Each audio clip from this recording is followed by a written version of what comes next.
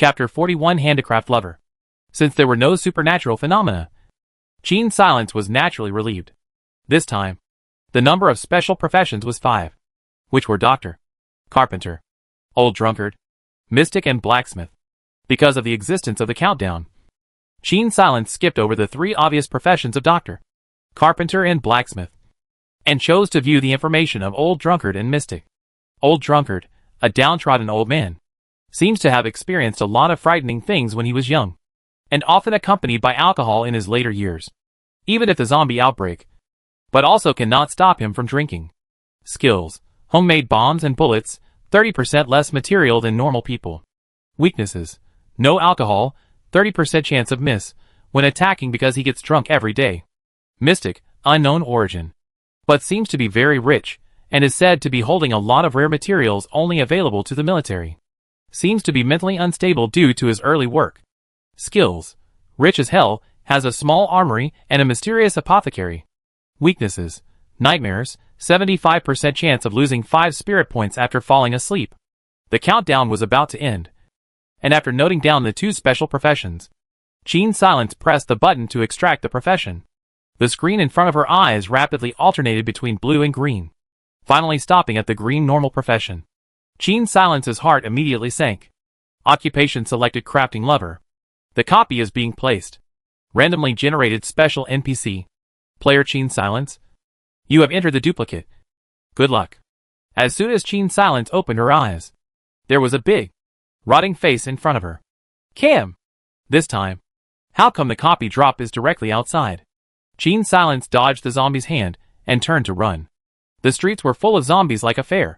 Gene Silence dodged nimbly, while secretly checking the situation around her. Ah! Help! Help me! There were screams all around. Since the city had already fallen, Gene Silence didn't think that anyone who appeared in the outside world at this time was a copy of a native. It seemed that some players had been too vigilant, thinking that their birthplace must be safe, and now they had finally suffered a dark loss. Gene Silence can't care about other people right now. The zombies are getting more and more. She has to find a place to stay in a hurry. Raising her head to look at the dark cloudy sky, Gene Silence couldn't help but accelerate her speed. Although she hadn't had time to look at the attribute panel, she always felt that it wasn't a good thing to get caught in the rain in this copy. Fortunately, after running for 2 blocks, Gene still finally saw a suitable house. This town didn't seem to be particularly densely populated. The houses were basically bungalows with small courtyards, but they were arranged very closely together. Occasionally a few villas could be seen, while most of the high-rise buildings were public grounds. The house Gene Silence found was also a 1-story bungalow with a small yard. Just the kind of small yard with a small flower bed in a city. The reason why she picked this place is because most of the houses, the fence is very damaged. About the same as no. This house fence is still intact. Only 3 or 4 gaps. And the house had advanced double-glazed windows. Double-pane tempered glass windows. Gene Silence followed the gaps and drilled in, pulling open the door very smoothly. The house was empty. It looked like it hadn't been renovated before the zombie outbreak. So naturally the owner wouldn't move into such an empty house, with only painted walls.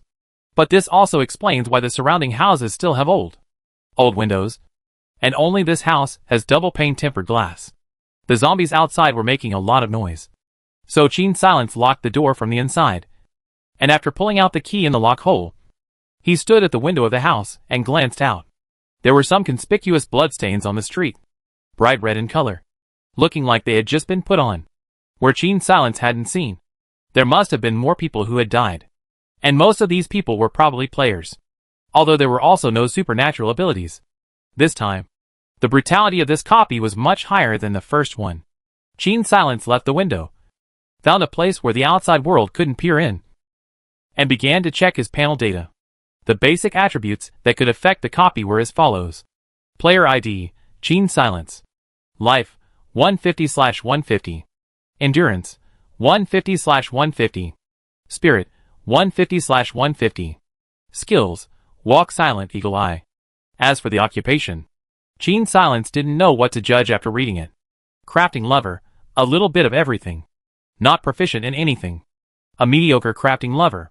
Skills, wide range of hobbies, can make furniture, workbenches, herb tables, planting boxes and other essential items for survival. Weaknesses: incompetent. Crafting items has a certain chance of failure. The higher the value of the item, the higher the chance of failure. In other words, the crafting enthusiast. This profession can make all kinds of items to aid in survival.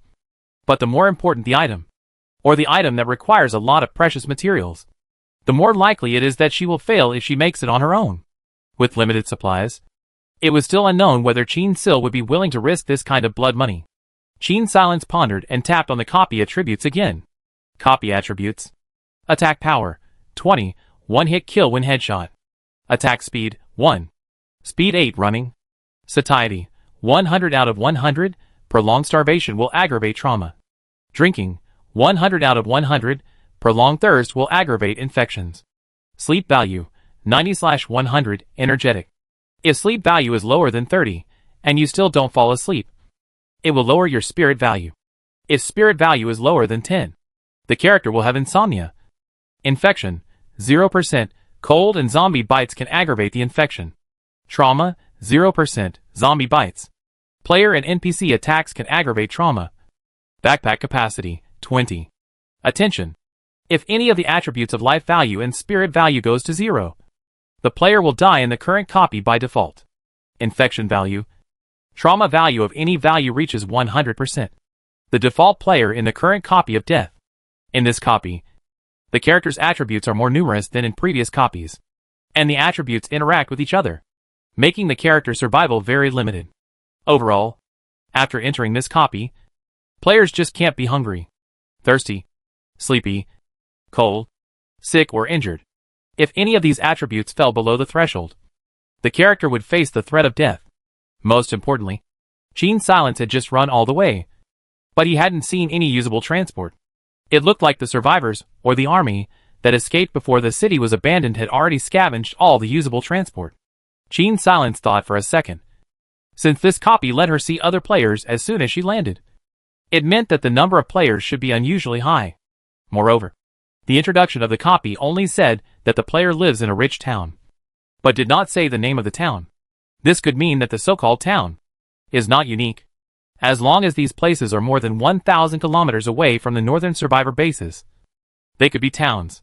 Moreover, the copy specified that the base was in the north.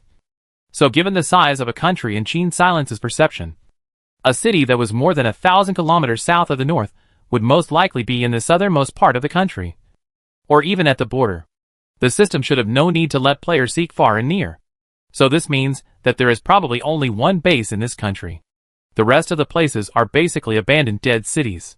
If he couldn't get a means of transport, Qin Silence basically couldn't think of reaching 1,000 kilometers away. Moreover, he would need weapons, food, medicine, and petrol to get on the road.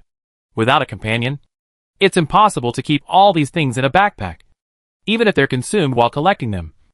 And you need a companion to keep watch while you sleep. Qin Silence would either have to work with NPCs or players. She herself is not inclined to cooperate with players. Everyone is the relationship between you and me.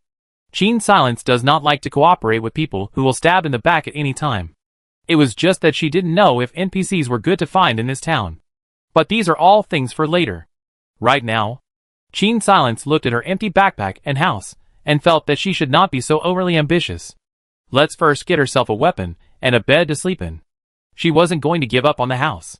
The house was brand new, with thick walls that kept it warmer than a normal house, strong tempered glass windows, and a relatively complete fence, making it a relatively safe fortress. At least the glass hadn't shattered when one of the zombies that had crawled into the yard just now had hit it halfway through the day. But on the contrary, in the other houses, those kind of old-fashioned windows were already shattered to pieces. While sidling up to the window to peek outside, Qin Silence had a passing nod to his crafting column.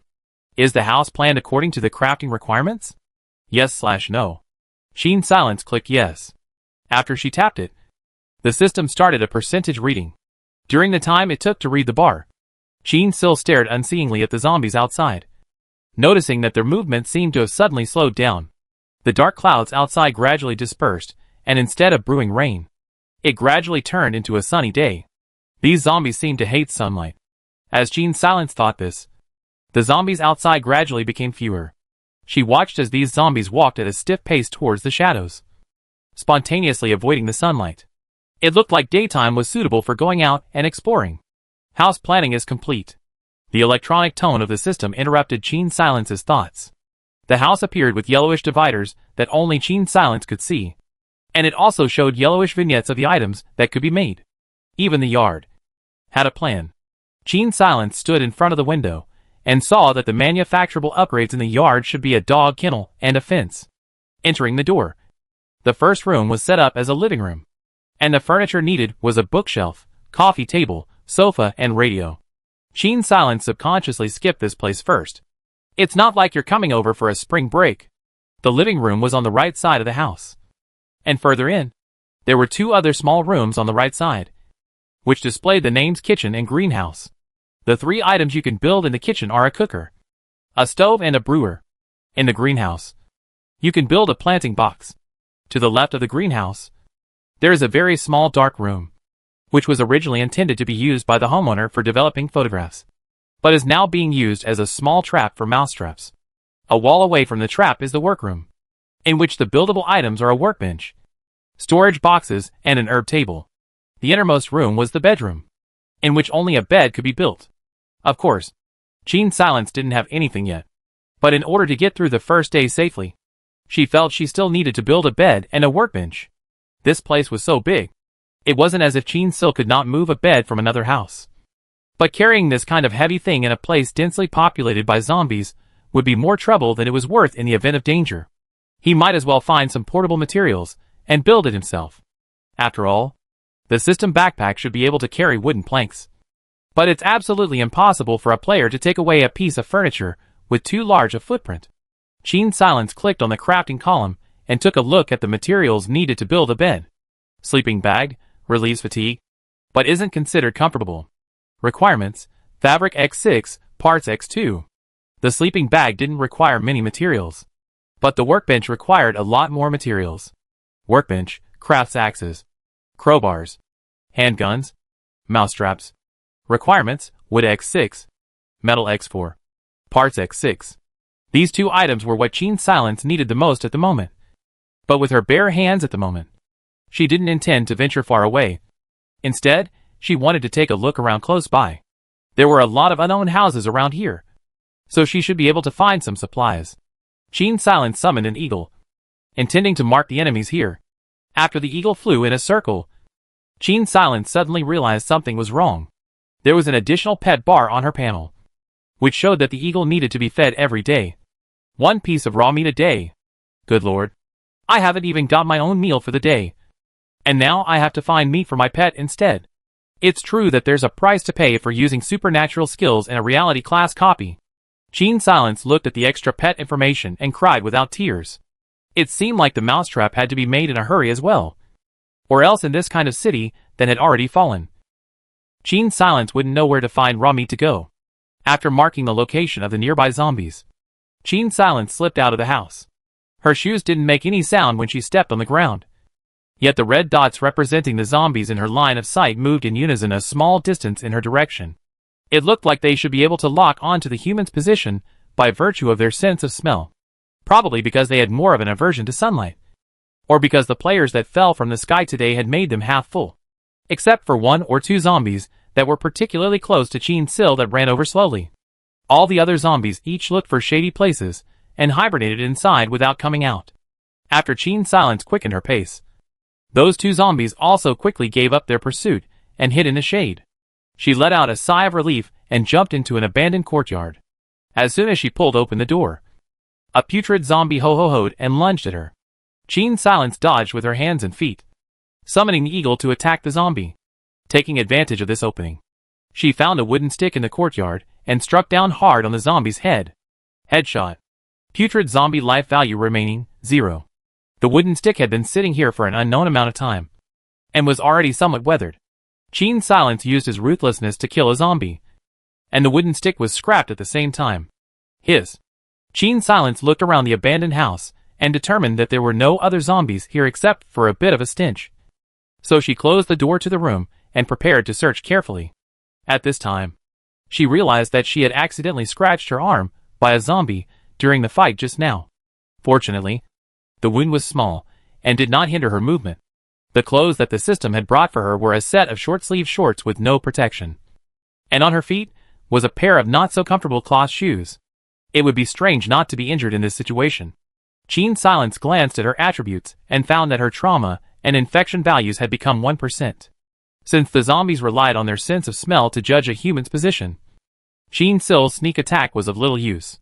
She could only fight the zombies head-on, and injuries were inevitable. Qin Silence ignored the small wound on her arm and started rummaging through the house.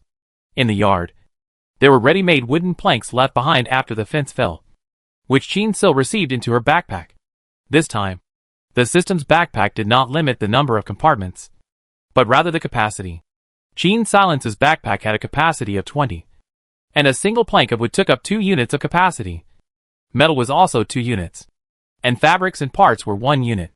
After bringing enough for 6 planks, Qin Silence collected the curtains and worn-out clothes from the house to make up 6 pieces of fabric, and found a crowbar and a few nails judged to be parts in the house's tool room before returning home. The sleeping bag was quickly made, but unfortunately the metal needed for the workbench was temporarily unavailable. It was unlikely that ordinary people generally had too many large chunks of metal in their homes, now that weapons are so important, and humans have no spare capacity to mine iron ore. Even if there really are large pieces of metal, I'm afraid they would have long been taken away to make weapons. However, it was good that Qin Silence had found a holy sword of physics that could be used as a weapon, a crowbar. It was a pity that no food could be found. Qin Silence looked at the early day and took the crowbar and touched into another courtyard. Ah! At night, in a 2-story villa somewhere in the town, Yuan Heng woke up from his sleep in a cold sweat. He nervously took down a bottle of sleeping pills from the bedside table, poured it into his hand and looked at it, then snapped and threw it back into the bottle. Compared to the small, shabby house Qin Silence had found, the villa Yuan Heng was living in right now was fully furnished and rich in supplies, and could simply be described as a mansion in the apocalypse. It was a pity that the owner of the house didn't feel happy. He was having nightmares again. Ever since the complete outbreak of the virus, he had always had nightmares. In his dreams, he would always meet a beautiful woman, and he would cling to her and share the difficulties. Then, after all the difficulties were over, he was mercilessly abandoned by her. Every time he was abandoned, he would wake up from endless despair and realize that it was just a nightmare. However, after realizing that it was just a dream, his mood was bad instead. Because in real life, there would be no one to share his suffering. Abandonment and betrayal were everywhere. Yuan Heng had no intention of sleeping at the moment, so he put on his slippers and walked to the study with a torch. On the desk in the study was a sketch of the woman who appeared in his dreams. Whenever he saw the drawing, he felt a rare peace in his heart. He vaguely suspected that he had lost a piece of his memory, as he had been hit hard in the back of his head during a melee when the virus had just broken out. Since then, his memories had been misplaced from time to time, leaving him unable to tell which memories were real. Haruhiro looked at the sheep's head artwork hanging on the wall with a puzzled expression and thought furtively. What if all those dreams were real? If there really was such a woman, he would never give her the chance to abandon him. He would never accept any form of betrayal again. Haruhiro grimly put the sketch into a glass frame and stood it on the table. He was going to find this woman, and it would be great if she could solve his nightmare.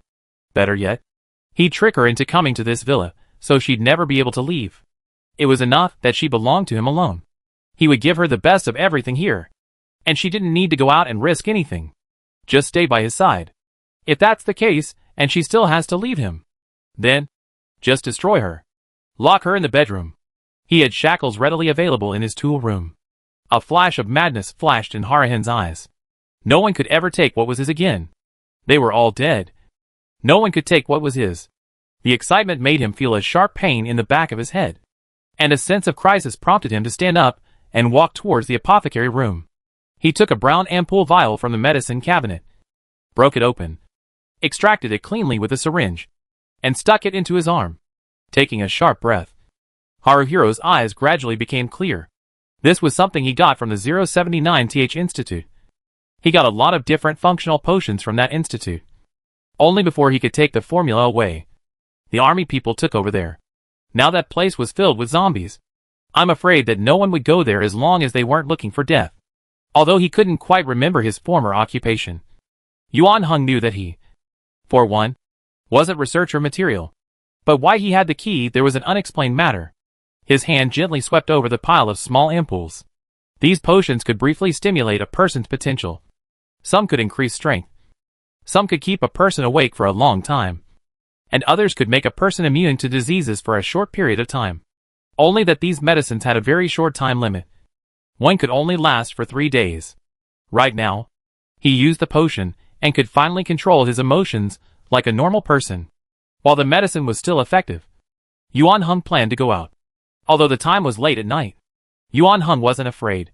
He took out an AK from the weapons room, hung 2 more fire-chewer grenades on his waist, put on his helmet and walked out. He didn't lack any equipment at all. Underground tavern.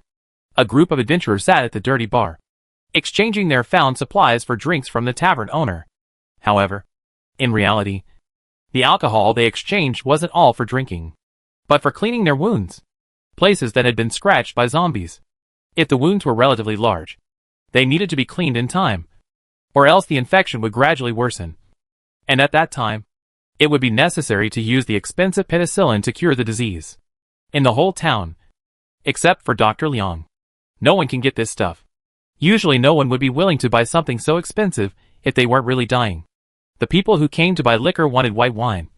2 potatoes, or a piece of raw meat could be exchanged for a bullet cup of white wine. At this time, a pair of slender hands handed over a piece of compressed biscuit. The tavern owner looked up sharply. "What kind of liquor?" "Beer," Haruhira said. He found a table and casually sat down at it, not caring at all about the observations of those around him. It was just that with his outfit, it was really hard not to draw attention to him. Helmet, bulletproof vest, AK, military boots. For a while, everyone's eyes gathered on him. Greedy, fearful, envious, everything. Yuan Hung had seen enough of the others' reactions before he dropped a handful of sandhawks on the table with a thud, like a cat teasing a rat. "Help me find a woman. Whoever finds her. This sandhawk comes with 100 rounds of ammunition." Haruhiro tapped on the table and stated his conditions. Everyone stretched their necks, intending to hear what kind of woman could be worth this price. Only a bearded, scruffy old man sat peacefully in the corner, drinking a small bottle of white wine with peanuts, looking as if he didn't care about anyone. "This is the woman." Yuan Hung took out Qin Silence's portrait. Chapter 42. Who hit my glass? "You want us to bring this woman here?" A wolfish figure came up to Yuan Hung, looking eagerly at the sandhawk on the table. "Capture?" Yuan Hung's face sank. "Whoever dares to touch her, I'll let him die an ugly death. When you see someone, report her location to me, and I'll come over periodically to wait for news." The group was startled by his gloomy face. At that moment the beer came up. Yuan Hung looked at the not-so-clean glass with disgust. "Give it to him." He pointed at the old man sitting in the corner. Only then did the old man look up, throwing down a sentence. "I don't drink foreigners' horse urine. Old Luo too. If you don't want it, give it to me." An adventurer coaxed from the side. Only the old man didn't say another word and lowered his head to eat his peanuts again. Yuan Hung glanced at him and turned around to leave the tavern. A man secretly followed him out, and after a while ran back furtively. "I just saw it. That kid has a motorbike." "Motorbike?" In the pub, a few people's eyes flashed. These people were new faces. "That guy is simply rich. Definitely not an ordinary NPC." A man lowered his voice and said almost head-to-head with 3 others at the square table. "I didn't expect to receive a quest as soon as I came in. The deal is, whoever finds the woman first, who gets the sandhawk, and shares the bullets equally. Our cooperation can't be broken up until we get the carrier at least. So don't let anyone do something they shouldn't do in advance." A middle-aged man who appeared to be the leader, looking at the other 3 overexcited, couldn't help but warn sorrowfully, "What if that woman is the most important NPC?" The man with a pair of triangular eyes asked. "That depends on the situation. We are not vegetarians. Just now that kid asked us to look for someone, which means he himself doesn't know where this woman is. If this woman has something more important in her hand, we will kill her and rob it, and no one will find out." Qin Silence didn't even know that she was being watched on her first day here. At this moment, she was carefully placing the parts towards the location designated by the system. Now she finally knew what the chance of failure referred to. For a complex piece of machinery like this, the system would actually display detailed 3D operation guidelines. All Qin Silence had to do was to follow the steps without missing a beat, and install the parts in the highlighted positions displayed by the system. The highlighted position would have a red circle. Once it exceeded the range of this circle, the assembly would fail, and the component being installed would have a chance of being damaged. Qin Silence had just tried a few times with the least heartbreaking small parts, and found that the chance of damage was almost 1/3. However, this was the chance when assembling the most basic equipment like the primary workbench. If it was replaced with a more advanced facility, I'm afraid that the red circle restricting the range would be even smaller, and the chance of the component being damaged would be even higher. She assembled the workbench after a few trials. As for the other facilities, it was better to consider them tomorrow. Qin Silence looked at her satiety level, which had dropped to 50, and noticed that a red halo flashed on the infection value at this point. It looked like hunger would also aggravate the infection. It was a good thing that when he was scavenging today, he found a can of pork and beans and 2 potatoes. Only the mousetrap hadn't made it yet, and the eagle was becoming a bit wilted and uninspired at the moment. Unlike the last copy, if he wanted to drive the male eagle for a long period of time this time, he would have to prepare food for it himself. Qin Silence decided to go out first thing in the morning and hurriedly find an exploration site with more supplies to make rat traps and cookers. Ready-made food like canned food should be a bit more expensive than food made ready with a cooker. After all, this stuff has no odor as long as it's not opened, and it's easy to carry around and still has a high calorie count. It's just that there are no extra supplies today, and Qin Silence wants to keep the 2 potatoes and make a planting box to plant them in when they sprout. So she opens the can. The eagle followed her and ate a few pieces of meat from the can, and although it regained some satiety, it still didn't have much spirit. It was evident that the only way to keep pets energized was to provide them with raw meat. Qin Silence ate the can with the soup, replenished her satiety level and drinking level, and locked the doors and windows before she got into her sleeping bag and fell asleep. Early the next morning, Qin Silence ran out with a crowbar, due to the fact that he had unknowingly summoned the eagle yesterday, resulting in no raw meat to feed it. Today Qin Silence could only go out by himself, leaving the wilting eagle at home. As the cold wind blew through in the early morning, Qin Silence's body, which was only wearing a short sleeve, shivered, and even the icon there at the infection value flashed red for a moment. The system showed that the current season was autumn. It seems like all survival games are like this. In order to increase the difficulty of survival, the time when players enter the game is either autumn or winter. In short, they are all settings that are not very friendly to newbies. Since this copy had so many potentially lethal attributes, and Qin Silence inevitably had to go out, this naturally explained the problem that players had to find enough supplies as much as possible, and make these supplies form a good cycle with each other for players to be able to survive in the long run. Moreover, there was no time limit for this copy, which meant that the time Qin Silence needed to clear the level could be so long that it would be difficult for the system to give an exact figure to determine whether or not the survival was successful. Most importantly, even if these materials can be recycled and the chicken lays eggs, then a large enough site is needed. Qin Silence guessed that a suitable vehicle should be a caravan type of transport. It sounds like something really far away from her. There wasn't even a bicycle right now, but a caravan. Qin Silence held a crowbar in her hand as she ran quickly through the streets. Her eyes darted around, eventually locking onto a petrol station in a relatively remote location. The restroom of the petrol station was not large, and the number of employees working at a petrol station shouldn't be too many, so she should barely be able to handle it on her own. After dodging those zombies on the road, Qin Silence gripped the crowbar tightly and pulled open the door of the gas station's lounge with taut nerves. Ho ho! Ho! 2 zombies rushed over. One of them ran fast, almost as fast as a normal human. Qin Silence crossed his crowbar to block it, and his arm was numbed by the shock. The attack power of this kind of zombie that could run was definitely much higher than the skinny zombie at the back. Right now, Qin Silence was fighting 1 against 2. So of course she prioritized the one with higher attack power. She pushed the crowbar forwards violently, but she jumped back a step and distanced herself from the swift zombie. The curved and sharp tip of the crowbar was aimed at the zombie's head and swung out fast and hard. Only this kind of zombie was fast and not fearful like humans. They were addicted to the flesh and blood of the living, but were not sensitive to pain at all. Qin Silence dodged the rampaging attack, and his hands and feet inevitably let go a bit. The crowbar hit the zombie's neck, causing its head to tilt towards its shoulders in a ridiculous and ugly pose. Unfortunately, it wasn't a headshot. So Qin Silence's blow ended up being nothing more than his own basic attack plus the crowbar's attack bonus, knocking out a total of 40 points of damage. Qin Silence looked at the zombie's blood bar and realized that it had only lost about a quarter of its blood. It was only the second day into the copy. Qin Silence looked at this thick blood and high attack small chic, sighing human suffering. Give me a cotton jacket can also be all. I have to go back and look at all the things that can be done in those facilities. And it's too painful to have no defense gear. Qin Silence dodged the attacks of the swift zombies.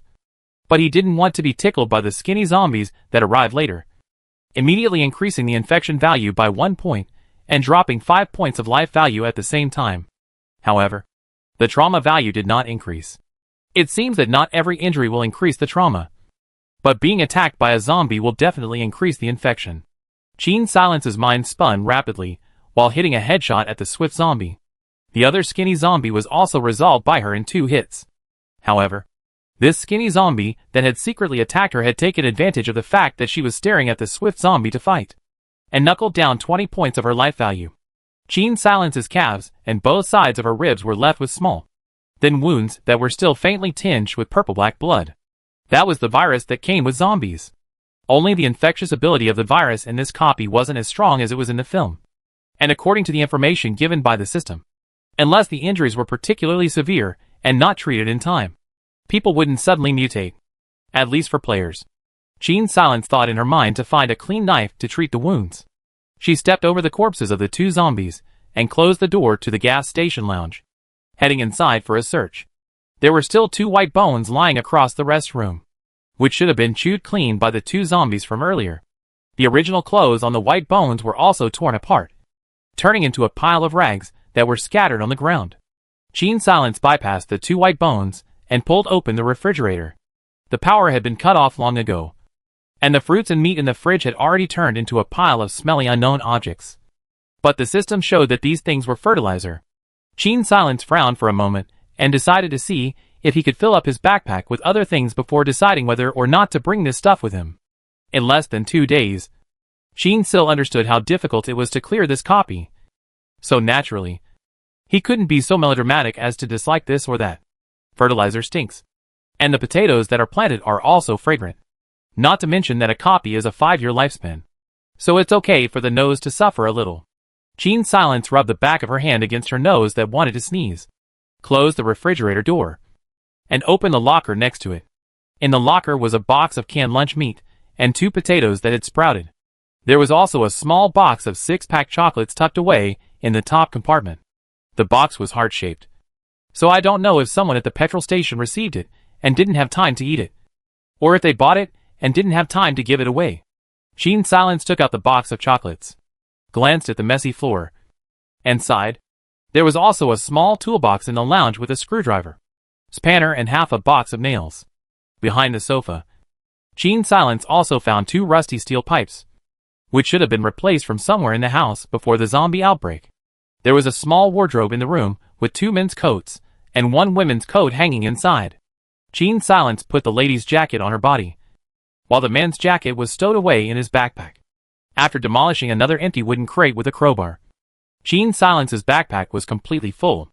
She took out one of the men's jackets and used it as a pack to wrap up some things that took up 1 unit of capacity but were not large in size themselves, and loaded a few more planks before she carried the pack and returned home. As soon as she got home, she made a mousetrap with a piece of pig iron and a dozen nails, pulled it apart and put it in the dark room, while putting some food crumbs as bait, thinking that this was her own place. Qin Silence didn't know for a moment if she should expect more rats or less. After doing all this, the only thing Qin Silence could do was to hope that the mice would quickly take the bait and provide rations for her eagle. She looked at the materials piled up on the floor and realized that there was only 1 piece of metal left. And with a room full of facilities, it was surprising that she couldn't do anything but make a storage box. However, Qin Silence was more interested in accumulating wood to mend the fence than making a storage box. So the storage box had to be abandoned for the time being. That's when the pain from her wound reminded her that she should check out the workbench. She walked over to the workbench and opened the crafting page. On it, apart from the axe, crowbar, mousetrap which were already unlocked, there were several locked icons. Tapping on these icons brought up a window with the name of the item and the unlock conditions. The unlock conditions for all of these items were that the workbench had been raised to the second level, and the unlocked items were the thick coat, military boots, handgun and backpack. Unlike the first copy, this copy requires a lot of fighting, and the items all have durability. So for the player, even though certain items can be found while scavenging, it doesn't mean rest easy, because these items were consumables. There would come a time when one would still need to craft them themselves. What Gene Silence found at the petrol station were thin jackets for early autumn, which corresponded to the time of the zombie siege. Right now, it was late autumn, and these jackets didn't have a strong ability to keep out the cold. The thick jacket she had to unlock. This thing could withstand some zombie attacks and keep her warm. It was something that had to be prepared for the winter. With the weather getting colder, it should be winter in another 10 days or so. Time is urgent. Gene Silence has to prepare a fireplace and a thick coat before winter comes. And it's easy to get sick from sleeping on the ground in winter. So the matter of upgrading the sleeping bag into a single bed has to be put on the agenda as well. It's really a headache just thinking about it. Duck. A crash sounded on the window. Gene Silence thought it was a zombie crawling in and paid no attention to it. Duck, duck. Duck. The banging became regular. It was definitely not a sound that a zombie could bang out. Gene Silence raised her head and saw a man with a fierce face standing in front of the window. The man was tall and strong, like a brown bear, and looked as if he had foreign blood. Gene Silence only opened a small hole in the door to collect credit, revealing a pair of eyes. Who are you? Do you have an axe? I need an axe. Gene Silence. Hell no. A burly guy who looks like he stepped out of The Shining asks her for an axe. What for? To chop down doors? Who would give a weapon to someone when supplies are so scarce right now? I've asked several people, and none of them want to believe me. The man scratched the back of his head. I'm a carpenter. Gene Silence's gaze flickered. A carpenter? A special NPC? However, she didn't take this guy's words lightly. It was uncertain whether the person who could survive in a zombie-infested place was a human or a ghost in his shell. Why does a carpenter need an axe? You're not a lumberjack. Gene Silence asked knowingly. No one provides me with raw materials, so I have to find them myself. But the axe always breaks after a while, and it takes a long time to find it again. For the first time, the man outside seemed to see someone willing to listen to him for a few more words. His tone tinged with surprise. What can you trade with me? Gene Silence asked again. Do you really have an axe? The man's face showed surprise. Ah, that? My name is Carl. I can trade wood and a knife with you. I'll take 20 planks of wood, a small knife, and the axe you come and pick up at this time tomorrow. Gene Silence added, no bargaining.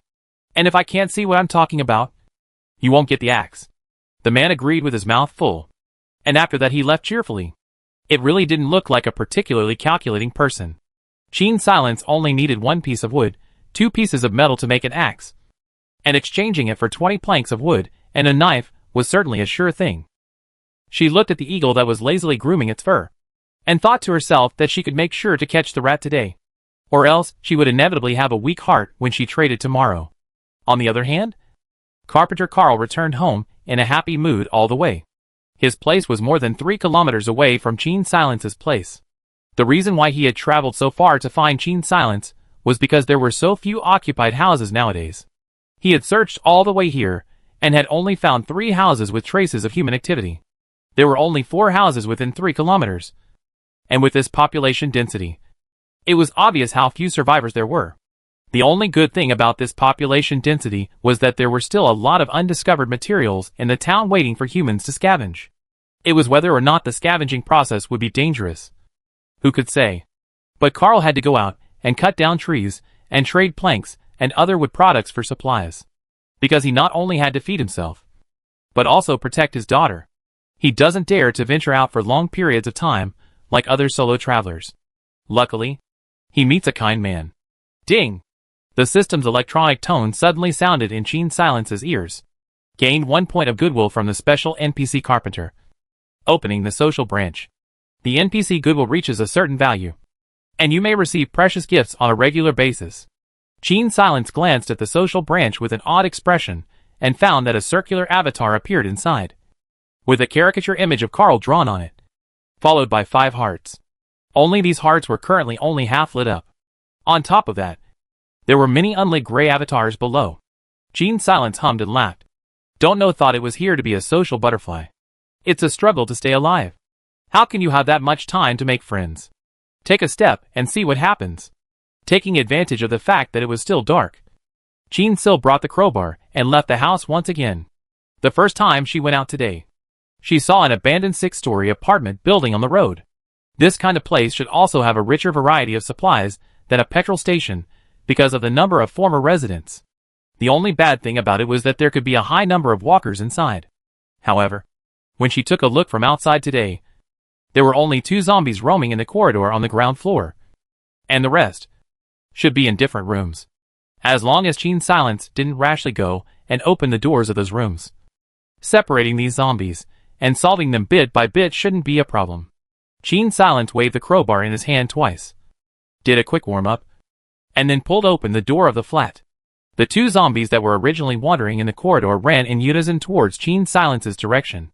While there was still some distance to go, Gene Silence swung the crowbar round like a baseball and hit one of them in the head. Bang! The headshot effect caused the zombie to instantly turn into a headless corpse. Its head and body separated as it fell to the ground with a plop. Gene Silence kicked his right leg back, kicking the other zombie into a stumble, and swung the crowbar once again. It's just that the crowbar isn't considered a sharp weapon after all, and it's impossible to explode the head every time. Another wound hung on Gene Silence's body, which sent the other zombie to Elysium. In the corridor on the ground floor of the flat, the door to the security room is open, so the 2 zombies must have originated from here. Gene Silence rummaged through the security room for half a day, and surprisingly found a handgun and 12 rounds of ammunition in a drawer. Here also stored the food prepared by the security guards themselves, probably originally prepared to eat during the vigil. But unfortunately, the end of the world came suddenly. These things are now turned into unclaimed property. Gene Silence found half a can of instant coffee on the small coffee table, and 2 cans of beer and 2 boxes of canned goods underneath the coffee table. Due to the fact that she had hung up today, her life value had dropped by 30.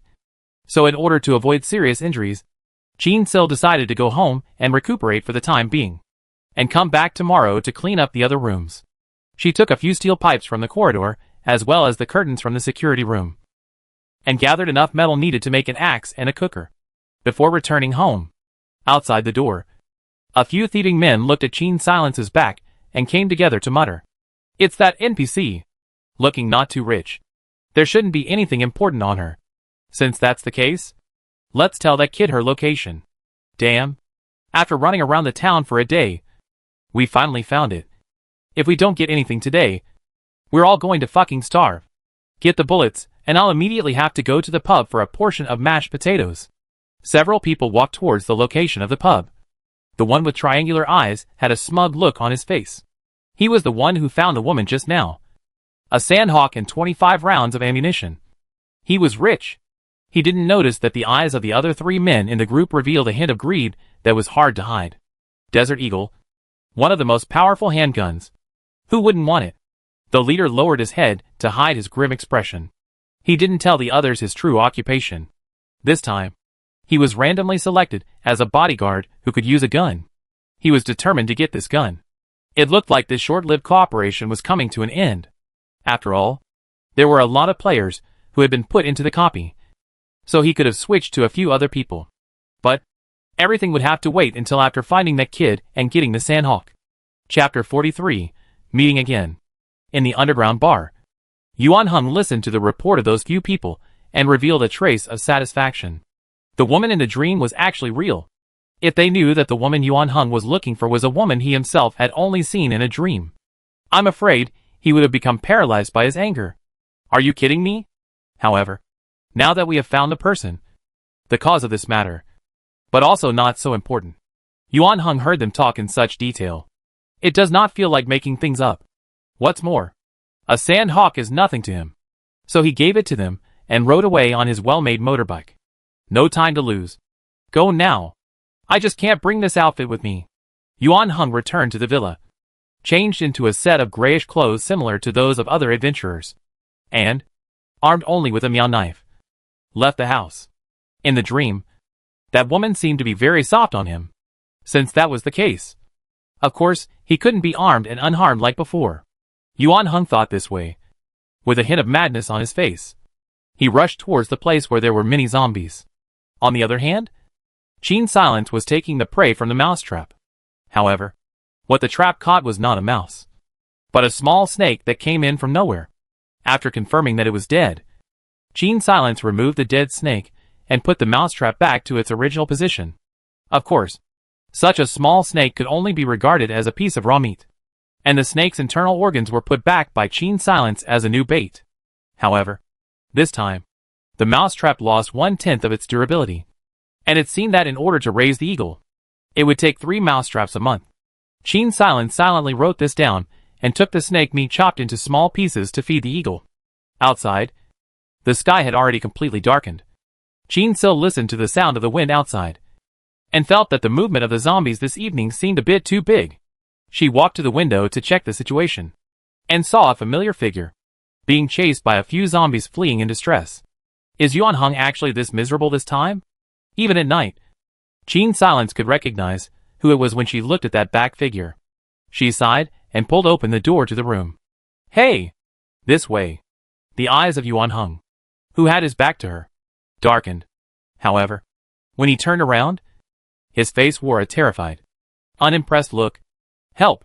Qin Silence rushes out and yanks him aside as quickly as she can, knocking the zombie to the ground with a crowbar, pulling him up and running towards the house. Bang! The door was slammed shut. Qin Silence looked at Yuan Heng, who was sitting on the ground with a stunned look on his face. With a slightly complicated look. I didn't expect to end up bumping into him in the copy. But this time, it seemed like Yuan Heng really didn't remember any of it and didn't have any special feelings for her. Haruhiro was looking around with an innocent look on his face, acting as if he had no special feelings for her. He was now looking around with an innocent face, acting like a timid person who had just arrived in an unfamiliar environment. Why are you here? Qin Silence asked, holding his arms. To be honest, the wedding of the last copy had left her a little unsure of how to get along with Yuan Heng. She always felt like a negative man who threw himself away when he was used up. I was backstabbed by my companions. I was kind enough to take them in, but they took over my hoarded supplies and drove me out alone at night. Yuan Heng lowered his head and opened his eyes. I don't have a place to stay anymore. Can you take me in? When he raised his head, his eyes shone brightly, making Qin Silence unable to resist avoiding his gaze. However, Qin Silence didn't realize that this time when she met up with Yuan Heng, she actually failed to see his mood bubble. Logically, when one comes back from the dead, one's emotions should be very emotional. But Qin Silence didn't see anything this time. The trust she had placed in Yuan Heng for a long time made her subconsciously overlook this point. Qin Silence purposely made a stern face. It's fine to stay here, but you can't eat for nothing. I'll work hard. Looking at his stuttering appearance, the corner of Qin Silence's mouth hooked up slightly. It was really rare to see Yuan Heng like this. How the hell was this copy randomized? How did they randomize a 5 feet 8 inches type of man with such a temperament? His. At this time, Yuan Heng drew a breath of cold air and touched the wound with his hand, staining it with a lot of blood. Don't move. Qin Silence told him to stay where he was, and went to the newly made cooker herself to boil the only bit of water collected from beer cans, sterilized the strips of cloth torn from the old clothes at high temperature, and brought them to Yuan Heng to clean the wound. It was only when she lowered her head to carefully clean the wound that Haruhiro finally revealed his original expression. Greedy, gloomy, and at the same time somewhat confused. That woman in his dream was also this kind to him. But she eventually left. Qin Silence watched as blood seeped out of the freshly cleaned wound again, and couldn't help but look up at him. If it hurts, shout it out. Don't clench your fists. Oh, okay. Yeah. Sorry, Haruhiro said in a panicked tone. Forget it, Qin Silence muttered. And before and not the same. Before? Yuan Heng looked at the top of Qin Silence's head, her eyes a little crazy. Could it be that she remembers what she did? Alright. Qin Silence points to the bedroom. You go to sleep first. I have other things to do. Saying that, Qin Silence walked over to the workbench and took away a few pieces of cloth and parts, preparing to make a new sleeping bag. By the time the sleeping bag was done, the time was already past 2 in the middle of the night. Qin Silence looked at the spirit value that had dropped a small amount and sighed softly, setting the sleeping bag in the workroom and burrowing into it to quickly fall asleep. At this time, Yuan Heng came over from the bedroom, half kneeling next to the sleeping bag, staring at her exposed face for a long time. He reached out his hand and gently touched her cheek, gradually sliding his palm down and stopping at her neck. "Why are you leaving? Isn't it good to stay by my side forever?" Yuan Heng's eyes carried a struggle, as if he was secretly fighting with someone. It was just that the hand he placed on Qin Silence's neck never bothered to tighten. This time, he must investigate her purpose clearly. As long as she couldn't fulfill her objective, she wouldn't leave here and would never be able to leave him. Yuan Heng removed his hand and sat quietly next to Qin Silence until it was almost dawn before returning to the bedroom and getting into his sleeping bag. Qin Silence knew nothing of this. She caught up on her sleep and realized that her life value had returned to full. But her trauma, infection and spirit value had not recovered in any way. On top of that, the satiety and water consumption had also dropped by a large margin. The attributes of the characters in this copy were really real, like an ordinary person with extremely poor survival ability. "Hey, wake up." Qin Silence walked to the bedroom and pushed Yuan Heng twice. "Ah!" Yuan Heng gave a short yelp as if he was startled. You're all awake. There will be a person coming over to trade today. Slate your face. Don't look like a wimp." Qin Silence looked at Yuan Heng's boarded up face. "Yes, that's it. Let others think you are a guy who is not to be messed with. Got it? Ming, understand?" After waking up, no matter where Qin Sil went, Yuan Heng followed her like a follower, afraid that she would run away. However, there was nothing else going on in the house, so Qin Sil went along with him. In fact, if she had a choice, Qin Sil would not want to run into Yuan Heng in this kind of copy. In order to stay alive, it was only right for her to suffer in such a place. But for an NPC to be reincarnated in this kind of copy, it's really a sin. She would rather Yuan Heng hadn't been born in this kind of copy. However, now that the person she had met, she again found that this time, Yuan Heng actually had such a weak character. If she didn't make a move, this guy might have been sold and still counted the money for others. Qin Silence thought like this, not even knowing what a terrible person was following behind her. At noon, the door to the room was knocked on. Qin Silence opened those tiny mailboxes and looked out for a moment to make sure that Carpenter Carl hadn't brought anyone else, before feeling the gun in his pocket and opening the door to the room. "I brought what you asked for."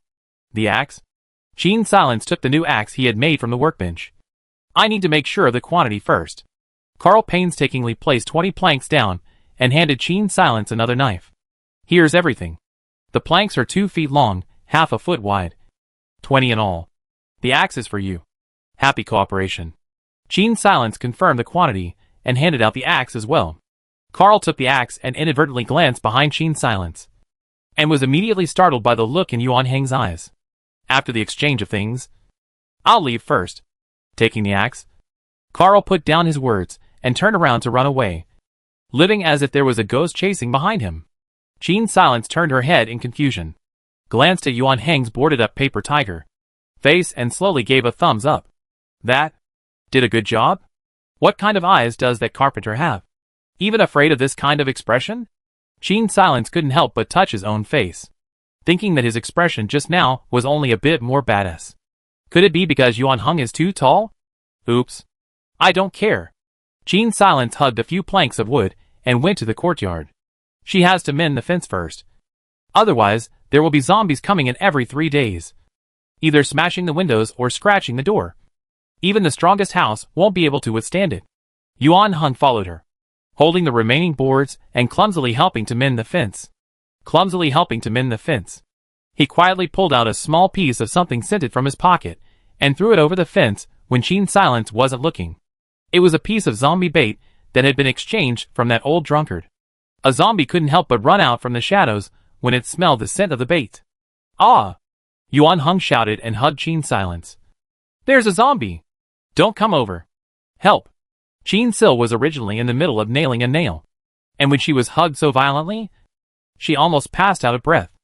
She turned her head to look at the skinny zombie squatting outside the fence. And then when she thought back to Yuan Heng's size, she was suddenly furious.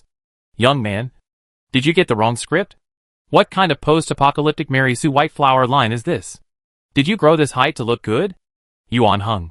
Let go of my hand. I'm scared. Qin Silence took a deep breath. Good boy. Let go. I'll go and get rid of it. Only then did Yuan Heng snappishly. He let go of his hand and watched as Qin Sil took a hammer and finished off the skinny zombie outside in 2 strokes.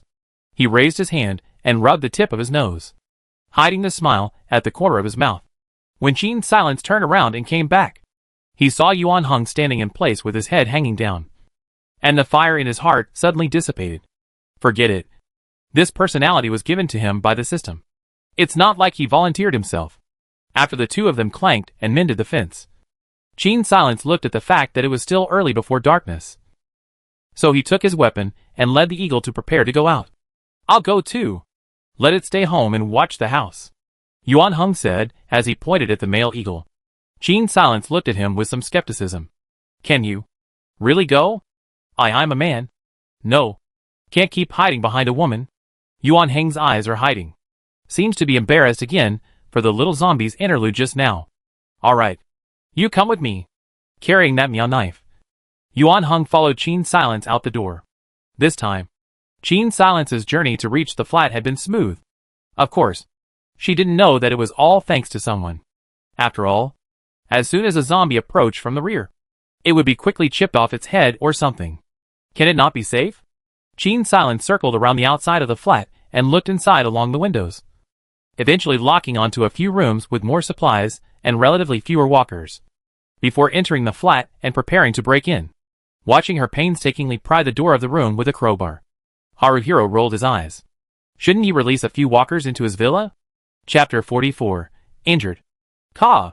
The door to the room was finally pried open. You hide far away. Qin Silence gestures to pull the door open, while not forgetting to remind Yuan Heng. Due to Yuan Heng's previous performance, Qin Silence didn't expect him to be of much help this time, and only planned to miss 1 or 2 skinny zombies in a while, so that he could practice his skills. I can do it. Yuan Heng drew his sword and took a panicked stance. Qin Silence had already planned that if this guy yelled again when he saw the zombies later, she would kick him aside first and wait until the zombies were settled. However, when Qin Silence pulled open the door, Yuan Heng screamed and rushed in. I'll kill you. Qin Silence watched as he swung the knife carelessly, head on, and cut off half of a zombie's head. Instead, a skinny zombie escaped because of its shortness, and lunged at Qin Silence. How did this kid manage to hit so many useless attacks and at the same time still manage to hit by mistake? Qin Silence swung his axe to finish off the skinny zombie, and walked through the door to see Yuan Heng still waving his knife at the air. Hey, it's safe. Qin Silence closed the door behind him and used the top of the shoebox in the doorway to start searching for supplies. Yuan Heng looks at the zombie that still has half of its head left, his eyes flashing. What a good tool, man. Qin Silence knew nothing about what was happening behind her. She was currently rummaging through the fridge and drawers. The original residence seemed to be a single father and son, and in the fridge she found a jar of rice sauce, a few bottles of water, and a few bags of beef jerky. In the drawer there were several bags of instant noodles, and a large number of glass marbles that the boy liked. In the lower drawer there was a game console, and a bunch of game cassettes. None of these were of much use to Qin Silence. However, in the pile of cassettes, there was something that looked like it had been replaced from a game console, and when Qin Sil looked at it, the system indicated that it was an electronic component. So she took it out and put it in her pocket. Because single-parent families are not rich, the father of this family always seems to repair things himself. She found a lot of old metal water pipes in the room. When she collected these things into her backpack, she didn't even consider hiding them from Haruhiro. Just as she was about to dismantle the furniture here into planks and bring them back with her, the zombie with half of its head left rose from the ground and lunged towards her back. Don't! When Qin Silence heard the commotion and turned around, she was embraced head-on by Yuan Heng. The zombie's claws clawed at his back, causing him to stifle a grunt. Qin Silence's eyes suddenly became ruthless as he pulled out his handgun and bang! A sound exploded the other half of the zombie's head. She pushed Yuan Heng away and examined his wounds. On Yuan Heng's back, several wounds longer than the palm of his hand were oozing black blood. Are you an idiot? Won't you run when you see a zombie? Qin Silence was angry and anxious. She hadn't found any medicines at all in the past few days. And with a wound this serious, she definitely needed them. Yuan Heng, who had been counted out by her, lowered his head and muttered in a low voice, like a child who had done something wrong. Can't let you get hurt. Qin Silence's face eased a little before she sighed after a long time. Make it a priority to protect yourself next time. Yuan Heng turned his eyes away, seemingly not listening. But the way he was now, with bandages on his arms and several wounds on his back, he naturally carried his own pitiful effect. Qin Silence didn't say anything else. Quickly dismantled a few pieces of furniture, ripped off the curtains, loaded up the old clothes in the house, then took Yuan Heng and hurried back home. A rabbit not much bigger than a mouse was caught on the family's mousetrap. Not knowing if it was a pet rabbit from the past, or a wild rabbit that ran over from the wild after the town was deserted, Qin Silence couldn't be bothered to collect it. Boiled some hot water, and started treating Yuan Heng's wound. Inside the room, the eagle paced back and forth on the crossbar above the workbench. That jealous man was back again, attracting his master's attention so that she wouldn't get him meat. In some ways, animals were rather more sensitive than humans. Yuan Heng was indeed constantly attracting Qin Silence's attention. When dealing with a soft-hearted person, one should make her guilt deepen and deepen. That way, she would not be able to bear to leave him. Yuan Heng's little plan in his heart snapped, because he wasn't sure if his villa had what Qin Sil needed most. He didn't plan to lure her there in the short term, just in case Qin Sil got the stuff and never came back again like in the dream. Feeling the gloomy aura around Yuan Heng, the eagle fluttered twice in alarm. Qin Silence, who was cleaning his wounds, strangely glanced at its direction, only thinking that it was hungry. You stay home in the afternoon. I'm going out to look for medicine. Good. This time, Yuan Heng was surprisingly obedient. In the afternoon, just as Qin Silence left the house in the front foot, Yuan Heng left the house in the back foot, heading in the direction of his villa.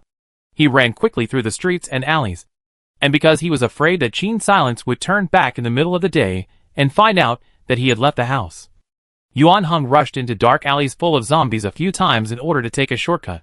When it came to Qin Silence, Yuan Heng was a madman who would do anything to achieve his goal. He even remembered exactly how his clothes should have those bloodstains on them. After arriving at the villa, his previous clothes had completely turned into a black and red dress soaked in zombie blood. With a grim expression on his face, he took off the clothes and found another identical piece of clothing, scratched out the same ragged holes, and smeared blood on the places where there should be blood before putting it on his body.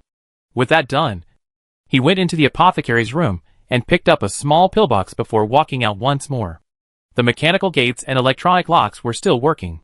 The petrol he had added last time should still be enough to keep the generator working for a week or two. Whether or not he'd have to come back to refill the petrol after that would have to depend on the situation. Leaving it all behind, Yuan Heng hurried in the direction of his home. On the other side, Qin Silence searched a lot of pharmacies without finding any medicines. It looked like these places had long been searched many times by others. Except for, Qin Silence glanced at the hospital in the distance and decided to go back tomorrow. With the density of the zombies in the hospital, if she didn't make her thick coat, she might not even be able to get out of the hospital alive. With the mood of taking her chances, Qin Sil walked into the last pharmacy nearby. Once inside, her eyes widened. She saw the corner of a white box, hidden in the pharmacy's wardrobe. The wardrobe was half open, and there were a few old clothes inside, covering the medicine box. Qin Silence couldn't believe her eyes. There was actually a leak. Regardless, she walked over quickly and whooshed the stuff into her system backpack. In order to avoid encountering other people, Qin Silence didn't search anywhere else and hurried back home. In the bedroom, Yuan Heng was huddled under the covers with a flushed face, and had already begun to run a fever. This was a symptom of an aggravating infection. Qin Silence hurriedly took out the medicine box, found penicillin and a syringe from it, and pushed the medication into Yuan Heng's arm veins. Listening to Yuan Heng's breathing that gradually stabilized, Qin Silence let out a sigh of relief. Don't go. When Qin Silence wanted to get up and go to the workroom, she was grabbed by Yuan Heng's hand, because the carpenter had delivered many planks. After mending the fence yesterday, Qin Silence had upgraded the sleeping bag into a single bed. Right now Yuan Heng was holding onto her hand tightly. So Qin Silence had to sit on the edge of the bed and guard him. But at this moment, Yuan Heng wasn't pretending.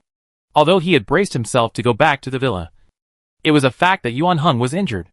This crazy person, in order to effect realistic medicine boxes in the hand, but did not take a pill. Now that he was still in a semi-conscious state, he naturally didn't have the energy to pretend. I will not let you leave. Qin Silence again. The tone in his dream words made Qin Silence freeze for a moment. What have you remembered again? Qin Silence looked at his face and sighed.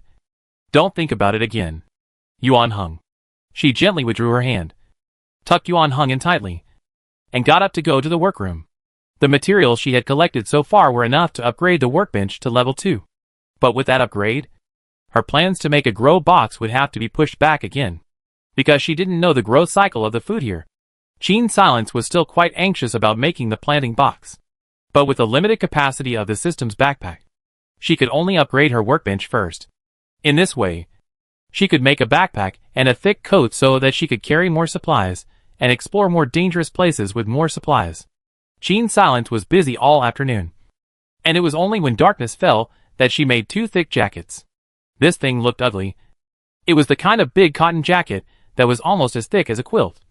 In order to make it easy to wield a weapon, Qin Sil made it with 9-minute sleeves, so the clothes looked extraordinarily comical on the body. The front chest and back of the clothes were also fixed with small iron nails that were smoothed and bent to protect the vitals with 2 pieces of iron. Qin Silence had been busy for so long, just to smash the iron pieces into a shape that matched the lines of the human body, and it had really taken a lot of effort. During this period, Qin Silence went to the bedroom to see a few times. Yuan Heng is still sleeping, but the fever has subsided. Qin Silence went to the greenhouse, which was temporarily used as a storage room, and took a look at the current food count. There was 1 can of canned lunch meat, 5 packets of instant noodles, 1 can of rice sauce, 7 potatoes, 3 inedible sprouted potatoes, 3 bottles of mineral water, and 1 can of tangerines, and a hand-sized rabbit. This rabbit decomposed into 2 large and 2 small pieces of meat. The big piece is of course a complete piece of meat. Was Qin Silence to feed the eagle? The small piece was chopped up with a knife and fried in a small iron pot on the stove. Yuan Heng was sick, so of course he had to eat something nutritious. Qin Silence took 3 potatoes, baked them, and mixed them with diced meat to make diced meat and potatoes. When Yuan Heng woke up, he could smell the aroma of food. He lifted the quilt and found that the large and small wounds on his body had all been bandaged. A smile tugged at his mouth as Haruhiro walked out of the bedroom. Awake? Qin Silence did not look in his direction. Dinner will be ready soon. Right now, the atmosphere is cozy. The 2 people do not look like they just met, but rather as if they are an old married couple. Alright. Dinner. Qin Silence pushed the finished bowl full of diced meat and mashed potatoes in front of Yuan Heng's eyes. What about you? I'll eat this. Qin Silence held a bowl of noodles and ate. Yuan Heng looked at the tip of her nose, which had a few small beads of sweat condensed from the heat, with a complicated expression. He didn't actually understand why this person, since she could be so good to him, endured leaving him behind in the end. Regarding Qin Silence's secret, he was definitely going to investigate it clearly. Just as the 2 of them were eating, a violent crash suddenly resounded outside the door. Hordes of zombies surrounded the outside of occupied houses, tirelessly banging against the fence, the commotion far greater than the previous days. Qin Silence went to the window and looked in, noticing that the fence, which had just been patched up, had loose boards again. She grabbed her weapon and walked out. Chapter 45, Zombie Restlessness. Qin Silence stood in the courtyard, looking at the zombies outside with their teeth and claws, her eyes looking puzzled. She looked around and found that the zombies were all gathering in her direction. Qin Silence had never encountered such a situation in the few days she had been here. However, she knew that there were no other residents in the neighborhood. It was only because she and Yuan Heng were in the house that they attracted so many zombies. But why they weren't so fierce a few days ago, Qin Silence couldn't figure out. Don't zombies want to eat people at all times? Qin Silence went back to the house and put on a thick coat, holding an axe in her hand, and started to attack the zombies outside by using the fence as a barrier. These zombies are roughly divided into 4 types. 2 of them, which Qin Silence had already seen before, were the skinny zombies that had very little strength and attacking power, and the swift zombies that had amazing attacking power and speed. Of these two types of zombies, the former should have been children who hadn't yet developed before they were born, while the latter were basically tall and skinny adults. For the other two, the muscles of one type of zombie had already dried up, and the whole body looked like skin and bones. And when their claws grasped on the fence, they were able to grab down several pieces of wood shavings in one go. The last type is covered in a rotten odor, with black zombie blood on its claws. And when it scratches them, the infection value will surely rise by a large margin. Qin Silly suspected that the one that scratched Yuan Heng today was this kind of zombie. But Qin Silly didn't know at the time that it could still move around without half of its head. So she didn't take a closer look after Yuan Heng was injured. She didn't have the heart to observe this. At the moment, Qin Silence's priority was to attack the air-dried zombies, which were causing the most damage to the fence. And if they were allowed to continue clawing at it, the fence would soon be destroyed. At that time, she could only retreat in the house to attack the zombies, and is even more constrained by the left and right. Haruhiro ran out at this time as well. Prioritize hitting the head. Qin Silence instructed him, and carried the axe to chop down another zombie head. The durability of the axe was continuing to drop, and dozens of zombie heads had already piled up in the courtyard. Finally, after another attack, the axe was completely scrapped. Qin Silence casually threw the remaining handle of the axe in her hand onto the ground and cursed in a low voice. Why are there suddenly so many zombies? Yuan Heng thoughtfully glanced in her direction and asked her back in a pretense of innocence. The zombies have a one-day period of agitation every 10 days. Don't you know? How many times has this happened in total? Qin Silence asked as she took out a new axe. There must have been 4 or 5 times. The bottom of Yuan Heng's eyes were dark and heavy. After he had suffered a heavy blow that time and fled back to the villa as hard as he could, he had passed out several times. And in fact, he didn't know particularly well how many times the zombies had specifically been agitated. However, Qin Silence looked like she was completely unaware of it. Yuan Heng secretly pondered, and the movement of his sword momentarily forgot to conceal it. A zombie head was sharply cut off, and Qin Silence glanced at that zombie head without saying anything more. When Yuan Heng came back to his senses, he couldn't help but breathe a sigh of relief when he saw Qin Silence's back turned to him. He didn't know that Qin Silence already had suspicions in his heart. That night, the zombies kept attempting to enter the courtyard until after 3 in the morning. When they gradually dispersed, Qin Silence dragged her tired body and simply bandaged the wounds on her hands before collapsing on the bed and falling asleep. This sleep lasted until 10 in the morning. Outside the door, several players were sneakily hiding in the empty house across the street, pointing at Qin Silence's house and muttering. One of them was the middle-aged man who had reported Qin Silence's location to Yuan Heng in the first place. The companions around him were no longer the same ones as before. I've found that this particular NPC has a lot of exchangeable things in their hands. The tavern owner has alcohol and mashed potatoes to exchange. Dr. Liang has bandages and penicillin. That old drunkard has bullets and zombie bait. I just don't know what these two have in their hands. The other man had a puzzled look on his face. Didn't you say before that the man was quite rich? This doesn't look like it either. Yuan Heng was wearing an old shirt at this moment, standing in the courtyard, throwing zombie heads out with an expressionless face. Other than that, there was only a knife on his body, and the AK, helmet, and bulletproof vest were all gone. The middle-aged man also looked like he had seen a ghost. I don't know what kind of drugs he's selling, but it's probably related to that woman. The identity of this kid may not be seen. Afraid of that woman, no. Another person guessed. Don't act rashly. Last time a rash young man attacked that old drunkard and was immediately mobbed by the aborigines here. These special NPCs have a lot of things in their hands that other aborigines need. Attacking an NPC is making enemies of everyone. The middle-aged man looked at the stupid expressions of the others and couldn't help but voice out a warning. The few companions this time, all of them had more than 5 replica experiences and had their own skills on them. Unlike those 3 fools last time who only knew how to charge forward. Then what time are we wasting here? The middle-aged man lowered his voice. Haven't you guys realized yet? These NPCs have their own favorite things. I've tried it a few times. When I went to Dr. Liang, I used homemade food to trade with her for the kind of bandages with ointment. 4 servings of mashed potatoes for 1 bandage. But if you use anything else, 30 bullets won't even get you a bandage with her. But 30 bullets for 6 servings of mashed potatoes would be enough. A few people rolled their eyes. So, Dr. Liang, she shouldn't be able to cook for herself? That's right. She wouldn't care if you traded for canned goods. She likes home-cooked food, not instant food products. Dr. Liang will make her own penicillin. She doesn't lack those instant food products at all.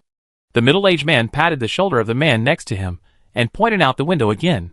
So we need to find out their preferences. I suspect. His voice was drawn out, whetting the appetite of the others. I suspect that the trade goods in the hands of these 2 NPCs should be tools and weapons. That woman can make axes, and that man should have a way of getting military supplies. This group of people had guessed Qin Silence and Yuan Heng's occupations, but they would never have guessed that Qin Silence wasn't an NPC at all, but a player.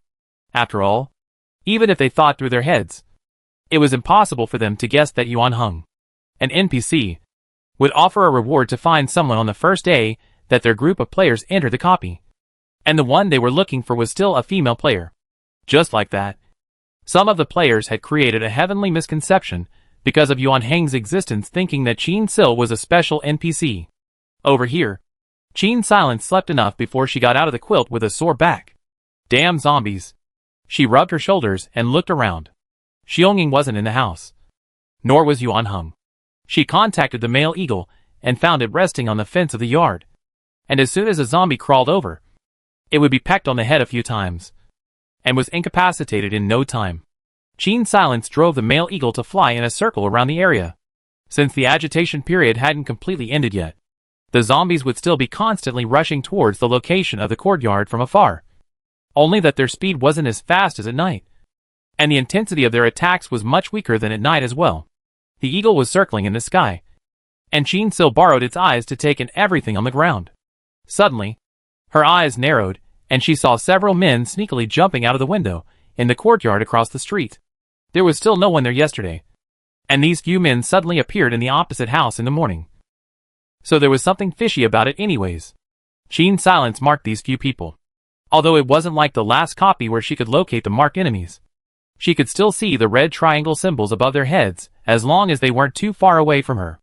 There was little protection on these men, but they were all armed with handguns, and one of the men had a particularly eye-catching gun pinned to his waist that actually looked like a sandhawk. It was just a melee weapon, but not every one of these people had one. Thinking of the profession he had drawn, Qin Silence's heart was clear. These people didn't make their own melee weapons, and could only acquire them through scavenging and looting. When Qin Silence scavenged himself, he didn't find a single decent weapon other than a crowbar. This meant that when the end times first broke out, the people who survived here had already looted this kind of unregulated weapons. When the town was later abandoned, this group of people should have either followed the hordes to human settlements or fled to the relative safety of the countryside, with very few people remaining in the local area, and naturally even fewer weapons could be left behind. Steel pipe is not impossible to use. Just the zombie's brain is not completely broken or cut off the head of the case. Can still act. A blunt weapon like a steel pipe was just not very efficient. Daggers were fine, but unfortunately the attack distance was again too short. Axes and crowbars like the ones Qin Silence could make himself, on the contrary, really became the meat and potatoes. The zombies here have a keen sense of smell and vision, but their sense of hearing is not so good. Because of this, handguns, which make noise, can come in handy. Otherwise, once the gun is fired, all the zombies in a few kilometers radius are coming. Using this weapon would be tantamount to suicide. You're awake. What's the plan for today? Seeing the eagle fly out, Yuan Heng knew that Qin Silence had woken up. He threw the last few zombie heads out and turned around to go back indoors. Originally, I was planning to go to the hospital here to take a look. Qin Silence patted the medical kit laying on her workbench. But I got lucky yesterday and found this, so I don't need to venture to the hospital for now. She looked out the window with some concern. A lot of the boards on the fence are loose. We'd better reinforce them as soon as possible. There's a shopping mall 5 kilometers away with a furniture shop right on the ground floor. We can check it out? After thinking for a moment, Yuan Heng proposed. You don't seem to be that afraid of zombies now, Qin Silence said in an uncertain tone. After fighting them myself, I'm not that scared. Yuan Heng scratched the back of his head, revealing a goofy smile. Yeah, everything is hard at first, Jean Silence turned to face the workbench and took the fabric to start making the backpack. Her grip on the fabric tightened. Just a moment ago, she finally noticed the sense of dissonance that had been there all along. For such a long time, not a single mood bubble had actually popped up in front of her eyes. Were those bubbles fixed as bugs? Was the yuan hung in front of her still the same yuan hung as before? Jean Silence's hand shook, and a piece of fabric was suddenly scrapped, due to the fact that she was harboring a preoccupation. The backpack Jean Sil made was rather ugly, but it did not affect its use. Such a backpack, apart from being used as a real backpack, could also increase the system backpack capacity by 10. If one still wanted a bigger backpack, one would need to upgrade the workbench to the highest level. It was just that the materials required for the advanced workbench could not be put together in a few days. With that big ugly backpack on his back, Jean Silence and Yuan Hung left the house dressed like two bred men. After they left, the manhole cover of a nearby sewer was suddenly opened. A short man, with a solid build and a long stranger sword on his back, climbed out of the well. Chapter 46, Blacksmith. The man's skin at the forefinger and middle finger was burnt yellow in color. He was an old smoker at first glance. Carrying that, and the shape of the body is extremely disproportionate to the knife. The man swaggering towards the direction of the shopping mall. On the other hand, Jean Silence and Yuan Hung were walking along the road, discussing the layout of the mall in low voices. Jean Silence's eyes glanced at the knife in Yuan Hung's hand. This knife had hacked through a lot of zombies yesterday, but it was still sharp and didn't even have an opening. This kind of knife. Where can I find it? Yuan Hung handed the knife to her and said very nicely, "Do you want it? Here. I don't want yours. I just want to find another one." Jean Silence looked at Yuan Hung with little trust. "You'd better keep it for defense. You've been injured twice in only 2 days." Yuan Hung giggles twice, scratching the back of his head. This sword was originally a collector's item. There shouldn't be a second one. But I've heard that there's a blacksmith here who can make tang swords. Heard? You've never seen him before? Jean Silence asked rhetorically. This time, Yuan Hung really didn't lie, since he had plenty of rifles and bullets in his hands, plus a superior quality Miao knife in his hands. Yuan Hung did not need to exchange other weapons with others at all. That was why he really didn't have much to do with this blacksmith. What's more, not many of the survivors in the city had seen this blacksmith with their own eyes. I heard that his residence is not fixed. No one knows exactly where he lives. Someone once followed him, but this person has very strong anti-detection ability, and the person who followed him would lose him in a short time. And some people even said that he would disappear in a dead-end street. Yuan Hung said in a serious manner, but in his heart, he was very unimpressed. Disappear out of thin air.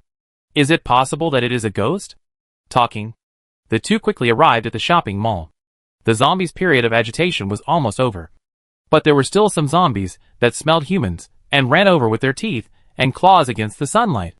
Despite wearing thick coats on their bodies, humans who mutated into zombies would grow very long, bony fingernails, which would occasionally penetrate the coats and leave wounds on the two men's bodies.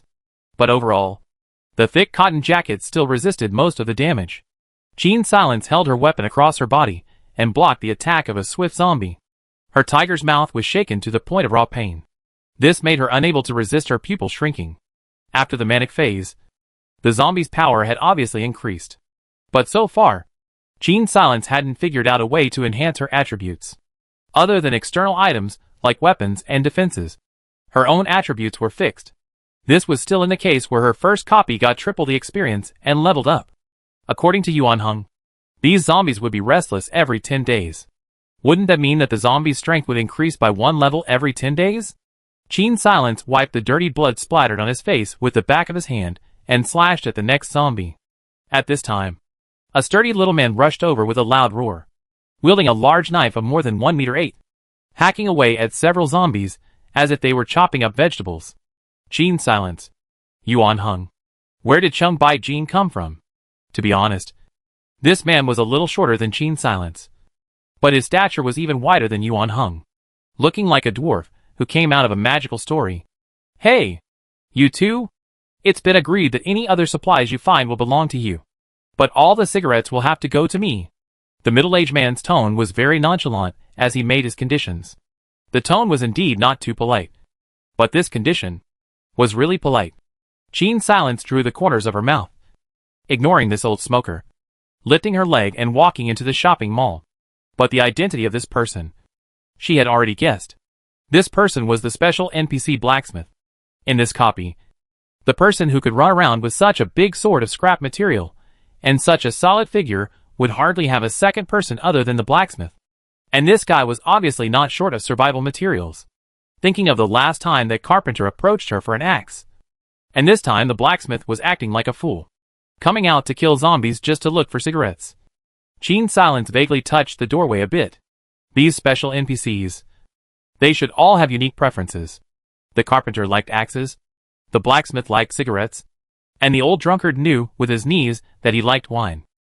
What about doctors and mystics? Because the other players' professions didn't have the ability to make their own axes. The only one who had unlocked the social branch by mistake at the moment was Gene Silence. It's not like cigarettes are useful to Gene Silence anyway. And Yuan Hung doesn't smoke. So it's better to take this thing over for an experiment. Gene Silence made a gesture to Yuan Hung, and the two of them drilled into a pre-apocalyptic shop that sold imported goods. After the two of them quickly took care of the zombies inside, they started rummaging for imported cigarettes. They found a total of 2 imported cigarettes. Gene Silence unwrapped the package and took out a packet of cigarettes from inside, ready to try out the oddly behaving NPC. With a kind smile on her face as she viewed the money tree, she walked near the middle-aged man and took out a packet of cigarettes from her pocket and handed it to him. I think I heard you looking for this just now. The middle-aged man's eyes lit up at once. He swished the cigarettes out of Gene Silence's hand. Really, for me? Moving so fast when you're picking something up. Why are you playing coy with me at this moment? Gene Silence found that in her social system, there was already a brightly lit NPC avatar, followed by half a heart that had turned red. There's still this good thing? That afternoon, Yuan Hung watched as Gene Sil bumbled around giving cigarettes to that short, fat man, his attentiveness causing his face to grow darker and darker. When Gene Sil ran past him for the 10th time, Yuan Hung finally couldn't help but speak. Why do you always run over to give him cigarettes? Yuan Hung glanced over to the blacksmith's side, very sure that Gene Sil would never be interested in this kind of man. But it was still unavoidably sour. Gene Silence pointed darkly at the blacksmith's large knife and said to Yuan Hung, I'm counting on him for my new weapon. The advanced workbench in the system could also make long knives. But upgrading the advanced workbench required too many materials, and the durability of what was made wasn't very high. Gene Silence herself estimated that things made with a workbench would basically be scrapped after 200 or 300 uses. For example, her axe, basically kill 4 dozen zombies, will be scrapped. Zombie strength is not the same. Gene Silence cannot knife burst head. An average of a zombie cut 4 or 5 is very normal. Including the thick cotton clothes she made is also. Basically by the zombie cumulative scratch on 200. Will completely lose defense. But the weapons produced by the Aborigines here themselves didn't seem to have a strict durability limit. The sturdy crowbar Gene Silence had found hadn't been broken until now. And the original Hang's knife had been used for several days with no signs of damage. This showed that as long as the blacksmith's caliber was high, then the durability of the long knives he made should also be high. Before entering the mall earlier, Gene Silence had already seen the sharpness of the stranger's knife in this blacksmith's hand. It cut zombies like a watermelon. It's the weight that doesn't really suit Gene Silence's body type. The blacksmith's old smoker seemed to be addicted to cigarettes and hadn't smoked for a long time. So it was lucky for Gene Silence to run into him. If it was any other time, it's still a question of whether or not these cigarettes would be able to brush up so much goodwill. Gene Silence looked at the 5 hearts of goodwill and clapped her hands with satisfaction, just waiting to see what goodies this guy would send her. Yuan Hung looked at this excited look on her face and pondered. The Gene Silence in her dream was also like this, always caring extraordinarily about something unexpected. But a knife would definitely not be her ultimate goal. That would be too easy for her. Yuan Heng's eyes darkened, the dark side of his heart drowning out his concerns like a raging tide. There was absolutely no way to let her have the chance to leave. If you tell me, I can help you find a good sword as well. With a look of childish jealousy on his face, Haruhiro said, how would you find one? I could go to a weapon shop, kill all the zombies in there, and go in and find you a knife. Yuan Hung said somewhat naively. Gene Silence let out a laugh. The reason I want a good knife is so that I can consume less of the materials to make weapons. And we can go out and risk our lives a few times less. Aren't you doing the opposite? Yuan Hung lowered her eyes. It seemed that the weapon, while somewhat relevant to her goal, was not the key to reaching it. Everything in the dream made Yuan Hung realize that every time Qin Silence appeared, she was bound to carry a clear goal. Only that goal was known only to her. He did not dare to ask Qin Silence directly. Just like that, in the evening of that day, Qin Sil and Yuan Hung returned home with a large pile of building materials. That blacksmith was with them all the way. Before he left, he told Qin Silence that if he had any difficulties, he should just knock on the sewer manhole cover closest to his front door, and in less than an hour, he would show up. It sounds like a big rat. No wonder so many people can't find where the blacksmith lives. But it's because he lives in the sewers. But now that the sewers were basically abandoned, with the blacksmith's skills, it was probably possible that the inside was almost made into an underground palace by him. After the two of them said goodbye to the blacksmith, they started mending the fence. In order to increase the defense, Qin Sil used iron plates instead of wooden beams, and knotted and nailed 2 layers of thick wooden boards. She also made some barbed wire with thistles, and made several circles around the fence. Even the top of the fence was glued with a lot of broken glass by her. In this way, apart from the gates for entering and exiting, the fence itself comes with its own damage capability. And when the next zombie agitation occurs, it will also allow Qin Silence and Yuan Hung to use less effort in their defense. The remaining wooden boards were used to make a 1-meter square planting box. Right now, the weather was getting colder and colder. So perhaps soon, food would be harder to find, and they would need to be self-sufficient. Qin Sil didn't know if the growth cycle of food here was the same as the real world. But she'd better be able to harvest the first batch of potatoes before the coldest part of the winter season.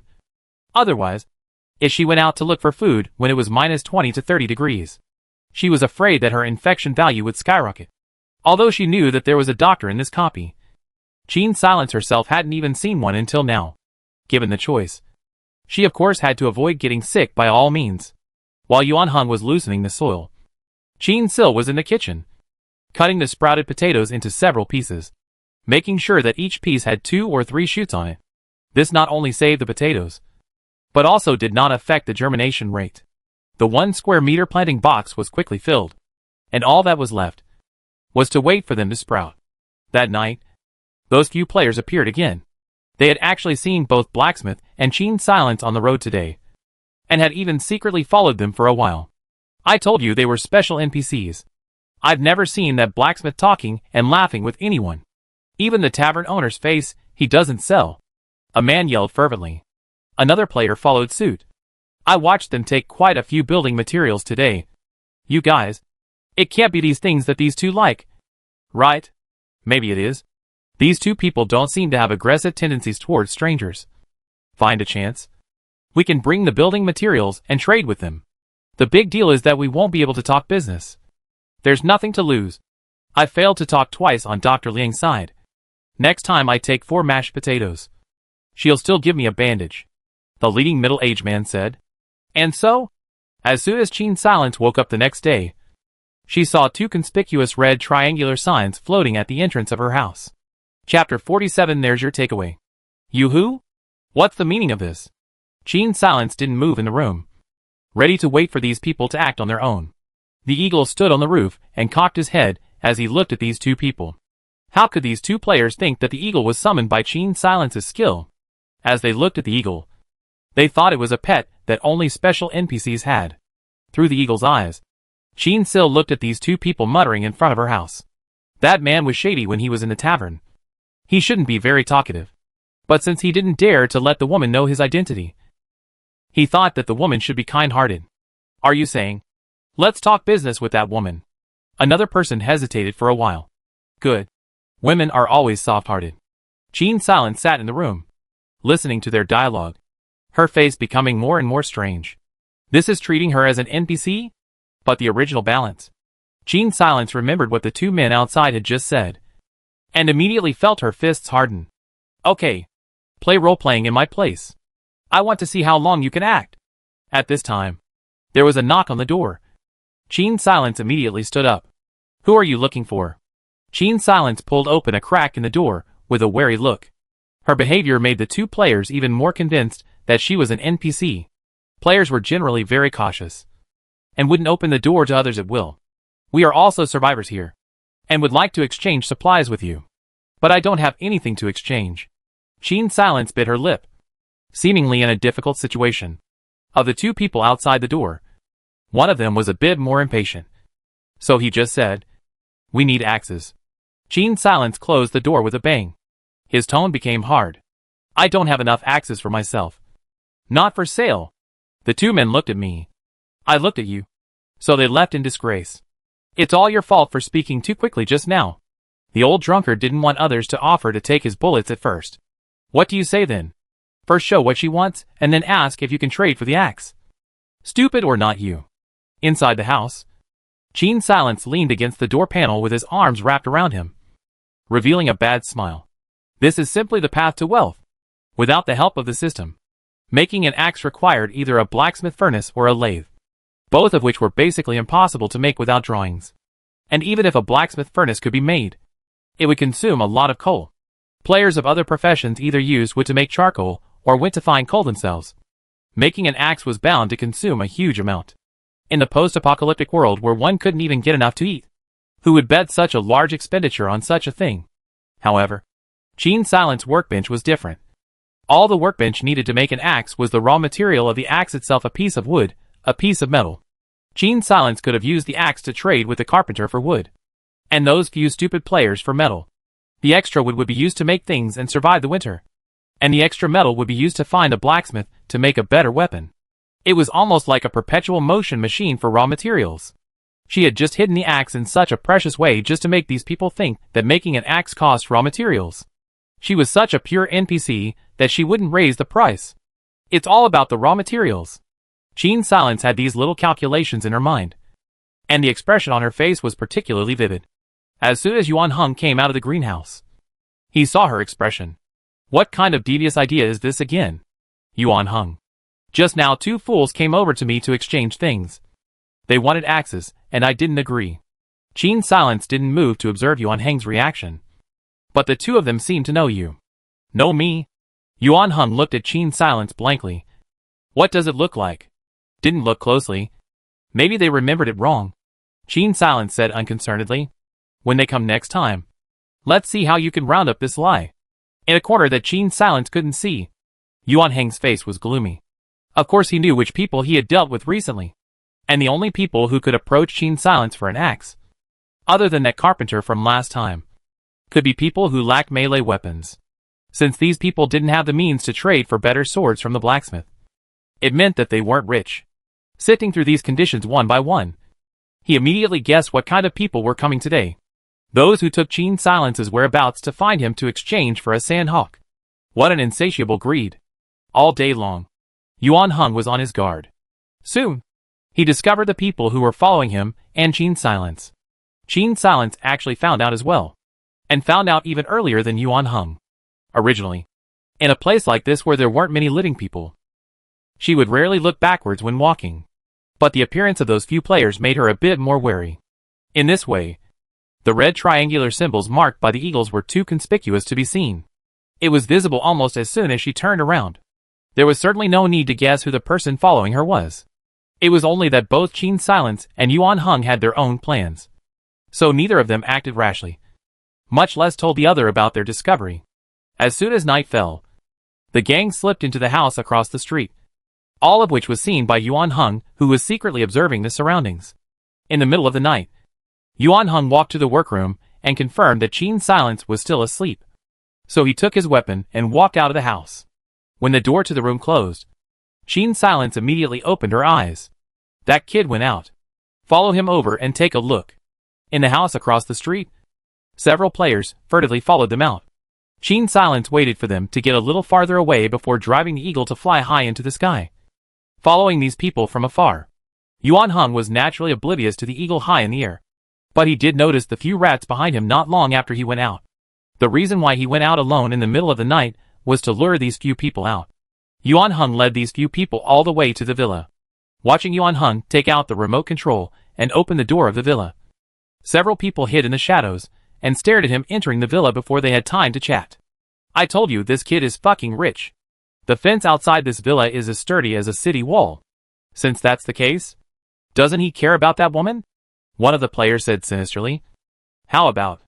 No way. Attacking a special NPC might get you mobbed to death by the other aborigines. Don't you dare drag us to die with you.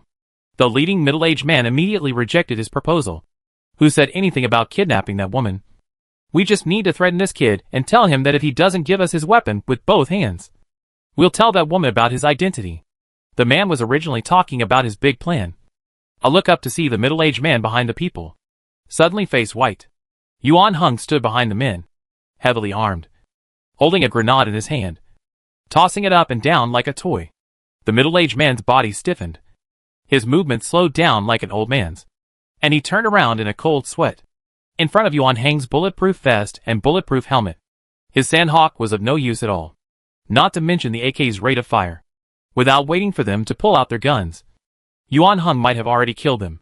Just like that, the 4 people were tied to a few large trees in the courtyard by Yuan Hung. There were still quite a few zombies outside the courtyard, scenting the humans and frantically scratching at the fence. Yuan Hung hung a zombie bait around the necks of these people, one by one. You guys have seen this before, right? Yuan Hung held a piece of zombie bait in front of the middle-aged man, then violently raised his hand and threw the zombie bait outside the fence. The zombies outside immediately huddled together and grabbed the piece of bait. The sound of chewing made the few players tied to the tree shiver. I know you.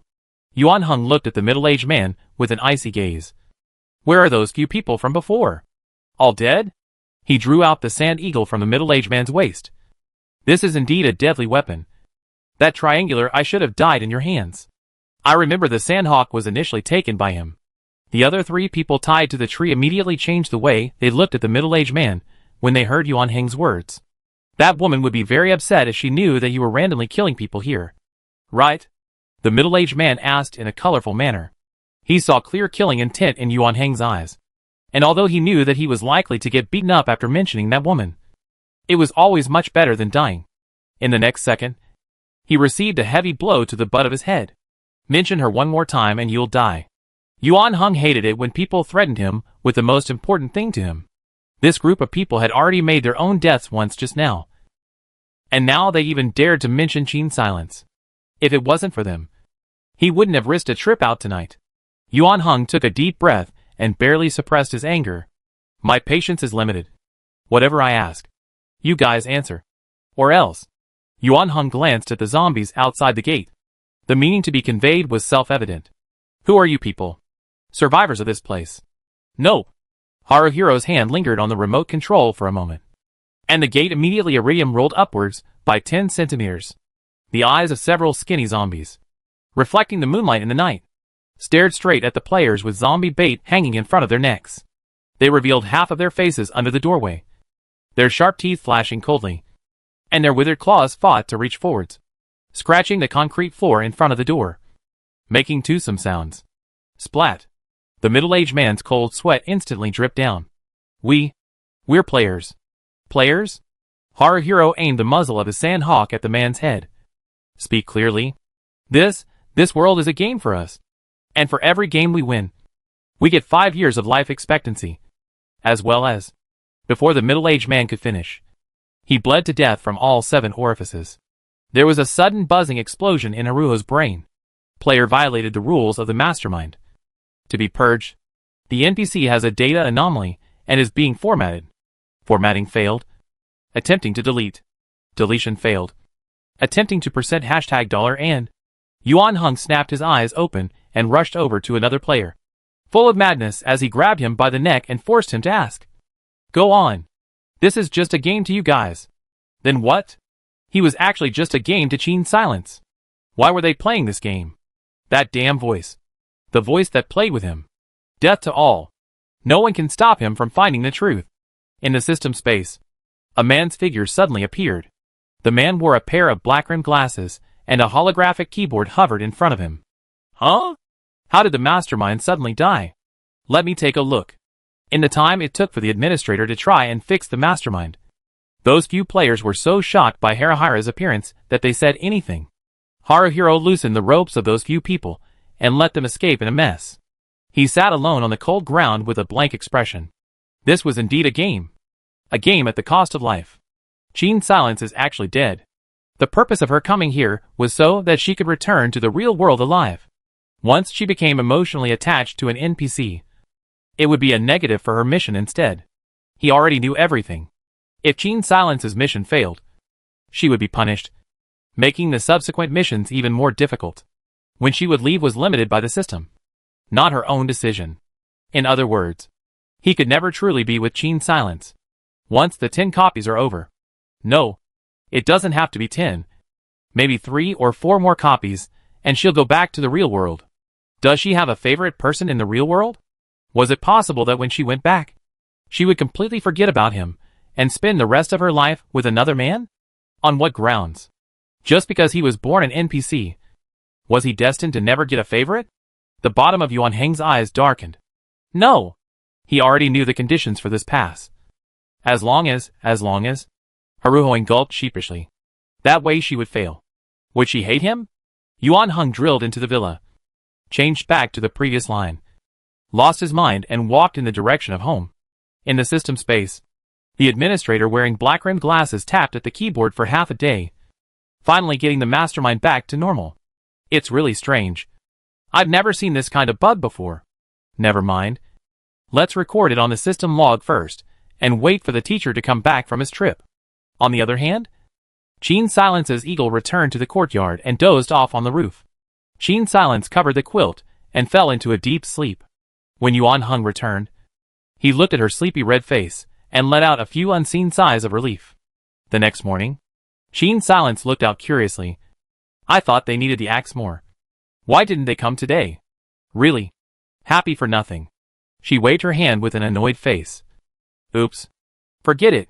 Waste of my time. Let's go out and get supplies this afternoon. Good. Today, Yuan Heng was extraordinarily silent. With her back to him, Qin Silence walked to the greenhouse to check how the potatoes were growing. Her hands clenched into fists. There was no time limit for this copy. So if one failed, would one die in the copy or stay in the copy until one's final days? Qin Silence didn't know. She turned her head and glanced in Yuan Heng's direction through the greenhouse door. Before yesterday, she never thought that Yuan Heng's obsession would be that deep. Instead of making him suffer like this every time, why couldn't she make him happy for once? Wasn't it just 5 years of life? Bottoms up. Qin Silence loosened her clenched fists and walked out of the greenhouse. The two of them ate lunch and went to the mall fully armed, ready to bring back the supplies they hadn't had time to take before. On the way back, they passed by an auto repair shop. Haruhiro's face suddenly tensed. What's there to see here? A bunch of broken tires. Let's go.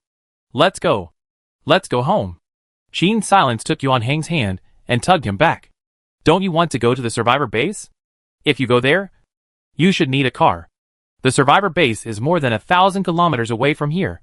Instead of going there, I'd rather. Qin Silence rolled her eyes, looking as if she had spoken out of turn. Yuan Heng's heart was in a state of disbelief. Such a difficult copy. She actually wanted to pass it perfectly? It was simply impossible to succeed because the secret of the virus was in the hands of the survivor base. Once they arrived at the base, the quest was forced through, and it was impossible for all the players here to pass the quest perfectly. No one knew this better than him. If it wasn't related to the virus, he wouldn't have been attacked by the base army in that institute in the first place. Most of the people in the institute didn't survive, and he himself came back from the dead. He knew very well that he had no memories related to researching the virus, and he couldn't have been a researcher. The reason he had that key, then, was most likely because he was the storekeeper of that institute. What else had been left behind in the institute? He certainly knew all about it. Now that the documents about the virus had long been taken away by the army, it was simply impossible for Qin Silence to find out the secrets of the virus. Yuan Heng hesitated in his heart, not knowing whether he should tell Qin Silence about this. The two of them had their own thoughts, and without realizing it, they arrived at the door of their house. Carpenter Carl was standing at the gate, looking in. So you guys aren't home? As soon as Carl saw Qin Silence, his eyes lit up. Qin Silence raised an eyebrow. Is this another lack of axes? Chapter 48, Freezer. Carl looked at Yuan Heng with some trepidation. Last time, he still remembered the look in this guy's eyes, as if he wanted to eat people. Unfortunately, today, Yuan Heng had too much on his mind to compete with this person, who was not even a part of his life. When Carl was talking, he had to steal a glance at Yuan Hong from time to time, and found that he really didn't have any other reaction. Then he hurriedly said to Qin Silence, "There will be another 10 days before winter. I need axes to stock up on firewood for the winter. Do you have any axes you can exchange with me? I can trade you 30 arm-thick logs for an axe." Regardless of whether or not Qin Silence plans to do the mission this time. In this environment where there are zombies everywhere and supplies are scarce, she needs to stock up on supplies to ensure that she can survive. Although Yuan Hong has a villa with a lot of supplies, Qin Sil has never thought of those things. In the current situation, Qin Silence planned to make the best of her mistakes. If he found out about Yuan Hong's villa and let him know that he had been exposed, it would not be beneficial to either of them. Yuan Hong certainly does not want Qin Sil to know that he deceived her. Qin Sil is also willing to play dumb. Secondly, the player who suddenly bled last night made her realize that the system doesn't care about everything.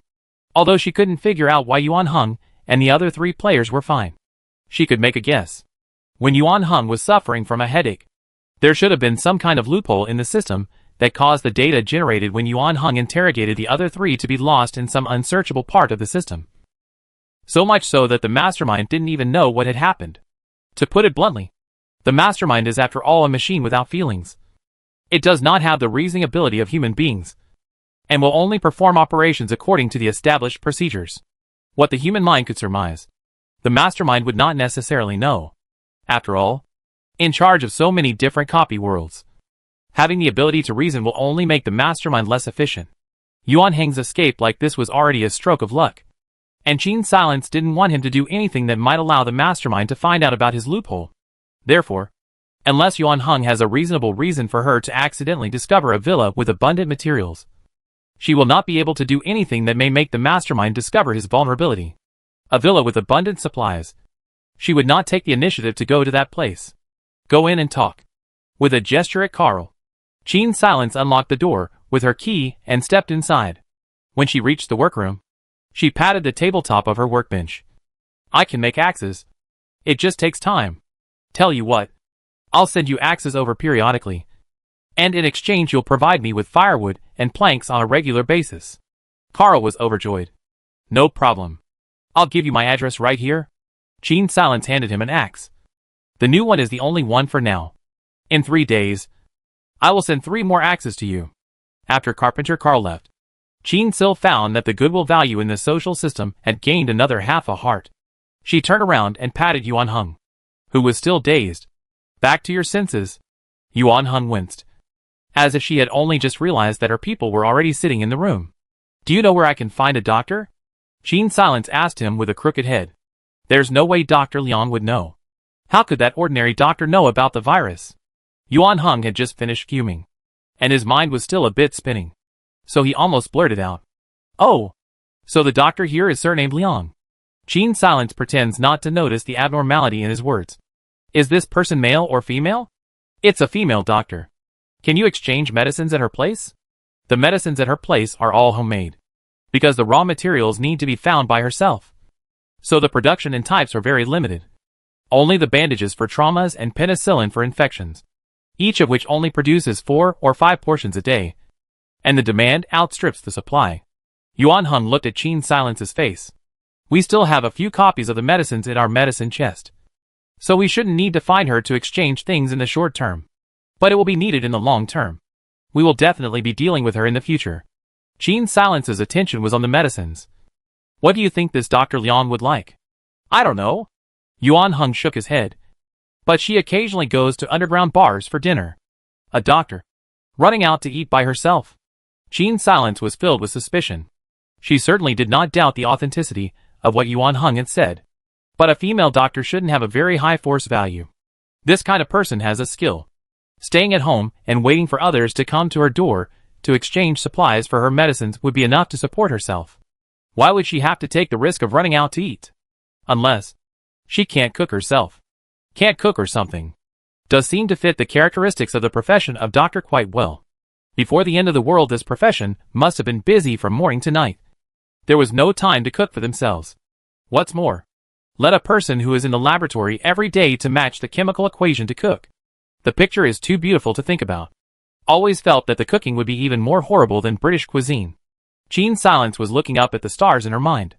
He was so scared that he shivered and instantly came to his senses. Maybe next time you should bring a portion of your own mashed potatoes with diced meat to try? It's a pity that the new potatoes haven't grown yet. Qin Silence glances in the direction of the greenhouse with a slight sense of resentment. She doesn't know when the potatoes will grow. They've only just sprouted now. It'll take a month for them to grow anyways. Yuan Heng looked at her like this and inexplicably calmed down. He remembered what those guys said yesterday. There was only one winner in a copy. And those of them had no idea when they would be able to get a decent transport. Since this was the case, transport was bound to be very hard to come by. These people had no idea that there was a brand new car engine in the basement of the original Hung Villa. He was the most important NPC in this quest to Mystic. And unlike other NPCs, Yuan Heng had no special preference for foreign objects at all. Even if Qin Silence hadn't entered this copy, it would have been difficult for other players to get that crucial engine from Yuan Heng. This was also one of the difficulties in clearing this copy. In fact, the other parts of the car weren't difficult to put together. Only the engine was something that had been artificially scavenged before the city was abandoned, because other things could be reproduced. But the machines and assembly lines needed to produce the engine were too complicated, and under the low productivity of the end times, it was basically difficult to recover this kind of non-renewable resource. The base army would of course spare no effort in collecting it. Therefore, in the entire city, only Yuan Heng had such an intact engine in his hands. And this matter was only clear to Yuan Heng alone. As long as he didn't take out the engine, not only would Qin Silence not be able to leave, the other players would be just as unable to leave as well. He still had a long time to take his time and think about it. Deep in the sewers, the blacksmith was in his remodeled workroom, bare-armed, humming and puffing as he pulled the bellows. He was a man who didn't like to take advantage of others. The young woman had given him several cigarettes earlier, all of them imported, and as he thought about it, he always felt bad about it. Remembering that the woman only had a crude axe in her hand, the blacksmith decided to return the favor by beating a knife and giving it to her. Thus came the present scene. The blacksmith's room was covered with walls spliced with tin and nails, and only the floor was insulated concrete. This room was more than 30 meters underground, and people on the ground couldn't hear any sounds from here at all. The paths in the sewers were well connected, and the blacksmith had lived here for a long time, so wherever he wanted to go, he could find the nearest location from the underground. And similarly, if he was allowed to find the sewer opening, he could drill into it and find his way home. Combined with the lack of infected walkers underground, the blacksmith lived here like a fish out of water. It was the whole thing of always having to go out and find fuel that made him a little unhappy. The blacksmith's furnace couldn't use simple firewood. It could only use charcoal or coal. But the underground ventilation wasn't that good, and if he made charcoal alone in the sewers, sooner or later he would be poisoned to death. The blacksmith looked at the dwindling charcoal in that big bamboo basket in the room and couldn't help but sigh. Qin Silence knew nothing about his troubles. At this moment, Qin Silence and Yuan Heng, both of them, were collecting rainwater with old oil drums. Ever since Qin Silence came here, it was the first time he had seen rain here. The rain here was neither acid rain nor black water with some virus. But rainy days were really not good for humans. Qin Silence looked at the zombies standing in the open space in the rain and came to this conclusion. This was because those skinny zombies that were usually so dry that they felt like they could be crushed with a kick were receiving the rainwater like plants. As time passed, their bodies gradually turned from dry to full, and their movements became flexible. Coupled with the fact that there was no sunlight on a rainy day, these zombies were practically flying when they chased after humans. Qin Silence watched as a man was chased by a group of zombies, and never dared to come out after leaping into a house. In other parts of the city, this scene was also constantly being staged. Only that some of the people were not as lucky as that man. Once the zombies caught up with someone, they would swarm all over them. The person who was caught wouldn't be able to scream a few times before being gnawed into a pile of white bones by the starving zombies.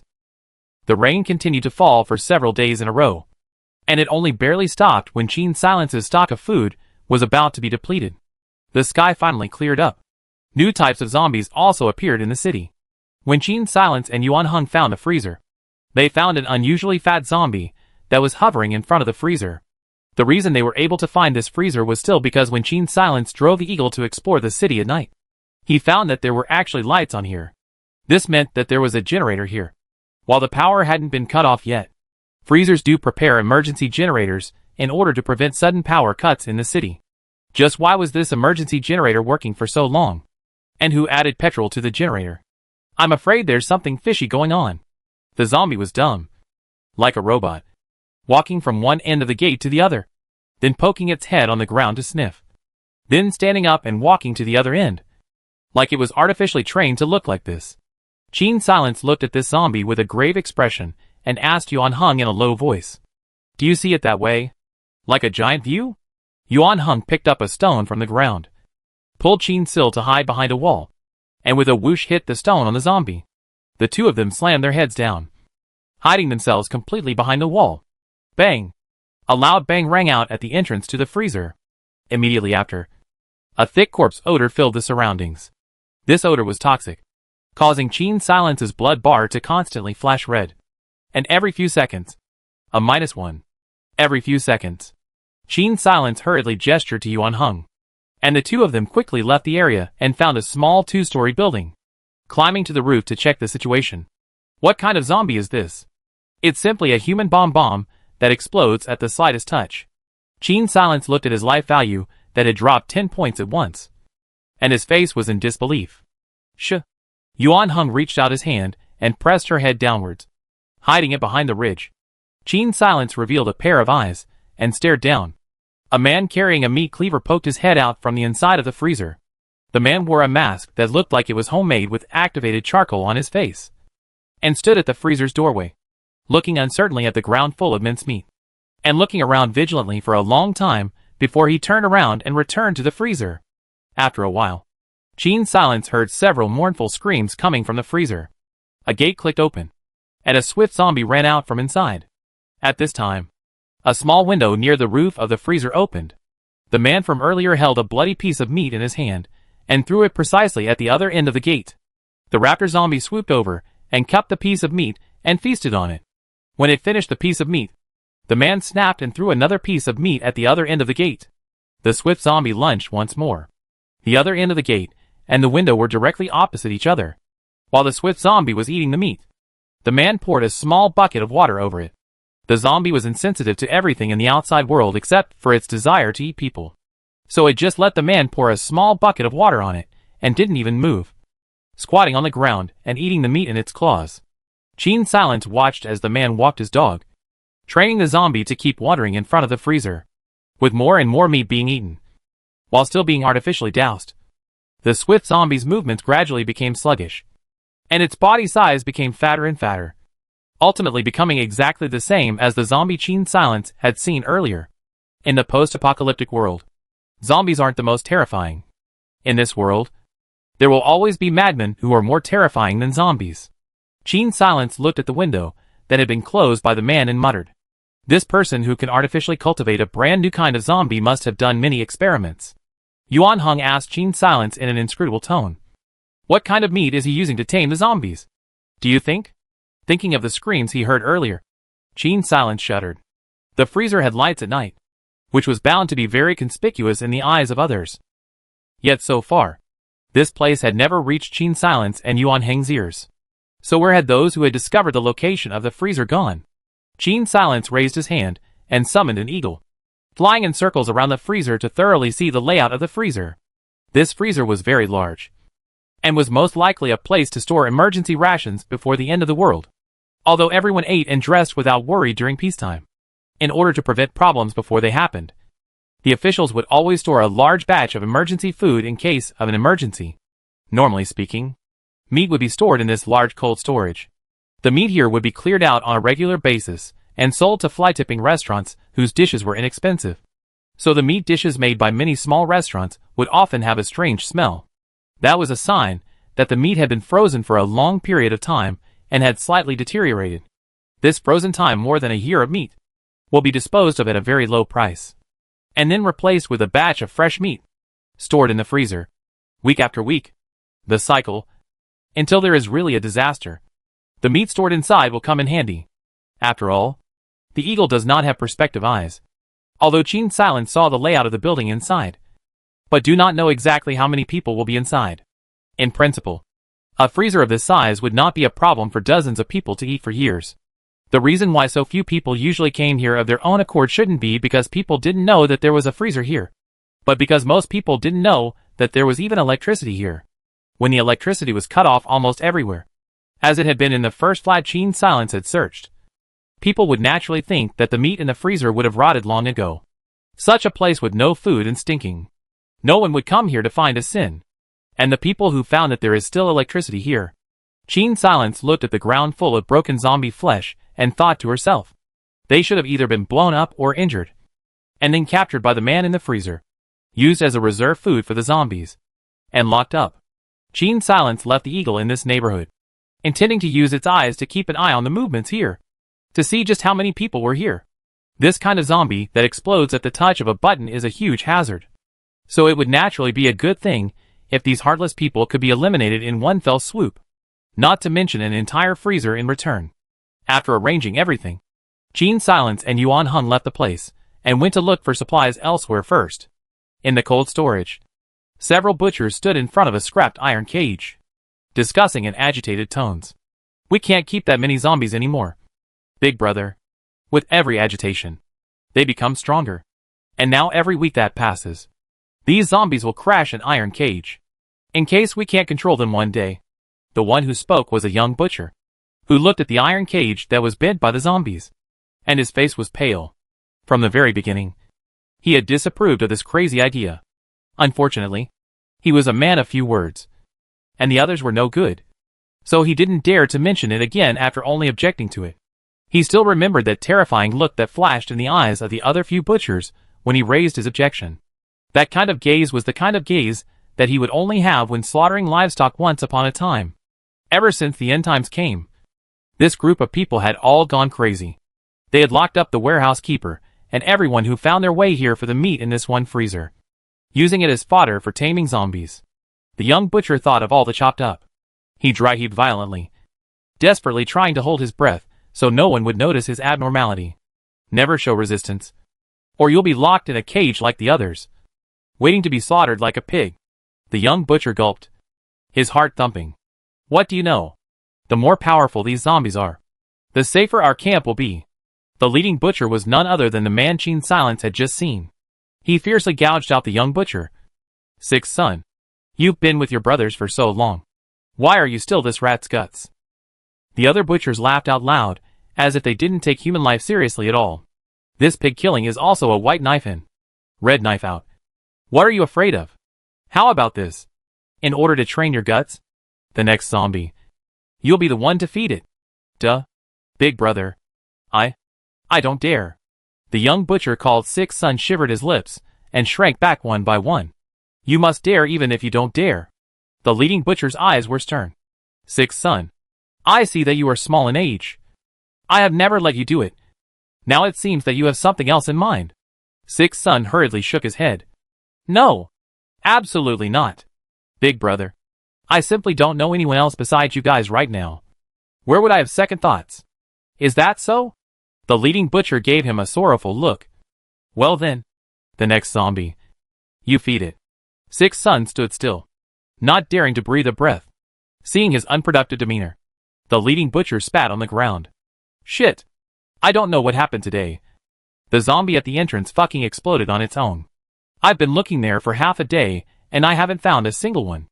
Could it be that some other walker wandered by and collided with it? Another butcher said. Let's hope so. If I find out who dares to come over and mess with it. On the way to the new exploration point, Gene Silence suddenly sneezed. Chapter 49, Night Escape. You caught a cold? Yuan Hung asked somewhat nervously. Gene Silence shakes his head, grips the axe in his hand, and heads towards where the school is. Due to the fact that the one thing the raider Dr. Liang needed was food. But the continuous rain over the past few days had depleted Gene Silence's stock of food, coupled with the unknown production of potatoes. It was still a question of whether Gene Silence had enough food to eat this winter. So of course, he had no time to care whether Dr. Liang liked mashed potatoes or not. In order to prepare for the shortage of medicines, Gene Sil prepared to make a herbal medicine table. This crude herb table could not make penicillin, but it could make a homemade medicine with herbs that could slow down the infection. This kind of medicine and penicillin cannot be compared. But the advantage is that the raw materials are easier to obtain, and can even be planted.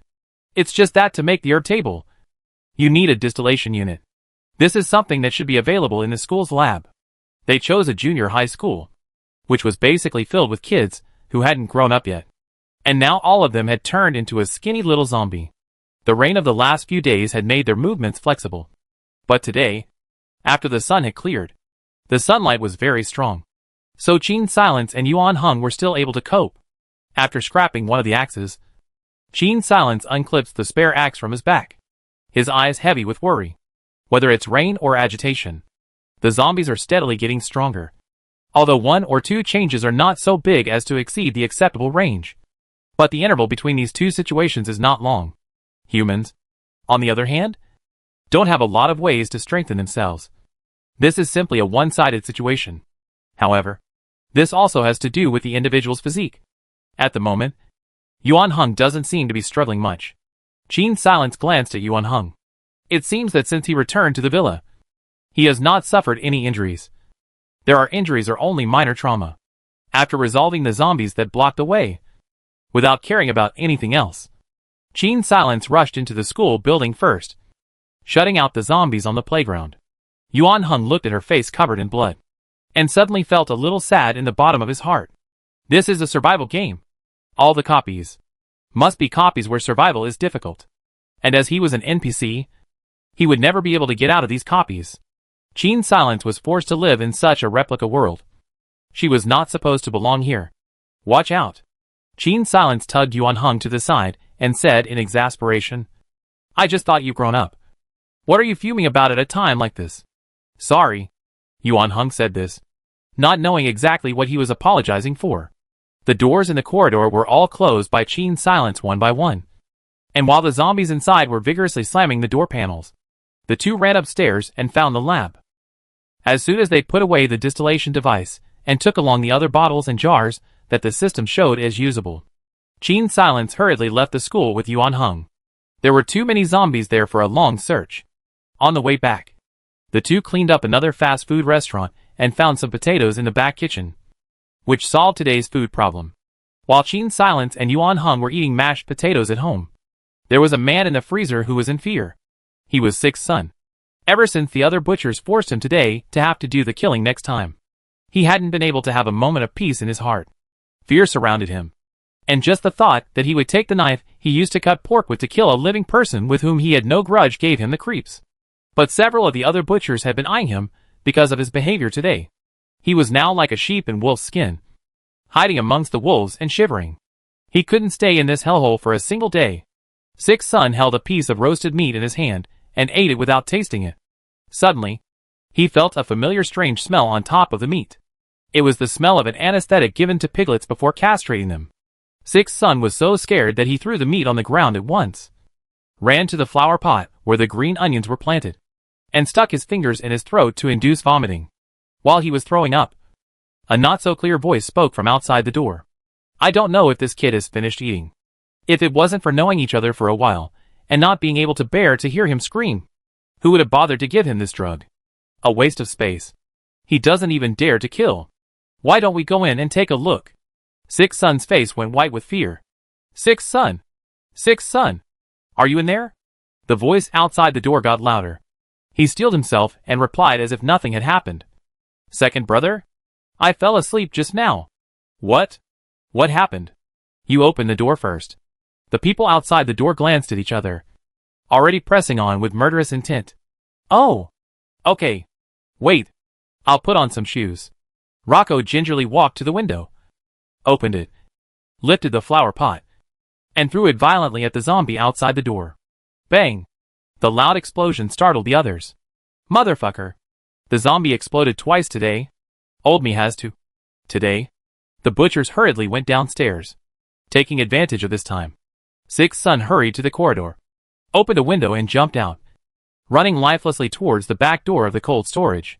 He dodged the slow zombie at the back door, not even carrying a weapon, and wearing only autumn clothes on his body. He ran in the night in a sorry state. For him, even if he was being chased by zombies now, it was still too much better than staying in that hell on earth. When Qin Silence had nothing to do after eating, She incidentally shared her vision with Xiaoying. So she saw Sixth Sun being chased by a group of zombies.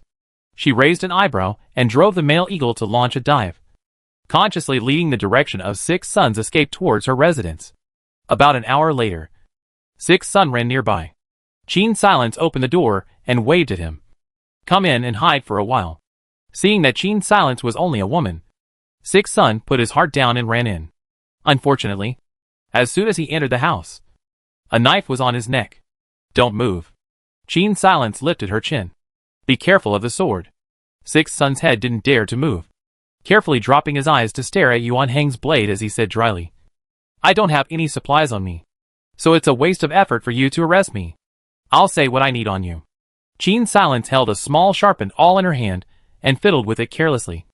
I know you ran out of that freezer. You were the one during the day? Sixth Sun immediately responded. Qin Silence did not deny it. What? You guys had an infighting? She looked at Sixth Sun and saw that although he was in a sorry state, his clothes were clean. Not like he had been locked up.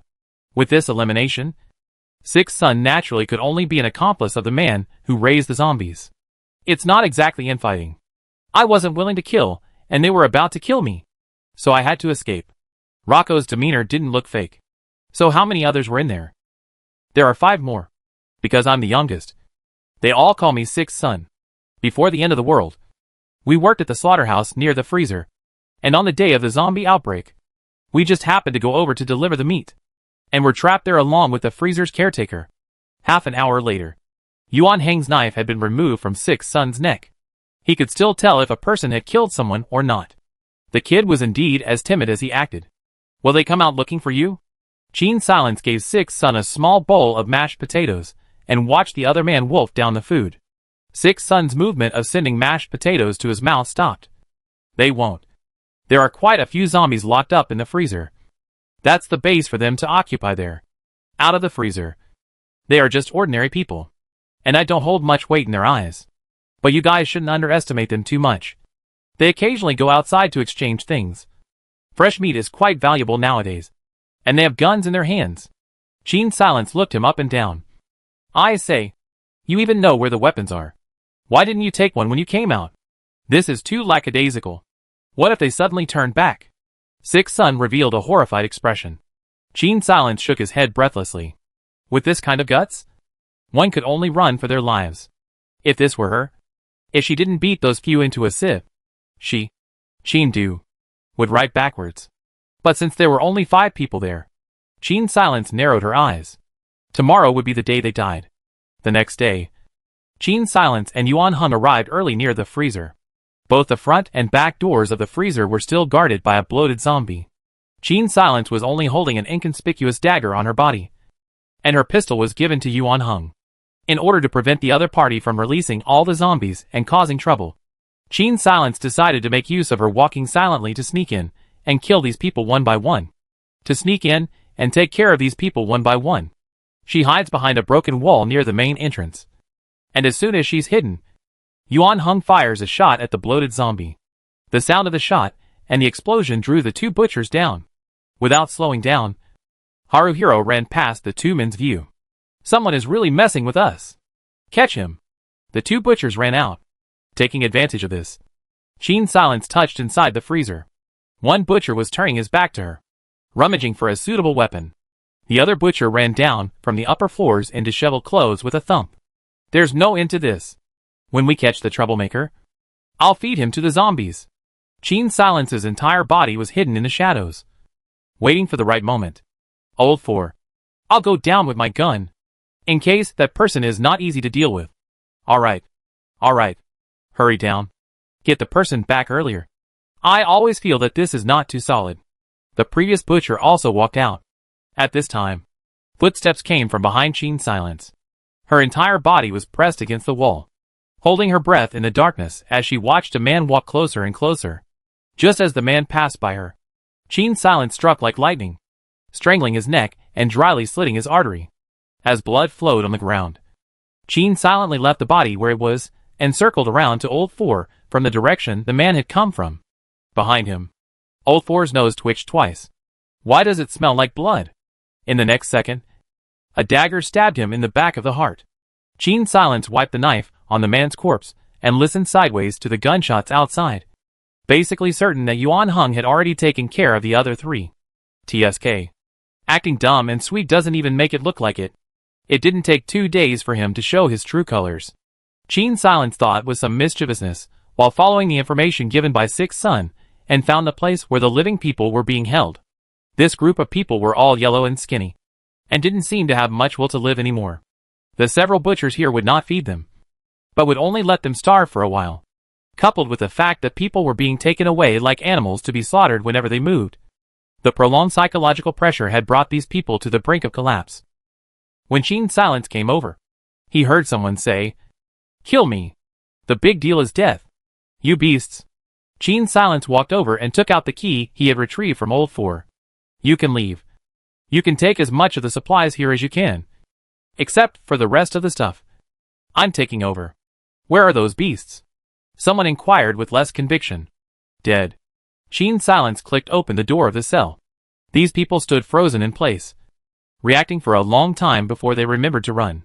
Seeing this group of people rampaging through the freezer like dumb geese, tilting around, Qin Silence shook her head and headed for the place where the zombies were being held. After a while, Yuan Heng came over. "Get rid of all these zombies." Qin Silence glanced at the gun in Yuan Heng's hand. Bang! Bang! Bang! The sound echoed continuously in the freezer, after the zombies inside had been completely wiped out. Only Qin Silence and Yuan Heng were left in the freezer. The people who had been released earlier had each taken their weapons and supplies and ran away in 2s and 3s. This hell on earth had been completely smashed. Everyone was happy in their hearts. Except for, "I don't want to live with that Sixth Son. When are we going to send him away?" After getting the key to the freezer, the first thing that Yuan Heng remembered was actually this. Chapter 50, Old Drunkard. After filling up the freezer's generator with petrol, Qin Silence and Yuan Heng returned to the residence with a system of backpacks of supplies. In addition to raw meat, there were many other supplies in the freezer, probably considering the fact that frozen meat could not be preserved for too long. These butchers were consciously replacing raw meat with other materials that had a longer shelf life. Like compressed biscuits, canned food was their first choice. Besides that, there were also a lot of spirits piled up in the warehouse, which seemed to be used by this group of people to maintain their body temperature. After all, in order to preserve frozen meat, the temperature of the freezer could not be too high. Although these people were well fed and clothed, they would feel cold in the end. Qin Sil must not have used up all the wine. Even if it was used to sterilize the wine, she wouldn't have been able to use that much. She planned to take these wines and bribe the old drunkard, a special NPC. Just as she was thinking about this, Yuan Heng came over and said with a pleasing face, "Qin Silence, let's arrange for Sixth Son to be in the house across the street. I can help him fix the fence." I hadn't planned on taking him in for long. Qin Silence gave Yuan Heng a funny look and rolled her eyes. How about leaving him and Xiaoying in the freezer to guard the frozen meat? Sixth Son is so timid. He probably wouldn't dare to do anything out of the ordinary. Not to mention the fact that he has the eagle to keep an eye on him. So if something goes wrong, Qin Silence would be able to know. In this way, Sixth Son was thrown back into the freezer, and became the storekeeper of Qin Silence and Yuan Heng. Only this time, there were no other threats to his life in the freezer, and no zombies. Only a divine eagle, accompanying him to guard a whole warehouse of supplies. Qin Silence did not intend to give up the supplies inside, even if she gave up this mission. In this copy world, she still needed food to live. Besides, apart from Sixth Son, no one else had helped with the freezer, so it was only natural that Qin Sil kept the supplies inside. After all, the living environment here is only going to get worse and worse, so of course she has to stock up on supplies, so that she and Yuan Heng can live here for a long time. On the contrary, Yuan Heng couldn't understand her behavior of hoarding so many supplies. In his opinion, Qin Sil was not so cautious to this extent. She had never been the type of person to consider problems in one breath until the last step. To put it bluntly, people who considered things overly long-term were often not necessarily far-sighted, but rather indecisive. This did not match Qin Silence's character at all. "We can exchange that meat for other supplies," he said tentatively. "That's right. It would be nice if there were military rations with a longer shelf life. But unfortunately, it's definitely not cost-effective to exchange that. If others have it in their hands, They definitely won't give it out cheaply. And it's possible that a dozen or so pieces of meat won't be able to be exchanged for a single packet of military rations. Qin Silence spoke fervently, seemingly already immersed in the thoughts of tunneling rations. Her behavior made Yuan Heng increasingly suspicious. She really has been a bit abnormal lately. As Yuan Heng thought this, a guess that he himself did not dare to correspond to popped up in his mind. He was like a drowning person grabbing onto a piece of driftwood, always feeling that all this was like a dream. Looking at Qin Silence's face, as he continued to seriously ponder the matter of exchanging those frozen meat for other supplies, he couldn't help but quietly reach out his hand and wrap Qin Silence's right hand in his palm. Qin Silence's hand paused slightly, and eventually did not struggle. A wave of surprise erupted in Yuan Heng's eyes. That night, he was like a rash man, turning over in bed and adjusting the pancakes, so excited that he could not sleep. When could Qin Silence stay in the same room as him? A single bed was definitely not an option. Yuan Heng sat up violently. They could go to a villa, which had everything, and most importantly, a spacious master bedroom. But what to say to Qin Silence? Would she get angry? Yuan Heng scratched his hair with some annoyance. He hadn't realized that he himself hadn't had nightmares for a long time. There was also no need to take a shot of psychotropic medicine for 3 days anymore. He hadn't been back to the villa for many days, yet he hadn't had a single attack. It was for this reason that although Qin Silence had seen his frantic appearance when he interrogated those players, she only thought that he was stimulated and emotional, and didn't even think in the direction of the mysterious man. He didn't even think in the direction of a mysterious person. After all, just one wall away. The original balance every day to do nightmares or not. Qin Silence should still be able to detect. She simply thought that Yuan Heng was born in this copy with the memories of the previous copy, so she prepared such a villa in advance. Yuan Heng didn't know that he had fallen off the horse, so he didn't dare to easily mention the villa, fearing that Qin Silence would choose to leave here because he had lied to her. In this way, the two people, one pretend to be stupid to the end, one will be wrong, who did not say the other's secret. The next day, Qin Silence and Yuan Heng brought spirits with them to the tavern. Ahem. It sounded like they were here to steal business. In reality, Qin Silence's spirits were in his system backpack. The tavern owner had seen Qin Silence's portrait, so he froze for a moment when he saw her and Yuan Heng appear together. However, he was a businessman, and he wouldn't pry into anything other than the sale of wine, food, and quests. The tavern owner set out a sliver of bullet cups, and a man leaned against the bar, chewing a piece of betel nut in his mouth, passing the time in boredom. It was still early in the day, and there weren't many people in the pub. In fact, at night, there would be more people here, because those who were scratched by the zombies during the day looking for supplies would run to him to buy spirits to sterilize themselves, and in the meantime, inquire if there were any people who were in short supply of certain supplies they had in their hands, and look for a chance to sell them at a good price. Right now, in the tavern, apart from the survivors who lived nearby, there was only the old drunkard sitting in his old seat in the corner, nourishing and sipping a small drink, with a look of having wine for everything. His features were so obvious that Qin Silence couldn't even see it if he wanted to. "Kid, did you run out of zombie bait?" Without even lifting his head, the old drunkard said something that made Yuan Heng change his face, nervously glancing at Qin Silence. After realizing that she didn't have any reaction, Yuan Heng secretly sighed in relief. "Zombie bait? What's that?" Qin Silence asked the old drunkard. The old drunkard finally put down his cup and looked up with a smirk at Yuan Heng before saying to Qin Silence, "A small thing made with spices that can make the zombies mistake it for human flesh. But this thing can only attract them for a while. And once they realize that it's not human flesh, they'll continue to chase after you. Sounds interesting, little girl. If you've got spirits, I've got something even more interesting. One of these will blow a zombie to smithereens." The old drunk chucked a peanut and nipped at another small glass of wine. "I wonder if 70-degree vodka is strong enough." Qin Silence glanced at the old man's glass and found that it was a bottle of 35-degree soju. "You really have it?" The old drunkard's eyes lit up. At this point, Yuan Heng snorted. "I thought you didn't drink foreigners' horse urine. When did I ever say that? Kid, have you seen me before?" The old drunk rolled his eyes, the threat unmistakable. Yuan Heng closed his mouth in defeat. Qin Silence secretly snickered and twisted his face without letting Yuan Heng see. Only after the old drunkard drank up his half bottle of soju did the three of them leave the bar and arrive at his residence. The old drunkard's quarters were very messy, with piles of ingredients and empty bottles of liquor everywhere, and a small workbench in the center of the room that seemed to be for making bullets. "Don't light a fire in here, or else all of us will go to the west," the old drunkard instructed as he led the way ahead. Qin Silence and Yuan Hung carefully dodged the glass bottles that were tilted upside down and followed him to the warehouse, where the finished products were placed. "Take out your goods and take a look," the old drunkard turned around and said. Qin Silence took out a slender vodka bottle through the cover of the ragged bag behind his back. "Good stuff. Good stuff." The old drunkard looked at the dark blue bottle and said impatiently, "Little girl, how much more of this liquor do you have?"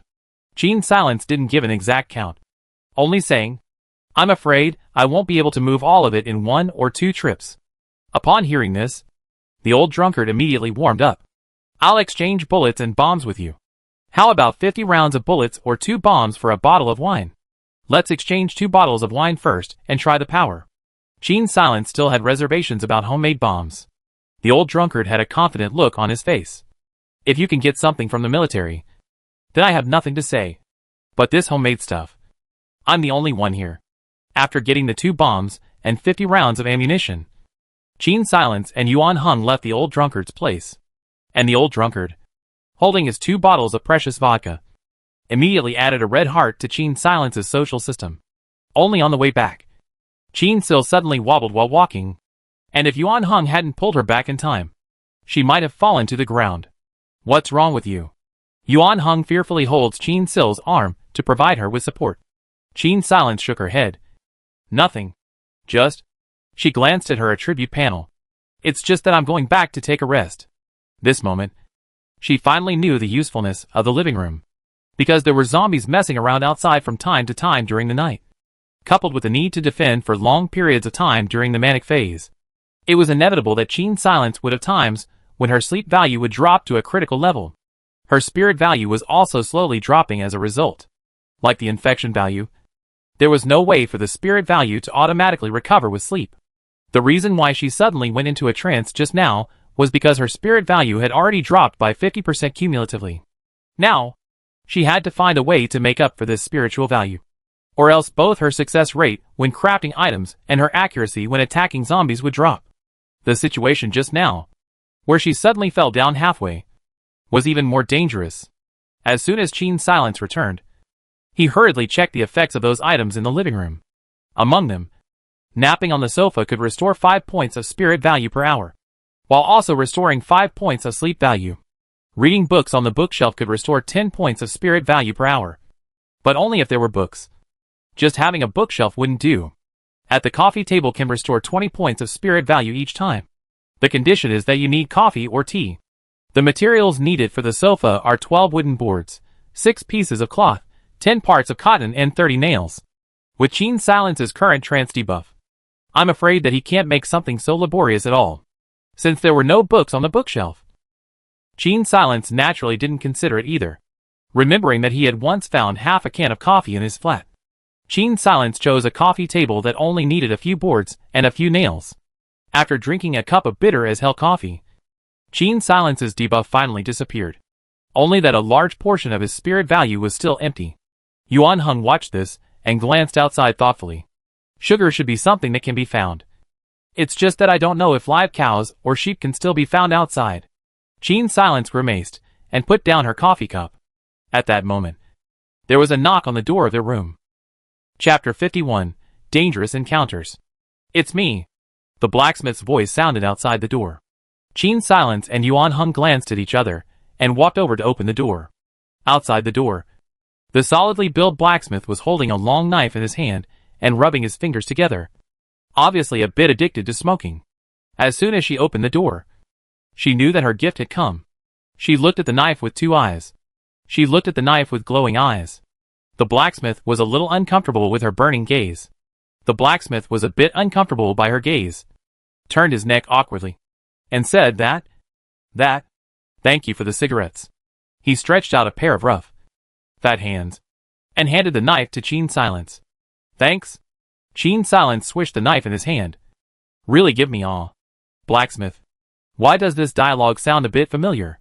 By this time, Qin Silence had already pulled the knife out of its sheath. The blacksmith was worthy of being a special NPC in the replica. And the quality of the weapon he created was visible to the naked eye. Definitely not at the level that Qin Silence's workbench could produce. Good knife. Qin Silence warmly invited. Come in and sit down? No. The blacksmith waved his hand, and then scratched the back of his head with some embarrassment. That? Have cigarettes? Yuan Hung stretched out his hand, handed over a cigarette, which was found in the shopping mall last time. Was Qin Silence brought back by hand? The blacksmith's hand stretched out, and retracted. What else do you need? The knife is a gift. Since it was a gift, he couldn't receive any extra payment.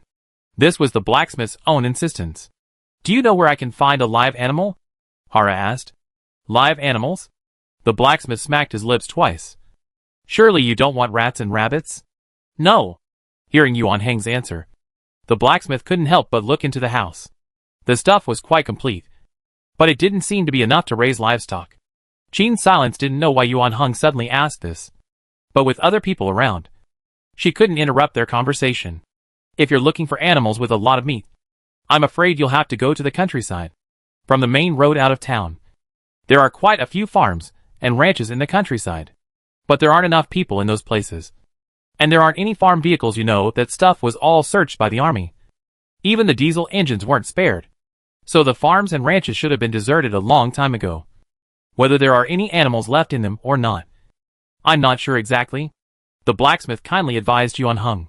Recently there's been a sudden increase in the number of people exchanging raw meat for things in the pubs. So if you guys want to eat meat, you can just go there and exchange it. Why do you have to travel so far and risk catching live ones? Yuan Heng still insisted on his idea. Do you know which road is the closest to the countryside? He handed the blacksmith that cigarette again. This time the blacksmith did not excuse himself. He held the cigarette in his arms, as if it were precious. If you must go, I can provide you with a safe road. But I can't control it once you get out of town.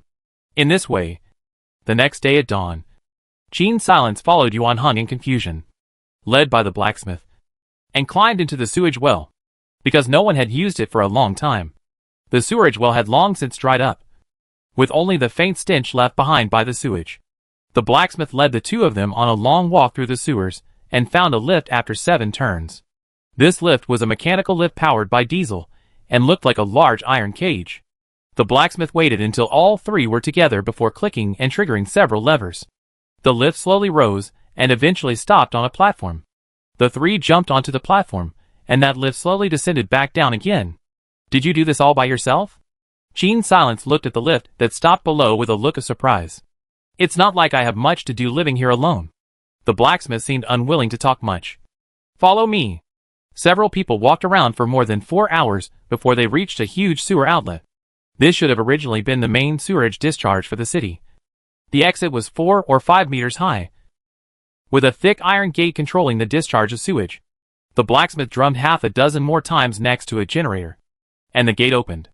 Outside the gate, several zombies ran violently towards the area, and Qin Silence drew her knife and rushed forward. The knife given to her by the blacksmith was very sharp and could cut off a zombie's head with a single slash. It was an unrivaled good item. Right. I remember there's a charcoal burning factory in the countryside. If there aren't too many zombies in there, please bring back some charcoal. I can exchange it for iron. The blacksmith pointed out a place to them. There's a microphone in this place. When you guys come back, knock here, and I will open the door for you. After saying that, the blacksmith closed the gate in front of the two. Yuan Heng pulled Qin Silence's wrist. Let's go! It was now noon, the time when the sunlight was at its best. Coupled with the fact that the countryside was already sparsely populated and had a low density of zombies. The two of them walked along the overgrown countryside path, only to feel that their surroundings were very quiet. Qin Silence took her knife back into its sheath and asked Yuan Heng, You still haven't told me why you're looking for animals? She calmly analyzed. Feeding the animals requires food, and we can't avoid wasting energy in between, which is a bit of a luxury for us nowadays. It's just that I want to eat fresh lamb, Haruhiro said with a grin. Coffee is too bitter. You must not like it. Fretting, the corners of Qin Silence's mouth moved, and she ultimately said nothing. Her fingers parted, and she interlocked her fingers with Yuan Heng's. walking towards a building that looked like a ranch in the distance. On the other side, a few players burrowed out of their hiding places and got together to discuss something. You all saw it just now, right? That short, that man lives alone under the ground, a woman with a petite figure said. Although she looked weak, yet the people around her were vaguely honored by her. He must have quite a bit of iron in his hands. I heard it all just now. He's willing to trade iron for charcoal. The man who spoke had a body type that was diametrically opposite to the woman just now, with a surprisingly large head. Sister Hong, our birth point is so remote. We want to go into the city, but also to solve the countless zombies. And to go to the survivor base is even more unknown. To wait until when? This short fat man 80% is a blacksmith. We might as well now. You know nothing. The small woman called Sister Rainbow gave the man a kick. These special NPCs don't guarantee that they have any means to save their lives. Besides, if we barge in case that short guy plays us a trick based on the terrain. The sewers are so complicated. We don't guarantee that we'll get lost in there. With a lift of her chin, she signaled for another lesser man to speak. Cook, what do you think? The blacksmith will definitely be suspicious if we knock on the door now. Just now that man and woman are both good at fighting.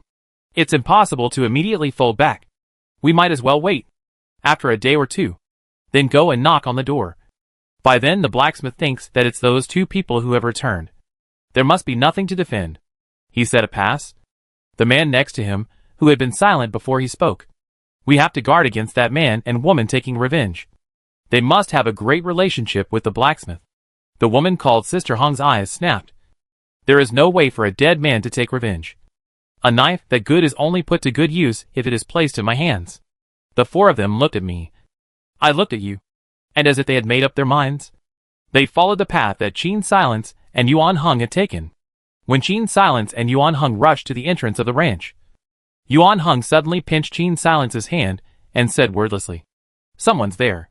The few people behind them had already followed the whole way not too far away, obviously playing the idea of the mantis catching the cicada and the yellow sparrow, wanting to wait for the two of them to find the supplies and then suddenly sneak attack. Qin Silence couldn't help but touch his backpack. The bomb that she exchanged from the old drunkard can still be in her system backpack. It was just that she didn't know if this group of people were worthy of letting her use those things. Although she didn't have much of a competitive mind this time. She wasn't a soft persimmon to be rubbed by anyone. If someone put their mind on her, they would have to consider whether or not their teeth were good enough. The two of them were secretly on guard. But on the surface they did not move. They came to an abandoned pasture, where the grass had already withered, and was trampled down on the ground by unknown zombies, or wild animals. There were also quite a few white bones of animals around, looking like the bones of cows and horses. When Qin Silence passed by a barn, she smelled a stench of rotting corpses. She originally thought that some animal had died inside, and was planning to bypass there and search elsewhere. Suddenly, a swift-moving zombie lunged out from inside, nearly pinning Qin Silence to the ground head-on. Qin Silence didn't have time to sheath his knife, so he could only use the sheath to fight against the zombie's two claws. This zombie was covered in a rotten stench, but it was surprisingly strong, and it was unknown what caused it to be so strong. Qin Silence was after all a flesh and blood person who knew how to get tired. As the zombie's strength gradually increased, the knife in her hand got closer and closer to her face. She retreated as an advance, quickly retreated a step back, retrieved the knife, and did a side roll to avoid the zombie's attack. Yuan Hung had already noticed something wrong and rushed over this way. While he was attacking the zombie, Qin Silence climbed up from the ground and took out a bomb from her system backpack into that ragged backpack. She certainly wasn't trying to use the bomb on this zombie, because even if this zombie was any stronger, its head wouldn't be able to take more than a few bullets. But a swarm of people would be hard to say. Qin Silence looked at a large man not far away who was looking after his head with a grimace, and his hand went towards the gun pouch on his waist. Watch out! Bang! When Yuan Hung looked back, he saw the reflection on the tree. He lunged towards Qin Silence. The two of them rolled several times towards the bottom of a large tree, and Qin Silence felt a warmth on her hands. Yuan Hung! Yuan Hung! Hide behind the tree. First, Yuan Hung covered his wounds and pushed Qin Silence behind the tree. Don't waste your effort. Sister Hong's voice appeared behind Qin Silence like a viper. Her dagger rested on Qin Silence's neck. Originally, I wanted to wait until you guys found something, But unfortunately, there's nothing in this place. So I made sister wait for half a day for nothing. Qin Silence looked at the already unconscious Yuan Hong and calmly said, I know you people are looking for the engine. Sister Hong, who was already planning to finish her off, paused in her movements. What kind of person are you? How do you know what we're looking for? Recently, the city is full of people like you, and every one of them is looking for engines. Qin Silence braced herself and said in a brutal tone, If my husband dies, none of you will get the engine. Damn it. You seek death? The big guy immediately walked over, raising his hand to teach Qin Silence a lesson. Qin Silence lifted his chin and stared at him with glaring eyes, surprisingly without the slightest intention of avoiding. What? If you have the ability, kill me. Let that engine be buried with me. Sister Hong raised her hand at this time, stopping the big guy. Hey, why are you so unsympathetic? Such a good-looking girl. And you're willing to make a move? She smiled and moved to Qin Silence's ear, whispering, Tell me the place, and I'll treat your husband's gunshot wound. Chapter 52 Circumstances. In Qin Silence's eyes, these people were simply too strong to be normal. This was a copy without supernatural phenomena. And the best of all professions was only a rare profession. Even if she had drawn a common profession this time, the gap between her and these people shouldn't have been so large. Regarding the reason for these people's strength, Qin Silence of course couldn't guess. She thought that everyone's attributes were similar when they initially entered the copy. But this was actually not the case. Players originally came from different worlds and eras, and their physical qualities were fundamentally different. This Sister Hong didn't live in a peaceful era like Qin Silence. Before she died, she was a dead soldier of the royal family, doing the job of assassinating dog officials. Although it wasn't as magical as in martial arts novels, Sister Hong's physical fitness was simply not comparable to that of an ordinary person. Moreover, she had been trained as an assassin since she was a child, and was good at stealth. Although Yuan Hong had found someone following her just now, Sister Hong was not among the people he found. As for the others, it was partly because of their profession. The man hiding in the tree drew the occupation of sniper. Just now he aimed at Qin Silence. If not, Yuan Hong jumped over. At this moment Qin Silence is afraid to be dead. The occupation that the big man drew was Hercules, which has its own attack power and life value bonus. The only cook with poor force value can make infection-reducing broth in the wild. So the other three are willing to protect him in exchange for food with healing effects. Overall, these are the four eugenics gathered together. It wasn't a shame for Qin Silence to fall into their hands. How do I know if you guys will lie to me? Qin Sil said to Sister Hong with a cold face. You guys treat his injuries first, and I'll take you guys to the engine. Don't you dare play tricks on me.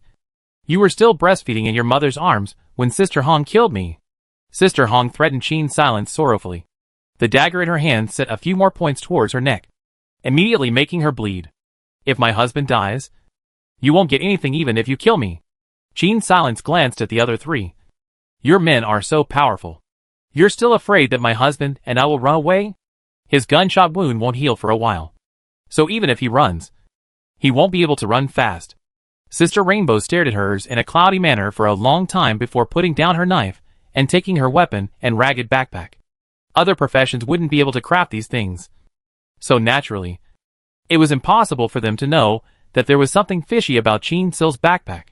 Qin Silence glanced nervously at Sister Hong and realized that she didn't see the difference in the rag backpack. So she couldn't help but let out a secret sigh of relief. It seemed that this kind of prop that expanded the system's backpack had no way of being transferred as bound equipment. Qin Silence was guarded by the cook and the sniper with both hands empty. The big guy carried the original balance, and the group headed towards Sister Hong's camp. Halfway there, Sister Hong was furious when she looked at Qin Sil's nervous look at her man. Tapeless thing. What's so good about a man? Her voice traveled down the wind and reached Qin Silence's ears. A flash of surprise flashed across Qin Silence's eyes, and he quickly hid his expression. Yuan Hong was placed in an empty room, and the snipers took out the bullets for him. Only they didn't have the medicine to sterilize him.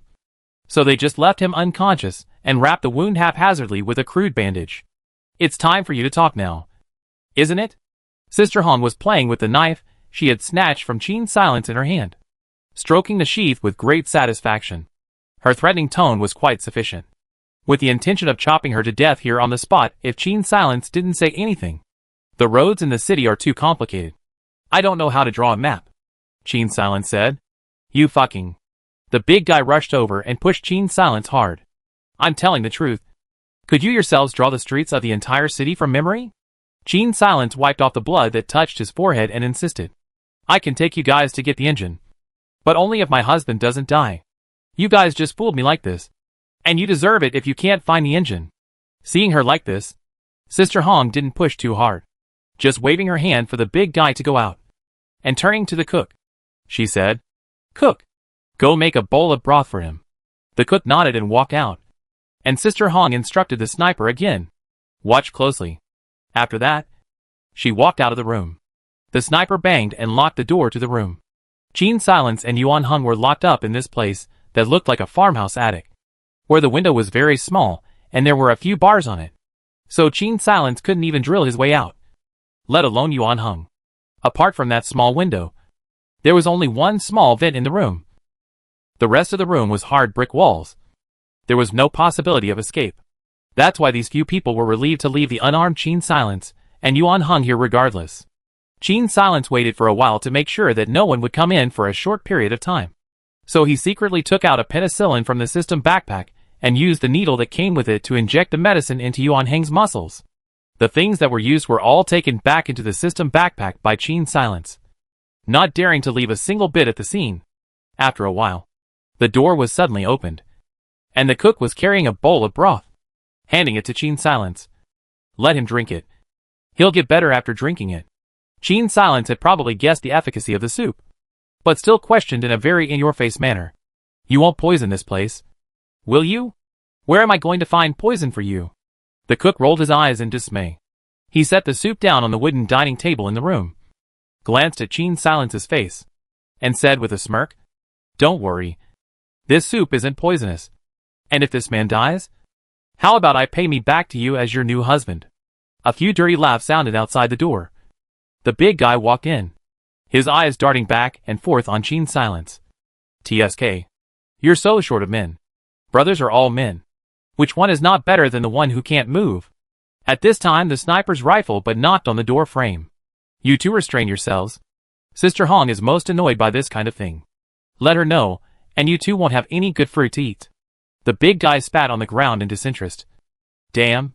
All day long like a nun. She doesn't touch the little white boy, and won't let me play with women. Seems to have much scruples towards Sister Hong. The big guy only dared to curse so much. In the end, he didn't dare to do anything to Gene Silence. Kicked the door of the room and left. The cook smiled disgustingly at Gene Silence and also exited the room, closing the door behind him. Gene Silence made an appraisal of the soup. Excellent quality broth, satiety plus 30. Infection value minus 15. Surprisingly, it really is food with a healing effect. No wonder these few people had been living in the countryside. Yet they hadn't yet had problems due to a lack of medicine. Since it was something good, Gene Silence would naturally let Yuan Hung eat it. She picked up Yuan Hung and held the soup bowl, not knowing how to feed it. Why don't these people even give a spoon? Gene Silence's eyes glanced towards Yuan Hang's hand and placed the soup bowl back on the table. She hugged her arms and stared at Yuan Hang's face in a good way. After a few minutes, Yuan Hung finally couldn't hold it together. He opened his eyes slightly regretfully. Why aren't you pretending anymore? Gene Silence put the bowl of soup in his hand without any goodwill. I heard it all just now. You said I was your husband. Gene Silence blushes. It's already time. You still have the heart to think about this. I will make them kneel in front of you to relieve you of your anger. Yuan Hang's complexion couldn't help but become gloomy as he recalled what he had just heard those two men say. His hand touched the bandages on his body, and he frowned. That big man and the cook were not to be feared. But the sniper and the woman had to be dealt with first. He still had a gunshot wound on his body now, so he couldn't do anything rash. The two were left in this attic for the night, during which the cook did not send any more food. Luckily, Gene Silence had water and compressed biscuits in his system backpack. Only that he had to be extra careful when eating them, not dropping crumbs of biscuits on the floor, or else he might arouse someone's suspicion. You're injured now. We can't fight hard. It's best to make these guys implode. In the darkness, Gene Silence sat next to Yuan Hung with one leg bent, pondering on countermeasures. The best breakthrough should be that cook. reflecting the moonlight shining through the glass window in his eyes. Gene Silence said, "For them, after getting the engine, the other companions will become potential enemies. The cook is bound to be the most disturbed without the ability to defend himself. It's fine if no one is warned about this kind of thing. But once they are..." The next day, Gene Silence and Yuan Hung were pointed at by the others with their weapons, as they walked along the countryside path in the direction of the sewer exit. On the way, Gene Silence asked the cook, "Big brother, can you give my husband another bowl of the soup you made yesterday? You've got quite a lot on your plate. Food is so precious nowadays. How can we have extra supplies for you?" Although the cook spoke nonchalantly, he didn't strike at the drop of a hat like the others. Yuan Hung looked at the wound on Gene Silence's forehead, and in his heart, he gave the big man another mark. He can't walk fast with his injuries. So if you heal him, I'll give you a copy of penicillin when we get to the city. Gene Silence's words immediately caught the attention of several other people, and the cook's face immediately turned bad. The reason why the cook was protected by the other three was because he was able to make food that cured infections. Once this trait became something that could be replaced, he, a combat wastrel, naturally became dispensable. There could only be one winner of the duplicate. And once the group got into the city, got the engine, and got the medication, I'm afraid that the first person to be abandoned would be him. "You have penicillin?" The big guy immediately pursued the question. "There's a Dr. Liang in our city with a heart like a living Buddha. 2 servings of mashed potatoes. You can exchange 1 serving of penicillin from her." Gene Silence made it up. The engine thing before was something she made up. Yuan Hung hadn't even told her where the engine was, much less that she had one. Which was why Gene Sil didn't even know if there was an engine in the town or not. But what the players needed most, Gene Silence herself, as a player, certainly knew exactly. And by the looks of it, these people were treating her as an NPC just like the previous players. This group of people certainly couldn't have imagined that Gene Sil had never had a true word come out of her mouth. As soon as they heard that there was a stable source of penicillin in the city, the big guy's face started to become excited. Gene Silence lowered her eyes and watched as the cook's position suddenly moved away from the other few people. She didn't say anything further, and in order to avoid being suspected, for the rest of the way, both she and Yuan Hung acted cooperatively. Seeing that the time had reached noon, and that they were still some distance away from the sewer entrance, Hung waved for everyone to stop. "Cook! It's time to cook." She turned to the sniper and said, "Go catch a rabbit." As the cook passed by Gene Sil and Yuan Hung, Gene Sil pressed herself against Yuan Hung with a scared look on her face. "Hubby, after we take them to find the engine, they won't kill us, will they?" The cook suddenly shivered in the cold wind and went off to collect firewood in a trance. Call out again. Watching the cook walk away, Yuan Hung came to Gene Silence's ear and said. Gene Silence silently moved away from him. Humph. Gaining an inch. On the other side, the cook was getting scared in his heart while collecting firewood. He knew these people too well. And even including himself, he had always felt that after finding the engine, he would have to get rid of this couple in order to stop future troubles. After all, they found the engine. Want to assemble the car. Also need time to find other parts. Keep 2 enemies in the same city, of course, is impossible. What about himself? If Sister Hong worked with that Dr. Liang, what's his name? He'd be all screwed. Dr. Liang must be the special NPC in the replica, cooperating with this kind of NPC that can produce medicine. You can get the medicine, but you don't have to worry about the NPCs competing for the final winning spot. It's like killing 2 birds with 1 stone. At that time, with Sister Hong's ruthlessness, killing him would only be a matter of thought. No way. He couldn't put his life in someone else's hands. Just drop something into the soup. The cook's eyes narrowed. If a man doesn't do it for himself, the heavens and the earth will kill him. Anyway, of the man and the woman, the man was seriously injured and couldn't run fast. As long as he got the gun and threatened the man, was he afraid that the woman would dare to resist? Having made up his mind, the cook's movements all lightened up. As long as he got the engine, he could find a way to reach the survivor base by himself. Cook, your broth is getting more and more fragrant. Serve me another bowl. The big man finished his bowl of broth and unceremoniously called out to the cook. Ever since they heard that penicillin had a stable source, the way they people treated the cook had changed.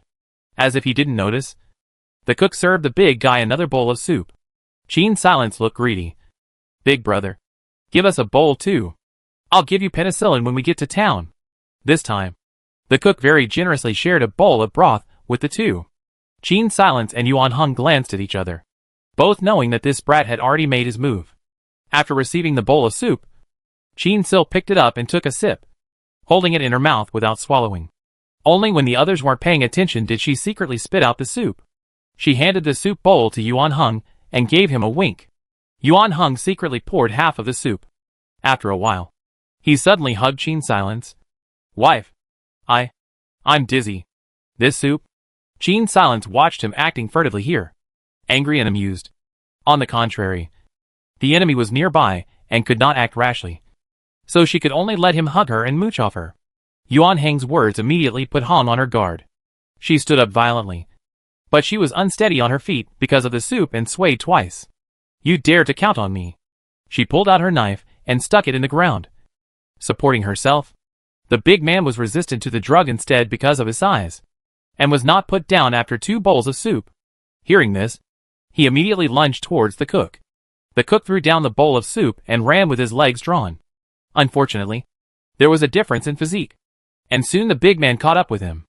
The two wrestled together. The big man punched and beat the cook to death in a few blows. However, the drug gradually began to take effect, causing everything in front of his eyes to begin to blur. At the last moment before he fainted, he saw Qin Silence slowly stand up and take the long knife from Sister Hong's hand. When he woke up again, the group of them had changed places. They were being hung from a large tree, their hands and feet trapped, dangling in midair like cocoon chrysalises.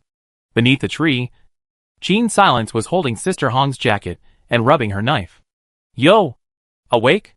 Qin Silence bared a mouthful of white teeth and looked up wistfully at the miserable state of the several people in the tree. This was certainly not done by her alone, but by some new drudge under the tree, the cook. Right now, the time was already evening, and the zombies in the wilderness were gradually becoming stupid. Qin Silence didn't intend to waste more time here, and only intended to get out of breath for a short while. Don't look at me like that. I'm so scared. Noticing that the 3 people on the tree were all looking at her with unfavorable expressions, Qin Sil patted her chest in an exaggerated manner, pointing at the swollen and bruised cook and said, I didn't do anything. He's the one who tied you all up and hung you from the tree. The cook shrank back, mentally cursing Qin Silence for being sinister. After those few people all fainted at noon today, he was pressed to the ground by Qin Silence and severely beaten up. How could he not expect that this woman's physique was actually similar to that of a big man? One punch almost sent him to the Western Paradise, with such a living king of hell right next to him. What was he told to do that he wasn't allowed to do? The cook's heart had now reacted to the flavor. This woman was using a counter trick to trick him into drugging the others. Just how vindictive the other 3 teammates were, the cook still knew. Even without Qin Silence, he had to get rid of the other few. Qin Silence was merely watching a good show. Sister Hong gouged out Qin Silence and said viciously, It's me who underestimated you. Kill me or die as you wish. Qin Silence said with a smile, I'm the most soft-hearted person. Where would I dare to kill someone with my hands? Saying that, she took away the sniper's gun, took away Sister Hong's dagger, and only left a bomb for the cook. The reason why she left this was because it could only be used once. If she and Yuan Hung were to leave, there was no need to even guess whether the cook would risk coming over to hunt them down, or whether he would rush to solve the threat to his life. After all, she and Yuan Hung are both NPCs. The following is a list of some of the most important things that you can do to help you. Qin Silence helped Yuan Hung walk away before throwing the bomb over. The old drunkard's house is full of wine bottles, so the bombs he made are not afraid of collision. What the cook should do with the bomb when he gets it, I'm sure he understands it himself. Before Qin Silence and the 2 of them could go out far, they heard a loud bang from behind them. A loud bang was heard from behind them. When she looked back, the person on the tree had already disappeared, and all that was left were a few empty ropes with some mincemeat hanging from them. The old drunkard's homemade bombs were indeed not bad in terms of power. However, a bomb for an M40 sniper gun is really a sure deal. Qin Silence and Yuan Hung failed to find the cows and sheep this time, but they found better weapons by mistake. As for that cook, Qin Silence smiled contemptuously. That weakling couldn't survive a few days in the countryside by himself. Thinking this way, Qin Silence took Yuan Hung, returned to the sewer entrance, and rang the microphone. The blacksmith didn't take long to rush over and open the gate. I've advised you guys long ago that you shouldn't venture out into the countryside. Well now, hung up, right? The blacksmith couldn't help but count his words as he looked at Qin Silence and Yuan Heng's miserable state. Soon, he realized something was wrong. Hey! I say, did you two get beaten up or beat up? Why is there an extra gun behind your back? That's a long story. In the blacksmith's residence, Qin Silence redid the bandage on Yuan Heng's wound and told the blacksmith what had happened in the meantime. Really have you? But also the engine. If there is an engine in this hellish place, it would have been robbed like crazy. Where else would it be the turn of the people outside to come and grab it? The blacksmith hemmed and hawed and laughed twice, patted the soot on his body and stood up. I'll send you two back. It's already dark. Let's go underground. On the way back, Yuan Heng hadn't said a word. The blacksmith's words reminded him. The only engine in the entire city was in his hands. And as long as he gave the engine to Qin Silence, she would be able to leave this place. Yet he had concealed this matter. Yuan Heng sidestepped a little evasively. He couldn't tell Qin Silence about this matter. He should find a chance to go over to the villa and destroy that thing, so that he would never have to dwell on this matter again. With just a few cuts, he could put an end to it forever. And Qin Silence could stay by his side forever. That way everyone couldn't leave. And Qin Sil would be able to be his wife, and live here with him for the rest of her life. Obviously it should be a time to be happy. For some reason, Yuan Heng could not smile at all. Chapter 53 Winter Theft. Before Yuan Heng made up his mind, winter came early. It was snowing outside. And after the snow stopped, the temperature plummeted. Because of the presence of the blacksmith and carpenter, Qin Silence did not lack wood and pig iron. The carpenter would regularly exchange firewood for axes, while Qin Sil would make charcoal from the excess firewood and use it to exchange metal with the blacksmith. In this way, axewood charcoal metal became a virtuous cycle. At least for heating and furniture, Qin Silence didn't have to worry about it. Plus there was a freezer for meat and a greenhouse for vegetables. Qin Silence's life could be said to be tasty. In contrast, the others didn't have it so good, because they hadn't activated the social branch. It was basically very difficult for these people to exchange things from special NPCs. In winter, they needed to keep warm. And when they went out, they needed medicines. So what the players desperately needed was fuel and medicines. Because of this, the original NPC carpenter, which was not very important in the players' hearts, became the meat and potatoes. In fact, the carpenter itself is a special NPC. Qin Silence did her own experiment at the beginning. In fact, she made an axe. Chopped down 30 arm-thick wood. Basically has been scrapped. However, the carpenter was able to easily pay her 30 pieces of wood as a reward for the axe, which meant that this NPC should have a buff that increased the fall of wood or reduced the wear and tear of the axe. For him, 30 pieces of wood for an axe, just like Qin Sil's axe for wood, is a sure thing. However, for Qin Silence, the carpenter was a simple person. However, the carpenter, who was a simple person to Qin Sil, seemed to be a crooked businessman when dealing with other players. One day, while burning charcoal in the courtyard, she heard a few passing players complaining. Since she had been having a very good winter, the players here had basically recognized her as an NPC, so they didn't pay special attention to her when they spoke. It's too black-hearted.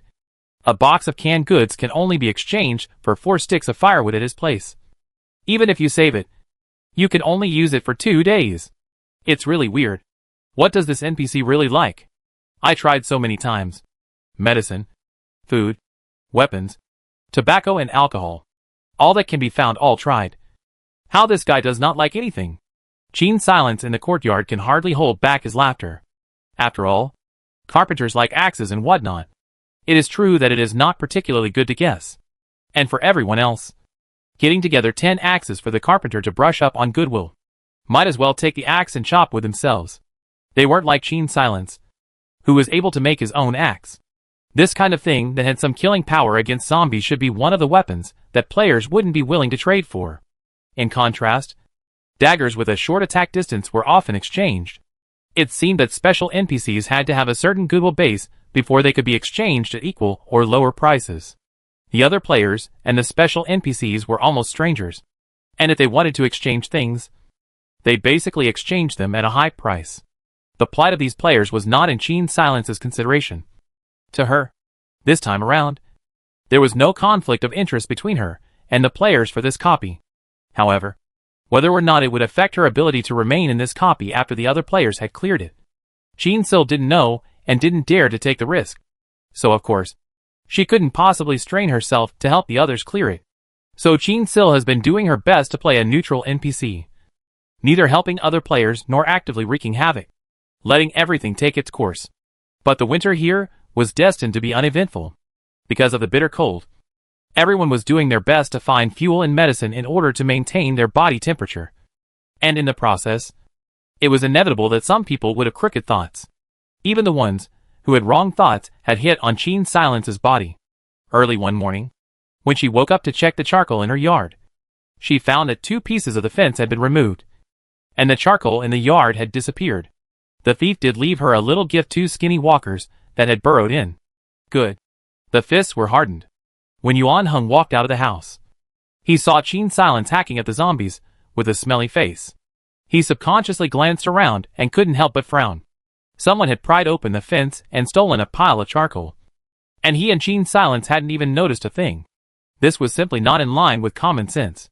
Qin Silence's heart was already about to explode with anger. Stealing from your ancestors? What kind of profession can steal things silently? And she still doesn't know? It's nothing more than a silent thief who walks without a sound. As long as there is a pair of pliers. Move more carefully. To open the fence is not difficult. But walk to the root of her window underground to steal things still not be found by her. Only thief. This profession. She wanted to see whether this guy was a player or an NPC. However, she couldn't tell if this guy would have the guts to come over and steal tonight. For the sake of this matter, she called the eagle back temporarily and secretly observed from a tree near the courtyard at night. For 3 consecutive days, the charcoal thief did not come. Just when Qin Silence wanted to put the eagle back in the freezer, a sneaky figure finally appeared. The visitor was a skinny man who acted with careful movements, but could never get rid of his lewd air. Qin Silence sneaked out through the back door of the greenhouse and wordlessly approached the man's back. The man was oblivious, still gently moving away the clay blocks on the earthen kiln, stealing charcoal from it, and moving skillfully to stuff it into his bag. Good evening. Qin Silence's voice chillingly appeared behind the thief. Ah! The thief was so scared that he almost bounced from his spot, pulling his legs out and trying to run, but was easily carried back by Yuan Heng, who was waiting on the other side. In the room, the thief faced the 2 living kings of hell, unable to cry. I won't dare to do it again. The 2 of you let me go. I'll turn around and make up for the things. I definitely won't dare to commit the offense again. Qin Silence would be damned if she believed him. This guy looked like a habitual thief, and he didn't know how many people he had stolen from. However, Qin Silence had just observed half a day behind him, and this guy's stuff was all stowed away in a broken bag. There was no system backpack at all. This meant that he was an NPC, not a player. Qin Silence shook his bundle open and found that there were quite a few things inside. Canned goods, potatoes, bandages, electronic components, combined with just this bit of charcoal missing from her. It's a good year to go back. TSK. I say, you're not pulling a lot of wool here. Qin Silence looked at these things, inexplicably still a bit affectionate. It's all forced by life, forced by life. The thief shrank in the corner, like squatting in prison. To Qin Silence honestly explained his crime. According to the thief's statement, he also has a bottom line. Only steal from people who have enough supplies. If I steal something that people need to save their lives, I'll be punished for it. The thief swore that he was a principled thief. Qin Silence was indifferent to this, but it was Yuan Heng whose eyes flashed with an indescribable light after hearing his words. Leave it to me, Yuan Heng said to Qin Silence. Qin Silence did not doubt it, and nodded before going about his business. Yuan Heng, on the other hand, picked up the thief by the neck and carried him outside. The thief was scared half to death by him. Big brother, let's talk this out. I can really return the charcoal. Don't throw me into the zombie pile. The thief yelled and struggled as if Yuan Heng had already thrown him into the pile of zombies. You should have a place to hide something.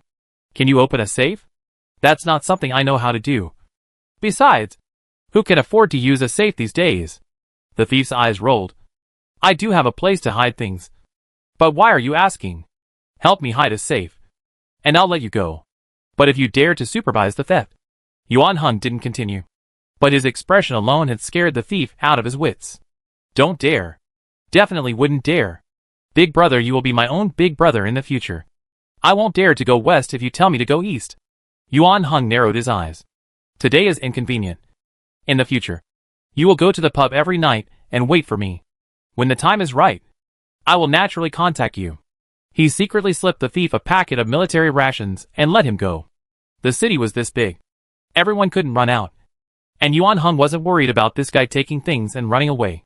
But anyone with a bit of brains wouldn't dare to explicitly offend someone like Yuan Hung, unless it is too long to live. The reason why Yuan Hung kept this thief was to let him help hide the engine. That engine had become his heart disease. On the one hand, he didn't want to personally destroy Qin Sil's hope of getting through. On the other hand, he was afraid that Qin Sil would find that engine and leave this place. Instead of being scared every day over this matter, it would be better to hand the thing over to someone else for safekeeping. Deep in his heart, he even somewhat hoped that the thief would be able to pry open the safe himself and take the engine far away. Just this way, in case he ran into other players. Yuan Hung sighed. As long as this engine still existed in this world, it seemed that he would never be able to let go of this matter. You released him? At this time, Qin Silence walked out of the front door, carrying the thief's bag in his hand. His things are still here. On the other side, the thief held a bag of military rations and ran furiously in the night. How could he not expect that he could actually escape from death today? In the post-apocalyptic world, who didn't value supplies as much as their life? Originally, he had thought that he was going to be accounted for there today, but he didn't expect that those two people were actually just scaring him. Although the things were detained, but the bag of military food in his hand also almost more than offset the loss. Just don't know what the man wants him to hide, but also have to carry his wife. The thief's eyes turned thievishly and showed a bad smile. It can't be. Something left by an old lover. Can it? TSK. Looking at the human model, I did not expect this kind of philandering carrot.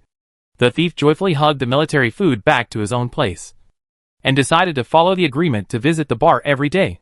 In any case, it is also a piggyback thing, and there are military rations as a reward. Do not do nothing. That female doctor is right in front. Hurry up and catch her. Damn it. What's the point of hesitating at this time? We're all going to die if we don't get the penicillin, whether she's a special NPC or not. Chase after her slowly. This bitch has a gun on her. We have to wait for her to run out of bullets before we approach.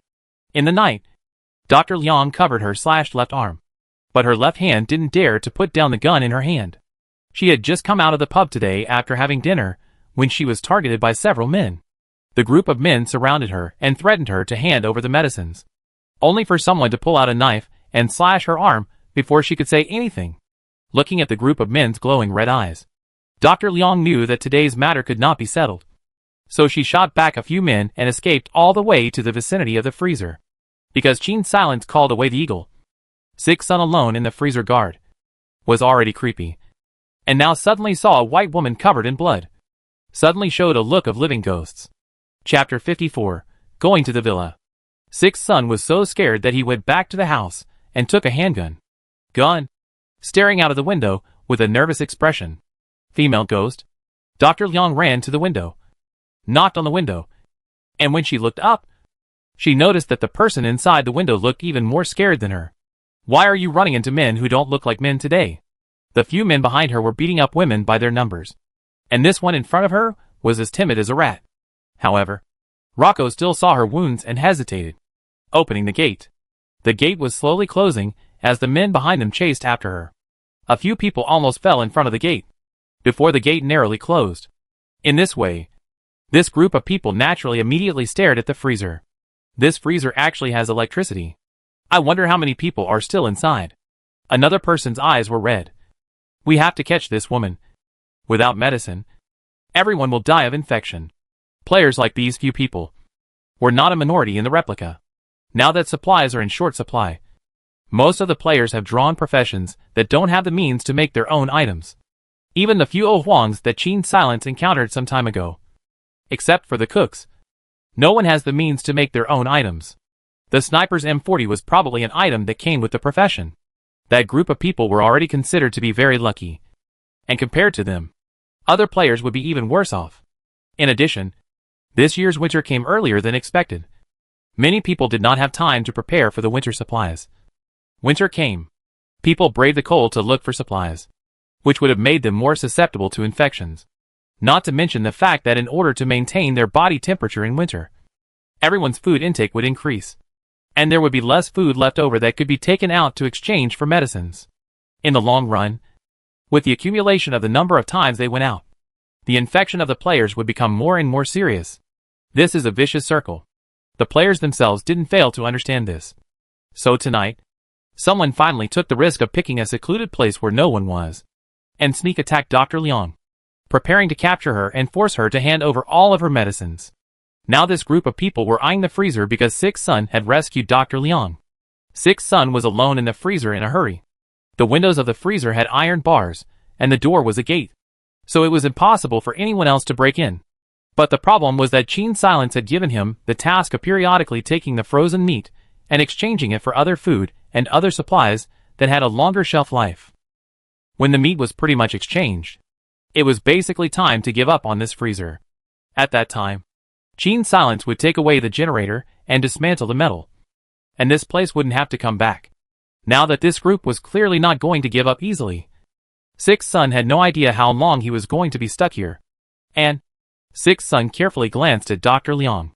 This woman couldn't be dying. Could she? Rocco moved over and probed her nostrils. Fortunately, the person was still alive. At this time, Dr. Liang opened her eyes and frowned as she took out a roll of bandages from her jacket pocket.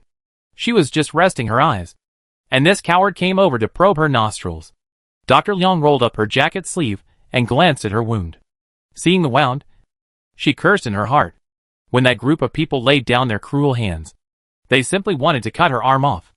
If it wasn't for her dodging a bit, this arm would have been lost. I'm afraid it was just that even after dodging a bit, her injury was still not light. A 2 to 3 centimeter deep wound ran across her arm, and if it got any deeper, she was afraid that she would have to see the bone. Dr. Liang's blood was dripping out like it didn't need any money, and as Six Sun watched from the side, he was suddenly in a state of shock. What kind of person have you offended? Six Sun looked at the glass that had been broken through the bars and wrinkled his brows. Luckily it was winter. If it was any other season, and it was too late to mend the windows, I'm afraid that the meat in the freezer would go bad. But I'm afraid that I can only go to live upstairs tonight. Otherwise, with such a cold wind, people sleeping here will only freeze to death in their sleep.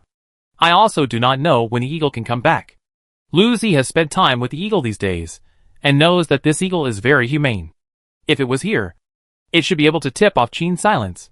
Dr. Liang huffed as she treated the wound and replied, I didn't offend them. It's them who looked at my stuff and planned to rob it. She quickly bandaged the wound and pointed to the gun in Six Sun's hand. Any extra bullets? I'll exchange it with this. With that, Dr. Liang took out a penicillin from her pocket. She, too, had a temper as a person.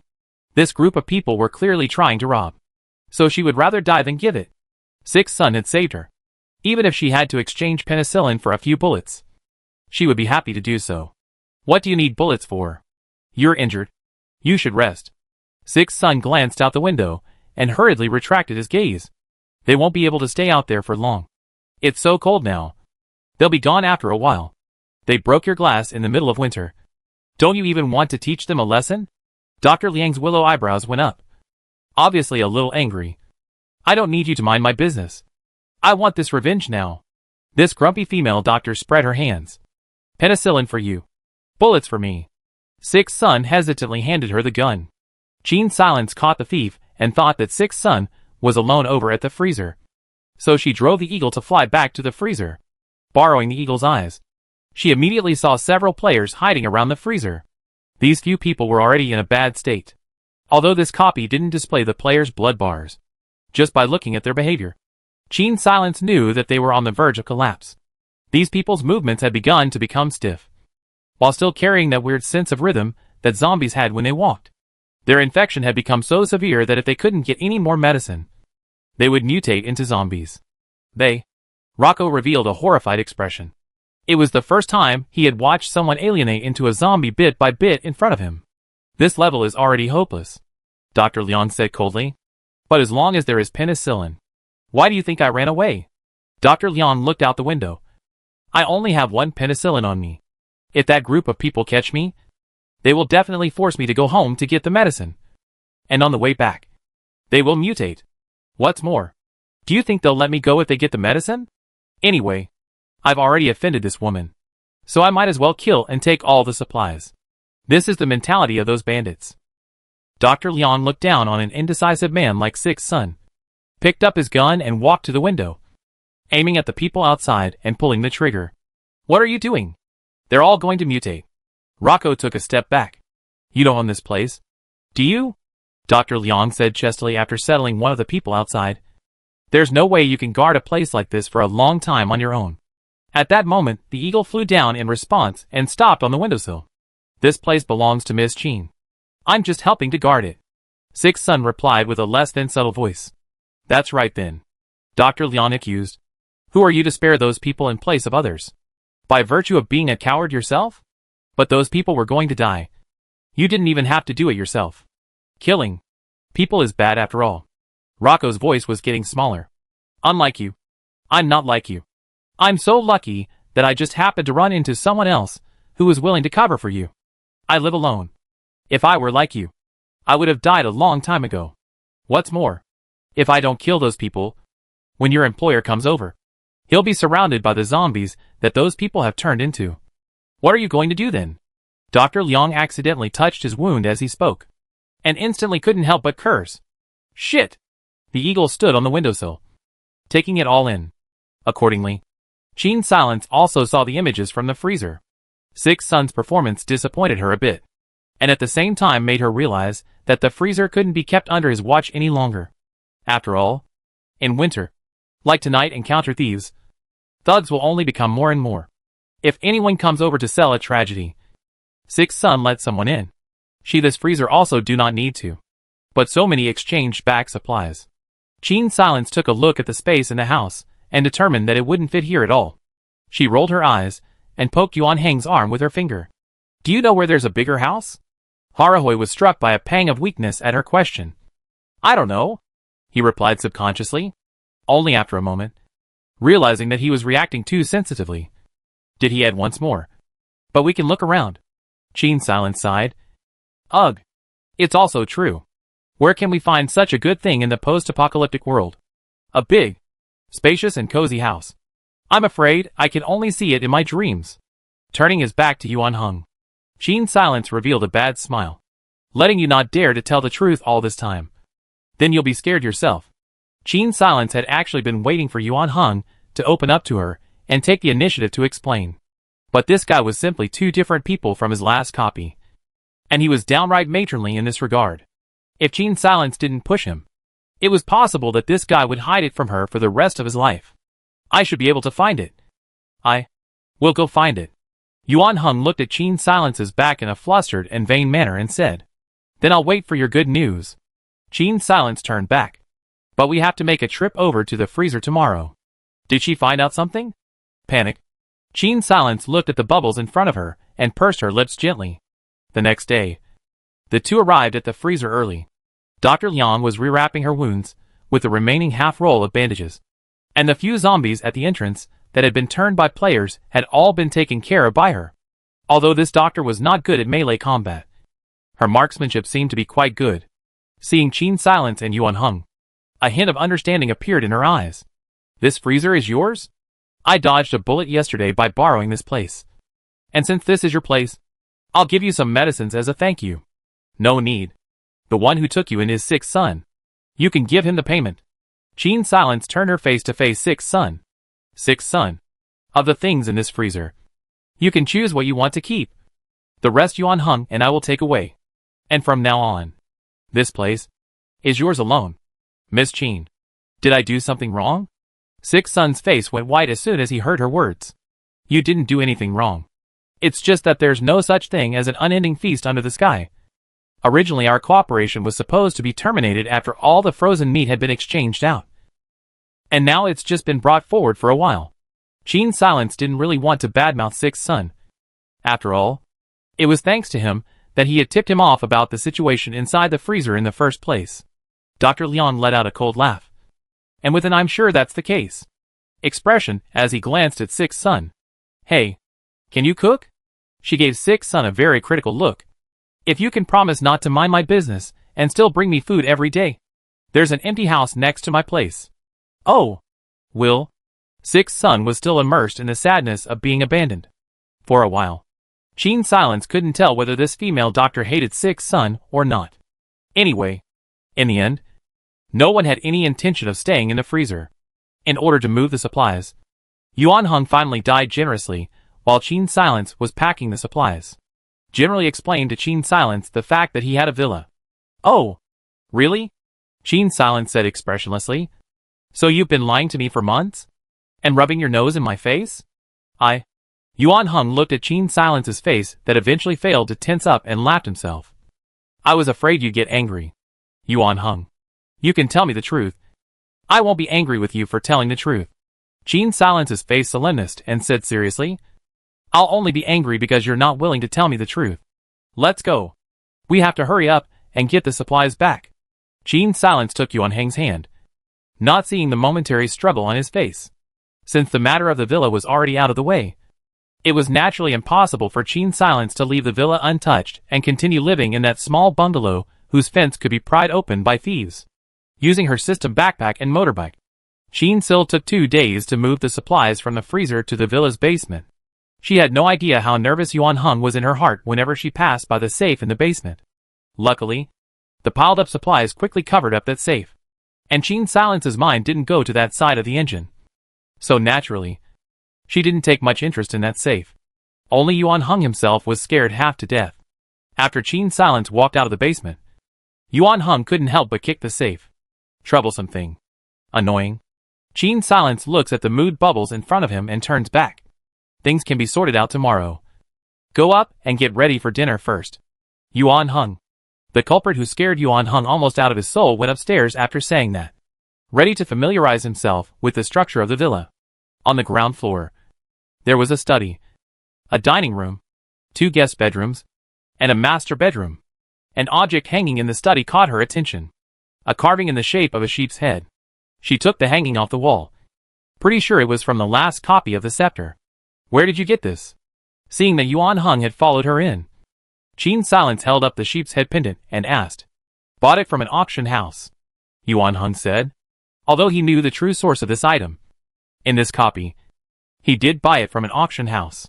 Yuan Heng also had a vague feeling in his heart that once he tried to find out the truth about this game system, his head would ache violently. Obviously, things about this thing could not be made explicit. Yuan Heng said this on his lips, but his expression was something else entirely. And Qin Sil understood at a glance that he should know something. She looked at the sheep's head and gave a bad smile in her heart. If she set the sheep's head on a huge shield, the next copy. Ahem. I wonder if Haruhoing would feel tired. Poor Yuan Heng was still thinking about the system. But he didn't know that the person standing in front of him had already set him up. The two went back to the weapons room and the potions room. What are these? Qin Silence said, pointing to those ampoules in the freezer. Those are medicines taken from the Research Institute. Yuan Heng's face was a little obscure. Research Institute? The 079 Research Institute. An unofficial invested research organization. There are more than 100 such institutes all over the world. Yuan Heng frowned. But I don't remember what I did there. All I have in my hand is a key to the warehouse. Qin Silence thoughtfully put back the pill bottle in his hand. This copy was a reality-oriented world anyways. How could someone like Yuan Heng, who could afford to live in a villa and afford to buy things at an auction house, be just a gatekeeper? Of course, she didn't suspect that Yuan Heng was lying. If Yuan Heng didn't want to tell her about the institute, he could have made up another reason. But he said he didn't remember. You have lost your memory? Qin Silence suddenly remembered that there did seem to be an inconspicuous scar on the back of Yuan Heng's head. When I just messed up, I was hit in the back of my head. I was in a daze and fled back to the villa. And after I woke up, I couldn't remember most of the things I did before. Yuan Heng's not to be messed with cool guy face showed a childlike confusion. Later I went to the institute a few more times. The protection there was especially tight, and the key was specially made. Without my key, it would be impossible for an outsider to break in hard. When I went back there, it was already empty. There were only some giant equipment that had no way of being transported, as well as these medicines. And, Haruhiro paused, and those weapons in the weapons room. Those weapons. The people from the Institute did not take them away. Qin Silence asked back with some surprise. Both she and Yuan Heng had questions about this matter. Yet Yuan Heng didn't remember anything and naturally couldn't think of a reason for someone else to leave those things behind. Giant equipment and glass bottles of medicines were indeed difficult to transport, and it was understandable that they weren't all taken away. But weapons and equipment, these things. 1 is not so occupy space. 2 is not afraid of bumping. 3 is to deal with a sharp weapon. Come to empty these things of people. Completely unnecessary to give up such a batch of weapons. Unless they deliberately left these weapons behind. And Yuan Heng's basement piled up so many fast-heating single-soldier rations, instant noodles, dehydrated vegetables. These always cannot be his own collection. Think must also come from that institute. If they didn't happen to run into something extremely dangerous, then those people must have had some other purpose for leaving these things behind. Either they were planning to come back at some point, or they were leaving the things with someone who could return to the Institute Haruhira. What exactly was Yuan Heng's identity in this copy? Without waiting for Qin Silence to think about it, noises rang out from outside. I saw those 2 carrying a lot of supplies in. All of us are starving while some people are hiding in the villa eating and drinking. It's not fair. As long as we get rid of the people in this villa, we might be able to share the supplies inside equally. Qin Silence walked to the security window and saw 2 men encouraging the others, preparing to attack the villa. The eagle made a dive and grabbed at the man who was stirring up emotions in the crowd. It was so big that its force actually made the man's feet dangle in the air and almost lifted him up. Damn! Where did that flat-furred beast come from? The other man raised his gun with a sinister look in his eyes. It just so happens that it's been a long time since I've eaten meat. Splat. In the next second, his gun fell to the ground. Ah! My hand! The man clutched his shot hand and screamed loudly. Yuan Heng stood in front of the window on the first floor with that M40. His eyes cold as he looked at the man outside the villa. The reflection of the scope made the man outside shiver. And when the others weren't paying attention, he greatly hid himself in the crowd and disappeared in no time. Because of the shock of the bullets. Although the people outside were dumbfounded, no one dared to be the first to rush up. Coupled with the fact that it was getting later and later, and the zombies were getting more and more active, this group of people gradually dispersed. However, the recent spate of accidents still gave Qin Silence a wake-up call. This copy was different from the first one. There were a lot of muckraking players here, and the environment was much harsher. In the long run, the later part of this winter would only become more and more dangerous. At the same time, similar things were happening in different parts of the city.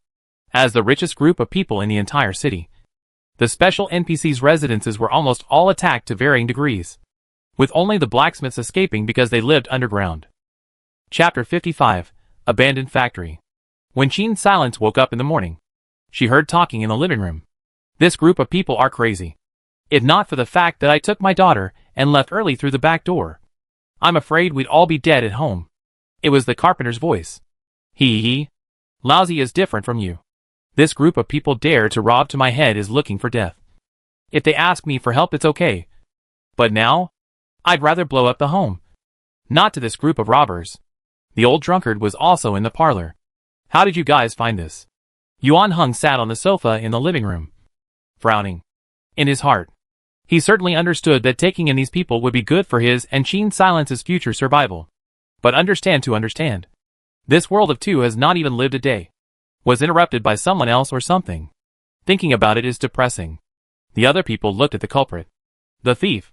When we ran to the bar, we found that the bar owner was also besieged. So we gave him a hand and helped him escape from the bar. The carpenter pointed to the thief. He was in the pub too, and told us he knew of a villa that was solid.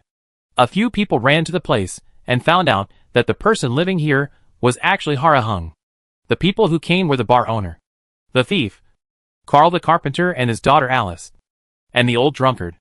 As for Dr. Liang and Rocco, the thief says they seem to have run off somewhere else. Yuan Heng guessed that they should have gone to the freezer. The environment there was not good, but it was very sturdy. No one can get in once the electric gate is activated. What's more, if Dr. Liang had left her medicines at home, the others should have no reason to keep chasing after her. In the end, these robbers were both players and NPCs. Their purpose was the supplies, and the life of the person holding the supplies was not important to them. After all, everyone had a part in this robbery, and they weren't afraid that these special NPCs would hate one of them, the blacksmith, because he lived underground. His place of residence was hardly known to anyone, and even if they did know, they understood that they couldn't take advantage of the intricate pipes. So no one was foolish enough to attack the blacksmith. Now that the men in the parlor had their dwellings destroyed, they all hoped that they would be able to get a room in the villa and continue the work they were good at. The old drunkard's machine tools for making bullets could be made again, but the raw materials for making bullets and bombs, he would have to find again. Bullets were, after all, consumables, and more was better. So Yuan Heng placed him in a guest room on the ground floor. The carpenter's usefulness naturally went without saying. The villa heating, of course, could not always rely on the generator, and lighting a fireplace in the house was a good choice.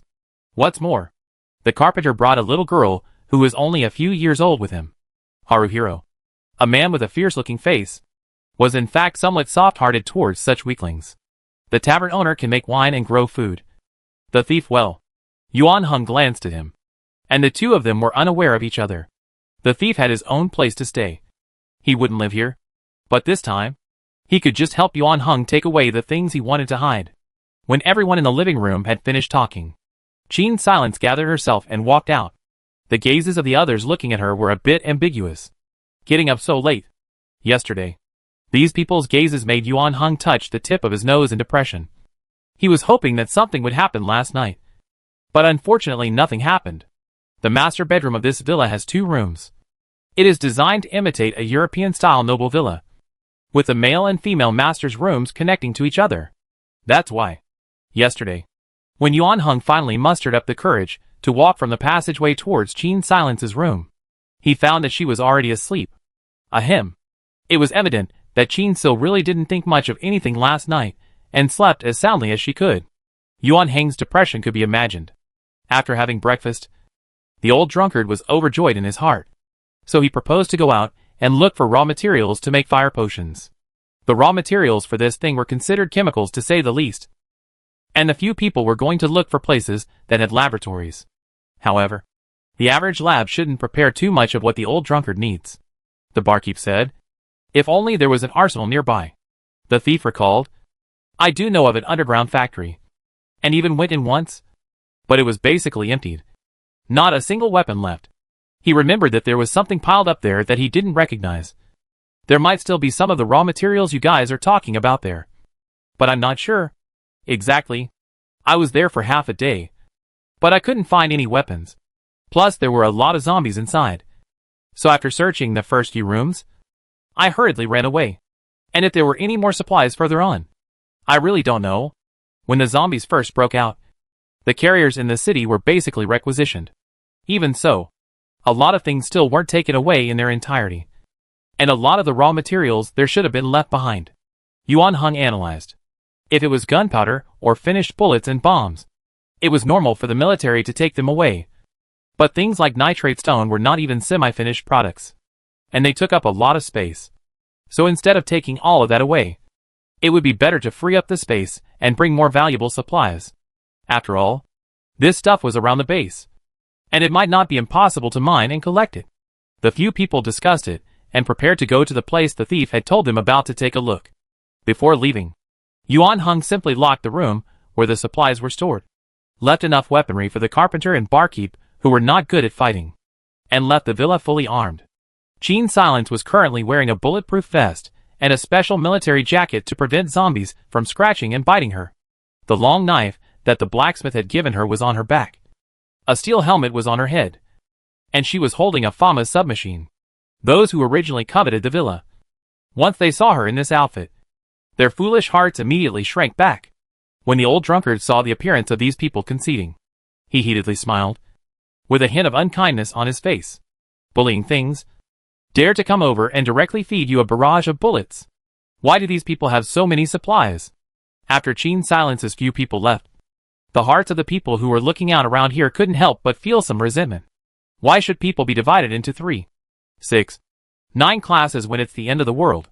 While they were suffering and freezing every day, those people in the villa could enjoy so many good things. These people had forgotten that they had robbed family after family yesterday, causing others to be displaced. Old Drunkard and these special NPCs had their own skills and connections to find a place to land again. But they were far from the only ones who were robbed yesterday. On the way to the abandoned factory, Sheen Silence saw quite a few frozen corpses. Sinful beasts. The old drunkard cursed and continued. Quite a few people were robbed yesterday. And it wasn't enough for these people to rob things. They had to kill people to vent their anger. As if other people's hoarded supplies were robbed from their mouths. Sheen Silence didn't have too many mood swings. She had long envisioned this day. Surrounded by zombies like this. Can only explore short distances. There is no way to escape from the city's desperate situation. The human psyche is not a problem. The bottom line of morality has not been pulled down to be the real strange thing. In particular, the early arrival of winter has added a touch of gray to this desperate place. Sheen Silence exhaled a breath of white air and moved her somewhat stiff fingers in order to be able to use her weapon dexterously. The gloves she was wearing only had half fingers and weren't very warm. But the only good thing about winter was probably that the zombies' limbs were stiffer, and they chased after others more slowly. Correspondingly, the shorter daylight hours of winter also reduced the time available for scavenging. The entrance to the factory was a sensor door with an internal photoelectric door that sensed the human body and could originally only be opened from the inside. Unfortunately, after the zombie siege, the power went out in most places, and this place was not immune. So the door here could be pushed open with a gentle push. For people as well as for wandering zombies. The entrance was like an underground station. Only the door was above ground. And further down was a ramp that led down a staircase to the ground floor. As soon as a few people walked in, hungry walkers ran out from inside. Probably as an instinctive reaction. These zombies also tend to stay in warmer places in winter. This was of course not because they could still appreciate cold and warmth, but because a warm place could ease the stiffness of their limbs, making it easier for them to hunt humans. Now, as soon as they smelled the smell of humans, they rushed out in a rush. There were too many zombies, so Sheen Silence didn't draw his sword, but used his FAMAs to sweep first, resolving the set of zombies that rushed at the front, and waited until a bit of space was vacated around them before he drew the long knife on his back. The old drunkard took out the zombie bait from his pocket, first luring a group of zombies down below, and then immediately dropped a bomb down. There was a loud boom, and even the wall at the entrance shook with it. Fortunately, this place was originally a factory that produced weapons, and the building itself was sturdy. If it was an ordinary residential house, I'm afraid it would have collapsed by now. The thief was startled by the old drunkard's actions. Old man, take it easy. This is indoors. I don't want to be buried with you. The old drunkard hemmed and hawed and laughed twice. Isn't this just a way to save time? Sheen Silence remembered the debuff on old drunkard, pursed her lips, and didn't say anything. The old drunkard's debuff was no wine, no happiness. A debuff that would cause his attacks to have a 30% chance of missing. And of course, he didn't like to use his gun to hit the zombies one by one. Still, she voiced a reminder. Don't do that when you get inside. The old drunk nodded his head in agreement and reluctantly picked up his gun. It was at this time that Sheen Silence realized that one of his hands seemed to have a bit of a problem. As the few people cleared the zombies and continued onwards, she and Yuan Hung lagged 2 steps behind. He should have been seriously injured before leaving behind aftereffects. Yuan Hung whispered. Sheen Silence sighed. The old drunkard's career description also mentioned that he had done many thrilling things when he was young. Such a person ended up drinking heavily every day. It may be because of a serious injury in his youth that he could no longer continue his dream. So he would drink to ease his sorrows. A later scene confirms this. The old drunkard appeared to be very experienced in combat, but the index finger of his left hand would twitch from time to time and not obey. If not for this fatal weakness, Sheen Silence suspected that none of those who robbed him yesterday would have survived, though most of them were still blown away by the old drunkard's bombs. With their weapons, the few people quickly broke through the first few rooms and began to make their way inside. As the zombies were wandering aimlessly, the further away from the entrance, the more sparse they became. After skimming past the places where the clerks and administrators worked, and passing through the canteen and kitchen, The zombies became sparse further on. Qin Silence and Yuan Heng grouped together. The old drunkard and the thief piece. 2 by 2. Separated and searched in different rooms. What's this? While rummaging through a filing cabinet, Qin Silence looked at the text on it and couldn't help but ask. There were many complicated watermarks and steel seals on the document. And there was also a long string of numbers on it. So I'm afraid that if one didn't know the inside story, they wouldn't know what it was. However, a pattern on it caught Qin Silence's attention. It was a piece of unspun DNA. Chapter 56, Experimental Records.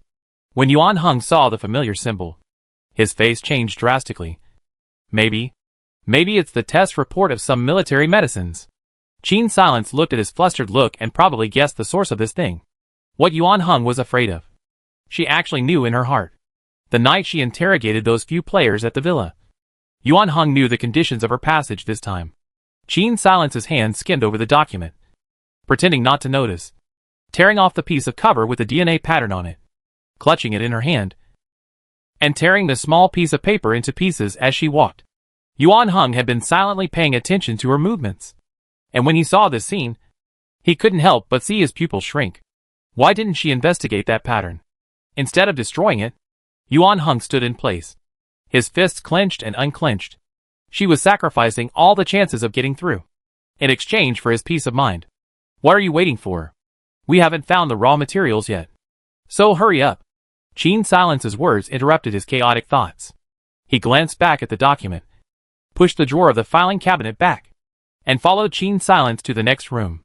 Only when he left, in his hand hidden behind his back, there was one more document.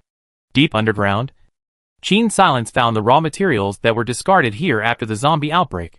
Several people filled up several military rucksacks before leaving this abandoned underground factory, heading towards the direction of the villa. I want to go to the freezer to see if Sixth Son and the others are there. Halfway, Yuan Heng said to Qin Silence. Qin Silence? Since when are you so close to Sixth Son? Qin Silence glanced at Yuan Heng suspiciously. On second thought, the NPCs in the villa were all about to get together. But there was a doctor. Yuan Heng might have gone to look for Dr. Liang. So she nodded. Go. By the way, see how Dr. Liang is doing. She encountered robbers 2 days in a row. Also unlucky enough. After Qin Silence finished speaking, she led the others away, not noticing that Yuan Heng's footsteps paused for a moment when she heard the phrase Dr. Liang. He didn't notice that Yuan Heng's footsteps paused when he heard the phrase Dr. Liang. The freezer. Dr. Liang looked at the documents Yuan Heng had brought over with a serious face, and read them back and forth twice before finally raising her head and asking Yuan Heng, "Where did you get this?" Her slender eyebrows knitted together, her face turning red with anger. An underground factory. Haruhiro's heart sank a little. It was surprising that there really was a document from the Institute left here. Both this document and that engine in the basement were like a knife hanging over his head. At the same time, they were also like a mirror. And whenever he thought of them, Haruhiro spat on his own selfishness. He had let him take these things to Qin Silence and give her hope of getting through. There was another voice in the dark corners of his heart, fiercely stopping him. He simply couldn't let Qin Silence leave. Rather than letting her leave, the inner torment was less painful. Yuan Heng stretched out his hand. You've finished reading the document. What exactly is this thing? Do you know? Dr. Liang slammed the document on the table. Of course I know. Even if I didn't know before. After experiencing the bullshit apocalypse, it's time for me to see what the hell this is. This is the experimental record of the zombie virus. Rocco drew a cold breath beside him. You mean those monsters out there? They're artificially created? 80% of the time. Which ambitious person played it off? I see that the beginning of this document says that the original purpose of researching this thing is to modify human genes, so that all humans are immune to cancer. Now well, zombies are indeed not afraid of cancer. But it's a pity that they're not considered human anymore for a long time. Dr. Liang said without a trace of anger. These people are just idle. How can cancer be attacked so easily? Is there no other way? Sixth Son asked the deepest question in Yuan Heng's heart. Dr. Liang's hand knocked twice on the desktop. What's the solution? So many research institutes have failed to solve the problem. And I, a doctor running a clinic, can solve it? She tossed the document back to Yuan Heng. This document of yours only records up to February last year. At that time, the zombies were still only a small outbreak. Everyone thought that it was these people who had rabies. No one even suspected on the zombies. So this document shouldn't be much of a reference unless you can find the records behind it. Speaking of this, Dr. Leon sighed. But even if you find them all, I guess they won't be of much use. It's impossible for me, an ordinary doctor, to research anything. Sixth Son collapsed his shoulders and lost beside him. On the contrary, Haruhiro secretly sighed in relief. Even if we have the antidote, what's the point?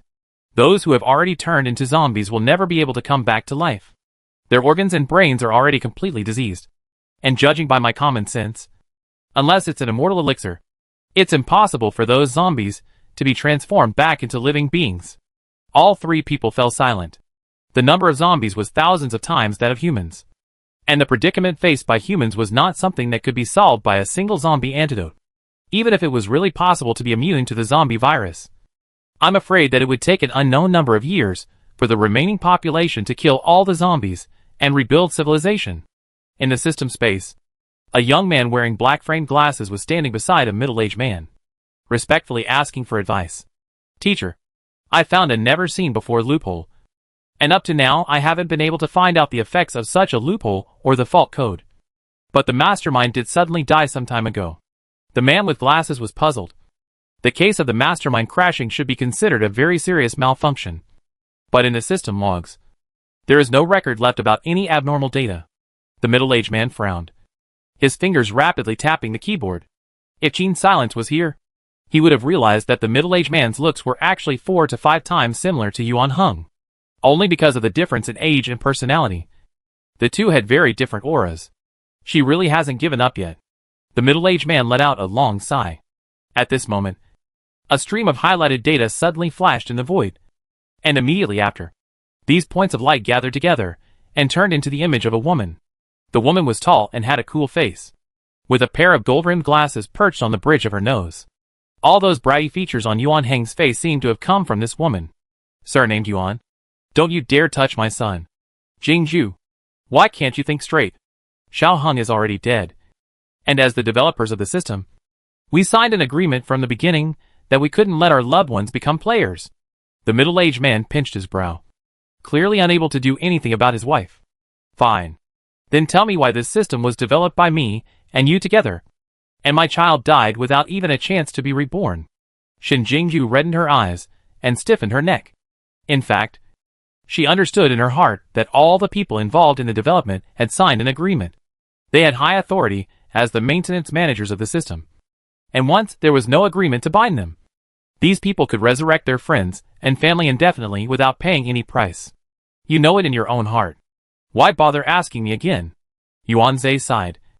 I thought you forgave me before you wanted to go traveling with me. But it turns out that you had other arrangements while I was away. If it wasn't for you, Xiao Heng wouldn't have died. My child hasn't even married and had a child yet. He hasn't even been able to live a quarter of his life before he suddenly died. Harazawa, you're his father. Aren't you sad at all? We signed an agreement. Once we are found out, you and I will both be disciplined, and may even be secretly executed. Harazawa squatted on the ground and covered his face in despair. The man with glasses immediately covered his mouth and said vaguely, I won't say anything. Teacher. Shin Jingju raised his chin. Don't worry. How dare I implicate you? Xiao Heng's data was hidden, and now he's just a special NPC. It's not against the rules. You think I don't know what you're up to? I know you too well. At your level, leaving a key for hidden data is very easy. You have no idea how terrible this would be for Young. Harazawa stood up and paced back and forth. Suddenly, he rushed over to the console and pulled up the additional terms of the agreement. See for yourself. How harsh is this for him? You sent him in there to suffer. I read it long ago. Shin Jingju said calmly. I just want my son to have a chance to live. And if he doesn't end up surviving, I have no complaints. The couple each separated and left in a huff, leaving the man with the glasses alone, standing in front of the console, staring at the files on the screen, pondering. Cannot return to current. Will fully awakening required. Difficulty geometrically increased. The young man's glasses reflected the blue light of the screen. He hesitated for a long moment and added a very insignificant statement to the code he was responsible for. Everything that happened in the system space was of course unknown to Qin Silence and Yuan Heng. The two of them were currently sitting in front of the fireplace, boredly watching the old drunkard rubbing the bullets. Bullets. Of course, bullets weren't rubbed out by hand. But that was just a playful term used by Qin Silence. Because of his social branch, Qin Silence was able to speak well in front of several NPCs. In this way, the tavern owner would be in charge of growing and cooking the food, while also providing the old drunkard with spirits. In turn, the old drunkard would provide everyone with ammunition and zombie bait. The carpenter would provide wood and repair the fence. Qin Silence provides axes and goes out exploring with Yuan Heng during the day. The entire villa was basically in a state of self-sufficiency. The flow of time in the system space and in the replica is not quite the same. A few minutes of dialogue between those few people in the system space, and several days have already passed in the replica. Right now is the coldest time of winter, because there is no more human interference. This year's winter is exceptionally cold. These days the temperature at night, there is minus 30 degrees, can be said to be dripping into ice. Qin Silence glanced at the dark window, and then at Yuan Heng, wanting to speak. These past few days, Yuan Heng had been absent-minded, but whenever she was about to ask, the man had another evasive attitude. When they went out scavenging recently, it was all without a hitch, and nothing strange had happened. If she had to say, the strangest thing might be that document. When Qin Silence and the old drunk went to get the raw materials for the second time, they had sidetracked him, and went to the filing cabinet to peek at it themselves. That document was gone. It was only possible that Yuan Heng had taken it. Qin Silence himself actually didn't hold out much hope of finding a solution to the virus. This was different from the last copy. Qin Silence hadn't drawn a career in medicine on the one hand, and on the other hand, she herself didn't have the corresponding knowledge. She didn't think that the zombie virus was the kind of thing that could be solved with a casual investigation. Otherwise, were the scientists here freeloaders? Even if she really wanted to go, she would have chosen the route of looking for the engine. However, since she had already made up her mind to accompany Yuan Heng through a copy, she naturally wouldn't hesitate. Being indecisive was not her character. It was just that Yuan Heng didn't seem to understand this. The clock ticked to 10 o'clock in the evening, and Qin Silence looked up at the time and stood up with a yawn, feigning sleepiness. Let's get busy today. We'll talk about anything tomorrow. With that, she went into her bedroom. Haruhiro returned to his senses, and also went into the other room of the master bedroom. He had just taken off his shirt when he heard a rustling sound in the room. The sound was coming from the passageway side. He looked at himself as he was now, and was a bit overwhelmed by the reaction. Should he just leave it like this? Or should he put his pajamas on? Before he could finish considering, Qin Silence had already walked in. She glanced at someone's figure and her eyes turned to the ceiling. I have something to say to you. I know you took that document. Yuan Heng. As soon as Qin Silence said those words, Haruhiro's face turned pale. You know all about it. His eyes went gray. I will stay by your side. Qin Silence faced him and tilted her head to look earnestly at his face. So don't be afraid anymore. I will accompany you for the rest of your life. I won't leave you behind again. Yuan Heng. Are you telling the truth?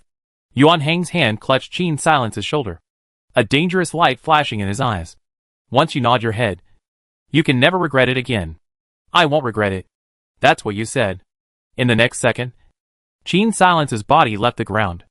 At 10:30, the old drunkard sat in the living room, packing up the bullets he hadn't finished yet, and muttering, Can you leave an old thing like me a way out?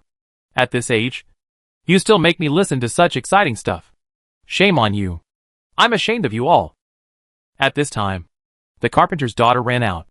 Was the old drunkard a hand covered the ears, pulling the carrot-like carry her to the carpenter's room. You children are not allowed to listen to such things. The little girl was blindfolded. There's a fight. Uncle and Auntie are fighting in the house. A goblin fight is more like it. The old drunkard handed the little girl over to the carpenter. Keep an eye on your daughter. Don't blame me if she learns something bad later. After saying that, he cursed and left, leaving the carpenter confused. Why did the old drunkard drive you back? His daughter, who was still eating out of hand, blinked and said innocently, I don't know. No one paid any attention to what could be faintly heard in the parlor. The night, still long. The next day, Qin Silence, who had just woken up, remembered what happened last night and couldn't help but grab the quilt and cover her face. A certain person was rather gorgeous, humming an unknown tune as he stood by the bedside to get dressed. Yuan Hung tidied himself up before pulling Qin Silence's quilt open a crack. "You're resting at home today. Are you hungry?" After saying that, he even kissed Qin Silence on her forehead. "Not hungry." Qin Silence gripped the quilt and muffled her voice. As a result, his stomach indisputably gurgled at this time. Rattled, Yuan Hung smiled lowly. "I'll go prepare breakfast." After he left, Qin Silence hurriedly revealed her head and let out a long breath of relief.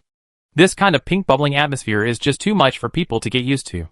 During the day that day, for some unspeakable reason, Qin Silence did not go out.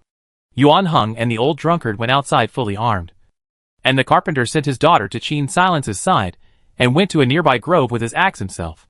The tavern owner stayed alone in the basement brewing wine, and there was only Qin Silence and the carpenter's daughter upstairs. More than an hour after Yuan Hung and the others left, Qin Silence had wanted to take the little girl to catch up on her sleep when she heard someone ringing the electric bell outside. She went to the door to take a look and found that it was the thief who had gone to the factory with them earlier. "I saw people from the army. They should be from the survivor base." As soon as they entered the villa, the thief told Qin Silence about this. The tavern owner had just gone to check the temperature of the brewer, and happened to come out at this moment. "They've all abandoned this place for who knows how long. How could they suddenly come back?" The thief looked at Qin Silence and then at the tavern owner, wondering. "I say, why don't you all look too happy? The base army is here. We can buy them off and take their car to the base. Once we enter the base, we'll be safe." The tavern owner sighed. "There's no such cheap thing. The city had been abandoned for almost a year, and at this time, the army people came back. Could it be to save the people? Just thinking about it, I knew it couldn't be." "What were they doing when you saw them?" Qin Silence asked. "They drove to a place that's probably a secret base." The thief casually waved his hand. "Anyway, that place I have never been inside. That lock is complicated. A commoner like me has never seen it, let alone open it.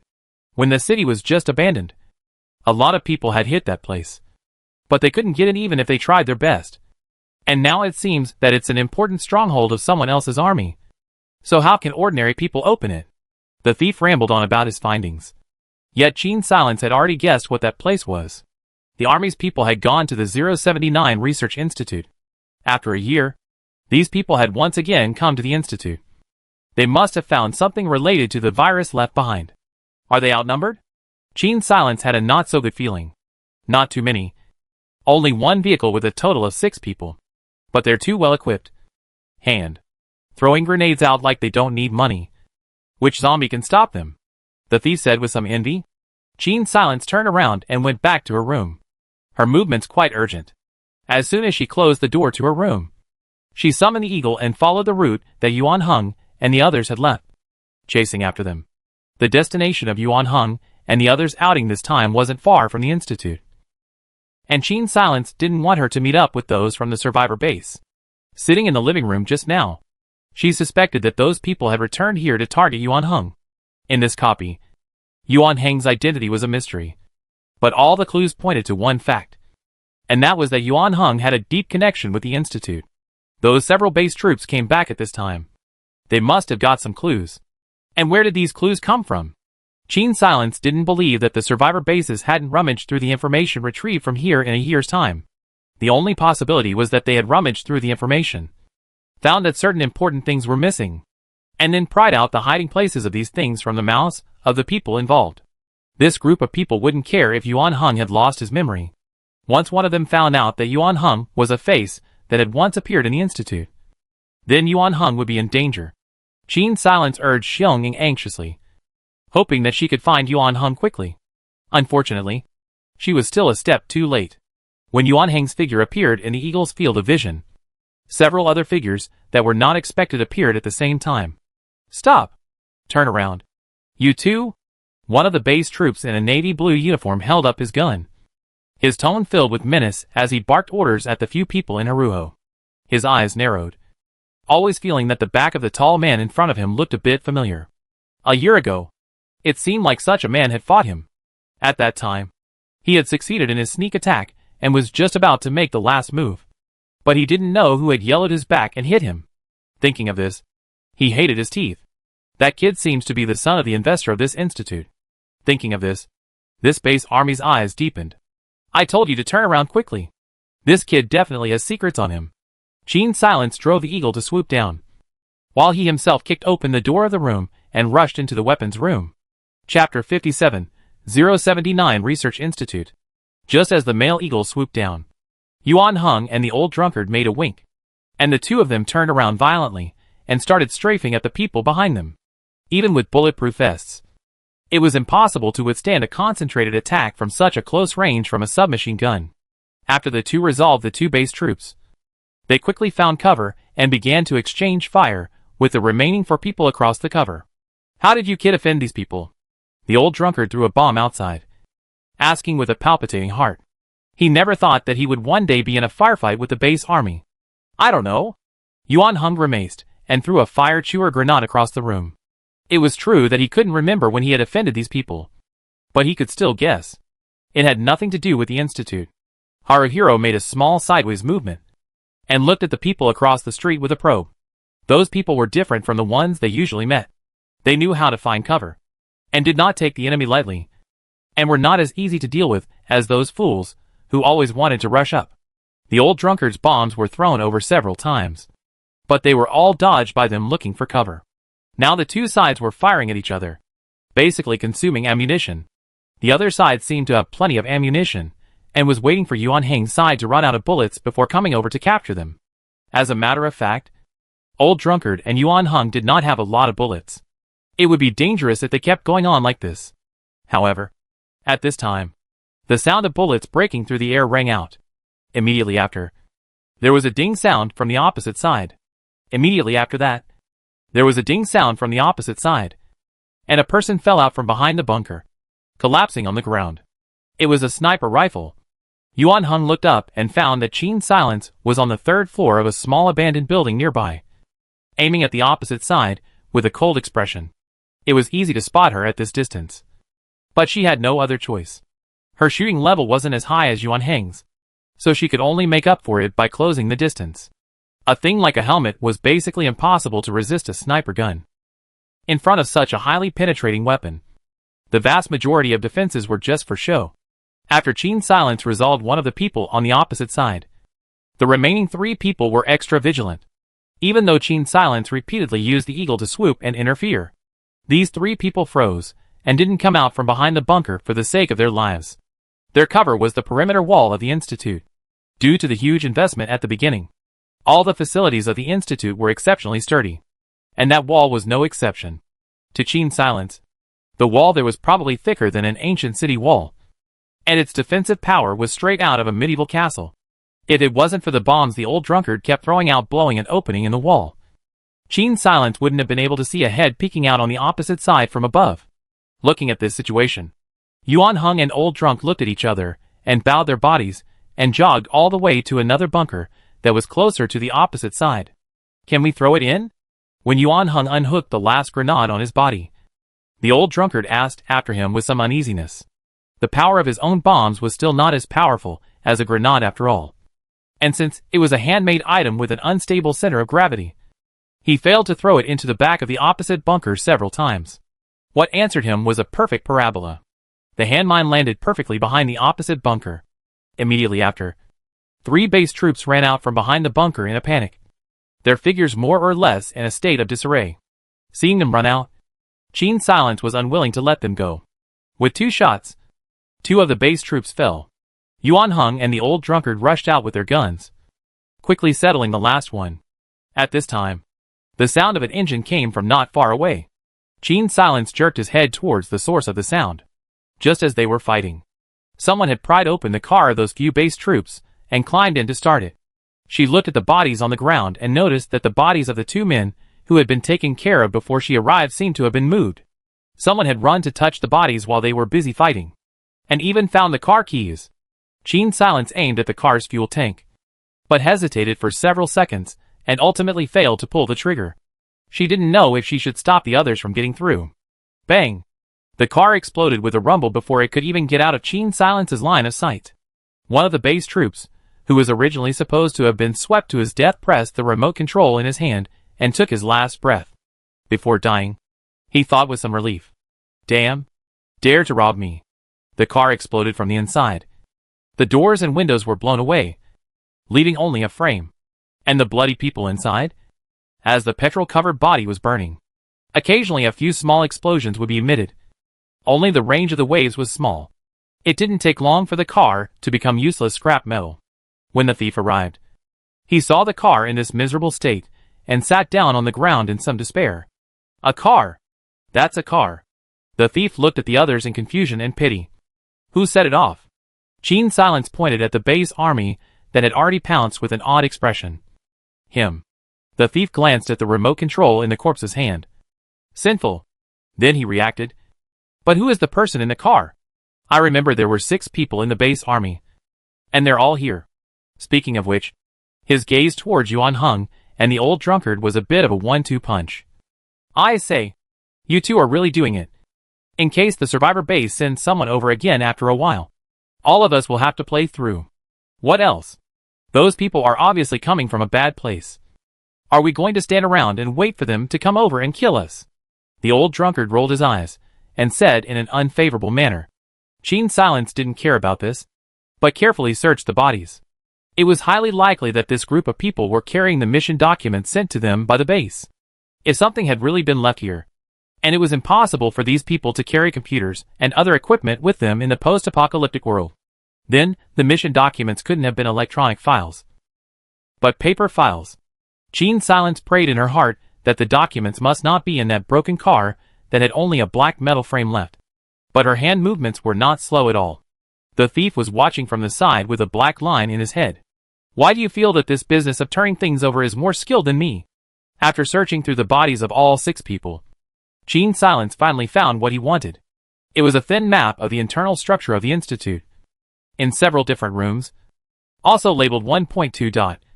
But it didn't say what exactly was there. Gene Silence put the map away in his system backpack. Since it was merely a piece of paper, neither the old drunk nor the thief cared about it except for Yuan Hung. The few people brought back to the villa all the things they had recovered from the corpse. Although the harvest was not small, everyone's faces did not look joyful. Instead, they were worried. They had killed the people on the base side. If the base army had an important mission this time, then before too long, they should still send more people over. Before this, the thief was definitely happy in his heart. But after discovering the purpose of the base army, he was not so happy. He was in the same boat as Yuan Hung and the others. And those people were clearly trying to capture Yuan Hung. Even if he didn't know exactly what those people were trying to do by capturing Yuan Hung, he knew that it was definitely not a good thing. Standing as they and the base army had already naturally stood in a hostile position, the more people from the base army came, the more dangerous they were instead. No matter who the person who took the initiative to provoke was, the base army would definitely not reason with them for their own purposes and majesty. In front of the fireplace, the thief smacked his lips twice with slight regret. Alas, I originally thought that the base was some kind of good place. But now that I think about it, what kind of good place can a place that is taken over by such people who kill civilians it will be? Yuan Hung remembered the engine in the basement. Maybe we should get out of here, because of the poor condition of the roads after the end of the world, and because there were often zombies in the way. The distance a car could travel in a day was very limited, and it would take a conservative estimate of a week to travel from the bay side to the city.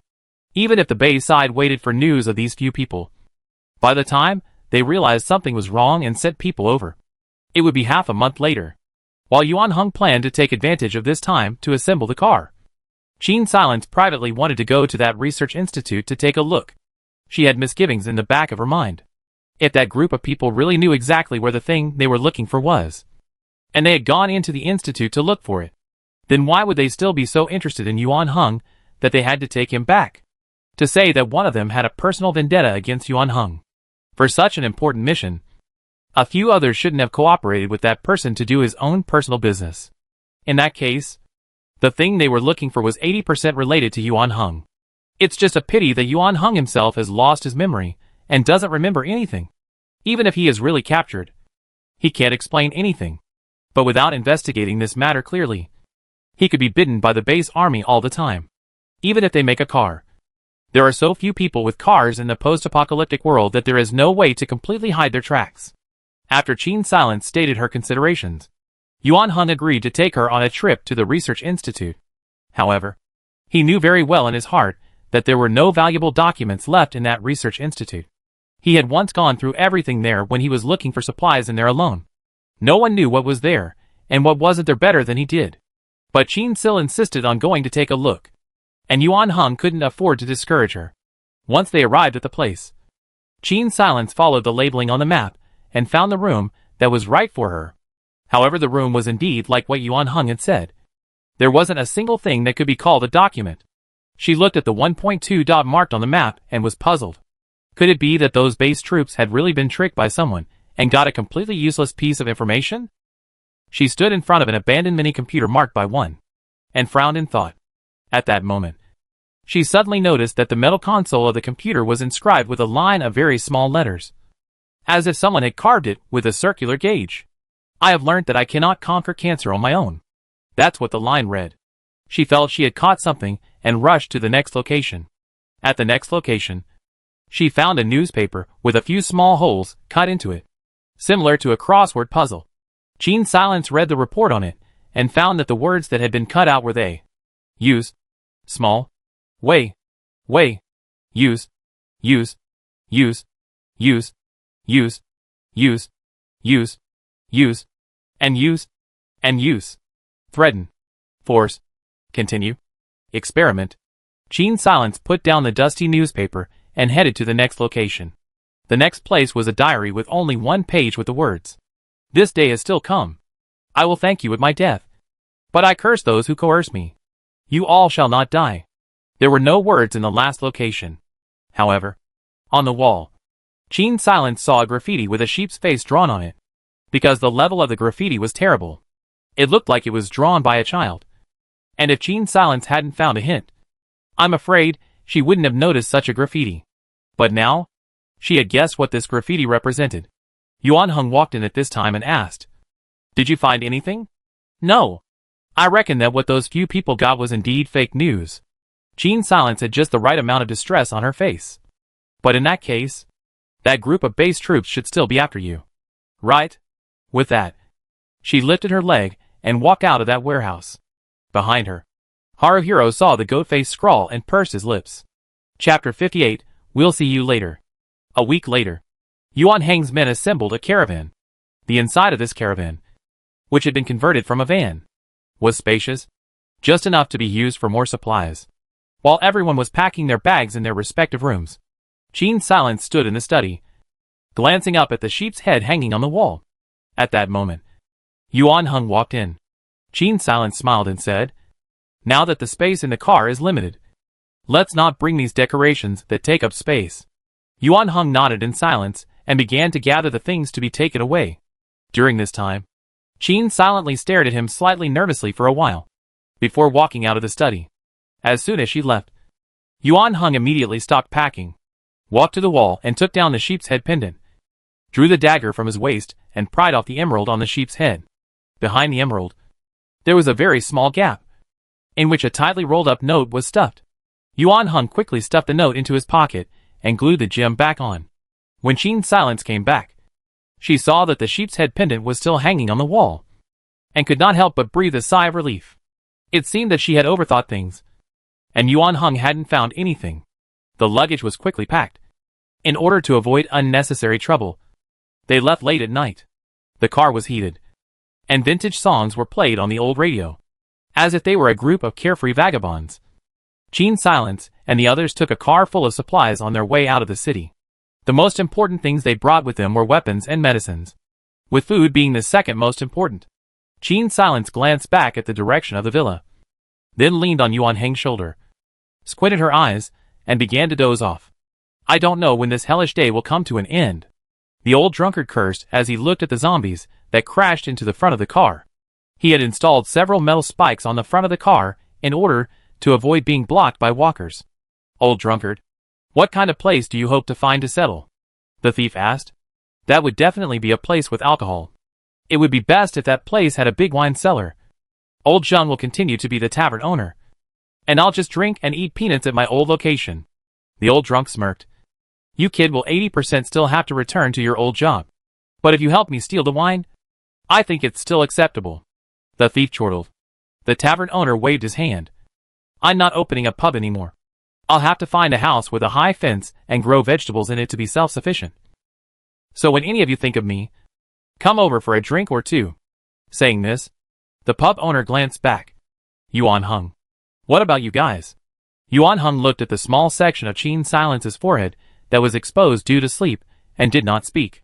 In the early morning, the car drove to a neighboring town. The group of people got out of the car and prepared to find a place and cook a hot meal to eat. While the others were busy, Yuan Hung took out the note from his pocket. The note, because it was rolled up tightly, was actually not small in area when it was unfolded. The content on it was a formula for a special effect medicine. At the bottom of the note was a sentence. Little Hung, father's sins will be ended by you. Combined with everything that had happened before. What did Haruhiro not understand? His identity in this copy was the son of a researcher and investor in the 079 Research Institute. The formula of this piece of paper was the way to make the zombie virus completely extinct amongst humans. There was another note in his hand that Qin Silence had secretly placed in her study before she left the villa. She shouldn't have imagined that Yuan Hung had taken it. The note read, "What you want is in the sheep's head charm. So don't bother Yuan Hung anymore." From start to finish, Qin Silence knew everything. She knew exactly how to get through. And she also knew what she was giving up. Triple the reward. 15 years of life. The penalty of deducting 30% of the attribute ceiling.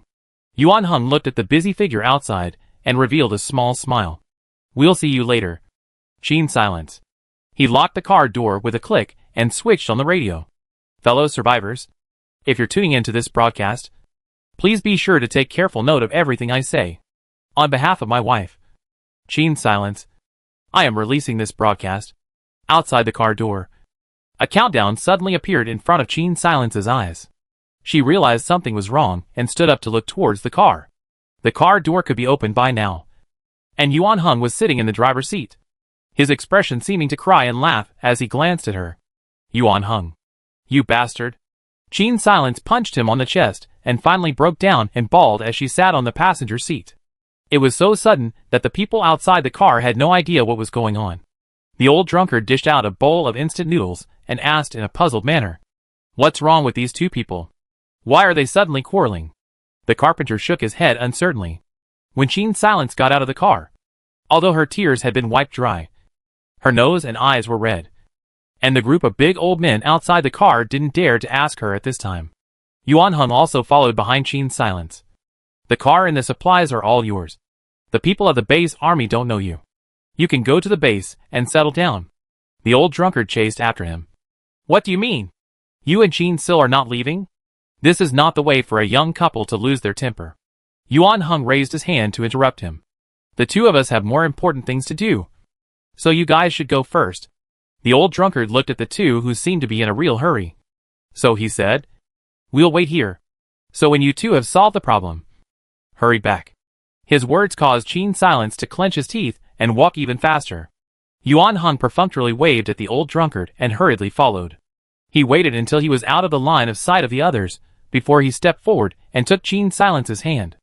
Unsurprisingly, his hand was immediately shrugged off. Yuan Hung once again put his hand out, persevering to pull Qin Silence's hand. How much longer? Finally, Qin Sil didn't shrug it off anymore, and Yuan Hung pulled her tightly, inquiring, "It has nothing to do with you," Qin Sil said without any good humor.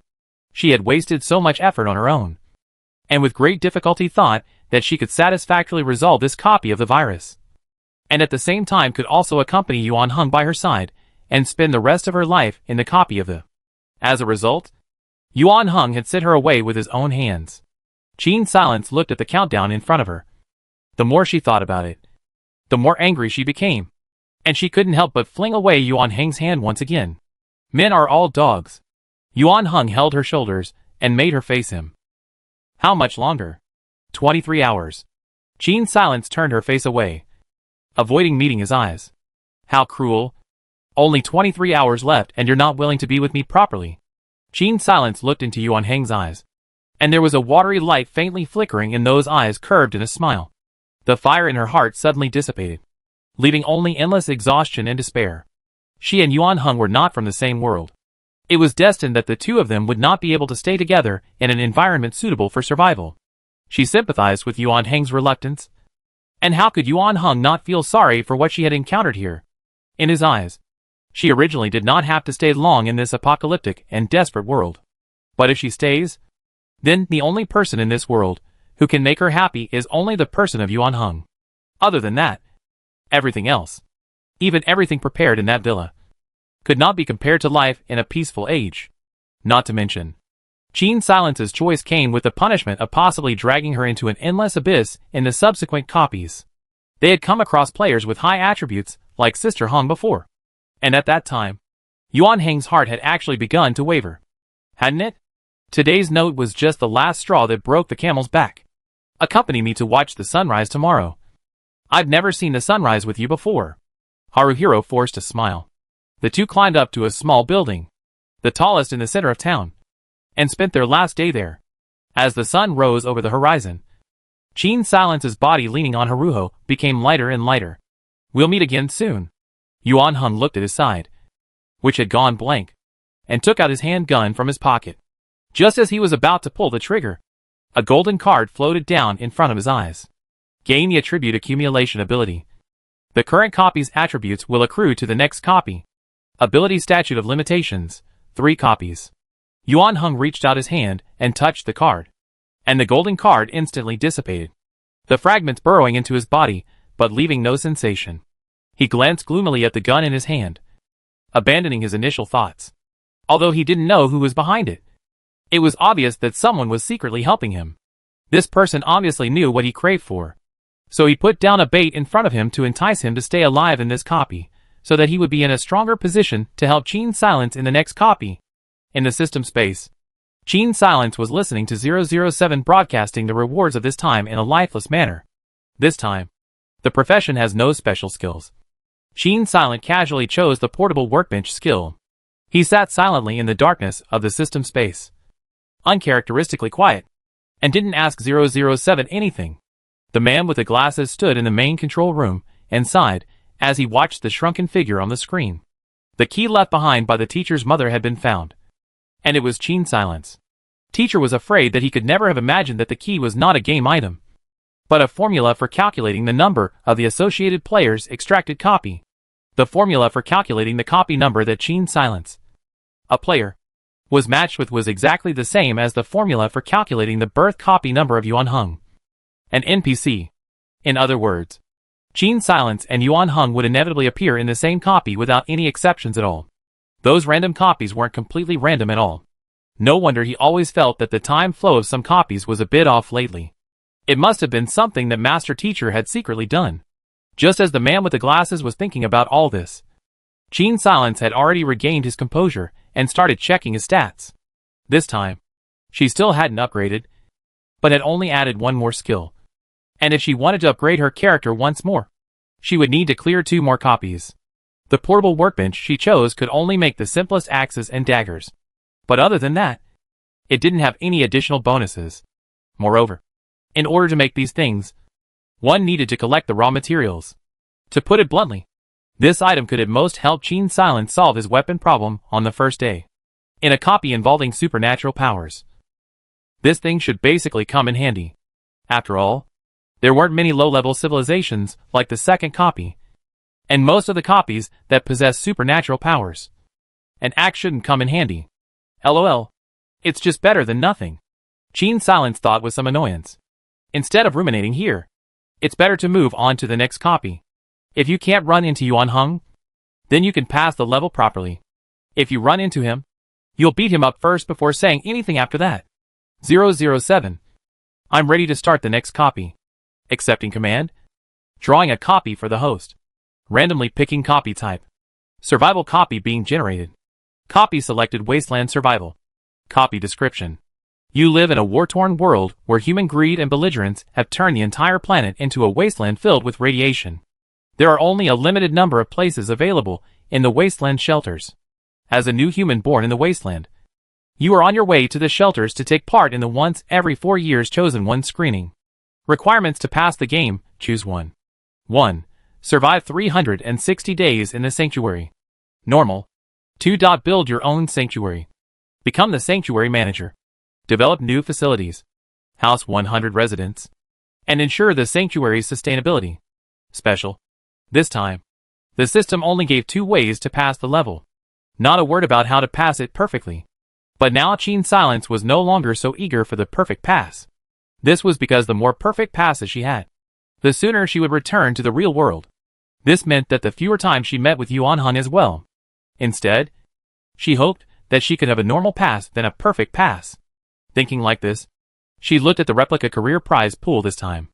Chapter 59, The Lucky One. In this copy, there were a lot of purple professions, occupying almost 1/10 of the prize pool. And there was even the only gold profession. Because of curiosity, Qin Silence didn't prioritize the special professions this time, and instead clicked on the introduction card for the golden legendary profession. Chosen Son, you are the favorite of the heavens. Born with everything that others can only dream of. Buff. +3 to all initial attributes. Birth point near shelter 001. All shelter numbers are ranked according to their overall strength. Debuff, none. Qin Silence. I'm sure this is indeed the chosen one. It was the first time she had seen a profession with no debuffs. There wasn't enough time left to read all the special professions. So Qin Silence only glanced at the names of the special professions. They were Genius Apothecary, Administrator, Adventure King, Beast Tamer, and Mechanical Maniac. Qin Silence looked at the names of these professions and clicked on Extract Profession. Occupation extraction is in progress.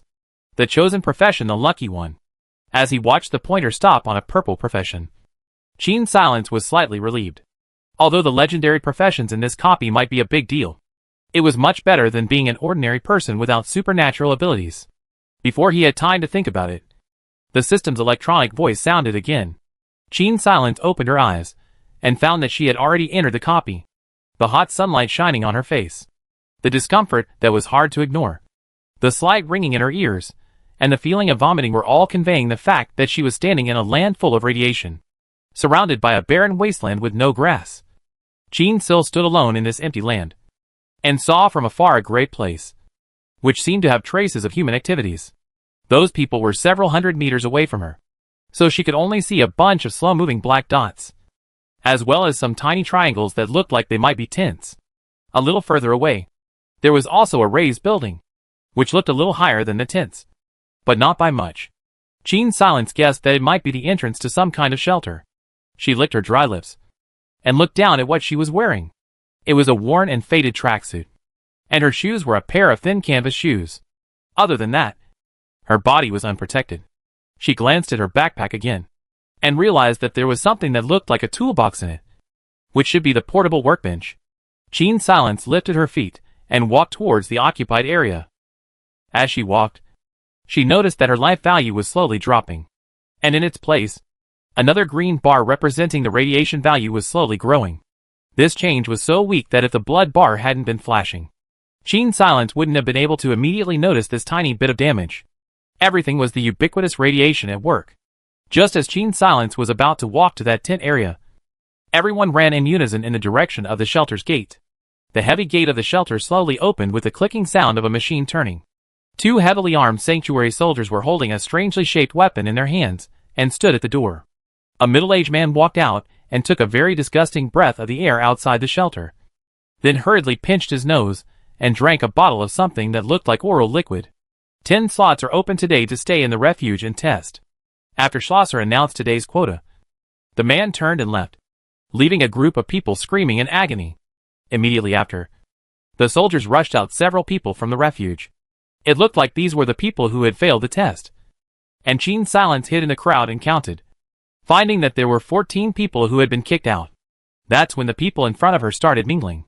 Yesterday there were 15 spots. Why are there only 10 today? We'll have to grab the spot closest to the shelter's gate tomorrow, or else we'll just queue up like this. I don't know when we'll have to wait. Alas, to be honest, I don't have any confidence at all. The chosen one may not be able to come out of 1 out of 10 stragglers even if they have the worst talent. Don't be so demoralized. I've heard that there are chosen one abilities that don't manifest in combat. Qin Silence listened to these 2 people chatting and basically ran through what was happening in front of him. These people were all here to participate in the chosen one screening. and they were all living in the dangerous wilderness before they passed the screening. Gene Silence had reason to believe that in this copy, other than the interior of the sanctuary, all the other places should be dangerous places with crisis. Now, she was one of these stragglers living in the wilderness. Among them, "It's metal," someone in the crowd said with a keen eye, his tone full of envy and jealousy. Gene Silence followed his line of sight, and found that someone in the queue had slipped a piece of metal the size of his thumb to the soldier guarding the doorway, and then crossed over to the rest of the queue to enter the shelter first. Someone whispered something in the crowd, but no one dared to protest loudly. It was evident that this had become the norm in the wasteland. The soldiers at the gate would take bribes, and then open the back door for some of them. The rest, on the other hand, would have to endure it. Gene Silence was very far back in the crowd because she didn't understand the situation before, and today's chance to enter the refuge could be said to have nothing to do with her at all. Seeing that the 10 slots were quickly released, the soldier used the butt of his rifle to shove the crowded crowd back, and then activated the mechanism, slowly closing the gate. By this time, the sun was about to set. The people around were like puppets on strings, mechanically walking back, their faces either numb or desperate. When these people passed by Gene Silence, they didn't even look at her. Obviously, the inhabitants of the wasteland had no interest in strangers, only disregard and vigilance. Gene Silence watched as these people moved their tents around, obviously hoping that they could be at the front of the line tomorrow. She found an unowned tent that was both unattended and unoccupied, so she hurriedly dug in. There was nothing in the tent, and it was highly likely that it had been discarded by someone who had lost the election. Gene Silence sat down in the tent, finally having an environment where she could block other people's line of sight and feel at ease checking her attributes. She couldn't wait to tap on the occupation column. Lucky, you are the favorite of the goddess of luck, and the scales of the goddess of luck will always tip in your favor for anything that involves luck. Buff: initial luck plus 3. Probability of obtaining rare materials from exploration plus 30%. Debuff: riches and risks, as the probability of obtaining rare materials goes up by 30%. The chance of encountering monsters while exploring goes up by the same 30%. Gene Silence looked at the introduction of this profession, and for a moment didn't know what to say. It looked like this profession didn't add much to combat. Gene Silence clicked on the attribute panel again. Player ID, Gene Silence. Life value, 147/150, can grow in the copy. Radiant value, 3, character dies when higher than life value limit. Satiety, 100/100. Drinking degree, 100 out of 100. Sleep value, 70/100. Strength, 1 unit, can grow. Stamina, 1 unit, can grow. Speed, 1 unit, can grow. Physique, 1 unit, can grow. Charisma, 3 units, non-growable. This attribute is related to appearance and personality. Intelligence, 2 units, non-growable. Luck, 4 units, can grow. Skills, walk silently. Eagle eye. Portable workbench. Remarks, 1 unit corresponds to a level comparable to that of an ordinary person. Gene Silence fell into deep thought after reading these. Since all these attributes could grow, it meant that there must be a corresponding training method. In the dialogue between those few people just now, it had been talked about that not all of the Chosen's talents were reflected in the combat aspect. If that was the case, why would the Sanctuary accept these Chosen who had no talent for combat? The only possibility was that they possessed growth properties. That is to say, the growthable attributes that followed Gene Silence's attributes. Ordinary people, on the other hand, should always be ordinary people, with all their attributes remaining at 1 unit. These people were not needed in the shelter, so they were left to grow like weeds or to fend for themselves outside the shelter. However, the hard currency here was actually metal, which was something Gene Silence didn't expect. For the Sanctuary soldiers, who had no worries about food and clothing, what could bribe them would inevitably be hard currency that was worth a lot of money. The fact that the person who cut in line earlier was able to buy off the soldiers guarding the gate with a piece of metal the size of his thumb showed that metal was an extremely bad thing to collect here. Gene Silence looked at his portable workbench and couldn't help but roll his eyes. With this kind of luck, he still has the nerve to call himself a lucky man. The idea of making a weapon right off the bat was not even a thought for the time being. A thumb-sized piece of metal couldn't even make a dagger, let alone the fact that she didn't even have a thumb-sized piece of metal. Thinking about this, Gene Silence understood what the sense of dissonance that had been lingering ever since she entered the copy was. And that was the fact that the stragglers here actually didn't even have a single sharp weapon. What they held in their hands were either weapons made of wood. It was a weapon made of stone or bone. And compared to the soldiers of the refuge, it was simply the difference between an ancient African ape and a modern human. It's amazing that these shelters recycle metal so thoroughly that the vast majority of people don't have a decent weapon. However, given that some people were able to bribe the refuge soldiers with metal, Gene Silence guessed that there should be a very small portion of people who had iron weapons. Only that their wealth was not exposed to others. Just as Gene Silence was thinking about all this, shouts rang out from outside. "Shit! Those crows are here again! Run! Son of a bitch! Give me back my wooden shield!" Gene Silence wondered as he got out of the tent, thinking to himself, "What's a crow? I still have Xiong."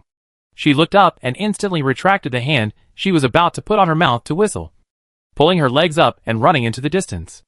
Excuse me. Excuse me. It's true that the Radiant Wasteland plays wild. That contraption with a wingspan of 2 meters was actually called a crow. Gene Silence, empty-handed, ran wildly through the wilderness. Chapter 60. Life as a Rag Picker. Gene Silence ran in a different direction from the others. The crow's army chased after the direction of the crowd. But there are still 2 crows persevering behind Gene Silence, every few moments to swoop down, resulting in Gene Silence's escape on the way to the exceptionally wretched. Most importantly, she had no weapon, so she had no way to fight back. She ran a long way, gradually moving away from the shelter. In the distance, she saw an abandoned building, conservatively estimated to be more than a kilometer away from her. With the standard of human construction in the civilized world, those crows behind her should not be able to fly into the windows. Gene Silence rolled violently to the side, avoiding the crow's dive, and then climbed up to continue running. After all, her current endurance is still comparable to that of an ordinary person, and she has already run for nearly 5 kilometers since she escaped from the tent area, so her legs are just getting sore and weak. Gene Silence gritted her teeth, thinking that this copy was a bit too difficult. Suddenly, she had a bright idea and remembered the portable toolkit in her system backpack. That thing should be quite heavy, right? The other people and Gene Silence weren't even fleeing in the same direction, and there was no one else around. So Gene Silence's eyes rolled, and she slowed down a little. The crows behind her immediately swooped down. This time, Gene Silence did not dodge. She suddenly turned around and swung her fist towards the crow's head. The crow's dark eyes flashed with a hint of humane contempt. And it didn't dodge at all. Gene Silence's fist was about to hit the air in front of the crow's head. But at that moment, a toolbox suddenly appeared in her hand. With the inertia of her fist, the heavy toolbox hit the crow's head with a thud, causing it to let out a strange cry and fall to the ground unsteadily. Taking advantage of the opportunity, Gene Silence swung the heavy toolbox and slammed it against the crow's head a few times, causing it to completely end its life. The other crow, seeing the tragic situation below, fluttered its wings and ran away out of its nature to avoid harm. Ding! The system sounded an electronic tone. Fearing that some other crows would fly over again, Gene Silence didn't check the system and instead dragged the flat-furred beast's corpse and quickly ran into the abandoned building. There were no traces of human habitation in the building, only dust all over the ground and some suspicious crawl marks. Gene Silence had no place to hide right now and only wanted to stay here for a while, waiting for that group of crows to completely subside before going back. This time the system does not know for what reason. Inexplicably generous. Backpack space directly to the 50 frame. So Gene Silence is still a little uncomfortable. Gene Silence glanced at the crow corpses on the ground and remembered the system's ding sound just now. Sound of the system just now. She clicked on the system panel, looked around, and found that there was an additional decomposed prey option. Currently, the only thing that could be decomposed was the corpse of the crow on the ground. Gene Sil would not eat the meat of such a scavenging animal unless she had to. She tapped decomposed prey, and the crow's corpse quickly disappeared. And in its place, Gene Sil's backpack contained a few more materials. Acquired materials: Sharp Beak X1, Sharp Feather X12, Inedible Meat X1, Unsavory Meat. Gene Silence huffed and glanced at his hunger value. Fortunately, there was no need to force himself to eat this unknown object for the time being. Exiting the system interface, Gene Silence began to carefully observe the building. It should be a long time since anyone has come here. Although there were a lot of stragglers seen in the tent area, The fact that there was only that small area with a concentration of population in such a vast land was enough to show that the number of people who survived in this wasteland, compared to the population base in the peace era, could simply be said to be a major sharp decline towards extinction. There were still many places that were unexplored, but such places tended to be either too dangerous or geographically sparsely populated. Gene Silence didn't have the certainty to say which kind this building was right now. After all, the current copy world was a wasteland, with many buildings razed to the ground. So it wasn't exactly true to say that this building was inconspicuous. However, most of the places were now deserted, and people didn't even have the concept of road. So no matter which direction they traveled from, they didn't know what kind of building it was. However, nowadays, most places are deserted, and people don't have the concept of road. They can come to the shelter from any direction. Whether this building is located in the direction of someone who has passed by is anyone's guess. This building was supposed to be the workplace of some organization. When you enter through the front door, you can see the reception desk, and there are also lift entrances on the left and right sides. But the power has long since gone out, making it impossible to complete the lifting operation. If Gene Silence wanted to go upstairs, she would have to climb the stairs on both sides of the building. She decided to explore the ground floor first. But to be honest, if it wasn't for the fact that she didn't have any large tools at hand, Gene Sil would have wanted to break off the door panels of the lift. It couldn't be helped. Who made metal a hard currency nowadays? He looked at the two lift doors with a very dangerous look in his eyes. After glancing at the two lift doors with a very dangerous look, Gene Silence walked into the first lounge near the front desk. Cough. Cough. The lounge hadn't been visited for a long time, and as soon as Gene Silence opened the door, the wind blew up a cloud of dust. There was a thick layer of dust on the floor, and there was actually a hint of fluffiness when stepping on it, showing how long the dust had been piling up. Gene Silence suspected that this place might not have been visited by anyone since it became a wasteland. Looking at it this way, her luck in this profession was very good indeed. There was a set of tea sets in the lounge that were dry on the inside and showed no signs of mold. Gene Silence received them into her backpack. In the storage compartment of the tea table, there were some small snacks, many of which were already opened and long since inedible. However, Gene Silence still found 2 small packets of well-sealed soda crackers inside. Looking at the time has expired, but the crackers themselves have no signs of mold and deterioration. It looks much better than that piece of crow meat that is hard to describe. There wasn't much in the lounge, so Gene Silence pulled open the door and went to the pantry next door.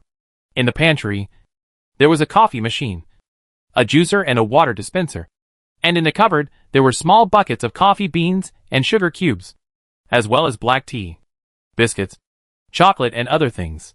Gene Silence picked out the ones that still looked usable and put them in her backpack. On the left side of the cabinet was a double-door fridge. The fruit and milk inside were all bad, but there were still a few cans of cola that were still drinkable, so they were also put away by Gene Silence. In this room, Gene Silence also found an unexpected surprise, a fruit knife. This knife was hidden behind a small tablet, and should be used by the assistant secretaries in the pantry to cut fruits. Acquired equipment, fruit knife. Attack power plus 0.1 unit. Current attack power, 1.1 units. It was only then that Gene Silence realized that his attack power, attack speed and defense attributes were all next to the equipment bar, and apart from attack power, which was 1.1 units, the remaining 2 attributes were all 1 unit. Think about the role a fruit knife can play in a wasteland where everyone is making a living in the wilderness. Gene Silence felt the joy of getting the weapon fade a bit. Adding 0.1 units, or whatever, was just a joke, but it was better than nothing. However, Gene Sil's good fortune was reversed in the next room. She had just opened the door to the locker room when she heard a teeth-grinding scuffling sound. A small, oh no, big strong climbed down from the locker at speed and rushed towards Gene Silence. Compared to the cockroach in front of her, the American cockroach that Gene Silence had previously seen in the South, which was not much smaller than a mouse, was simply a brother in a brother. The cockroach pouncing over might even be able to carry Gene Silence away with its efforts. Cam! Gene Silence picked up the toolbox and struggled to smash the body of the mutated cockroach. The weight of the toolbox caused the cockroach, which was bigger than a size 40 basketball shoe, to slow down. Gene Silence took the opportunity to pull out a fruit knife, and with a twist of the knife, he sliced off the cockroach's head. Immediately after, Gene Silence watched a headless cockroach, kicking and bouncing randomly in the locker room. It was simply more frightening than when it had a head. Fortunately, the system has already appeared in the decomposition option. Gene Silence hurriedly chose to decompose. Sent this strong brother to see God. There was only one more cockroach secretion in the backpack.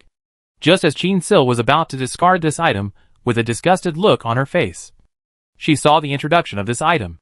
Cockroach secretion, a disgusting sounding ingredient. But in reality, it's a powerful herb that promotes wound healing. Give it to an apothecary, and it can be made into a quick healing spray for wounds. Gene Silence's thoughts of throwing things away were thrown to the back of his mind. Picking up the toolbox that he had repeatedly built, Gene Silence actually felt a trace of bizarre guilt in his heart. Fighting with a toolbox was like forcing an engineer to go to war. It was indeed a bit lacking in virtue. After solving the mutated cockroach, Gene Silence could finally search this locker room. The locker room had been filled with an unspeakable stench because of that cockroach. But fortunately, cockroaches don't eat clothes, and the locker's clothing was still intact. Given that there was only one cockroach in this room, Gene Silence guessed that although this thing could survive the radiation, its ability to reproduce should have dropped a lot as well. Or rather, there were very few eggs that could survive the radiation. Gene Silence found a slightly more defensive leather jacket from the wardrobe and put it over her body. The other clothes were packed up and put away in her system backpack. She had seen her own clothes earlier, and when she thought about the tattered clothes of those stragglers, she guessed that this kind of half-used clothes that were still sturdy should also have some value. After quickly emptying the locker room, Gene Silence played with a small pile of coins that she had rummaged through her clothes in her hand, pondering, did the people in the shelter get paid or not? If so, what was their circulating currency? Could it be those thumb-sized pieces of metal? Gene Silence slipped the coins into his pocket, lifted his spirits, and walked towards the other side of the building. The room on the other side was an office area with a conference room with a long mahogany table and a dozen mahogany chairs. The number of scraps found exceeds 10. Turn on the scrap recycling function. After the system tone, Gene Silence looked at this conference room again, and the edges of the recyclable items became highlighted. Among them, the tables and chairs were grayish-white light, which should correspond to the rarest whiteboard quality. After Gene Silence recycled those tables and chairs, there were a dozen more pieces of wood in his backpack. It seemed that scrap recycling wasn't 100% recyclable, but had a high chance of failure. Otherwise, Gene Sil could not explain why a huge mahogany table with a dozen chairs could only recycle a dozen pieces of wood that were almost as thick as her wrist. Using mahogany as firewood sounded like a waste. Yet in the wasteland world, these useless and expensive items were mere scrap. The conference room became empty all of a sudden due to the lack of tables and chairs. The items that were originally on the tables were scattered all over the place. It was a pity that none of these items were of much use to Gene Silence, who exited the room and headed for the next room. On the other side, in an abandoned food factory 7 or 8 kilometers away from where Gene Silence was, Yuan Hung was leading a large group of brothers, sweeping the mutated earwigs that were pouring out of the ground in a vast array. These insects carried a pair of clamps on the back of their arse, and even before they were mutated, a pinch from them would hurt for half a day. Now that they have become as big as the palm of a hand, a single clamp on a person's arm or calf can cause blood to flow like water. But Yuan Hung had no fear of this. He had waited for countless days and nights. As long as the one he wanted to wait for would come, all the dangers he had gone through would be worth it. He didn't know that the person he had been thinking about day and night was at this moment picking up rags in another building several kilometers away. Boss! The earwigs have all been eliminated. The group of people following Yuan Hung looked all wild and untamed, but they were all very respectful to Yuan Hung. You take a group of people to the left side. Monkey, take the people to the right side. And I'll go upstairs to take a look. With a few words from Yuan Hung, the people around him dispersed and went their own way. He lifted the half-finger gloves on his hands upwards, gripped the Gauss rifle gun in his hand tightly, and headed for the center stairway. Haruhiro was born in the copy with memories. When he was first born, it was still peacetime. However, for Yuan Hung, who already knew the rules of the game, he knew very well in his heart that sooner or later, this place would be in chaos. Sure enough, not many years after he was born, a world war broke out here. The scale of the war was getting bigger and bigger, and the casualties were getting heavier and heavier. Yuan Heng's biological father in this body was forcibly drafted into the army and eventually never returned. Finally, one day, nuclear weapons were moved onto the battlefield. This copy world was plunged into Armageddon. The vast majority of people died from the radiation, and only a very few survived. Some of those who survived were relatively lucky and got a spot to live in a shelter. Most of these people were related in one way or another to the people who controlled the weapons and supplies, while the rest of the people were strictly screened so that only the gifted were eligible to enter the sanctuary, based on the genetic mutations that occur in humans after radiation exposure. Scientists have developed instruments to detect these mutations and screen for the chosen ones. It was said that there was also a corresponding scientific training room in the sanctuary, which could slowly but safely improve the chosen's physical values. However, Yuan Heng had never experienced any of this. He hadn't entered the refuge, and all of his numerical values had been rapidly raised during dangerous battles. During the time when the radiation was the strongest, there were no shelters near where he was. He became a member of a special profession in the wasteland, an adventurer. Adventurers were not ranked purely on talent. As long as your ability to survive in the wasteland was top-notch, you were an admired adventurer. Yuan Heng had the memories and experience of the previous copies, and the attributes from the previous copy had been accrued to this one. So his attributes were naturally 1 to 2 units higher than the other chosen, and his survival experience was rich. This obvious gap gave him a considerable advantage in the early stages. The ability to improve was always one step faster, and he naturally gradually turned into a mainstay in his own wasteland brotherhood. It wasn't until a few years ago, when the leader of the brotherhood met an unfortunate death in a mission with a mutated brown bear, that Yuan Heng was elected as the current leader of the brotherhood. Due to accepting tricky quests issued by the major sanctuaries, the survival rate of adventurers was not high, despite the fact that most of them were chosen. The number of people in the brotherhood also occasionally fluctuated, but most of the time, it stayed at around 20 people. When Yuan Heng expanded his manpower, the conditions were very harsh and the process was exceptionally cautious. In his opinion, this was the subordinate he had prepared for Qin Silence. So naturally, he had to strive for the best. Qin Silence's face flashed through his mind from time to time, and Yuan Heng's footsteps firmly stepped onto the stairs.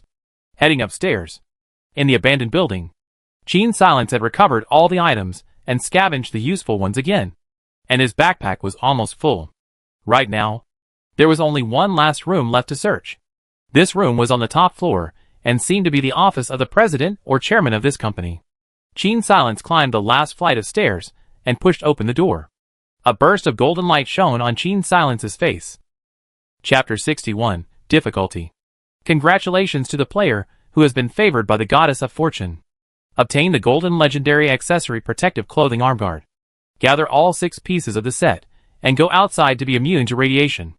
Qin Silence walked into the room and took out a pair of arm guards from inside. After holding them in his hands, the special effects disappeared completely, and they looked gray and unremarkable. At the moment, this pair of arm guards had no anti-radiation function, and at most, they could only protect the arms. Qin Silence put them into her system backpack. Now that all the mutated creatures in the building have been eliminated, Qin Silence looks at the sky outside and decides to stay here for the night, and then go back to the periphery of the refuge to queue up tomorrow. The wasteland has a huge temperature difference between day and night, because plants are extremely rare and cannot regulate the temperature. But in order to avoid the light of the fire at night to attract mutant insects that tend to light, Qin Silence did not light a fire, just wrapped tightly clothing, and from the backpack took a half-thick jacket to cover the body, so shrinking in the wall to doze. She didn't dare to sleep too well alone, and always stayed a little bit of spirit, paying attention to the surroundings. This building had been abandoned for a long time, plus the fact that many corporate buildings had many windows, so it was still very possible for other things to get in at night. Feeling the cold night air, Qin Silence began to miss those nights when she could sleep peacefully. I don't know if I'll be able to run into Yuan Heng in this copy. In a daze, this thought flashed through Qin Silence's mind. After the difficult night, Qin Silence stretched her stiff arms and legs, and wiped her face with a layer of fine sweat that had condensed on her face due to the cold. Outside, the day had already dawned, and with the sun hanging in the sky, the temperature of the wasteland immediately rose by a fraction. Qin Silence didn't let her guard down.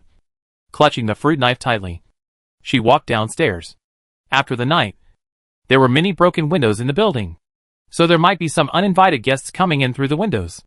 Gene Silence walked gently down the stairs without making a sound. Suddenly, a noise as if a fan was turning resounded. Gene Silence couldn't help but look aghast.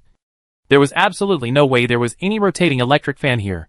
Her head slowly lifted up and saw that on the ceiling, a mutant mosquito as big as a small bird was flapping its wings and buzzing towards her. The mosquito's mouthparts became abnormally terrifying due to its increased size, and a bite from such a mosquito caused redness and swelling that could be fatal. Unlike the mutated cockroach, the mosquito flew very fast, and its trajectory was not certain, making it difficult to predict its movements. Gene Silence immediately took out a jacket from his backpack and quickly flung it in front of his body, jerking the mutant mosquito to a slightly distant position. The mosquito persistently flew around Gene Silence, waiting for a chance to find a weak spot to attack. Gene Silence whipped the mutant mosquito with his jacket on one side, and took advantage of the empty moment when it was staring at the jacket to attack. He quickly swung the fruit knife and sliced off half of its stomach. The mosquitoes sprinkled all over the place with a clatter. Gene Silence took a long breath and prepared to decompose the prey carcass to try. Before she could catch her breath, a large swarm of mosquitoes buzzed over. Gene Silence cursed in her heart and ran quickly downstairs with her clothes over her head. She felt that she shouldn't be called the lucky one. She should be more aptly called the unlucky one. As Yuan Hung and his brothers headed towards their own stationing place with supplies, they saw a familiar figure rushing out of the abandoned building, followed by a large group of mutated mosquitoes. Gene Silence. This way. Gene Silence's figure paused for a moment, not knowing whether to be happy or sad. Survival here was so difficult. How could Yuan Hung be born here again? Still, she ran over and revealed her face from under her jacket, not caring about anything else. Haruhiro set his Gauss rifle gun on his arm and began to strafe these mutant mosquitoes that were whistling like a storm. The clattering of weapons, the charred smell of electric arcs hitting the insects, the ear-piercing buzzing of the mosquitoes before they died, and the smell of gunpowder all mingled together. Gene Silence was left at the back of the battlefield, looking at the equipment of this group of people, then looking at herself, then looking at the fighting strength of this group of people, then looking at herself. For a moment, she thought that she was the imbecilic native here, and that these people were the airborne chosen ones. The days couldn't be lived. In reality, Gene Silence had no idea. If it was purely about physical values, the adventurers might not be the strongest. But in terms of survivability, the adventurers were definitely the strongest place in this wasteland. They lived a life of licking blood from the mouth of a knife. And all those who survived were the result of Darwin's theory after careful screening. The survival of the fittest. This cold-blooded and merciless truth was embodied in this group of people. After a while, the buzzing of mosquitoes completely disappeared, replaced by a slightly awkward scene. Yuan Hung walked up to Gene Silence with a delighted look on his face, staring at her as if he wanted to carve her into his brain. The brothers behind her all looked puzzled. When did the chief know such a woman? How come I've never even seen one? Monkey asked, scratching the back of his head. The other one hemmed and hawed. You haven't seen many. The boss needs to find you to report when he's in love. Right? What do you know? The chief and I entered the fraternity at the age of 14. If he knew this person long ago, I'm sure I knew him too. It's not likely that it's one of the times when we were out on a mission. The person who spoke and the brothers present stared at each other wide-eyed. And after confirming a circle, they found that none of them had even seen Gene Silence. Strange. The group of people muttered in their hearts. Why are you there again? Gene Silence walked over to Yuan Hung and muttered in a low voice. Aren't you happy to see me? Yuan Hung hugged her. I've dreamed of seeing you. I would rather be in a safer. Gene Silence paused. To see you. Both understood what the other meant by that. But in other people's eyes, it was the first time these two people met. They started to hug. This love came too suddenly. More intense than a nuclear bomb. How come I didn't realize earlier that original brother was so? Monkey and the other dog sneakily squeezed their eyes. So what? Yuan Hung at this time has let go of Gene Silence. A dangerous face to look at the brothers behind the monkey play. Cough. Nothing. The monkey nodded and came over. Hello, sister-in-law. Gene Silence glanced at Yuan Hung. Don't call it so affectionate. The 8 characters haven't even been mentioned yet. I still have a score to settle with your boss. Monkey. The two of you just hugged each other. Were you rehearsing in advance? Of course Yuan Hung knew what Qin Silence was talking about. He took off a long knife from the side of his waist and curtly handed it to Qin Silence. Your knife. I've brought it. I'll settle the score with you later. Qin Silence took the long knife over. Brothers, is soft rice so hard to eat now? It's me who can't keep up with the times. It wasn't that Yuan Hung couldn't prepare other weapons for Qin Silence. But the preciousness of weapons on the wasteland could be said to have risen several notches compared to the first few copies. With a suitable weapon, Yuan Hung also needs to consider the Brotherhood's people. After all, they are adventuring in the wasteland. The better the weapon, the more secure their survival. Moreover, the figure of Qin Silence escaping from the building just now was indeed a bit lousy, which showed that her initial combat ability in this copy was not high. The Gauss rifle gun that Yuan Hung used required a relatively large amount of strength, and this weapon wasn't suitable for everyone. Most people, even if they got their hands on such a high-damage weapon, had no way to use it because their bodies simply couldn't withstand the huge recoil. Since the world had completely turned into a wasteland, the creatures that survived had been screened by the harsh environment, and most of the mutated insects and mutated animals moved very fast. Traditional thermal weapons, such as the Sandhawk and Magnum, were too demanding in terms of shooting accuracy, making it difficult to hit the vitals of these monsters, and had gradually become less popular weapons. In contrast, melee weapons, which had stable killing power and were easy to begin with, performed better in combat. In fact, when Yuan Hung handed over the sword, the Brotherhood's people were already staring at each other. For no other reason, Yuan Hung had never allowed anyone to touch that sword. Yuan Hung usually carried two knives on his person. The right-hand side knife was the usual knife. Almost every time he fought, he would use it. But the one on the left, he would only use it when he was facing extreme danger and desperation. Everyone in the Brotherhood understood that that knife most likely meant a lot to Yuan Hung, because that knife was not just a sharp weapon. It was also the belief that supported his tenacity to survive in a desperate situation. But now, he had given the knife to a woman he had met for the first time in a cloudy manner. Qin Silence had no way of knowing about other people's surprise. All she knew now was that this knife in her hand was the one the blacksmith had given her in the last copy. How on earth did Yuan Hung bring it here? The first time it was an emerald. The second time it was a goat's head staff. And this time it was a long knife. Haruhiro seemed to be able to get one thing from the last copy and bring it to the next one every time. How did you get it? Qin Silence asked as she sheathed the knife back. Let's go back to the camp first. I'll tell you more carefully when we get to a safe place. Yuan Hung pointed at the blackened landscape in the distance. Recently the frequency of mutated animals attacking humans on the wasteland has risen a lot. I'm not sure of the exact reason yet, but it's best if we don't let them catch up with us. Qin Silence naturally had nothing to disagree with. She fixed her long sword on the right side of her body and followed Yuan Hung as she walked forward at a fast pace. On the way, the monkey kept feeling that something wasn't right. After a while, he suddenly reacted. That's not right. The first time we met, how did the chief know her name? No one answered the monkey's question. The group reached the camp as fast as they could.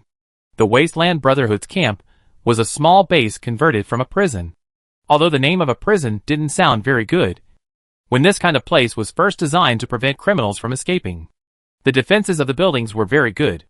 Without the technology and capital as strong as a refuge, the adventurers could only pick a suitable camp on the ground. Such camps were of course impossible to isolate from radiation, merely able to defend themselves against a portion of the less powerful monsters. Only a very few of the Brotherhood's people had families. And when Qin Silence came here, he only saw 2 women and an old man, and not a single child. Why are there no female chosen here? Qin Silence was puzzled. According to reason, with something like genes, the probability of mutation should have little to do with gender. In the chosen, the ratio of men to women should be close to 50-50. We're a monk's temple. Brother Yuan is the iron-faced abbot, and he can't tolerate a female abbot. Monkey snorted from the side. Probably because the vast majority of people's lives were precarious. Male-female relationships on the wasteland were not as disciplined as they used to be. And there was a portion of the population that acted very spiritedly in such matters. According to Monkey, when Yuan Hung wasn't the leader of the Wasteland Brotherhood, he had kicked out several female heroes and hungry men of color from the room, causing the Brotherhood's reputation amongst the female adventurer group to become very bad. And no female adventurers came here on their own accord after that. After that, no female adventurers came here on their own initiative. Jean Silence was listening to the black lines on her face, and her mind had already begun to imagine the image of Yuan Heng, who was nearly 1.9 meters tall, shrinking in a corner in a weak and pitiful manner, being robbed of a man by several women. She shivered violently. She shivered violently. The picture was too beautiful to imagine. Go about your business. Yuan Heng gave the monkey a chestnut, and the other party covered his head and hurriedly ran away. Don't listen to his nonsense. There's an adventurer team around here where the entire team is female. Female adventurers are of course more inclined to join over there. Jean Silence looked at the brothers that Yuan Heng had taken in as they were carrying supplies. So he asked, "What place did you guys go to this time?" "An abandoned food factory. Originally, this kind of place should have been emptied. But there are too many monsters there, so ordinary people don't even dare to go there to scavenge. We wasted a lot of effort when we went there." Yuan Heng sighed. "Unfortunately, the food here is all expired, and there's simply no food grown on the wasteland anymore. Everyone can only live on expired biscuits as well." He dragged Jean Silence to his room and mysteriously took out a box of canned fruits. But canned goods won't expire for decades as long as they're sealed well. Jean Silence hugged the large glass jar, crying and laughing. "How long did you keep it?" "Not long at all," Yuan Heng replied tongue-in-cheek, then changed the subject. "What's your goal?" After the long aftermath of the last copy, Haruhiro had figured out many things on his own. One of them was the skill of speaking.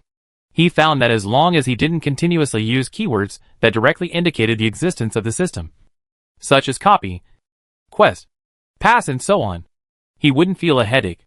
This meant that the system mastermind would not be able to detect other alternatives, like the words he just said. Even an NPC who didn't know about the survival game might say something similar. This kind of vague wording made it impossible for the system to determine whether or not he had divulged the offending information. However, with his and Jean Silence's understanding of each other, it was impossible for Jean Silence to not understand his words. Stay at the sanctuary for a year, or build a sanctuary of your own. Jean Silence spoke briefly. The second path is basically unworkable. Yuan Heng clustered his brows tightly. Building a refuge requires special materials that can insulate against radiation, as well as many things involving technology. These are the fundamentals for the various shelters to settle down. Afraid that she would not understand, Yuan Heng explained. "When I was 12 years old, many of the shelters had already begun to be built. And by the time I was 16 years old, all of the shelters had been completed. From then until now, a total of 10 years, not a single refuge has been added to the wasteland. Everyone surmised that it was because the special material that insulates against radiation was depleted, and the formula for making it had disappeared as well." Jean Silence listened to his words and lowered his head in thought for a short while. "If that's the case, then it's indeed very difficult. But if I have a similar material on hand and ask a specialist to come over, can I analyze its exact composition?" She had gotten a Golden Legend accessory today, and that thing had the effect of isolating radiation. Jean Silence didn't think that an ordinary protective suit would be worthy of the Golden Legend level, but the system's introduction of it didn't define a time limit, which meant that this Golden Legend protective suit's radiation isolation effect was permanent. From the sound of it, it was very similar to the wall material of the shelter. Yuan Heng could not give a concrete answer to this matter. Jean Silence stared at her blood bar at this time, and found that it had dropped to 87 out of 150. One night had passed and her radiation value had already reached 63, which was definitely a very frightening value. "Is there anything that can undo the radiation?" Jean Silence asked Yuan Heng. "This is the thing." Yuan Heng takes out a brown-colored thing that looks like an oral liquid and hands it to Jean Silence. "Anti-radiation Ning. On average, you need to drink 1 in 2 days, or else you won't be able to survive in the wasteland at all." Hearing his words, Jean Silence somewhat absent-mindedly took the anti-radiation Ning. "In that case, wouldn't those stragglers be?" "The black market has a substitute called a radiation clearing.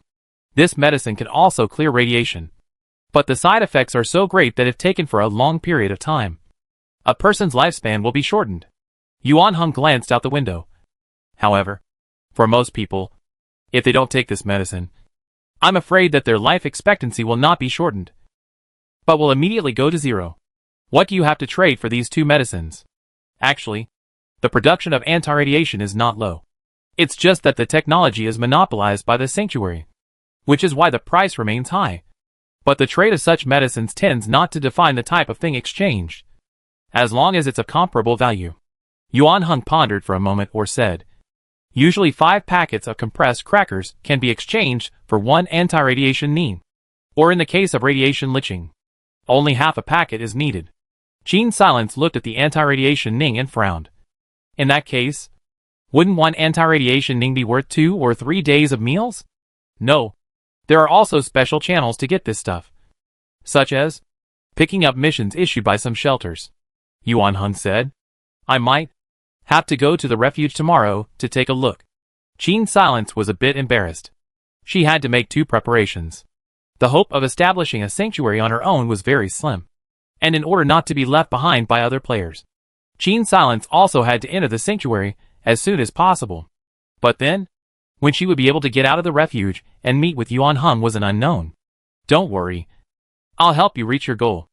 Harahira pulled Qin Silence's broken hair scattered on both sides of her cheeks behind her ear. Do you know what you're talking about? Qin Silence remembered what happened in the last copy and became a bit enraged. This is my own choice. Qin Silence. Yuan Heng looked into her eyes.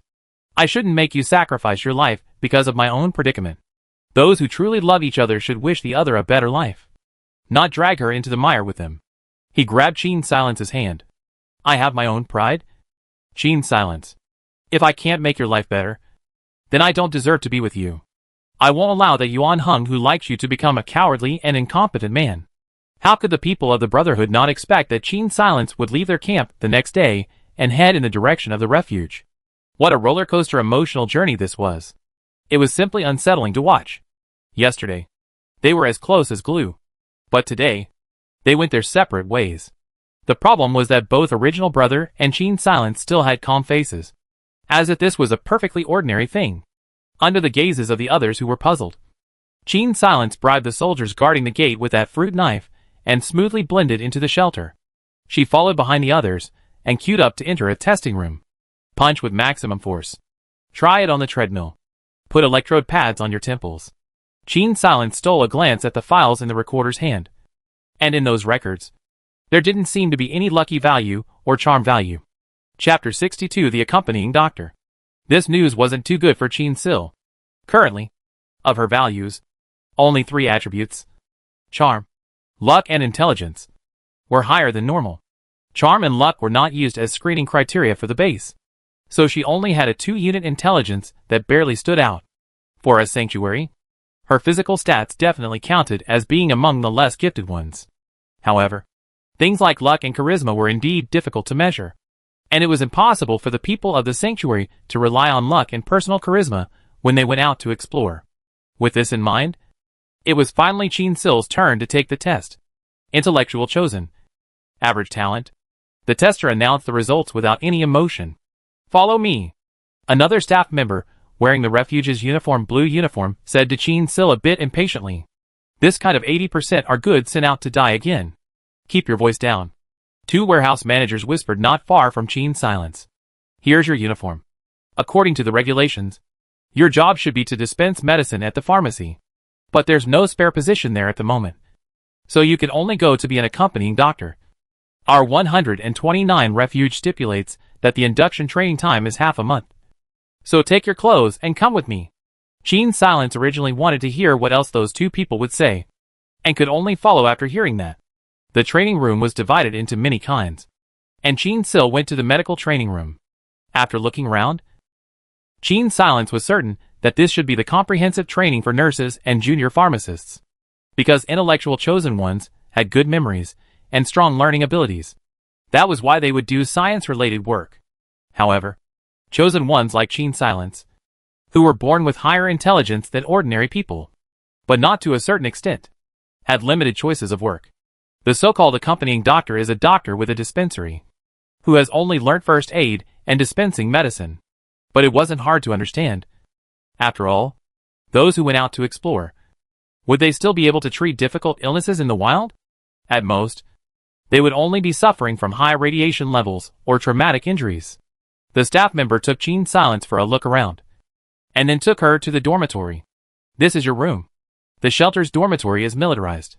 There are 8 beds in a room. You're in bed number 6. Today is the first day.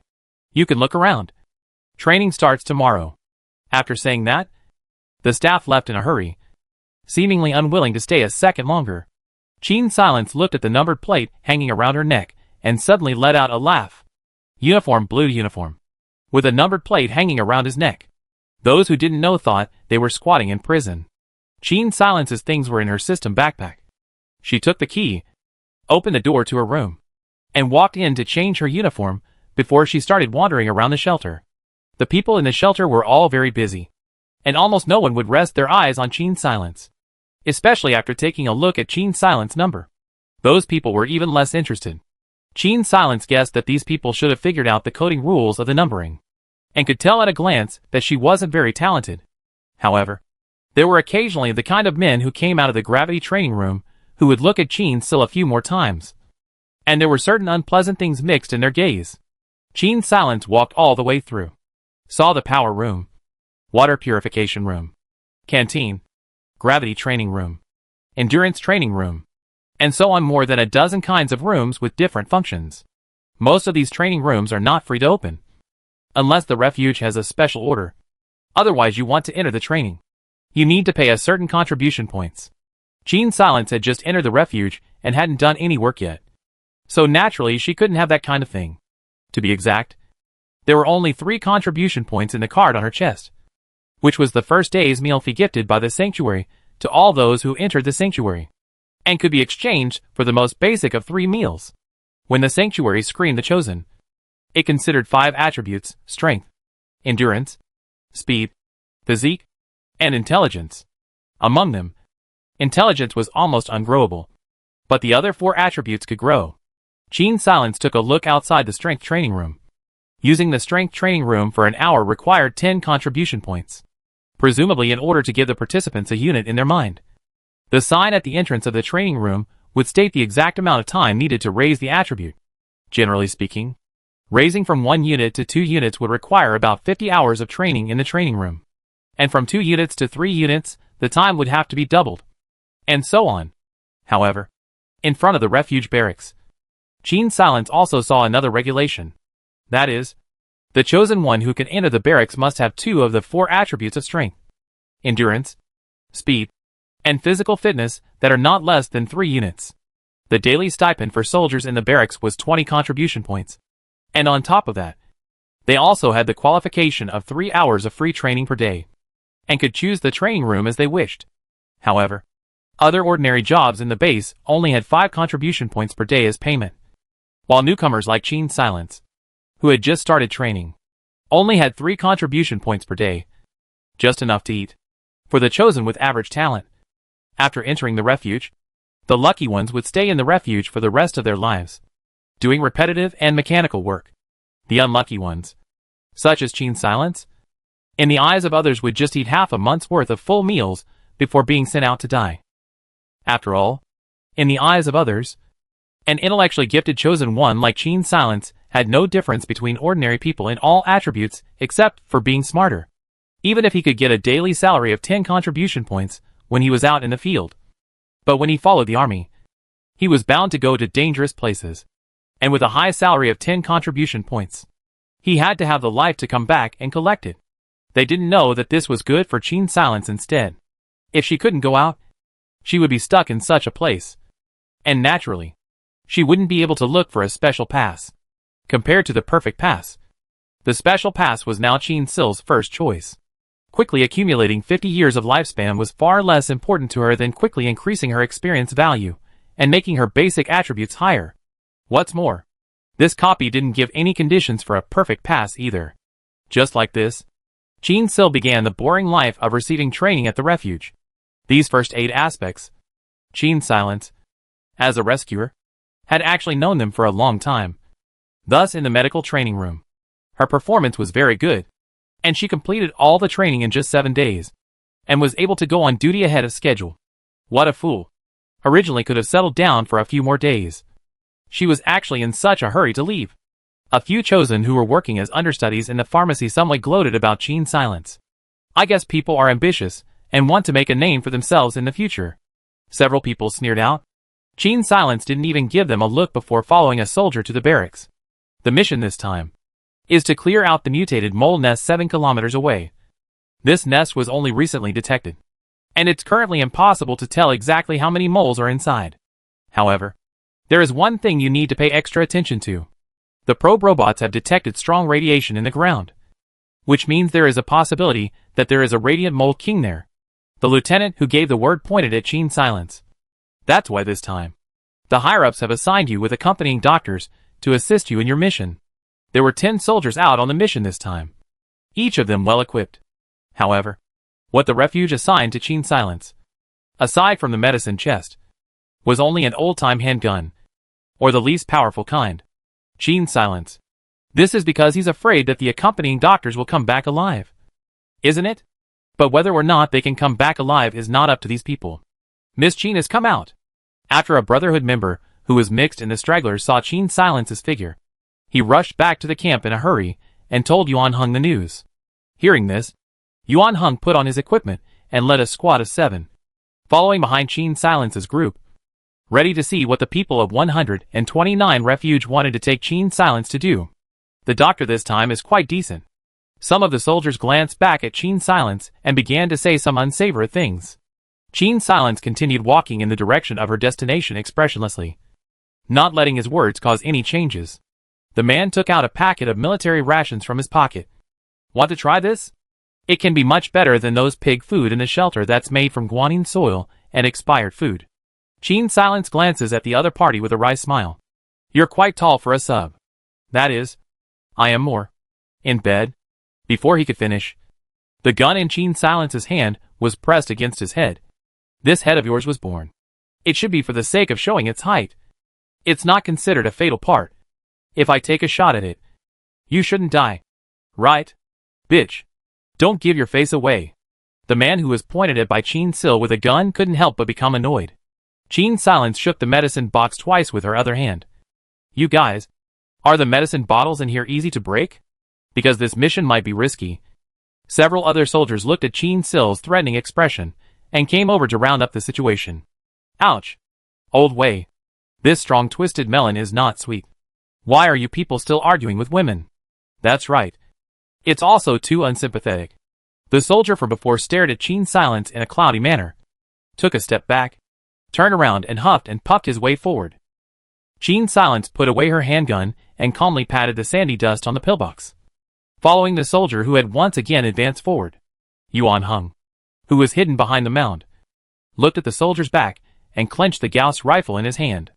The group of people walked for almost 2 hours and finally reached the vicinity of the mutant mole's nest. When they arrived here, they had to be extremely careful in their actions, because mole rats lived underground. There was no telling where the land had been dug up by them. This group of moles would suddenly jump out from somewhere, or simply dig up the ground under the enemy's feet and launch a surprise attack. Qin Silence hid behind a group of soldiers, looking at the mole rats as big as pigs, and couldn't help but draw a corner of his mouth. It's really strange. After the radiation, the size of animals and insects have all grown bigger. Only humans are still the same. The mutant mole let out a piercing cry and lunged at the soldier. Its claws and teeth were abnormally sharp, and when it pounced on a person, it would begin to frantically tear into the other person. The jackets on the soldiers that it pounced on were ripped open with a large gash.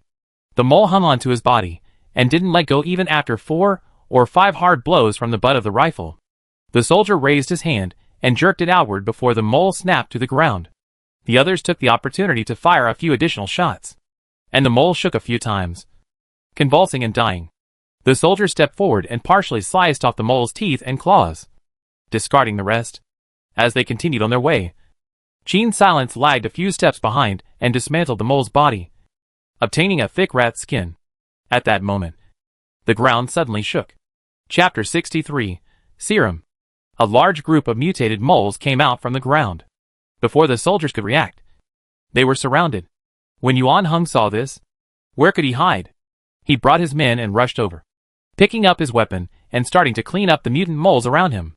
Qin Silence secretly gave him a wink, signaling him not to reveal the fact that the two knew each other.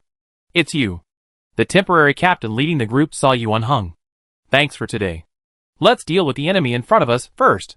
Yuan Heng's gaze glanced over the soldier who had just harassed Qin Silence. His eyes dark. Qin Sil stood behind him, with the intention of using him as a shield. For a while, the surrounding soldiers really didn't realize that these two people knew each other. The people brought by Yuan Heng realized that the two were not behaving properly, and did not act rashly. They didn't reveal the relationship between Yuan Heng and Qin Silence. But they couldn't swallow their anger. Yuan Heng and the 7 men gave each other a look. In the confusion, the soldier suddenly stumbled and fell in the center of the circle. The surrounding mutant moles instantly pounced on him. On his way up, the soldier was torn by the mutant mole for a long time. And his arms, which were not protected by the bulletproof vest, were drenched in blood. He was in a state of disbelief, wondering who was trying to harm him. Just now, he felt that he was kicked from behind. But when he got up, he didn't see anyone standing behind him. The force of the kick just now was surprisingly strong. And it definitely couldn't have been done by an intellectually gifted chosen one like Qin Silence, who didn't have much strength. Was it those adventurers? The soldier immediately rejected this idea. These people had no grudges against them, and even came over to help them when they were in danger. So they shouldn't be intent on harming him. After ruling it out, the soldier's mind became more and more conspiracy theories. It is the same team of soldiers who want to kill him. Yuan Heng didn't know that he had kicked this scum in the dark. But there were still so many twists and turns. How did he fall? Dr. Qin, quickly treat his trauma. The temporary captain hurriedly went to call out for Qin Silence. The mutant moles had been cleared out by a small half by this time, leaving a small patch of open space behind the crowd where they could hide. With his back to the others, Qin Silence revealed a nuclear goodness smile to the injured soldier and headed towards him. With his back to the others, Qin Silence gave the injured soldier a nuclear goodness smile and ran towards him. The soldier shielded the two behind them, making it easier for Qin Silence to treat the wounded soldier. Ah! You fucking! The soldier immediately let out a miserable scream because of Qin Silence's heavy hand. Aren't my medical skills good? Ah! Qin Sil's threatening voice squeezed out from between her teeth, successfully shutting the other party's mouth. She looked at the other party's wound and raised her eyebrows. TSK. But it was really miserable. Several chunks of flesh had been bitten off on her small arm. And this was not a wound that could be easily recovered. Qin Silence took out the disinfectant spray from the medical kit. And after first disinfecting the wound briefly, she gave it a hemostatic injection. The rotten flesh on the wound has to be cleaned off, Qin Silence said nonchalantly.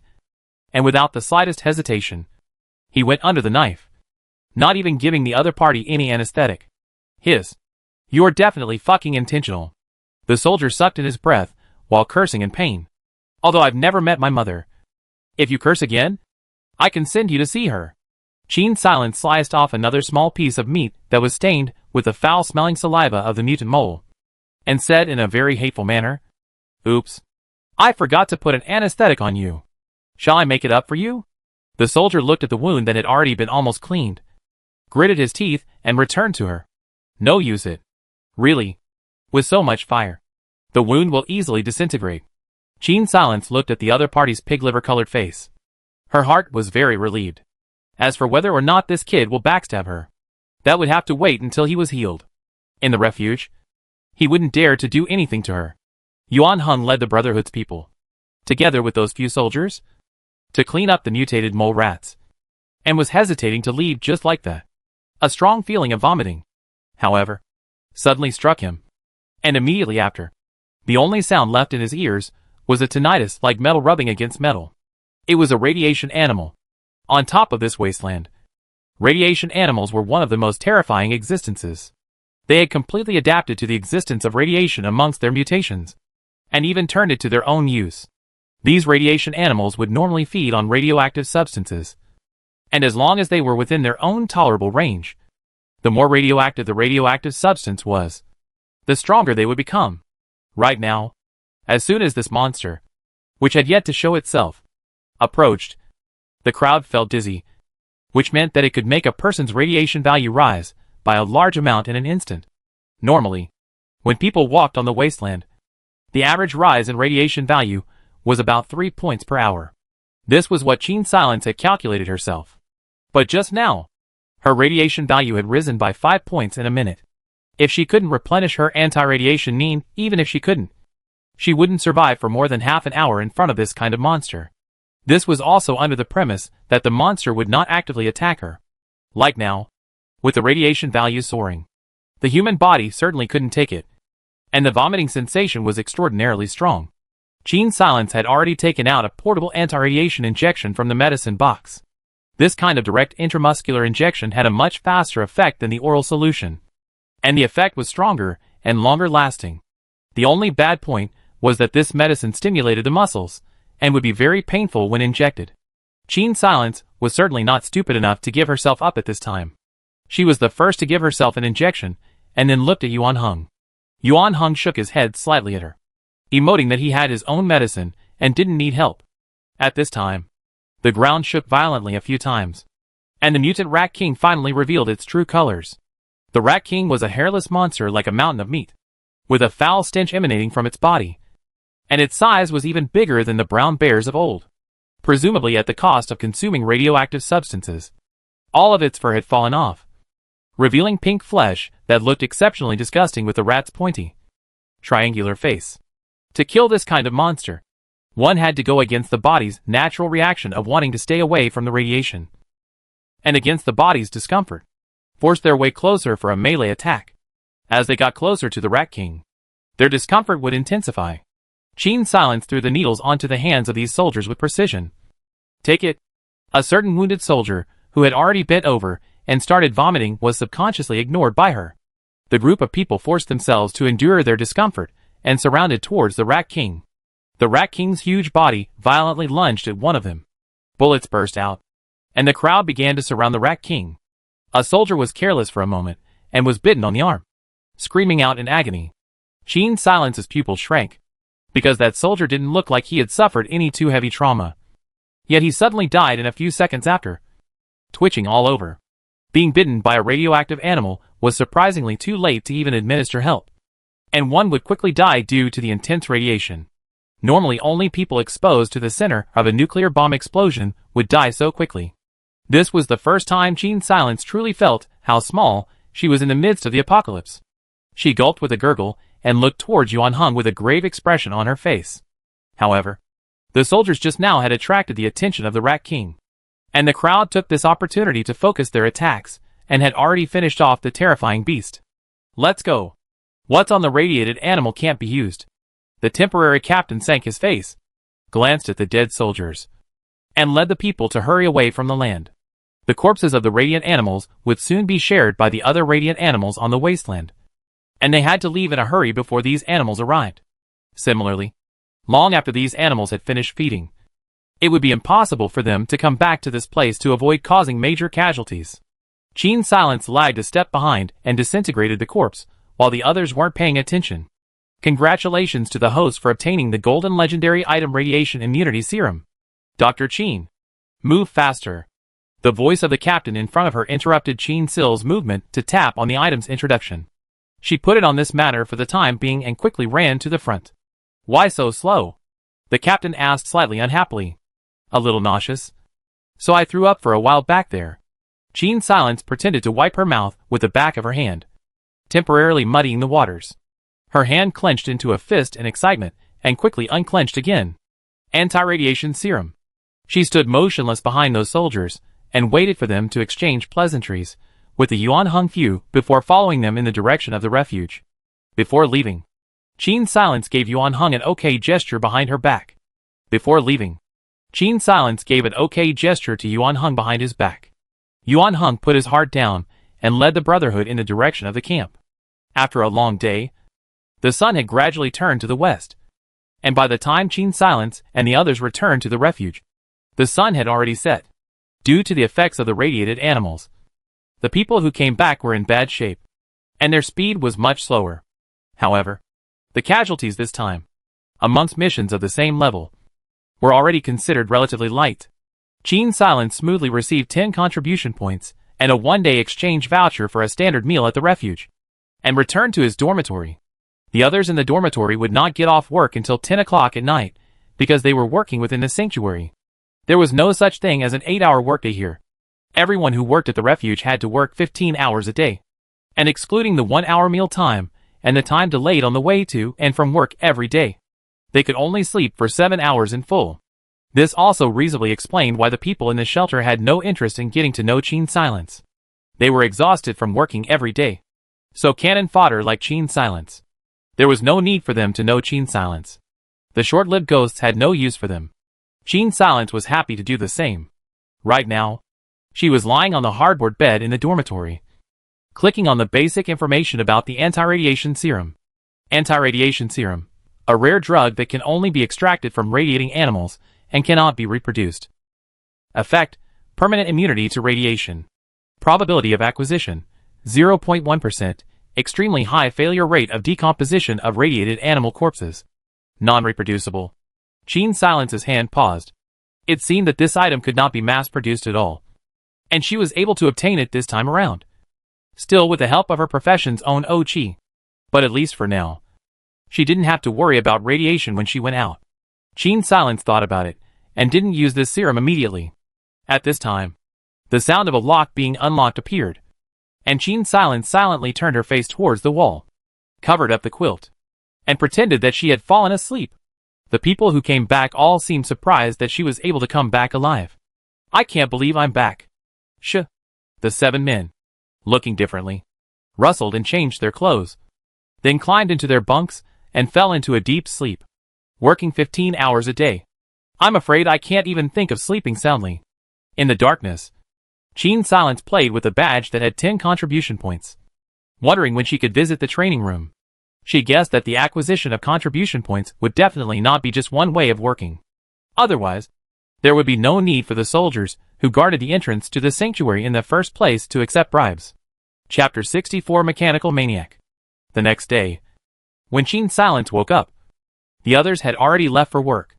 Due to the precariousness of the accompanying physician's job, Qin Silence only needed to stay in the medical training room for 8 hours a day when she wasn't on a mission. And accordingly, the pay she received when she wasn't on a mission was only enough for 3 meals a day. After having a breakfast in the canteen, which had nothing to do with delicious food, Qin Sil went to the medical training room. The pharmacist who brought her there was still a bit confused when he saw her. "Today, you'll be responsible for configuring the anti-radiation Ning oral liquid, and the concentration of the drug should be controlled between 2.5% and 3%. The pharmacist assigned her a job, and went about his own business. When the people from the pharmacy came over to pick up the stuff, they would occasionally chat for a few minutes. And in these people's chatting words, Qin Silence got a piece of news. That is, the shelter was recently developing a new medicine. The efficacy of the medicine seemed to be that it could briefly increase strength. However, just by thinking about it, he knew that it must have side effects. Qin Silence made a silent note of this matter, and began the work of dispensing the medicine. Meanwhile, Yuan Heng was in the largest underground black market in the wasteland, talking business with a man. This person was a man in his 40s, thin and tall, but not particularly thin. His hair was disheveled, looking like he hadn't taken care of it for a long time, and his clothes were also dirty, with either motor oil or metal shavings on them. But no one who came to do business with him dared to underestimate him. "This man is called Old Fang. What is his name?" No one knows and no one cares. In the wasteland, a person's name is just a code name, and some people's nicknames are even more famous than their real names. Old Fang was the most powerful mechanic in this area, but nothing made by his hands was not a masterpiece. Yuan Heng's enviable Gauss rifle was Old Fang's masterpiece. In the beginning, for this weapon, Yuan Heng had done a lot of things for Old Fang, and it had taken him half a year to get Old Fang to make the Gauss rifle for him. It could be seen how difficult it was to get Old Fang to make equipment in this wasteland. Logically speaking, if a talent like Old Fang was willing to enter the sanctuary, he would have done so a long time ago. However, Old Fang had stayed in the black market for as long as 10 years, and no one knew why he didn't go to live in the refuge. What is it this time? Because he had done business once. Old Fang was a bit impressed with Haruhira. Appraising something, Yuan Heng took out the pair of armed guards that Qin Silence had given him and handed them to Old Fang. "You know a lot about materials. You should be able to tell what this is, right?" With that, Yuan Heng pushed out 3 anti-radiation Nimbus. "Huh?" The moment Old Fang saw the armed guards, he narrowed his eyes. He always felt that he had seen this material somewhere. "Where did you get this?" Old Fang asked a question he shouldn't have asked. and without expecting an answer, he picked up one of the armed guards and looked at it closely. He pulled off a very small piece of fiber with tweezers and placed it under the microscope. After a while, he took away another piece of glass from under the microscope and placed it in an oddly shaped analyzer. Good stuff. Good stuff. Old Fong glanced curiously at Yuan Hung and returned the armed guards to him. It's a pity that there's only a pair of armed guards. If there was a whole set, it would be absolutely great. Yuan Hung waited patiently for him to explain. TSK. Let me get this straight. The material for this thing of yours is something you can't even find in our area. It's the layer in the middle of the shelter's walls that insulates against radiation. And the shelter one is still diluted with liquid metal. This thing of yours is 100% real. Old Fong spread out both hands. Unfortunately, unless this stuff is mixed with metal, once it's diluted the protection will drop. But with your portion of this material, you can't build a room. Making two armors is more or less the same. It's just that the defense made of this stuff is best in one piece. The seams can't be much. At most, you can only move the four most important joints, so that you can barely walk, or else there won't be much protection. So you can't make the kind of armor that can move freely. You're going out for a fight here. You can't go out wearing a straight piece of steel plate. Right? His words were clear. It was precious, but too few in number to be of much use. It wasn't hard to understand though. If the materials that insulated against radiation could really be diluted that easily, and then could be used for armor without reducing its effectiveness, why didn't the sanctuary assign this kind of defense to its own soldiers? Old Fong was a tight-lipped man who never divulged the privacy of his customers. Yuan Hung wasn't worried about him going out and talking nonsense. He put away his armed guards and planned to leave. Old Fong called out to him. If you can find the same amount of materials again, I might be able to help you think of a way. Hearing his words, Yuan Hung paused in his steps for a moment before heading out. He had little interest in defense equipment, and the purpose of his visit this time was to confirm whether or not this thing was the thin layer of protective material in the middle of the shelter's walls. Now, it seemed that Qin Silence's guess was not wrong. It was just that this little bit of it really wasn't going to be of much use. A shelter had to hold at least 100 people before it could be called a shelter. The worst shelter in the entire wasteland world, number 2749, also had 120 residents. Because there were less than 100 people, it was difficult for the refuge to even maintain normal operation. Even if Qin Silence really wanted to build a refuge, it could only be so much smaller than Refuge 2749. Although Yuan Hung had never seen Refuge 2749, the number of people in the nearby Refuge 129 was about 5,000, together with some other infrastructures, as well as the size of the barracks. The space occupied by Shelter 129 underground should be even larger than a university in the olden days. Even if all the floor area of Qin Silence's refuge could be reduced by 50 times, it was definitely not a small place. And just now, Old Fong said that those materials weren't even enough to build a room, shelter or something. Don't even have to think about it. Most importantly, even Old Fong said that he couldn't get this kind of thing. So I'm afraid that it would be even harder to collect enough materials to build a shelter. Unbeknownst to Yuan Hung, when he left, Old Fong dug into the workshop and began to study the small piece of material he had left behind. There must be some other way of diluting it that would make the most use of that thing. Old Fong's eyes flashed with a hint of burning. Of course, he wanted to survive in a safe place, but he couldn't enter a refuge. He was a person jointly wanted by all the major sanctuaries. And the reason he was wanted was because he had killed the former chief engineer of the refuge's engineering. No one knew that the defense system of those shelters was designed by his wife herself. That shameless man, the loser who was related to the 001 shelter manager, stole his wife's achievements and killed her with radioactive substances.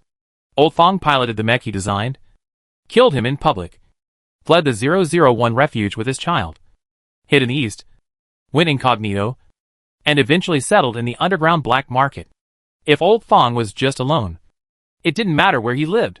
It could even be said that he could always go underground to accompany his late wife. But his child was not yet an adult, and had not shown any talent in combat. It would be great if he could leave him a bunker that could isolate him from radiation. Old Fong couldn't help but sigh at the thought that Yuan Hung shouldn't be willing to give up something so precious in exchange.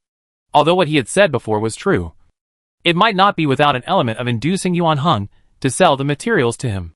It was just a pity that Yuan Hung didn't seem to have considered this option at all. Old Fong was a person who made a clear distinction between grudges and wouldn't actively harm others. So if Yuan Hung didn't exchange it, he had no choice but to think of another way.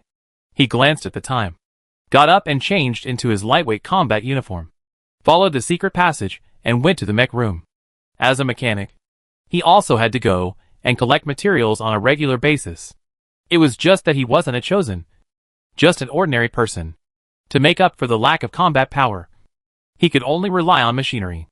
Old Fong sat down in the main control room of the mech, pulled the lever, opened the gate of the mech room, and walked towards a barren wasteland. I've dispensed all of today's anti-radiation Nimbus. Qin Silence set up the rows of oral liquids on the shelves, spoke to the pharmacist, and left the medical training room. She was going to check out the free trade area. In addition to the official contribution point shop, the sanctuary also allowed residents to trade privately.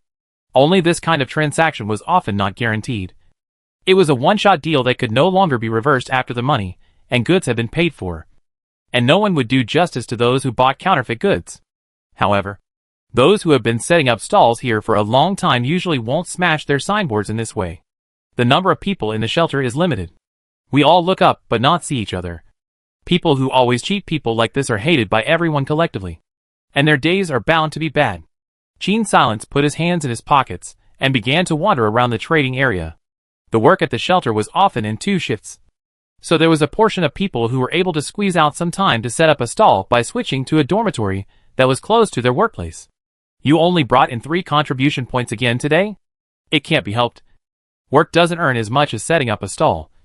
And anyway, 3 contribution points has already reached the minimum labor standard of the sanctuary. So others don't bother with me.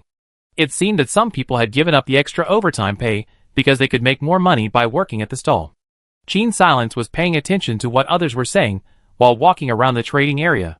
Most of the people here were buying and selling scavenged materials, handmade items, and even mutated animal meat. Qin Silence estimated that these people should have relatives or other close relations who were soldiers in the barracks. The rest, on the other hand, could be working and could chuck some things out and make them into handmade items to sell. A portion of those who wanted to save their lives, such as accompanying physicians like Qin Silence, or certain recruits who weren't too strong, would sometimes come here to look for materials to make other defensive gear. Occasionally, couples who had been living here for many years and had already married and had offspring would bite the bullet and buy some meat to improve the food for their children. All in all, there wasn't a lot of extra money in the sanctuary that the soldiers could bring back from their outings. And there weren't many craftsmen who were able to scrape together enough materials for their handicrafts to set up stalls that were always selling. Qin Silence skipped round, knowing the approximate price of these things, and went to the canteen. The soldiers in the shelter couldn't hide many things outside, and most of them had to be handed over to the base. But for Qin Sil, if she wanted to hide something, it was a breeze. It could even be said that Qin Sil could completely follow those big-headed soldiers to pick up the pieces. Anyway, that group of people had a very crude way of collecting materials, and they often didn't have time to stay for too long during battles. Yesterday, when he was out, Qin Silence had secretly collected quite a few thick rat skins. Unless it was winter, the dormitories for ordinary residents were not heated at night. Moreover, the quilts issued by the shelter are so thin that they are like summer quilts. If she put the rat skins out for sale, there should be quite a few people to buy them. Just have to do some camouflage. Can't let others see her face. Otherwise, she is an accompanying doctor who can bring back a large pile of materials every time. It would be hard to explain this. After thinking of a plan, Qin Silence hurriedly ate the difficult standard meal in the shelter, returned to the dormitory, and changed her clothes. She wore the old clothes she had scavenged earlier inside, then put on her blue uniform to camouflage her physique as a big fat circle, put on a hat that was on the larger size, and soiled her face with yellow soil before she carried a ragged bag on her back and went to the trading area. Chapter 65 Setting Up a Stall. Qin Silence found an inconspicuous place in the open space of the trading area, and used an old gray scarf to block half of her face, with the remaining half of her face hidden in the shadow of her hat. Qin Silence spread out her baggage, arranged 3 thick rat skins, and sat down cross-legged on the ground, with no intention of shouting, because they were decomposed by the system. The skins were not only very complete, but also very clean. with little dust on the surface, as if they had been specially taken care of. Mutant mole rats are about the same size as pigs, and the area of the peeled-off skin is not small. 2 pieces together can be made into a very thick quilt. It wasn't long before Chin Silence sat down cross-legged, and the furry skins in front of her attracted the attention of the others. "What is this? How can I sell it?" A middle-aged man came over and asked tentatively. "Mutant mole skin. 30 contribution points each." Chin Silence's voice was muffled in the scarf, a few points lower than usual. The man let out a breath of cold air. 30 contribution points? That's too expensive. TSK. If you don't know what you're talking about, stay away. Chin Silence nonchalantly waved her hand at the man, a gesture of driving him away. The more she was like this, the more people knew that what she was holding was good. The middle-aged man stood still and asked her, "Does this moleskin keep you warm?" Chin Silence patted the moleskin and sank her hand into the soft fur. "Look how thick this moleskin is." She sneakily looked round before whispering, "It's not easy to bring this stuff in. Thanks to my brother's skinny berth, I can only sneak back so much at a time. So I this thing." Chin Silence waved her hand in a strong posture. No bargaining. After that, she sat quietly on the ground. You love to buy not by look. She was not a good person, but she was a good person. In fact, Chin Silence had already made some calculations. There was a big temperature difference between day and night on the wasteland, and the dormitories were usually unheated. So who wouldn't want a thick quilt? Although these people only earned 5 contribution points a day and had to spend 3 more on meals, it was still acceptable to save money for a month in order to buy 2 rat skins and make a thick quilt that would last for a long time. "I'll buy one." There was a woman who walked over. By the looks of it, she should be buying it for her own child. Many chosen looked just like Chin Silence currently did. Nothing stronger than ordinary people. Yet the shelter chose to take in such residents because, often, the offspring of chosen ones were also chosen ones. Among them, there was bound to be someone whose talent was higher than their parents. It was only that people in the refuge were having a hard time living on their own, and not many chose to get married and have children. With a population of over 5,000 people in Refuge 129, there were only 100 or so children.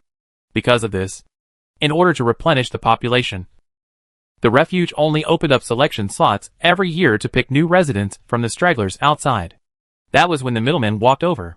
There were a few middlemen in the trading area who had saved up their contribution points to buy portable money transfer machines to provide money transfer services for the people in the trading area, charging a fee of 0.5 contribution points each time.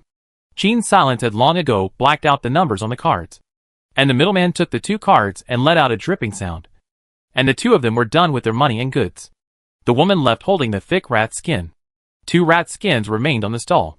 After a few minutes, another woman came by and bought one of the rat skins. By the time a third person arrived, there was only 1 rat skin left. "How come there's only 1 left?" the man said with great wealth. "With my body, 1 is not enough," he asked Chin Silence. "Boss, do you have any more stock in hand?" Chin Silence said in an inscrutable manner. "Yes, I do. But after this batch is sold out, I don't know when the next batch will be saved up." When the people around heard that there were still goods, they rushed to find Chin Silence to order. Chin Silence only promised 10, and refused to sell the rest. She knew very well in her heart that selling only one kind of thing for a long period of time would definitely make people suspicious. So she left half of the rat skins unsold. A group of people left their numbers, saying that the next time Chin Sil came, they would definitely be the first to come over and buy it. Then the remaining 1 rat skin was naturally sold to the buyer, who only needed to buy 1. Chin Sil took the empty bag, and instead of going back to the dormitory immediately, she went into the public toilet of the refuge. By the time she came out, she was back in her normal attire. She now had nearly 100 contribution points in her card, so she could check out the training room. Chin Silence thought about it, and chose to go to the gravity training room to improve her strength. In reality, it wasn't that the others in the refuge didn't want to improve their strength.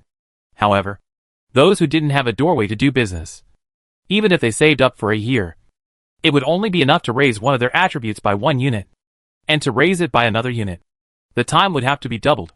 To enter the sanctuary army, 2 attributes relating to attack and defense needed to be no less than 3 units.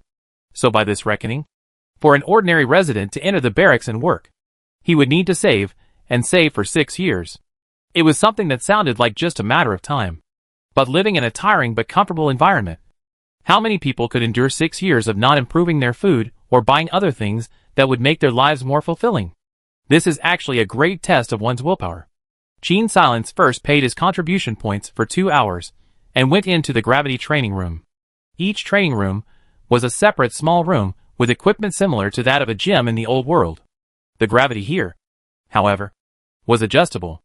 As long as one inputs one's attributes into it, the gravity room will automatically adjust the appropriate gravity for the trainee. Just like that, Gene Silence followed the tutorial in the room's screen and started training. After the training, Gene Silence entered the shower room in the room's compartment. For an hour of training here, one could enjoy an additional 5 minutes of shower time. Gene Silence washed the sweat off her body before she put on her clothes and left the training room. By the time she returned to the dormitory, the others had already collapsed into their bunks and fallen asleep. Gene Silence now finally knew the main purpose of the meat in those bunks to replenish protein. She had trained for 2 hours in that double gravity training room, and now her chest was already pressed against her back. Glancing at the others, Gene Silence hid under the covers like a hamster, sneaking around and nibbling on the biscuits she had scavenged earlier. To be honest, the biscuits didn't taste good. Although they weren't stale, the taste was already quite poor. It was just that when a person was hungry, they rarely found what was in their mouths hard to eat. Unconsciously, Gene Silence finished a whole packet of biscuits, satisfactorily storing the bag in his system backpack, sweeping up the biscuit crumbs, and rolling over to fall asleep. As soon as he woke up the next day, yesterday's training had taken effect. His body was as sore as if it had been run over by a truck. Gene Silence grimaced as she got up and went to the medical training room. "You have an assignment today." The pharmacist gestured for Gene Silence to see the soldiers waiting off to the side. Gene Silence shook off her sore arm, endured the soreness, and moved her arm as she walked towards the soldier. The two quickly arrived at the barracks. "This mission is to search for supplies. Our robots detected that there is a large amount of metal materials in the basement of that building. But unfortunately, there are monsters with strong energy fluctuations there at the same time. So this time, the base has equipped you with accompanying physicians." Gene Silence: "Oh, come on. A non-dangerous mission is still out of my league." After picking up the mission from the mission center, Gene Silence set off with a large group. The location of the mission this time was rather far away, more than 70 kilometers away, coupled with the fact that it was a mission to scavenge for supplies. The shelter had specially assigned 2 military trucks to the squad. Gene Silence sat on the truck that sounded everywhere but the horn and began to doubt life. At this speed, I might as well get out of the car and run. It wasn't because Gene Silence felt that the car was broken. It's because the wasteland is short on supplies, and the area needs to be taken into account when planning shelters. So there's not enough infrastructure to build them. Not to mention car parts production lines and the like. These cars are in disrepair, and there aren't many of them that can barely work. The fact that the shelter was able to send out 2 cars for this mission was already a great importance. Sitting on such a trip, it felt like my arse was almost turned into 8 petals. Gene Silence's face stank all the way, with a "don't mess with me" look. Look! 2 of the soldiers from the last mission were in the team this time. Both of them had witnessed how Gene Silence had treated the injured soldiers who had offended her before. Old Way's pig-killing screams 2 days ago seemed as if they were still in the ears of the two. A group of soldiers muttered for half a day, and the word spread about Gene Silence's glorious time. It was so that no one said anything untoward to her this time. The car traveled slowly for almost 10 hours before arriving near the building. Gene Silence couldn't wait to jump out of the broken car and move her arms and legs. She gripped the gun issued to her by the refuge and followed the others into the entrance of the building. "Search the upstairs first. That stuff in the basement last," the captain said, leading the group towards the first floor. The ground floor was also temporarily abandoned for searching because it was too close to the basement, and the noise made might startle the monsters in the basement. The group had just reached the ground floor when a dozen mutant mosquitoes flew over, and 2 huge mutant cockroaches swooped down from the wall. Gene Silence was always on guard. The mutant cockroaches those people could block, but the flying things like mutant mosquitoes, she had to deal with them carefully. After all, she couldn't pin all her hopes on others. She rested her hands on her pistol and moved sensitively to guard against the mosquitoes that would fly over at any time. Bang! A mutant mosquito with a blood-red belly was smashed by Gene Silence. not knowing whose blood it had sucked. With a clatter, blood showered the ground from the mosquito's shattered belly. Gene Silence took a step back, dodging the splattered blood, and fired another shot at another mosquito that lunged over. The group of people didn't expect that out of the dozen or so mutated mosquitoes, 2 of them were solved by the doctor, and their eyes towards Gene Silence changed a bit, because everyone was watching. Gene Silence didn't manage to decompose the mosquito's corpse, but followed the others to search for supplies. Those corpses, I'm afraid we'll have to wait until we're almost gone. Gene Silence pondered as he rummaged through the boxes. There were quite a few items in the room that could be disassembled. Broken radios, old telephones, electric fans, and other small appliances from the old world. When the others weren't paying attention, Gene Silence secretly took away a snow-flat pen that still worked. She usually had long periods of time where she could stay alone in the dormitory, and had to start a small cooker in order to replenish her protein. Without a system backpack, this kind of metal product, there was absolutely no way for her to keep it for herself. After getting what she wanted, for the rest of the scavenging time, Gene Silence didn't have any more private stashes. A group of people gathered the things together and carried them to the car, leaving 2 people to guard it, while the others once again returned to the upper floors and continued to scavenge. Discovered golden legendary accessory protective clothing knee pads. Hearing the electronic tone of the system, Gene Silence's eyes balked and found that a soldier had opened a wardrobe and was throwing old clothes out. Gene Silence walked over without moving. Chapter 66, The Chosen Son. Are these clothes just thrown on the floor? She looked at the highlighted aperture underneath the clothes, and didn't act rashly. These things are not very useful. At most, they can be taken back to be broken up to make a quilt. The clothes that can be put into the present, most of them are weathered, not strong at all. If you're free, help me pick out the usable ones and carry them to the cart. The soldier who spoke was a man in his 30s, said to have a wife and children, so he didn't think much of Gene Silence. Gene Silence squatted down, pretending to pick and choose from the pile of clothes, and when no one else was looking, she put the pair of knee pads into her system backpack. She had already collected 2 of the 6 accessories. For the rest of the day, Gene Silence only helped out occasionally, and was not too enthusiastic. After all, she was an accompanying doctor, and if she was overly enthusiastic about collecting supplies, she would inevitably arouse suspicion.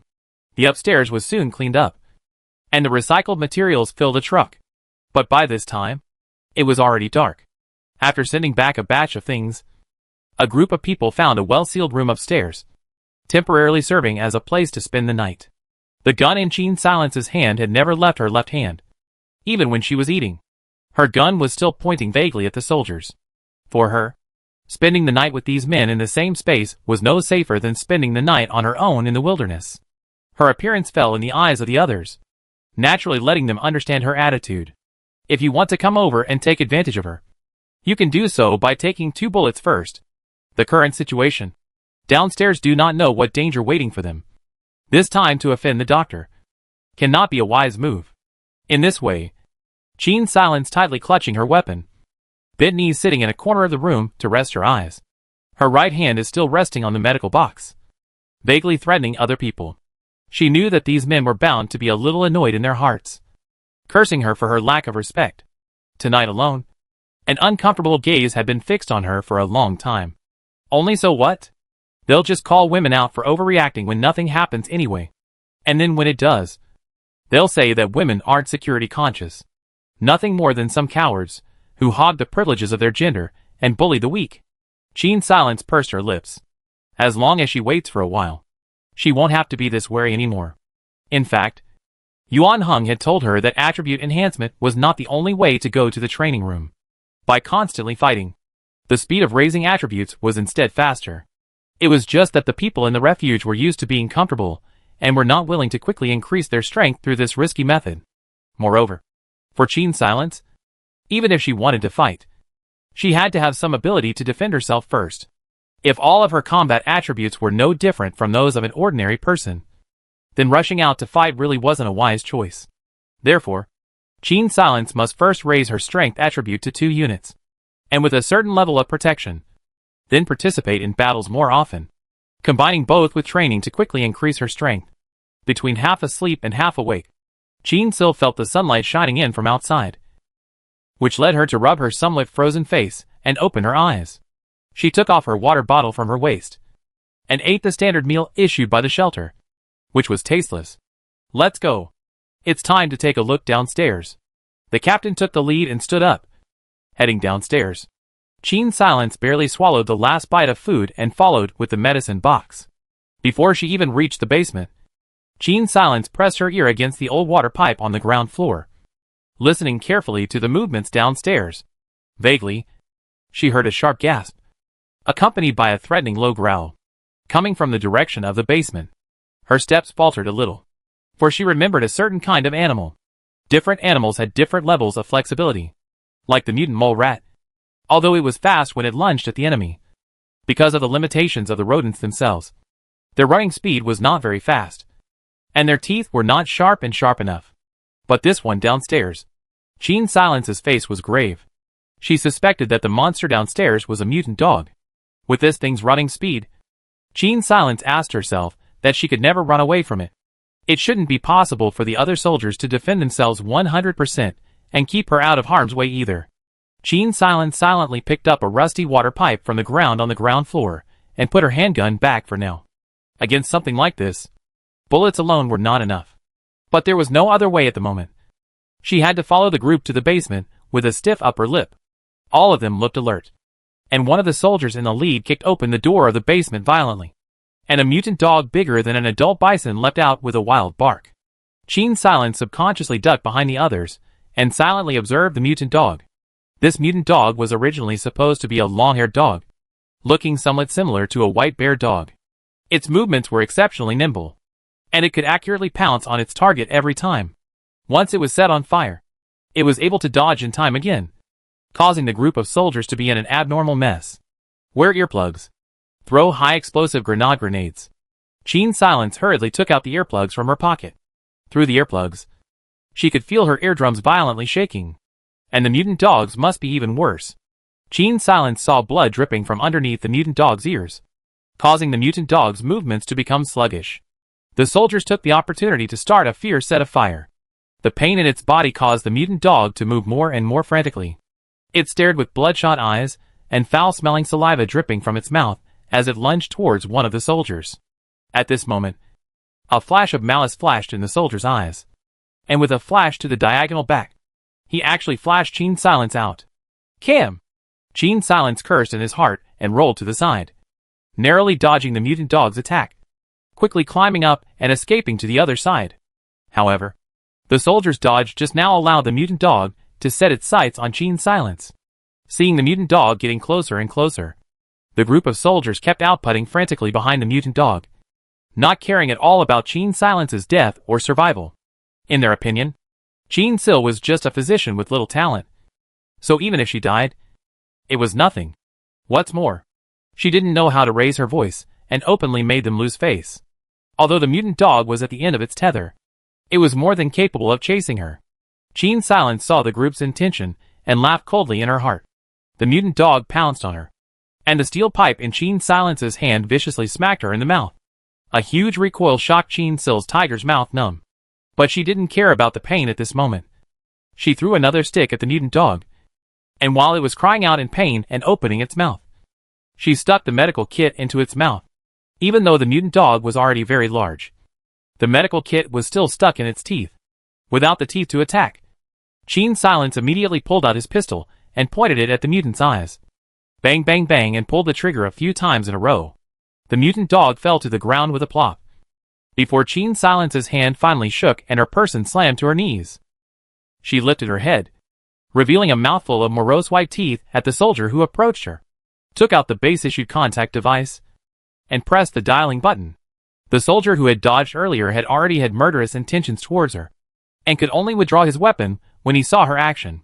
Report. I'm the accompanying physician Qin Silence. We've already resolved the mutant dogs, and will soon be able to embark on our return journey. Qin Silence hung up her contact and pointed at the mutant dog's corpse. I solved it. You guys have no problem with it, right?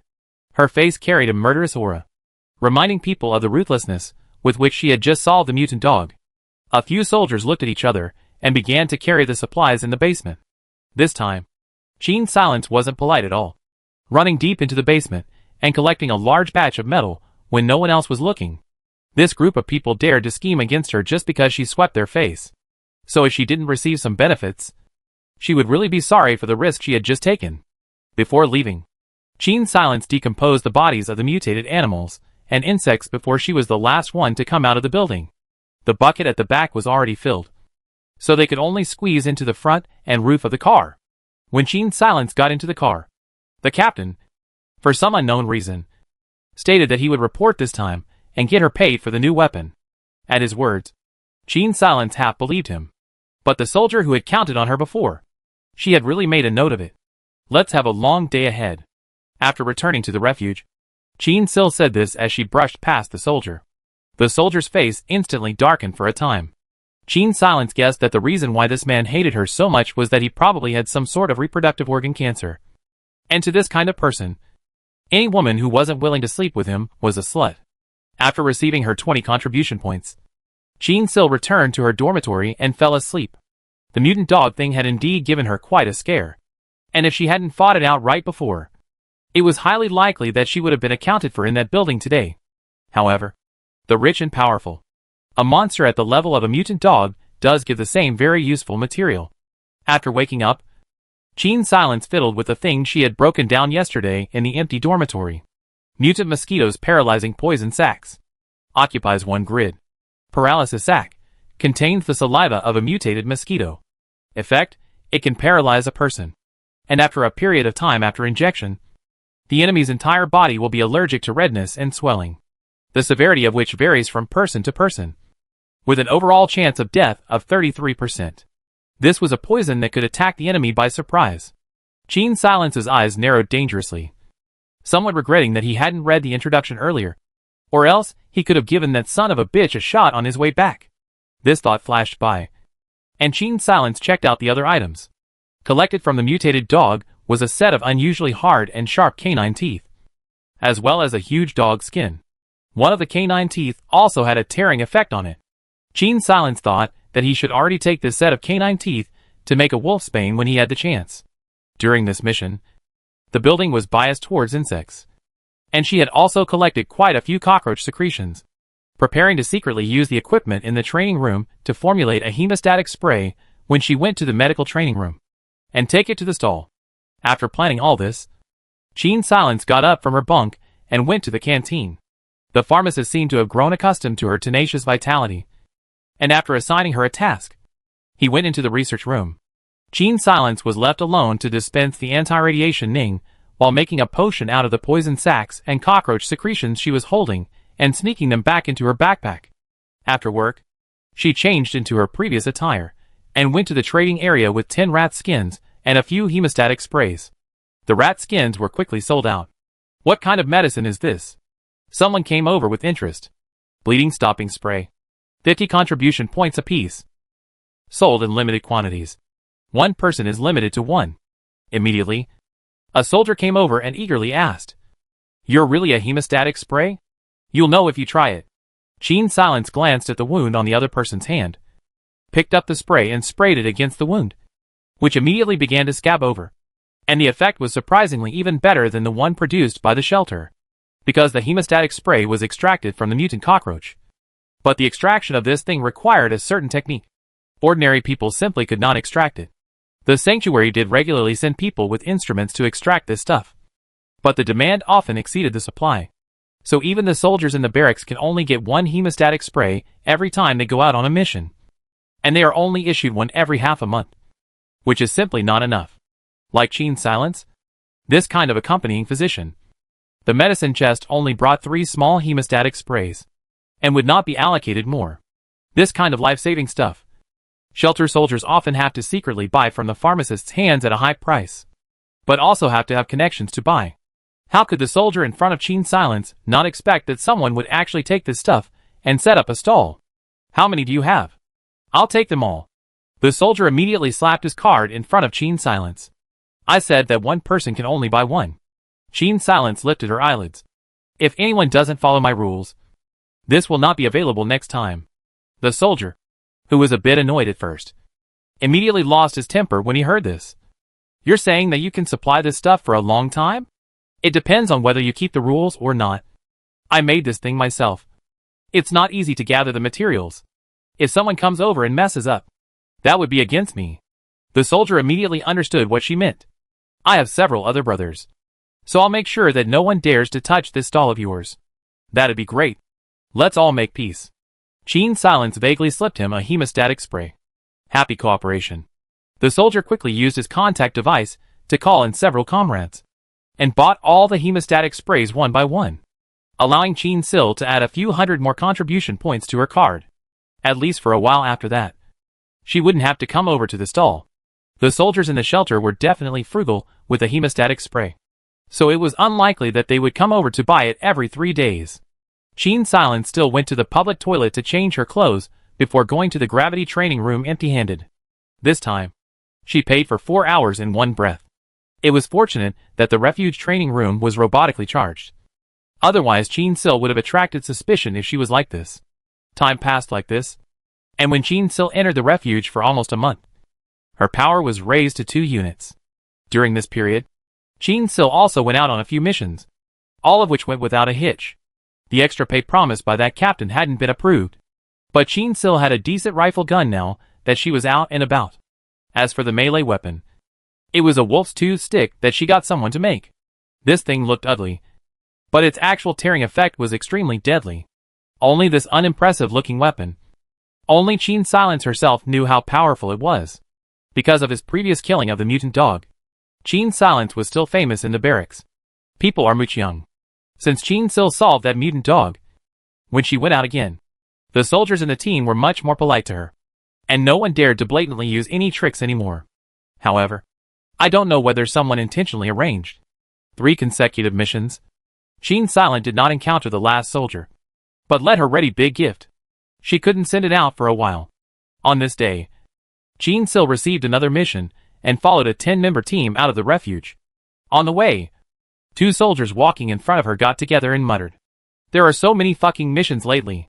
Usually when you go out once, you can still come back and rest for 2 or 3 days. Now you have to run out every other day, and you don't even have the time to go to the training room." The soldier complained, "You don't even look at what time it is." Next month the inspectors from the 001 refuge will come over and regrade and rank the major refuges. If we can charge forward a few places, the rare resources we will share in the next few years will be even more. A soldier in his 30s said. Another young soldier was not too convinced. They are all the same people. Why should the people of Refuge 001 decide our future resources? These resources are everyone's. Why should they hog them? Keep your voice down. If you don't want to die, just say so. The captain turned around and scolded, and continued walking forward with a stern face. The original discussion just stopped, and Qin Silence followed behind the group, pondering over what the soldiers had just said. The fact that the power of the 001 refuge was so high that it was able to grasp the remaining rare resources around the globe was beyond Qin Silence's imagination. She took a few steps forward and came up next to the few soldiers just now and asked, "The 001 refuge must be very big, right?" "Not only is it big, our refuge is at most an underground town, but the 001 refuge is really an underground city, with a population of over 1 million. I heard that the top 10 shelters have universities. The most powerful researchers in our sanctuary are all from those universities." The soldier couldn't help but speak up again when he saw someone chiming in. "A dozen or so? Refuge 001 has 3 universities. 002 has 2. The other 8 refuges have just 1. And the ones further back? None." The soldier waved his hand. "Can't afford it." Another older soldier sighs. "If anyone's child can reach an intelligence level of 5 units as an adult, they can live in the top 10 ranked sanctuaries." His words made Qin Silence couldn't help but think of the golden legendary profession he saw before entering the replica, the Chosen Son. According to the description of the profession, the person who drew this profession should initially be 4 units in each combat attribute. Although it was possible that no one would draw this profession, once someone did, Qin Silence guessed that this person should not give up the opportunity for a special pass. After all, with such strong attributes, it wouldn't make sense to resign oneself to choosing a normal pass, no matter how you think about it. She remembered that the birth point of this profession would be near the 001 refuge. and wondered if there would be such a person amongst the inspectors this time.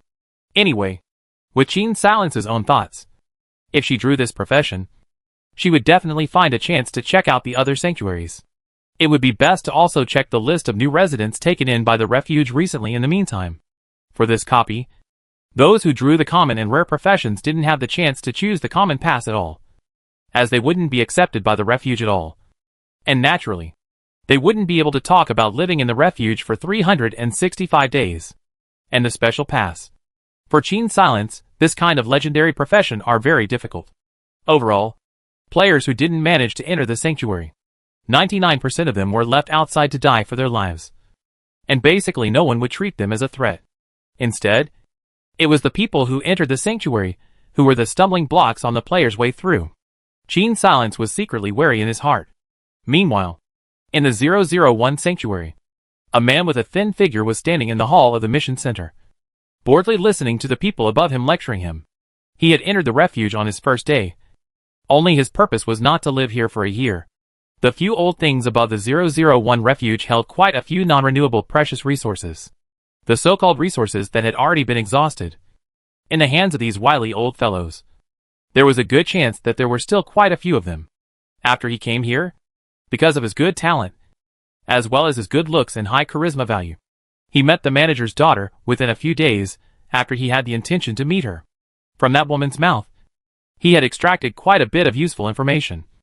And it was estimated that before long, after winning her full trust, he would be able to know the part of the secret he wanted to know the most. It was always something to give. A trace of disgust flashed across the man's face at the thought. Chapter 67 Long-Term Mission. Fabian, I've talked to Dad. I'll pick one of the 4 expedition teams this time to personally lead the team. Will you accompany me? In the living room, the daughter of the 001 shelter administrator leaned on Jiang Yu's shoulder, as if she had no bones. The man she called Ah Yu revealed a look of concern. The man she calls Ah Yu reveals an expression of concern. Why would Uncle Leon let you out of the shelter? It's too unsafe out there. But don't worry. I'll protect you. I knew it. You will support me unconditionally. The woman didn't have the slightest doubt in his words, and said with a happy face, if it was normal, Dad would not let me go out casually. But it's different lately. Hearing her say this, the man's eyes flickered. Oh! What's different? Shelter inspection, this kind of thing. Still need to labor to send you also sent? The woman hugged his arm. You just need to know that there are things that can only be done by me. Fine. If you don't want to talk, I won't ask. The man's other hand grips the couch, and quickly releases it. But his face is all gentleness. On the other side, Jean Silence summoned the eagle for the first time. This morning, she received a long-term mission. And it was said that even if everything went well, it would take more than half a month before she could return. She and 24 soldiers sat in a military truck and traveled for a day before finding a small 3-story building for a temporary rest and recuperation. Jean Silence found the building's toilet and took advantage of the fact that no one was around to summon the eagle, tying a note to its leg to send a message to Yuan Heng. But here, her eagle could really only be considered a pet. After all, even the mutant crow had a wingspan of 2 meters. So if it wasn't for the fact that the eagle flew high and fast, Jean Silence wouldn't have dared to let it deliver the message. Walking back to her resting position, Jean Silence sat cross-legged on the thick fur of the mutant dog, cradling the wolf's 2 stick in her hand and resting her eyes. In reality, she was using the eagle's vision to look down on the earth. The male eagle arrived at Yuan Heng's campsite without any danger and knocked on the window of his room with its pointed beak. The window was quickly opened, and a pair of hands untied the note on the eagle's leg. As the eagle could not be retrieved after it had been summoned, Jean Silence chose to leave the eagle with Yuan Heng. After all, as the leader of the Brotherhood, it wasn't strange for Yuan Heng to carry anything around with him. But it would be extra noticeable if she was the one to carry it. Jean Silence watched Xiongning arrive safely, then disconnected the contact, opened his eyes, and looked around, realizing that everyone had fallen asleep except for a few on watch. So he rolled a fur towards his body and dozed off himself. Their goal this time was an underground warehouse, where it was rumored that they might even be able to find usable grain seeds. Generally speaking, it was difficult to preserve grain for more than 10 years. But the radiation had caused the bacteria on the surface of the grain to be basically wiped out and stored in a sterile environment. the grain would naturally be able to be stored for a much longer period of time. The reason they were able to make a discovery was still because of the shelter's probing robots, which found a large number of things shaped like corn cobs while probing. Everyone guessed that it should have been some kind of underground grain depot once upon a time. It was a miracle that there was still food left after so long, and that it hadn't been eaten up by the mutated rats. In this regard, Gene Silence had another opinion. The reason why it wasn't emptied by the rats was most likely not because they didn't find it, but because there was something there that they feared. As soon as the next day dawned, Gene Silence hurriedly climbed up, got back into the hopper of the military truck, and followed the others to continue on their way. Nibbling on the standard meal rations in the hopper, Gene Silence's eyes still looked out from time to time. This kind of canvas-covered truck hopper didn't have much protection, and with so many of them out on the road for a long period of time, it was very likely that they would run into some unwanted guests. As if confirming what she had in mind, a dark shadow suddenly appeared in the distant sky. "What's that?" A recruit squinted his eyes and looked into the distance. "Shit! Hurry up and pick up your weapons. That's locusts." Between a group of people's hands and feet, the black swarm of mutated locusts had already approached. Gene Silence watched as a tent area in the distance housing stragglers was instantly reduced to nothing, and many of them were gnawed away to the point of no crumbs before they even had the chance to let out a single scream. A chill crept up Gene Silence's spine to the back of her head, causing her to shiver. "Dr. Gene, hide inside." A soldier blocked the spot where Gene Sil was. They all understood in their hearts that this battle would definitely not end well, and 99% of them would be injured. Without Gene Silence as a doctor, all of them would die on the road. Someone had already taken out a flame injector. Use the flame injector and the arc gun. Ordinary bullets don't do much. Gene Silence watched as the soldiers pulled out a weapon with a top that was spherical from their backs. She didn't know what it was for even after observing it for a long time, but she didn't realize that it was an arc gun for discharging electricity. Gene Silence hid behind it, one hand pressed to the side of her waist, where there was originally a small bottle of spirits for warmth. Because it was a long-distance mission, the sanctuary would prepare some things for those who participated in the mission, and although the quantity was not large, most of them could be put to use. Gene Silence found a glass bottle from the materials collected along the way on the truck and poured the spirits into it. With the battle raging ahead, no one paid attention to her actions. The mouth of the glass bottle was stuffed with cotton, and Gene Silence held the bottle, nervously on guard. Mutant locusts thicker than an adult man's arm flew over in a vast swath, their hard-looking mouthparts opening and closing, and wherever they passed, nothing living was left. There were at least a few hundred of these mutant locusts, and once surrounded by them, it was basically a dead end.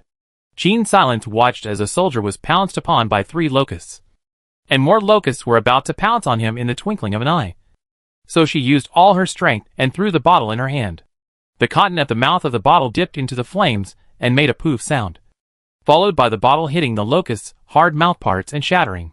The shards, carrying the spirits with them, splattered on the surrounding locusts, igniting all around them at once. The locusts that were originally going to pounce on the soldiers were surrounded by flames, and could only make toothsome noises as they bounced around in place. "Give her all your jugs," the captain shouted at this time, and several wine jugs immediately flew to Gene Silence's feet. The driver in front never stopped, and the group of people fled forward while burning the pursuing mutated locusts behind them. And it took more than an hour before the locusts were pretty much wiped out and didn't dare to catch up again. The wine jugs in Gene Silence's hand were also empty, and all of them were made into burning bottles and thrown out. A group of people sat paralyzed in the bucket of the car, gasping for breath after the robbery. They all suffered a light injury this time. Think of the locusts only a section of finger size, can easily gnaw the rice to slag, now suddenly become like an arm so thick. Gnawing people is not easy. His dog days have become so big. How not to let us grow at 10 meters high? Trample it to death. The soldier who was saved by Gene Silence before looked at Gene Silence to help him deal with his wounds, and couldn't help but complain. At this time, the captain glanced at Gene Silence's medical kit and hesitantly said, "Hemostatic spray. This is a long-term mission. The sanctuary has allocated me 6 hemostatic sprays. You should each have one on yourselves to treat today's wounds. It's barely enough." Gene Silence said matter-of-factly. In fact, she had quite a few of these in her own system backpack. but she still had to consider whether or not to take them out, regardless of the purpose. This time, the team was indeed far better than the previous ones, at least knowing to protect the doctor in times of crisis. The captain listened to Qin Silence's words and took out 2 hemostatic sprays from his pocket. I have 2 here. I'll take out the medicine and let Dr. Qin keep it. The soldiers very painfully took out all the hemostatic sprays. This reminded Qin Silence of what happened with the wine pot earlier.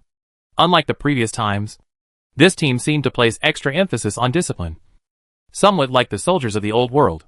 Do you guys often go on missions together? Qin Silence inquired while cleaning his wounds. That's for sure. Our team does long-term missions. We've been working together for years. We have the most tacit understanding. It's different from those who do short-term missions. They are all temporary teams and messy. A soldier replied with honor. Then don't you have any regular accompanying doctors? After Qin Silence asked such a sentence, everyone fell silent. In the end, it was the captain who answered Qin Silence's question. There used to be one, but he was taken away by the people of the 003 refuge some time ago, saying that the administrator of our 129 refuge agreed to them taking him away. Isn't that just bullying people? The previous soldier muttered in a low voice. That doctor must be very powerful. Qin Silence said. That's. Sister Sue can find herbs directly from mutated animals and make us potions. With her around, we've never been short of medicine. The soldier's tone was excited. However, as soon as he remembered that their former doctor had gone to the 003 refuge, his mood dropped. Instead of Sister Sue going to the 003 refuge, it would be better to say that she was forcibly taken away, and that the 003 refuge salivated at her abilities and forced her to work for them. All right. The captain glanced at Qin Silence and signaled the soldier to stop talking. Remembering the previous doctor in front of the new doctor made it seem like how much he disliked them. Realizing that he had spoken at an inopportune time, the soldier also snapped and stopped talking. Qin Silence sprayed the soldier with hemostatic spray and bandaged the wound. But in her mind, she was thinking about what this group of people had just said. From the sound of it, this Sister Sue should be a special NPC. Qin Silence glanced at the soldiers and added another item in her heart, and it should be an NPC that is on the kind side. However, although Qin Silence himself wouldn't be able to extract herbs from mutated animals, the system's decomposition function could do this instead. Of course, the success rate of collection was very limited. Together with the portable dispensing equipment in the medical kit, it should barely be able to take over Sister Sue's job. It's just that I don't know if there's a chance to meet this NPC once. Qin Silence felt in his heart that these special NPCs should be quite helpful in clearing the level. On the other side, Yuan Hung led the people, sitting on an off-road vehicle with no windows, following the military truck in front of him from afar. Except that next to him sat a guy who was inviting people to get annoyed. I say, what's it going to take for you to sell this, Hawk? I can send you a Mad Snake machine gun. You know about the Mad Snake machine gun, right? That's the newest weapon in the 001 refuge. At this time, a rooster that was bigger than an old world ostrich ran over. The man sitting next to Yuan Hung patted the rooster's crown. Eat your fill. Take a walk when you're full. Yuan Hung was just breathing a sigh of relief when the man turned his head back. You still haven't told me how you're going to sell that eagle of yours. I haven't seen an old world animal in a long time. Where did you come from? Original Hung. Someone please take this donkey. Chapter 68 Want to leave. Yuan Hung actually heart has been annoyed beyond the point of no return. But around this noisy guy, not only is it will read the tightly banded spell of the Tang monk, side also really followed a Do Sheng Buddha. I don't know what method, or is born with some kind of scientific unexplainable talent. This person can actually accept mutant animals and tame them to be very docile. Of course, this kind of docility is only for him alone. Yuan Hung looked at the rearview mirror. In the mirror, there was a mutant silverback gorilla following the back of the car, the size of which was practically a real-life version of King Kong. That is, they are now far away from the military truck in front of them. Otherwise, if such a big monster appeared in the vicinity, I am afraid that the people in front of them would immediately be alerted and attack them indiscriminately. If it wasn't for this huge monster, Yuan Hung wouldn't have been able to listen to this man's endless chattering in his ear. When the man stopped talking, Yuan Hung still gave him the same answer. Not for sale. The man reached out to touch the eagle's feathers twice, which the eagle dodged with great disgust. Hey! You stupid bird. If you follow me, you'll get meat. If you follow him, you'll get compressed biscuits every day. After teasing the eagle for a while, the man introduced himself. My name is Bai Lang. And you? Yuan Hung. Without any nonsense, Yuan Hung glanced at Bai Lang. I said, this eagle is not for sale. Are you? Yuan Hung's eyes glanced out of the car. The meaning of driving people away was very obvious. Don't so desperate. My little eagle hawk and I haven't made out enough. Shiro's tone was flirty, as if walking on the wasteland was no different from a spring trip. Your pet will delay my business, Yuan Hung said without mercy. Every once in a while, he would croak and jump on the roof of the car so violently that the whole car would shake a little. Don't be so shy. You see my little cute how well behaved How about this? I help you guys do the mission this time. The little eagle hawk lend me to play for 2 days. How about it?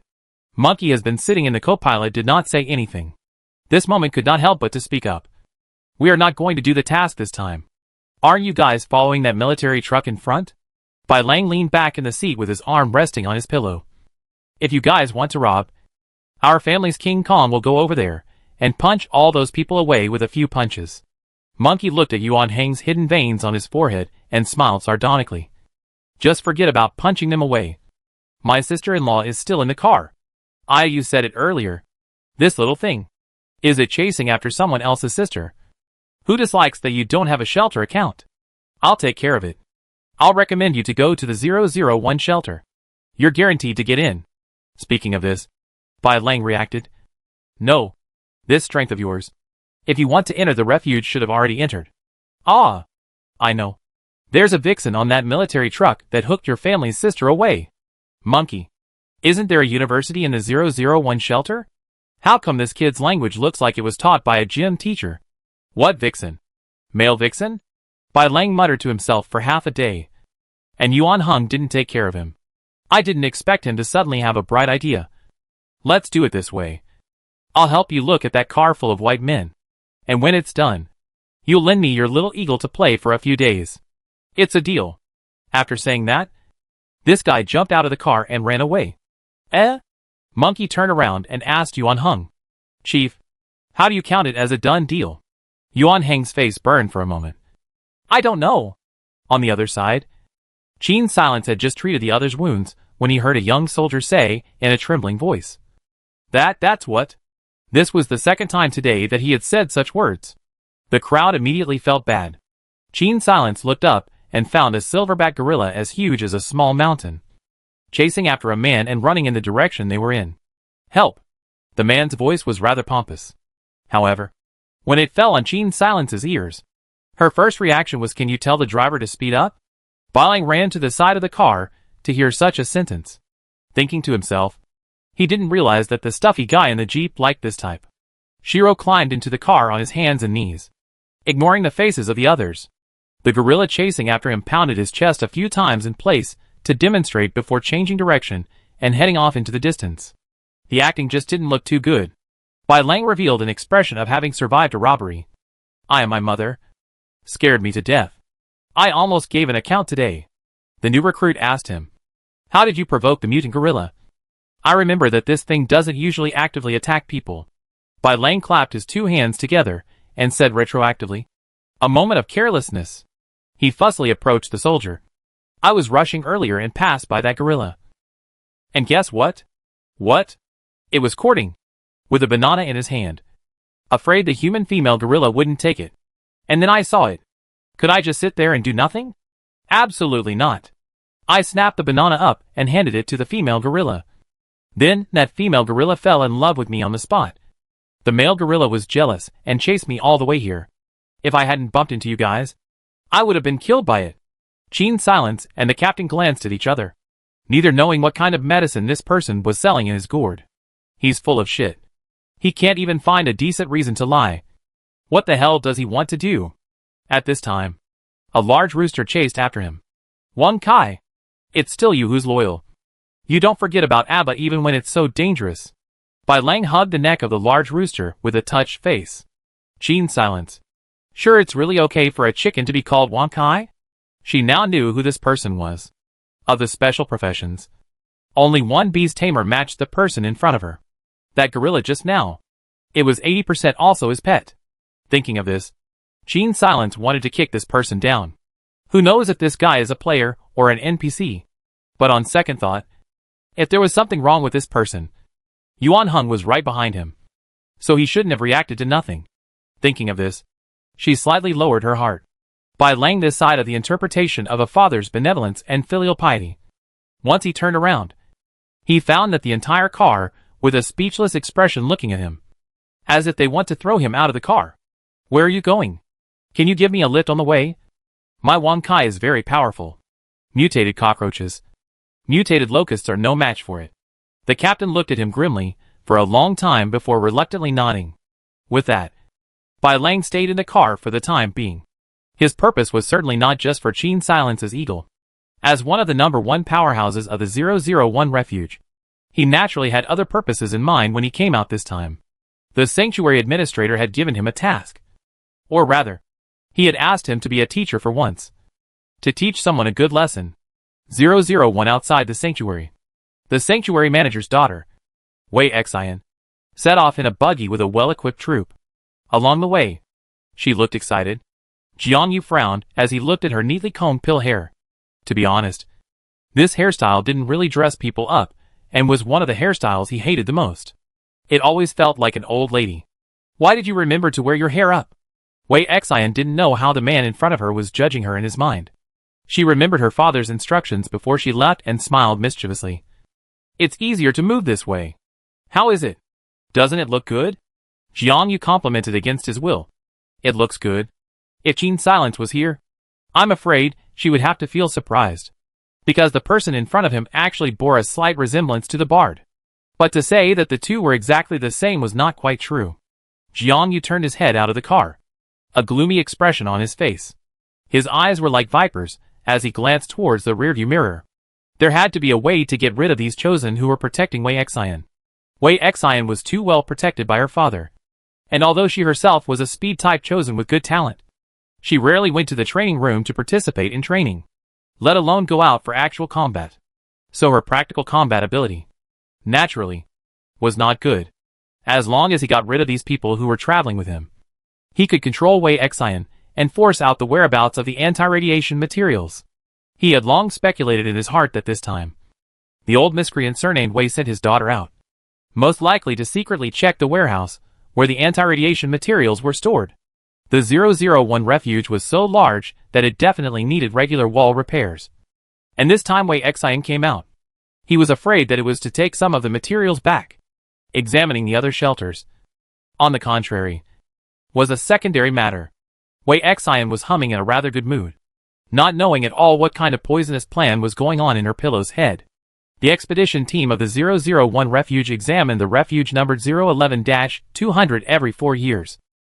And then the refuge after that. The resources that could be allocated each year were allocated according to the population. And there were no rare resources, according to the route Wei Xian was assigned to. The shelters she inspected included the 129 shelter where Qin Silence was located. It was only that the locations of the various shelters radiated outwards, with 001 as the center. And Wei Xian was afraid that it would be a long time before she could reach the 129 shelter. Right now, Wei Xian was heading towards the 017 shelter, while Qin Silence and the others had already made it a third of the way there, and were preparing to set up camp in an abandoned petrol station. They hadn't come across any suitable houses on the route they were advancing on today. And there was only one abandoned petrol station that barely had 3 intact walls to shield them from the night winds. No indoors this time. Double the number of men on watch. 6 at a time. 2-hour rotations. When the captain gave the order, the soldiers automatically divided into groups. Those who patrolled, and those who didn't started setting up their tents. Because firelight attracts mutant insects. Even though it's already cold now, everyone didn't choose to light a fire to keep warm. Qin Silence tidied up his medicine chest under the moonlight, then got into the tent and sat on the thick mutant animal fur, nibbling on his rations. At this time, Bai Lang came over and handed over a piece of chocolate. Qin Silence glanced at him and didn't reach out to take it. Hey! You two really aren't a family. From the time I got on the bus until now, you haven't said a word to me. The one in the back did say a few words to me. Bai Lang learnt from Yuan Heng's tone. No sale. He moved the chocolate forward. Take it. This is made in the refuge. Not those overfutures out there. Your sanctuary has cocoa trees? Qin Silence finally had some interest. That's for sure. Most of the creatures that used to be on this planet. We've kept the last of the fire there. Recently the base has been researching genetic recovery. But I don't think there's much point. It's like this outside. And even if the base is disguised to look like it was before the end of the world, it's just fooling itself. Bai Lang threw the piece of chocolate into Qin Silence's arms. Took out another piece for himself. Unwrapped the tin foil and took a bite. Qin Silence wasn't polite anymore. You must have some other purpose in telling me this. Right? Alas. Indeed. Bai Lang scratched his head. Can you help me educate a little girl? Qin Silence revealed a horrified expression. Are grown men nowadays actually so underhanded? You have to seek help from a woman to beat her up? Bai Lang quickly waved his hand. What are you thinking? I'm talking about education. Not lessons. He cleared his throat awkwardly. Ahem. You also know that there are actually not many women on the wasteland. Ordinary people living on the wasteland. Women were not dominant. The survival rate is very low. As for the refuge, as long as you put down some stature, want to not out of the refuge to beg for a living is still quite simple. What do you want to say in the end? Want to say what? Shiro scratched his head. I walked all the way and saw you a female begging for a living in the wasteland. This should only be something you can help with. He scratched his head with some difficulty. I'm the person who is least able to deal with that kind of crybaby girl. I don't need to help with the rest. Just this thing. Qin Silence listened to the clouds. So you want me to educate Hua? Ahem. It's my dad's friend's daughter. Almost 10 years younger than me. Just reaching 20 this year. His words caused Qin Silence to reveal a hint of surprise. Good lord. I was never expecting that there was this kind of parental script in the survival copy. She moved a little closer and listened to Bai Lang mutter in her ear. Speaking of which, this is quite strange. As a matter of fact, of the first residents of the refuge, all of them were relatively gifted. And the occasional straggler should have teamed up with other adventurers. But a month ago, there suddenly came an all-round chosen one in the refuge, with all attributes balanced to a fault. All 4 units. Bai Lang didn't notice that Qin Silence's eyes had gone from scattered to incredibly serious. It was truly a step in the right direction. But it took no effort at all to get it. The chosen one had actually already departed from the 001 refuge. And this person's path to pass is really underhanded enough. It was actually to seduce the daughter of the 001 refuge's administrator. Qin Silence certainly knew what his purpose was. Bai Lang only thought that Jiangyu, the chosen son, had a bad heart and wanted to fight for 20 years less. But Qin Silence, as a player, couldn't possibly be unaware of his purpose. This person's goal is so clear. And the time he entered the sanctuary is only 1 day earlier than her. Saying that he is not a player. Qin Silence does not believe it. However, if Jiangyu wanted a normal pass, he wouldn't be so open-minded. He was practically selling meat. In that case, his aim must be a special pass. For Jiangyu's kind of emperor player, it's not difficult to gather people to follow him in the wasteland. After all, the identity of the all-round chosen one is on the line. And although the attributes of the 4 units are not too high for the soldiers, they are better than the comprehensive. And the strength is naturally balanced, with no short boards. For him, the only difficulty was the same as what Qin Silence was facing, which was the lack of radiation isolation materials. His purpose of seducing the daughter of the 001 refuge manager was naturally very clear.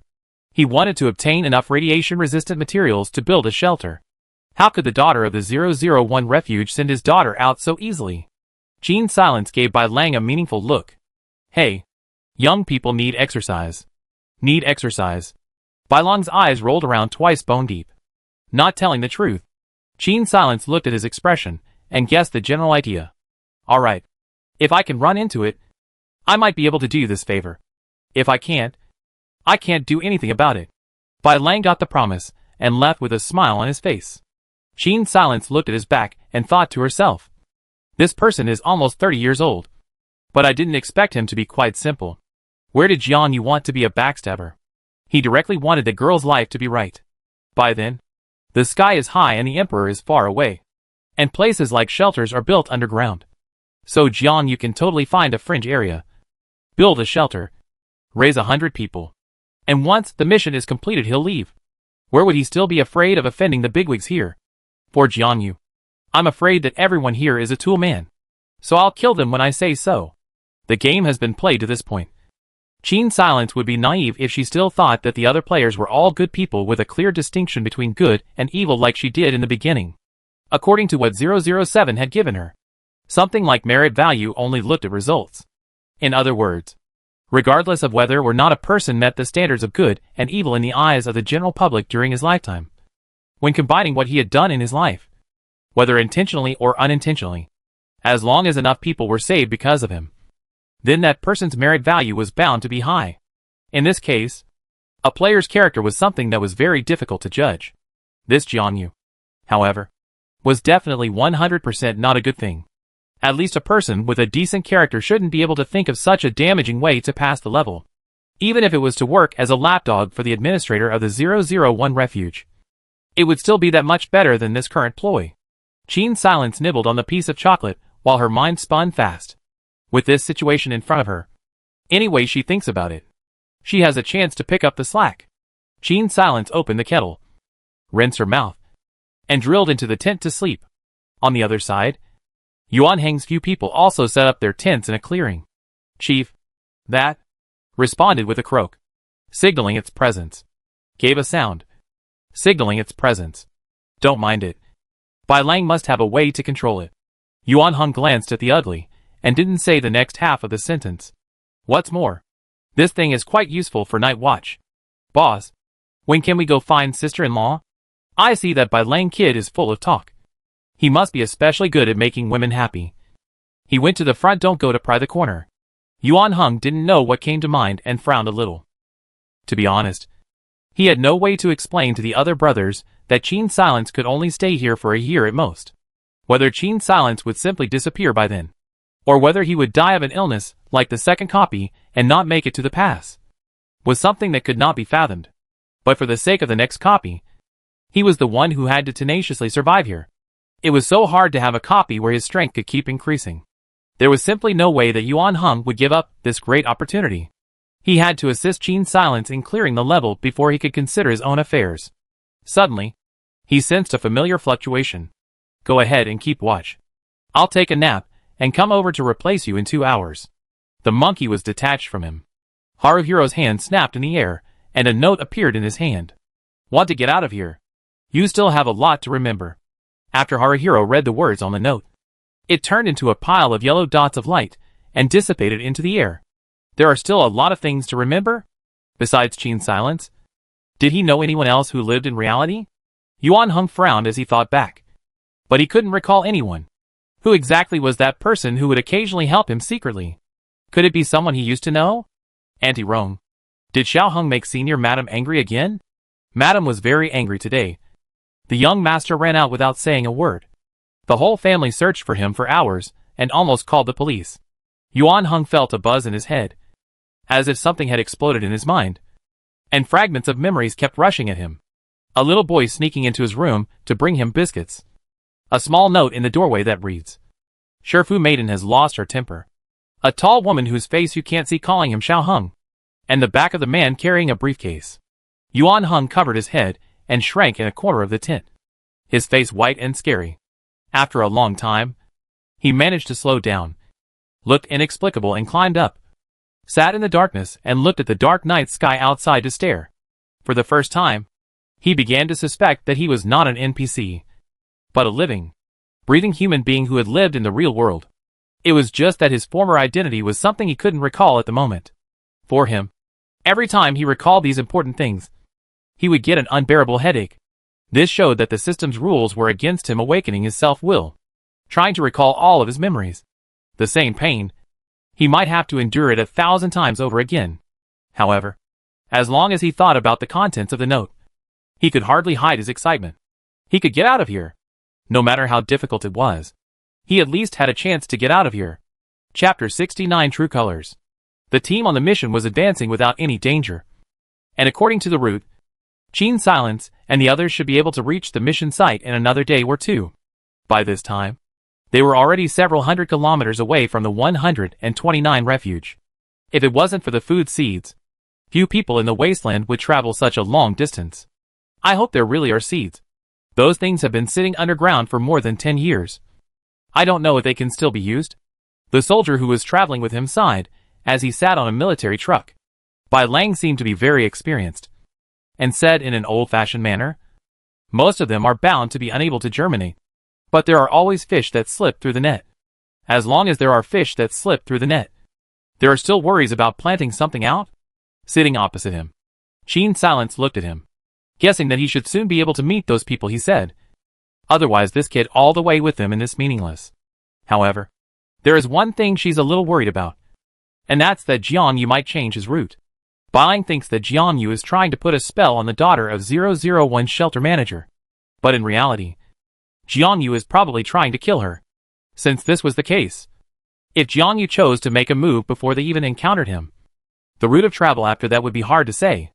According to what Bai Lang said about the departure time of the expedition, it would only be a week from now. So logically speaking, Jiang Yu shouldn't be in such a hurry. I say, why aren't you leaving yet? Qin Silence thought for a moment, and finally decided to speak out to remind him. Bai Lang froze for a moment and blinked, asking somewhat seriously, "What do you mean? If I know that someone else is carrying something of value, and that person is also very good at cheating?" Qin Silence revealed a meaningful expression. "You say, is it better to go back and continue to be angry? Or is it better to take the things and run away?" Her words caused Bai Lang, who was originally rambling, to almost jump up from the bucket of the car. "When you say it like that, I'm really in a bit of a hurry. So you guys go ahead. I won't be accompanying you all." With that, Bai Lang jumped out of the car and left at an extremely fast speed.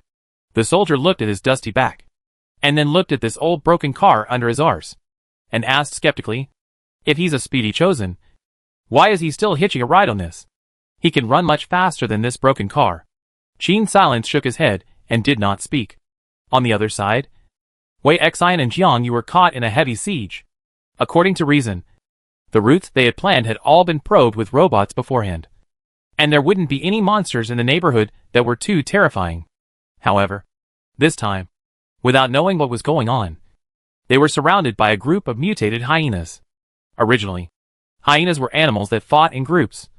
Plus their killing power was greatly enhanced after the mutation.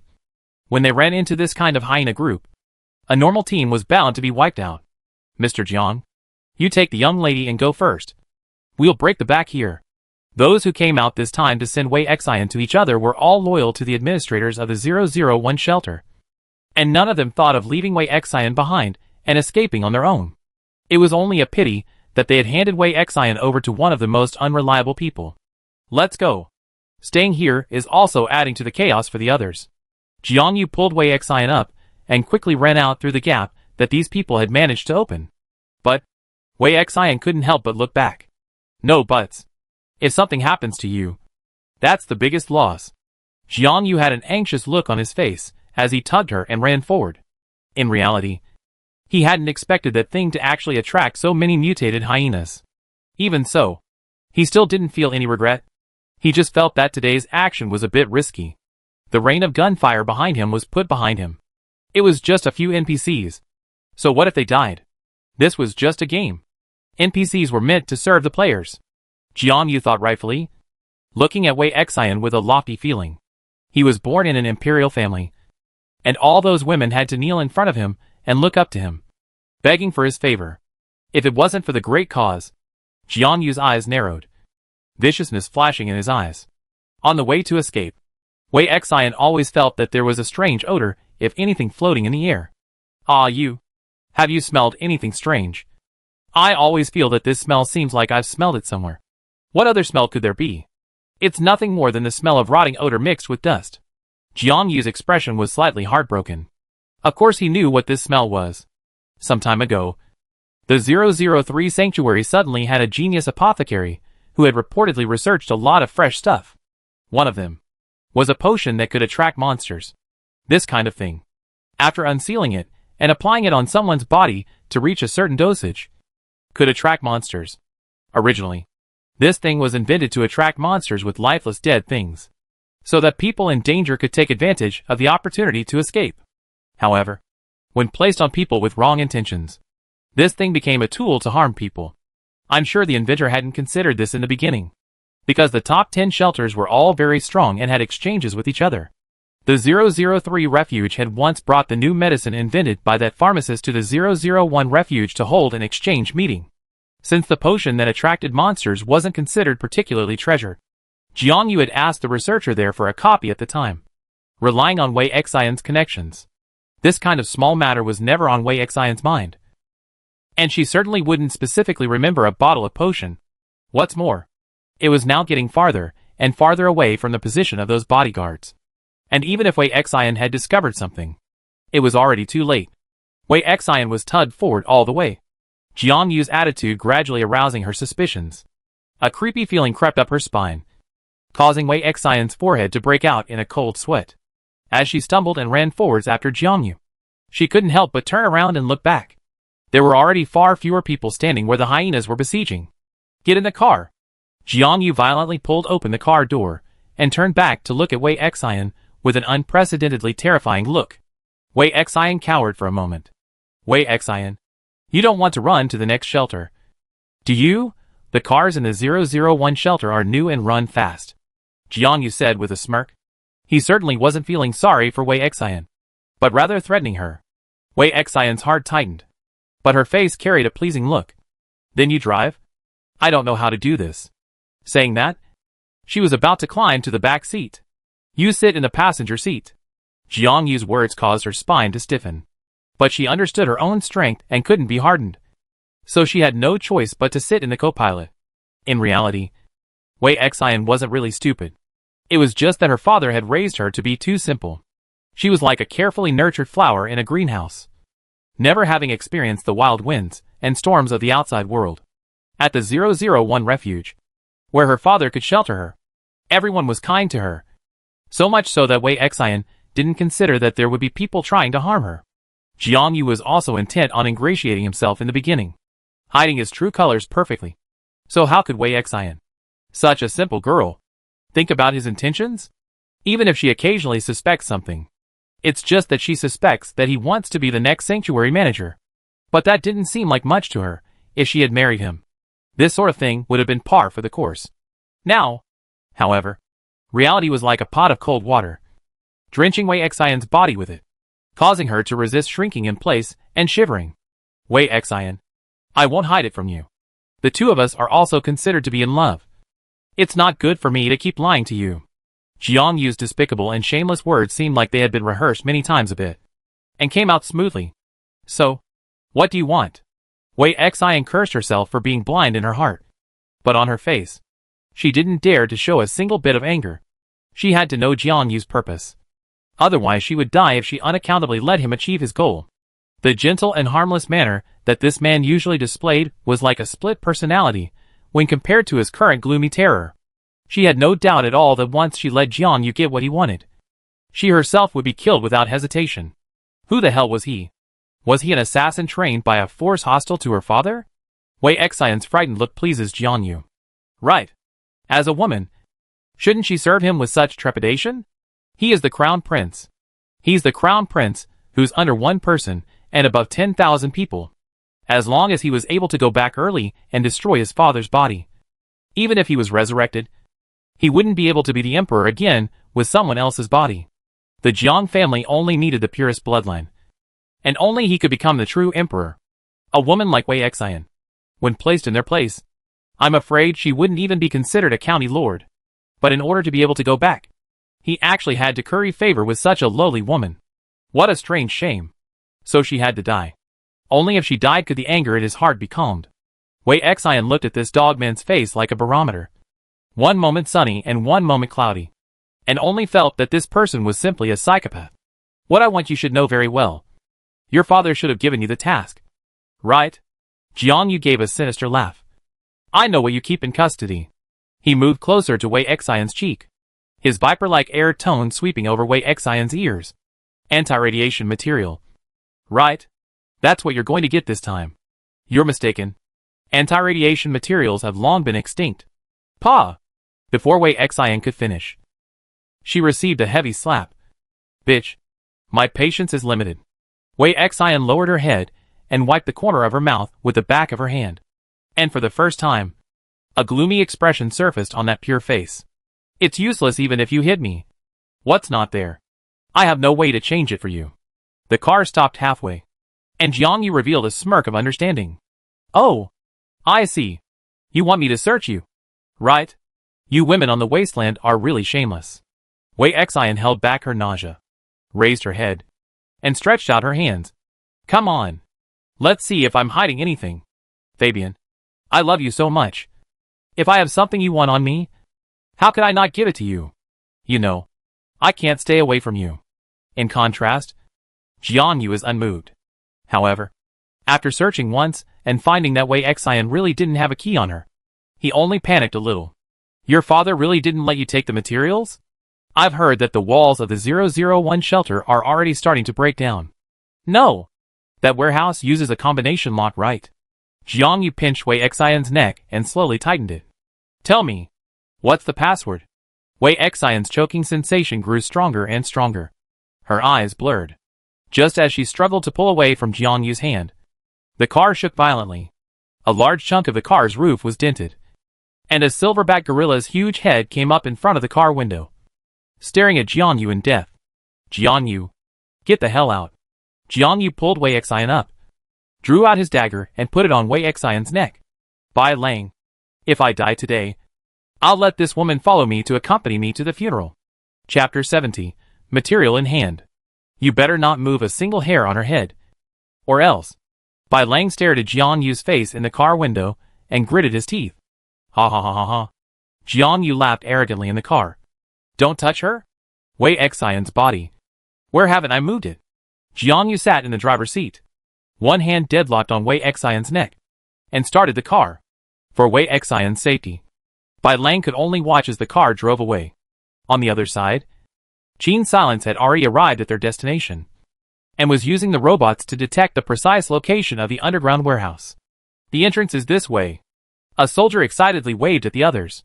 Qin Silence grabbed her weapon and followed the others, opening the entrance and walking down. The underground warehouse was silent, with only the flying dust tickling the tip of one's nose. I don't know why, but I always feel eerie here. I don't know who said this. Everyone present had the same feeling. This underground warehouse was not humid. On the contrary, it was very dry. But due to the long period of time without seeing sunlight, it was filled with a cold air that permeated out from the ground, causing people to get goosebumps. In order to prevent debris from falling from the warehouse, all of them wore helmets, and there was a small torch on the front of the helmet to provide them with light. Under the torch, the silhouettes flickered as they walked, making people always suspect that in the dark corners, where the light doesn't shine, there are some horrible things waiting for an opportunity to move. Qin Silence felt the hairs on her back stand up. A feeling of being gazed at by some kind of horrible creature, making her swallow her saliva. Human intuition was sometimes very accurate. Halfway there, someone suddenly stopped. I seem to have heard something. Qin Silence had also heard it. A sound similar to that of an engine starting up resounded from above. Qin Silence slowly raised her head and saw a pair of jewel-like green eyes that were staring at her and the others present for an instant. It was a cat as big as an old-world northeastern tiger. At the moment, it was lying quietly on its back on the bag containing the grain, its eyes gazing silently at the others while its tongue licked its paws lazily. Comfortable purrs escaped from its throat. And even though so many people had weapons in their hands, they were not put in its eyes. One soldier raised his weapon violently. The moment he raised his weapon, the mutant cat stood up, a hint of bloodlust flashing in its green eyes. Its tail flicked twice, and its body sat back in a hunting stance. Quickly dodge. Qin Silence pulled the trigger.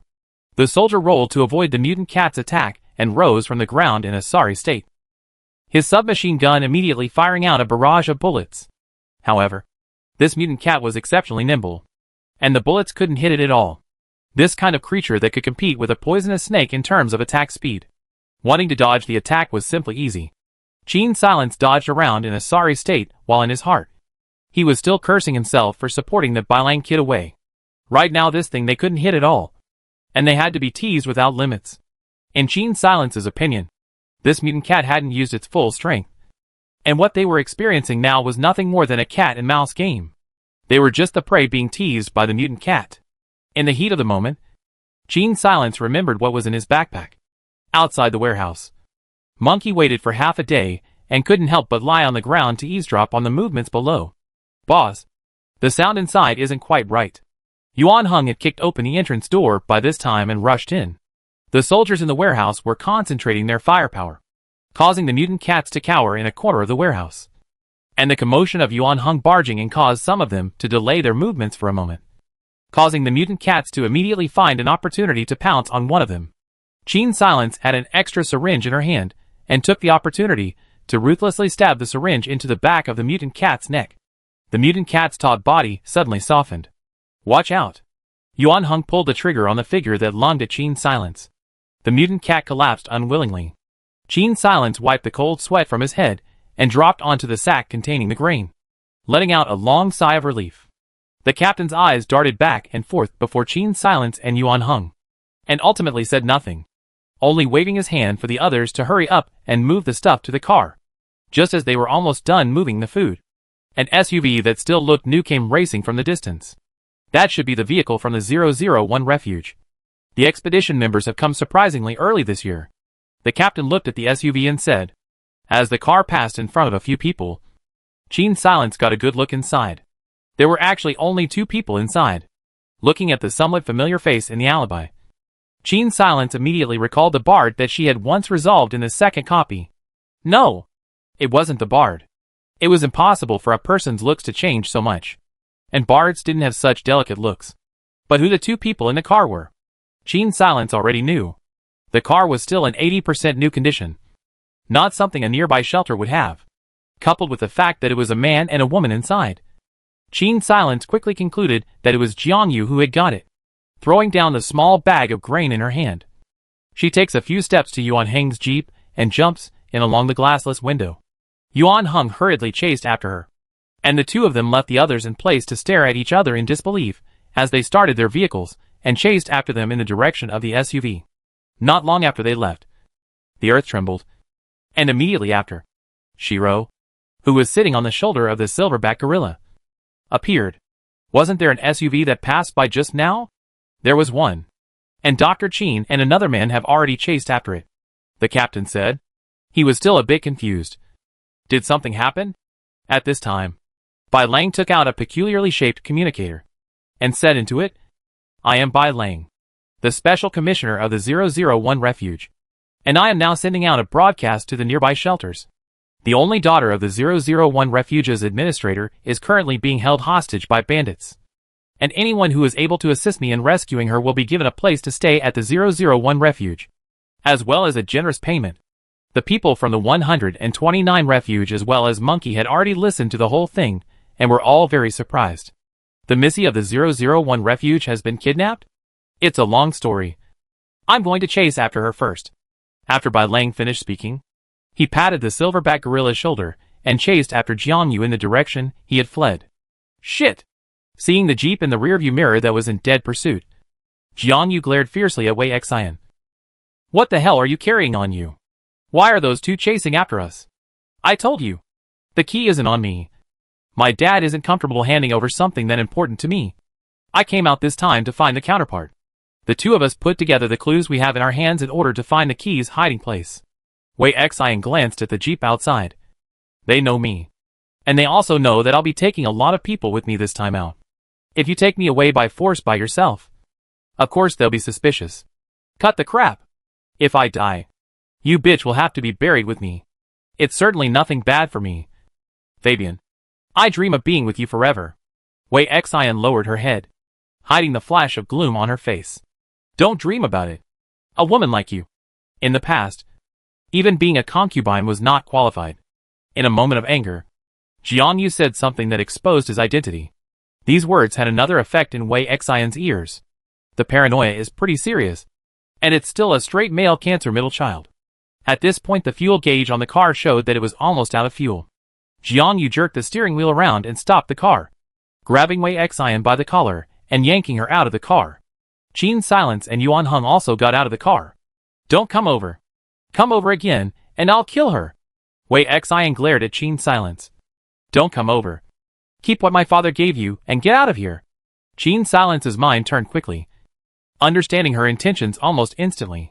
We'd better go. Yuan Hung also played along with the drama. No. Uncle Wei is kind to me.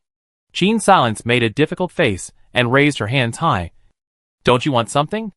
I know the whereabouts of the stuff. You could arrest me and release Miss Wei. Jiang Yu's eyes rolled and said, Fine. Then walk over here. I'll catch you and immediately release Wei Xian. Qin Silence walked towards him step by step. Wei Xian didn't know Qin Silence's identity and only thought that she was an ordinary person. So she hurriedly sneaked a wink at her, signaling her not to fall for it. Qin Silence ignored her glances and firmly walked towards Jiang Yu. I'm already here. You can release her. Right? Qin Silence said with a cold face. Release? Haven't you ever heard that soldiers aren't deceitful? You also believe in such words. Jiang Yu said with a smug smile. The next second, his smile froze on his face. You? Jiang Yu looked incredulously at Qin Silence. Or rather, at the syringe that suddenly appeared out of nowhere in her hand, and said with difficulty, You're playing. The intense paralysis caused his tongue to go out of control. And immediately after, his entire body's skin began to flush red. And his entire body swelled up like an ugly red-skinned pig. The toxin allergy made his body red and swollen. And he covered his neck ho, gasping for air. He pointed one finger at Qin Silence and opened his mouth to say something.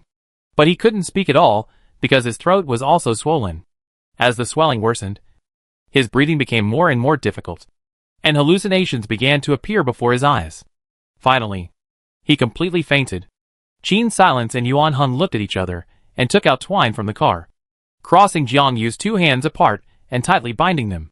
The reason they did this was to prevent Jiang Yu from taking out something from his system backpack to cut the rope. When Bai Lang rushed over, Jiang Yu had already been thrown into the SUV tied up. I'm going to kill him! Looking at Wei Xian still swollen half of his face, Bai Lang immediately pulled out his gun. Can't kill. Wei Xian stopped him. I still have a lot of things I haven't asked about. This person might have been sent here by a hostile force. Qin Silence raised an eyebrow and thought to himself. That's too much to worry about. Jiang Yu wasn't an assassin sent by a hostile force. He only killed for himself. By the way, thank you. Wei Xian tidied up her clothes and said to Qin Silence. I can try my best to satisfy you with whatever you want. At this moment, Qin Silence pointed at Wei Xian's pilled head. The key is here. Right? Wei Xian took a violent step back. Her reaction betrayed her. And this time, Qin Silence was completely sure. The lie Wei Xian had made up actually had a lot of loopholes. How could something as important as anti-radiation materials be handed over to an outsider for safekeeping by the administrator of the 001 shelter?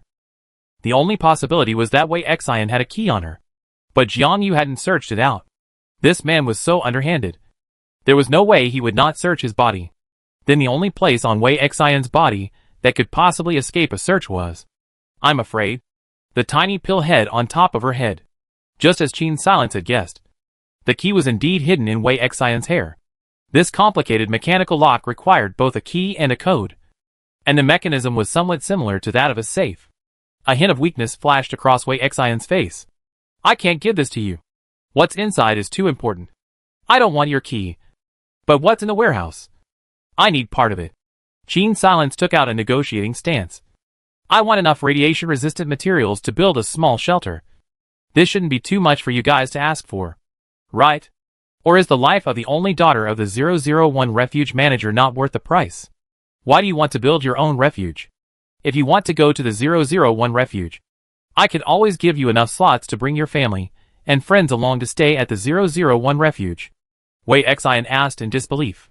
In her opinion, the radiation-resistant materials needed to build a small shelter was nothing more than just a few boxes.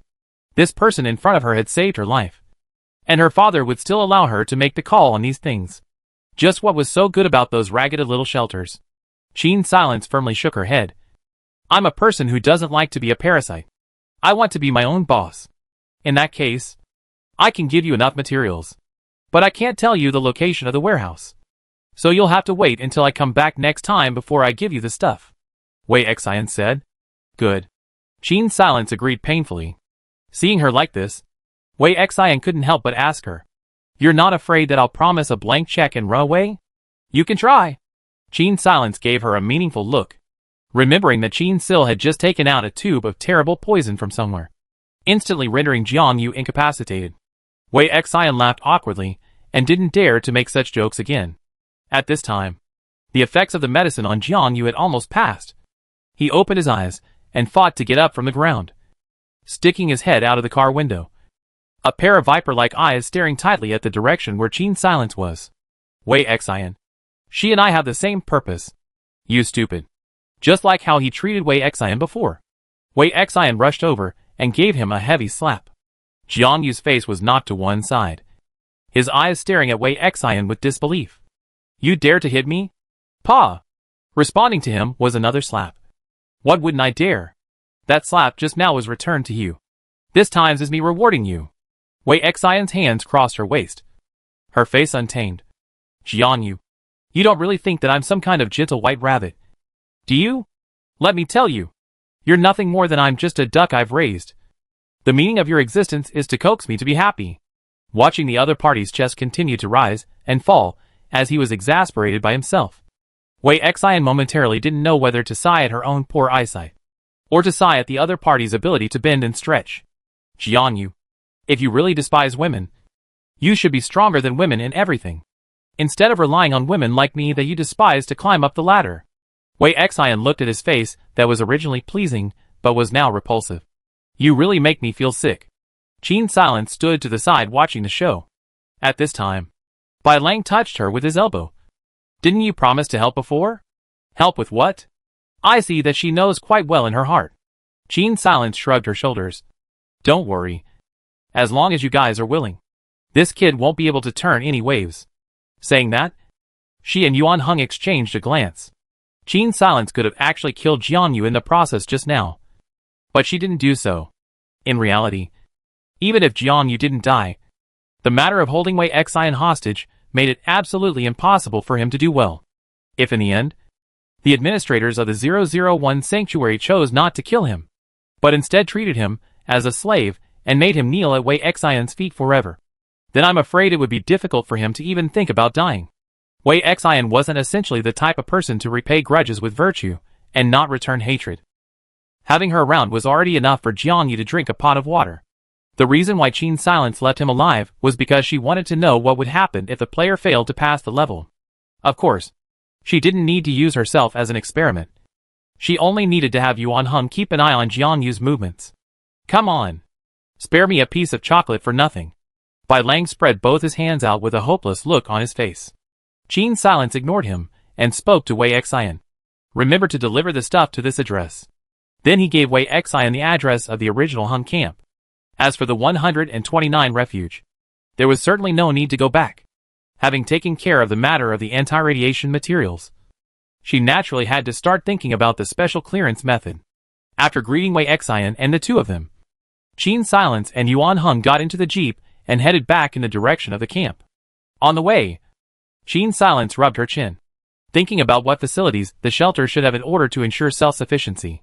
After all, the conditions given by the system to pass the level were not just about stuffing 100 people in the shelter. In order to pass the level, she had to ensure that the shelter could be maintained for a long period of time. Water purification room is definitely needed, but also have a pharmacy, dormitory, canteen. These also need to have. Yuan Heng looked at her like this and couldn't help but smile. Don't worry. You naturally have more than 20 people with you. It's a pity that our weapons, not to mention comparing it to the 001 shelter, even if it's compared to the 129 shelter, it's still a big difference. Qin Silence said with some fretfulness. It would be nice if we could recruit residents who are good at making weapons. I do know such a person. Only that the location of our refuge will definitely not be close to the 129 refuge. Otherwise it will be easy for the resources to be seized. And I can't say whether that person would be willing to join a refuge so far away. Yuan Heng and Qin Silence talked about Old Fang. He didn't know much about Old Fang, and the basic consensus about Old Fang living on the wasteland on one hand was that it was because Old Fang was eccentric and didn't like being managed by others in the refuge. But Haruhiro thought otherwise. I've actually chatted with him a few times, and in my impression, he shouldn't hate the refuge, but instead somewhat yearn for it. So I'm guessing that he has other reasons for not entering the refuge to live. Listening to Yuan Heng's introduction, Qin Silence knew that this old Fong should be the special NPC mechanical maniac. For Qin Silence, the construction of the refuge required such a talent. Therefore, she was extraordinarily attentive when it came to recruiting Old Fong. Does Old Fong have any children? The things that people of this age were concerned about basically escaped the word family. With Old Fong's usual scruffy image in the underground black market, the likelihood of his wife still being alive was low. Thinking like this, I'm afraid that the only thing that could sway his thoughts was his child. Never heard of it. Yuan Heng shook his head hesitantly. Old Fong never lets anyone go to his place, and few people know where he lives. The two discussed how to build the shelter along the way, and before they knew it, it was evening. After parking the jeep next to an abandoned house by the roadside and taking away the car keys, Yuan Heng jumped out of the car, ready to go in and clean up any monsters that might be inside. He raised his Gauss rifle and kicked open the door of the house. A mutant rat immediately rushed out. The Gauss rifle's powerful attack landed on the mutant rat, quickly sending it to the west. However, Yuan Heng vaguely felt that something was missing. After cleaning up the room with Qin Silence and settling down, Yuan Heng slapped his thigh and remembered something. I seem to have left the monkey in the underground warehouse. Qin Silence. It sounded like an operation that would end in friendship. On the other hand, Monkey sat on the 129 Refuge's military card and sighed that the boss had a different nature but no humanity. I, Monkey, have at least been friends with you for more than 10 years. Good guy. Really didn't think of me at all. In the cold night, Yuan Heng sat on the fur cushion that Qin Silence took out and sneezed violently. Chapter 71 Shelter Accident. Qin Silence and Yuan Heng make their way to the camp, barely stopping in the middle of the journey, while Monkey, who had the same destination as them, heard a piece of news on the military card. The news was that there had been an accident at the 003 refuge, and it seemed that the outer wall of the refuge had been destroyed, leading to a big mess inside the refuge, and a lot of people had disappeared. The only reason he could hear all this was because of the discussion of those soldiers in the car. Is Sister Sue going to be alright? A soldier asked worriedly. I don't think so. 003 Sanctuary went to such great lengths to snatch people in the first place, which means that Sister Sue is very important to them, and there must be a lot of people protecting her. Another soldier analyzed. But how could anyone attack 003 Sanctuary? 003 Sanctuary has a population of 600,000 to 700,000 alone. So if an ordinary person ran over to attack them, I'm afraid they would be dead before they even got close. I don't even know how many times the news has reached us. But the news the captain received only said that they were attacked by the bandits on the wasteland. A group of soldiers were talking about this matter, and Monkey was listening to them. But he was also confused. When he returned to the camp, he told Yuan Heng and Qin Silence about the news. The 003 shelter was attacked? When Qin Silence heard this news, he couldn't believe it. But at the same time, he was also a bit curious. What kind of god could have broken through the defenses of the third-rank shelter and abducted people? She didn't believe that the so-called part of the people missing. She didn't believe that the so-called some of the people are missing had been separated during the battle. How could the residents be separated in their own sanctuary? Either someone wanted to leave the shelter long ago, so they took advantage of the chaos and escaped, or the people who broke through the shelter intentionally abducted someone. Or both. The missing people and the so-called abductors were working together, just to leave the 003 shelter. The outer wall of the 003 shelter is not that easy to break through. Even if those people do have powerful weapons, they need to know the inner structure of the shelter and find the weak points of the outer wall. The back of Haruho's hand rested against the tip of his nose as he analyzed. But this time, the outer wall was breached. And while 003 Refuge lost face, it also sort of ran into quite a bit of trouble. Qin Silence had little sympathy for the 003 Refuge, since the people of the 003 Refuge were able to rely on their strength to snatch people from other refuges. Wouldn't it be natural for someone else to snatch their people when there were others who were even more horizontal than them? After all, with this rule of the weak and the strong, it was they themselves who set the example first. And it wasn't surprising that others followed suit. These matters seemed to have little to do with Qin Sil. And after a few sentences of discussion, the matter was turned over in a few people's place. Qin Silence turned to talk about his establishment of a refuge. Our sanctuary is not numbered. and with the administrator of the 001 sanctuary claiming to the public that the anti-radiation materials have run out, it is naturally impossible for us to join the alliance of sanctuaries with much fanfare. Gene Silence hadn't intended to be regulated by other shelters in the first place. It seemed like it was quite nice to share the resources every year. Yet when it came to real danger, who would really lend a helping hand? It was just a case of each one doing their own thing, since they were already each on their own. Gene Silence of course chose to go all the way to the end, not accepting the control of the other top-ranked sanctuaries. What's more, that administrator of the 001 refuge wouldn't be as innocent as his daughter.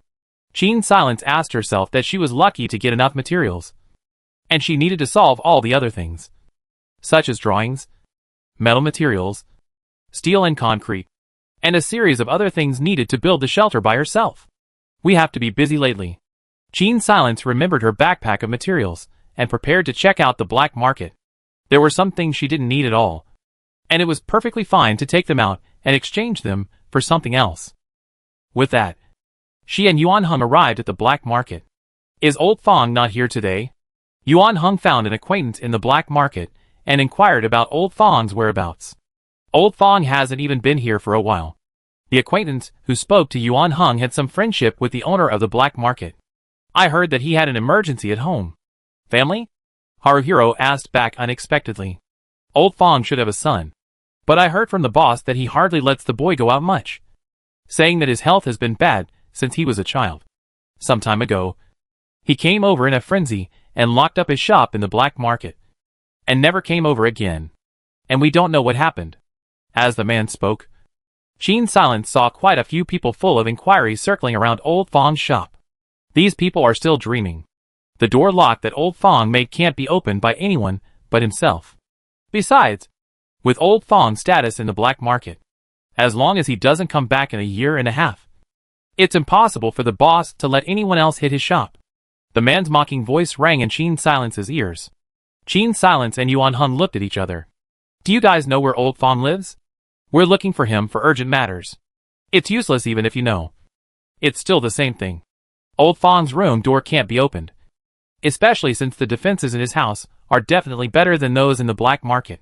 You guys are going to look for Old Fong, not to demolish his house. It's useless to know. The boss has sent people to look around the neighborhood several times. Old Fong doesn't even have a shadow.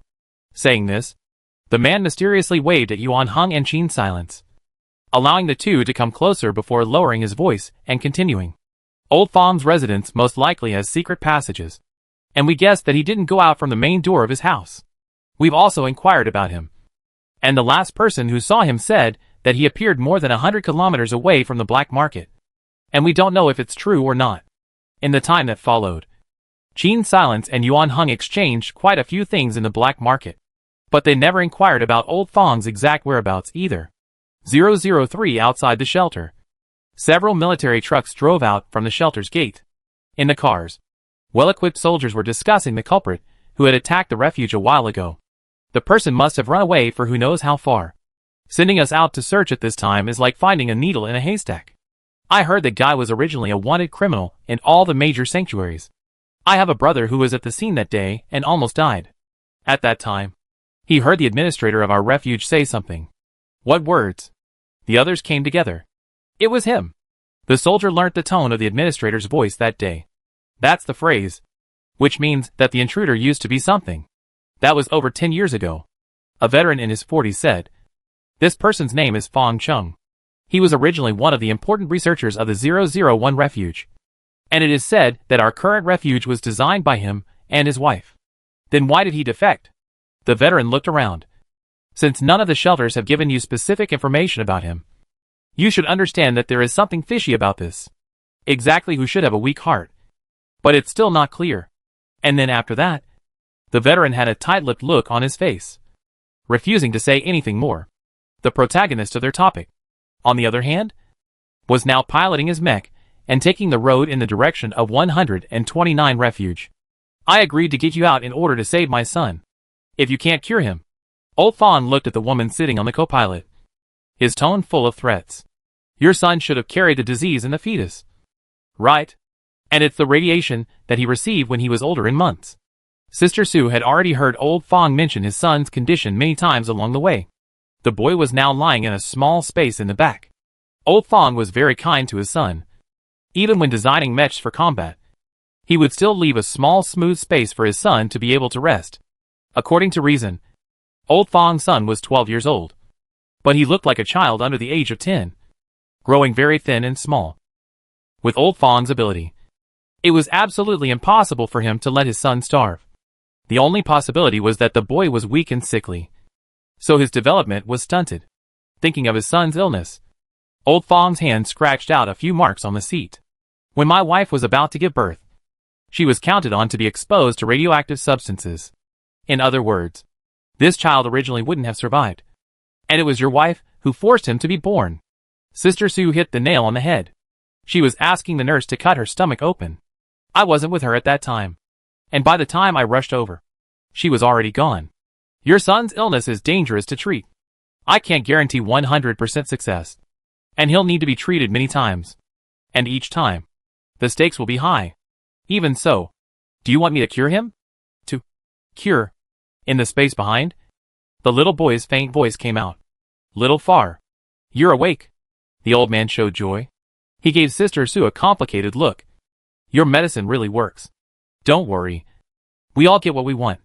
There's no need for me to harm your son. Sister Sue sighed as she looked at the small circular window inside the mech. She knew that it was no good for her to be caught in the 003 refuge. This kind of place that would do anything for its own benefit was certainly unscrupulous in what it did. In the beginning, she was only asked to develop a monster inducer. But it didn't take long for these people to reveal their true colors. They wanted to develop genetic potions that would rapidly increase human attributes. The original intention of this matter might indeed have been good, only that it turned sour when it fell into the hands of those in power. The people in the lab began to develop the drug regardless of the cost. Of course, what they didn't count on was the cost of others. Those medicines were able to quickly improve the attributes of some poorly talented chosen, but they came at an extremely high price. Sister Sue had once observed the human cells that absorbed those potions in her lab, and the speed at which those cells died was accelerated by more than a third compared to ordinary cells. She had studied the ingredients in the potion, and found that some of them were actually very similar to the irradiated leeching in the black market. It was impossible for the people in the lab to be unaware of the side effects of irradiation leeching. Yet they still used it as an ingredient for the new medicine, which could only mean one thing. This was something that the 003 Sanctuary administrators had agreed to.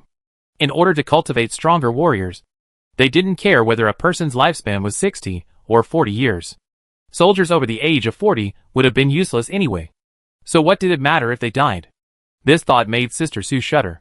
So at one point when the lab was short of materials, Sister Sue excused herself to the black market near the base, and happened to meet Old Fong, who was looking around for medicine.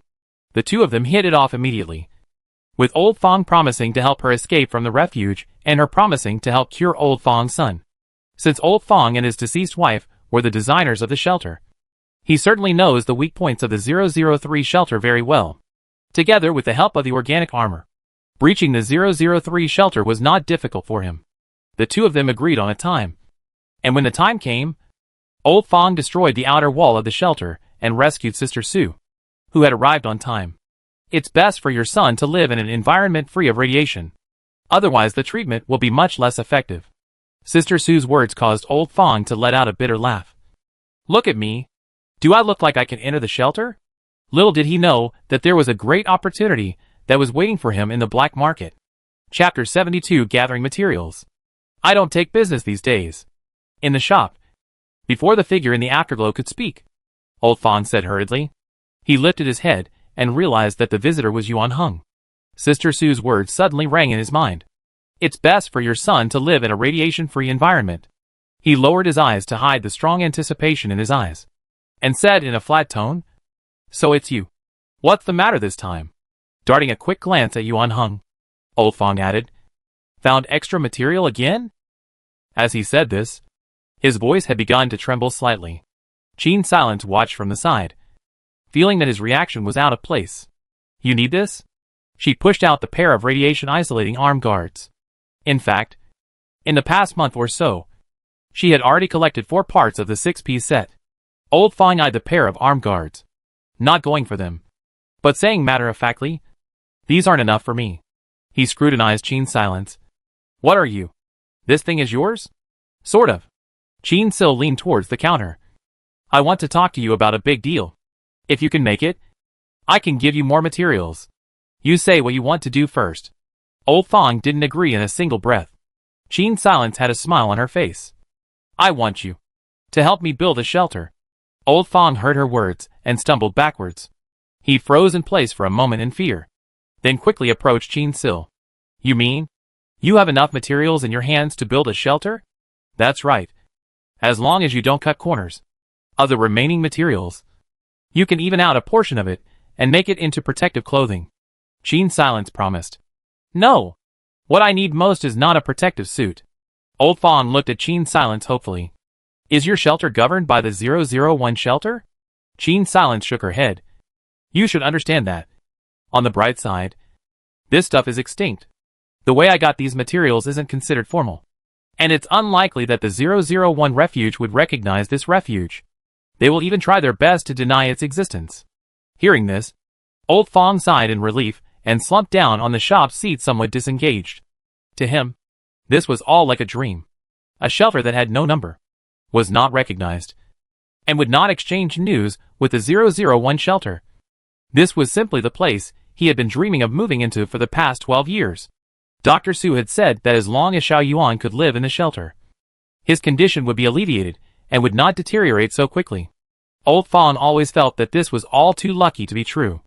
Are you telling the truth? I don't have to lie to you.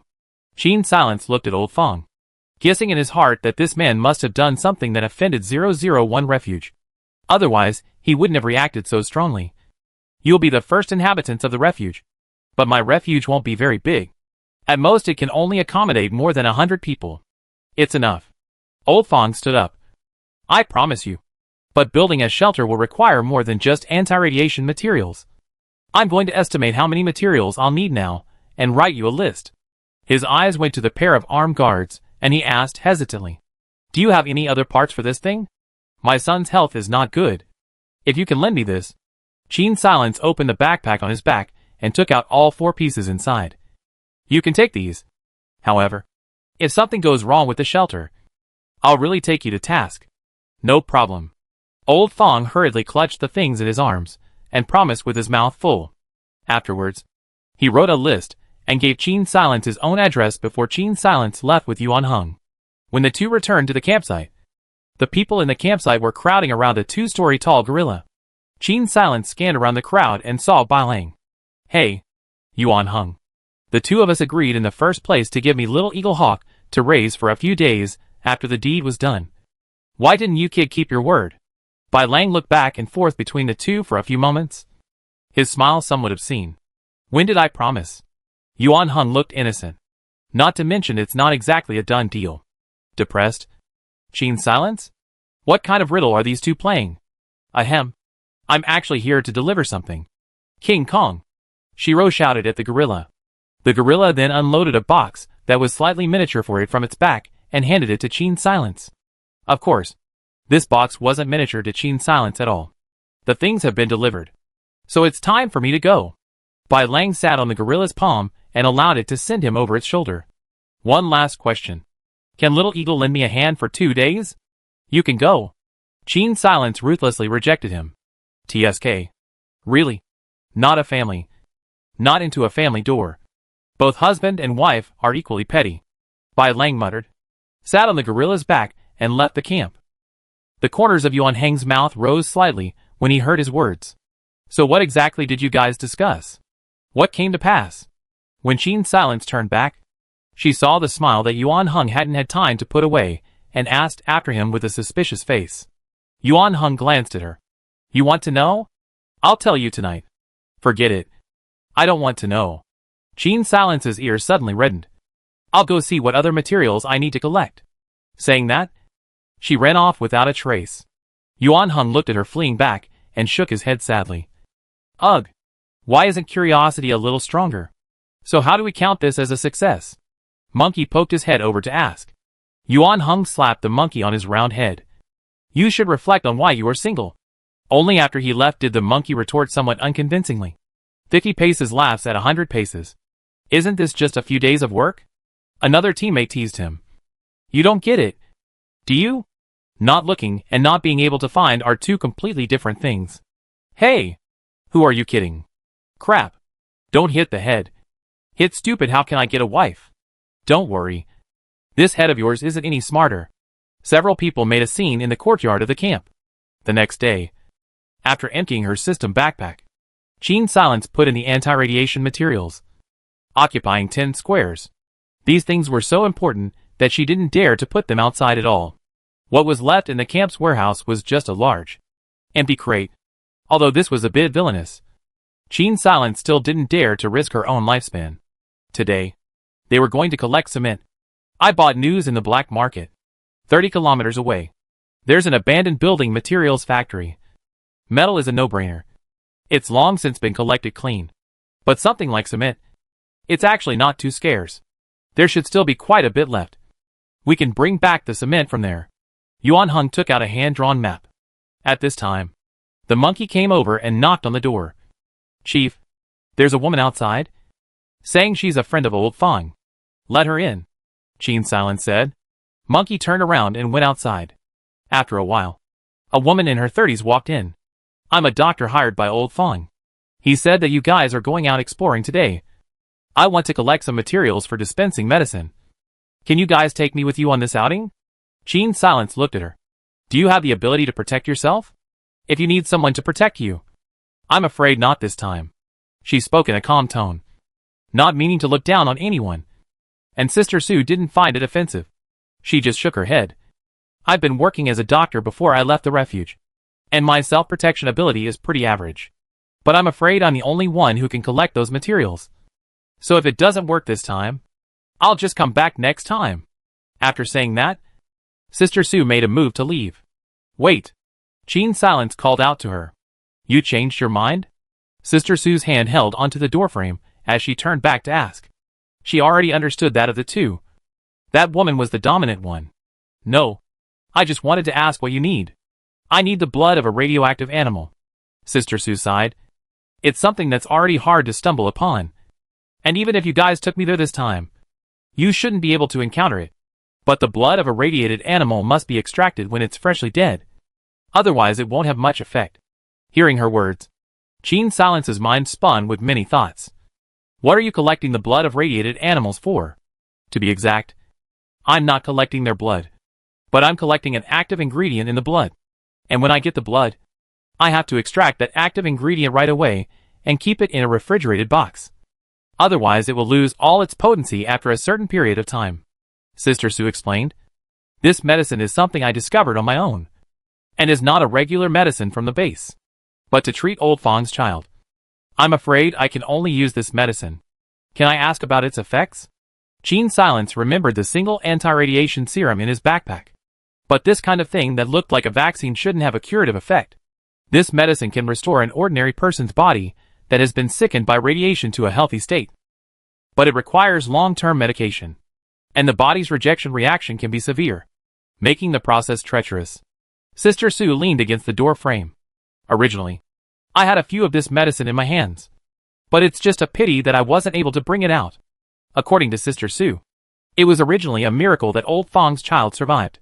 On the one hand, before this child was even born, because old Fang's wife was exposed to radioactive substances, the probability of it dying prematurely amongst the mother was high. It was because old Fang's wife chose to have a cesarean section before she died, and the nurse who took care of her sympathized with her, and only then agreed to deliver the baby for her. Moreover, when old Fang's son was not yet a month old, old Fang committed an offense and could only escape from the base with his son. At that time, the anti-radiation Ning was still the first generation, which is actually the current radiation Li Qing. Only the side effects were too great, so it was quickly eliminated, and only later did the second and third generation of anti-radiation Ning come into being. However, at that time, the old party still with the child hiding, can get the spoke leaching has been very difficult. Not to mention is just developed. Not for sale anti-amplitude Ning. Sometimes life is like this. Waiting for people to choose may not be a good and bad two roads, but one worse than a road between immediate death and loss of life. Lao Fong can only endure the pain and choose the latter. Old Fong's son had already been injured in the womb. His body was weaker than normal people. And he had also used the radiation leeching for a long period of time. So the damage to his body was deep-rooted. And he could not rely on anti-amplitude to completely eliminate the effects of the radiation. Just like other ordinary people. Because of this, Old Fong was quite obsessed with entering the shelter life. He had been very remorseful about his failure to take care of his wife and son. Since Old Fong really has difficulties, Qin Silence said, I'll keep an eye out for the radiation animals, and let you know when I have news. Thank you. I'll relay your words to Old Fong. By the way, I forgot to ask you your surname? A glint flashed in Qin Silence's eyes. Just call me Dr. Su. Sister Su left the camp. Yuan Hung looked at Qin Silence and asked with less certainty. Is there anything wrong? This particular kind of person might be helpful to me. Qin Silence didn't dare to speak too clearly, and could only hint at Yuan Hung. Yuan Hung nodded in understanding. I see. Old Fong is also special. Right? There's also Bai Lang. Qin Silence said with some regret. But there's no way for him to join the refuge. Yuan Hung didn't think there was anything to regret. It would be a human tragedy if that guy Bai Lang was shredding in his ear every day. After discussing for a while, the two of them took their men and drove to the abandoned building materials factory 30 kilometers away. The wasteland was filled with flying yellow sand. Especially in the last few days, the wind was very strong. And the surrounding area was already a sandstorm with low visibility. However, this kind of situation was a regular occurrence on the wasteland. The stragglers here no longer had the habits of the old world. Even if it was a severe sandstorm, when it was time to go out and look for supplies, they still had to go out and look for supplies. Closing the car door with a bang, the group of people walked towards the interior of the factory. Be careful at times like this. Sandstorms are often infested with swarms of mutated scorpions. Yuan Hung looked at the suspicious traces left on the sand under his feet, and reminded Qin Silence with a grave expression. Rustle. The sound of something crawling on the sand appeared around them. The Brotherhood's men immediately became alert, their eyes staring sharply at the surroundings. These mutated scorpions were very sinister, usually hibernating in shady corners, specifically picking sandstorms to come out and sneak attack other creatures. Today's sandstorm was extraordinarily severe. The visibility was even less than 3 meters. The group of people walked forward cautiously, not only paying attention to the movements in all directions, but also keeping a close eye on their feet. The rustling sound became denser and denser, and in Qin Silence's line of sight, a huge black and shiny scorpion tail hook suddenly swept over, the chilling scorpion needles running towards Qin Silence's legs. She immediately drew her long sword and moved to block it with agility, the blade whipping around the scorpion's tail and slicing it off. The people around them were more or less attacked by the scorpion swarm. The scorpion that had its tail sliced off still didn't give up its attack, and its two pincers rushed at Qin Silence's legs and clamped over, in a manner that it was going to clip off Qin Silence's legs. Qin Silence quickly dodged to the side and repeated the same trick, cutting off one of the scorpion's pincers. After resolving one scorpion, she and Yuan Hung turned their backs to each other, defending themselves against the other scorpions around them. A vicious battle didn't finally stop until 2 hours later. In the wind and sand, while the others couldn't see, Qin Silence began to collect the materials from the scorpions. Not only did the mutated scorpion's body contain highly poisonous poison sacs, it also had a hard outer shell that was a good material for making armor. Qin Silence decomposed the surrounding corpses along the way, leaving only a portion of the scorpion corpses, which were covered by the wind and sand, making it impossible to distinguish the exact number for a while. The group of people resolved these difficult monsters and entered the factory's premises with gray heads. There's quite a bit of cement in the basement and on the ground floor of the department. After this is mixed with a gravel-like aggregate, it's concrete. Haruhiro waved at the monkeys. Get all this stuff on the truck. They had no intention of transporting the cement back to the camp. Since it was a new shelter, it was bound to be at a certain distance from the existing shelters. Because of his distrust of the refuge, Old Fong's residence was more than 50 kilometers away from the 129 refuge, even though the distance from the black market was not too far. His residence had an underground passageway with an exit that was even further away from the 129 refuge. Qin Silence planned to build the refuge there, so that on one hand, it would be convenient for Old Fong to go home and look for tools at any time, and on the other hand, It would also be considered to have avoided the 129 refuge's regular exploration range. Right now, these things were to be delivered to the place where the shelter was sited. The problem of cement is well solved. But the metal? Gene Silence was a bit worried. How difficult it was to collect metals. Gene Silence had already learnt long ago after spending so many days here. Actually, it may not be necessary to find ready-made metal. Yuan Heng's brows twitched. What do you think could be the reason why Old Fong always has a constant supply of metal for him to use? Gene Silence narrowed his eyes and said with some surprise. So it's iron ore. I actually know the location of some iron mines.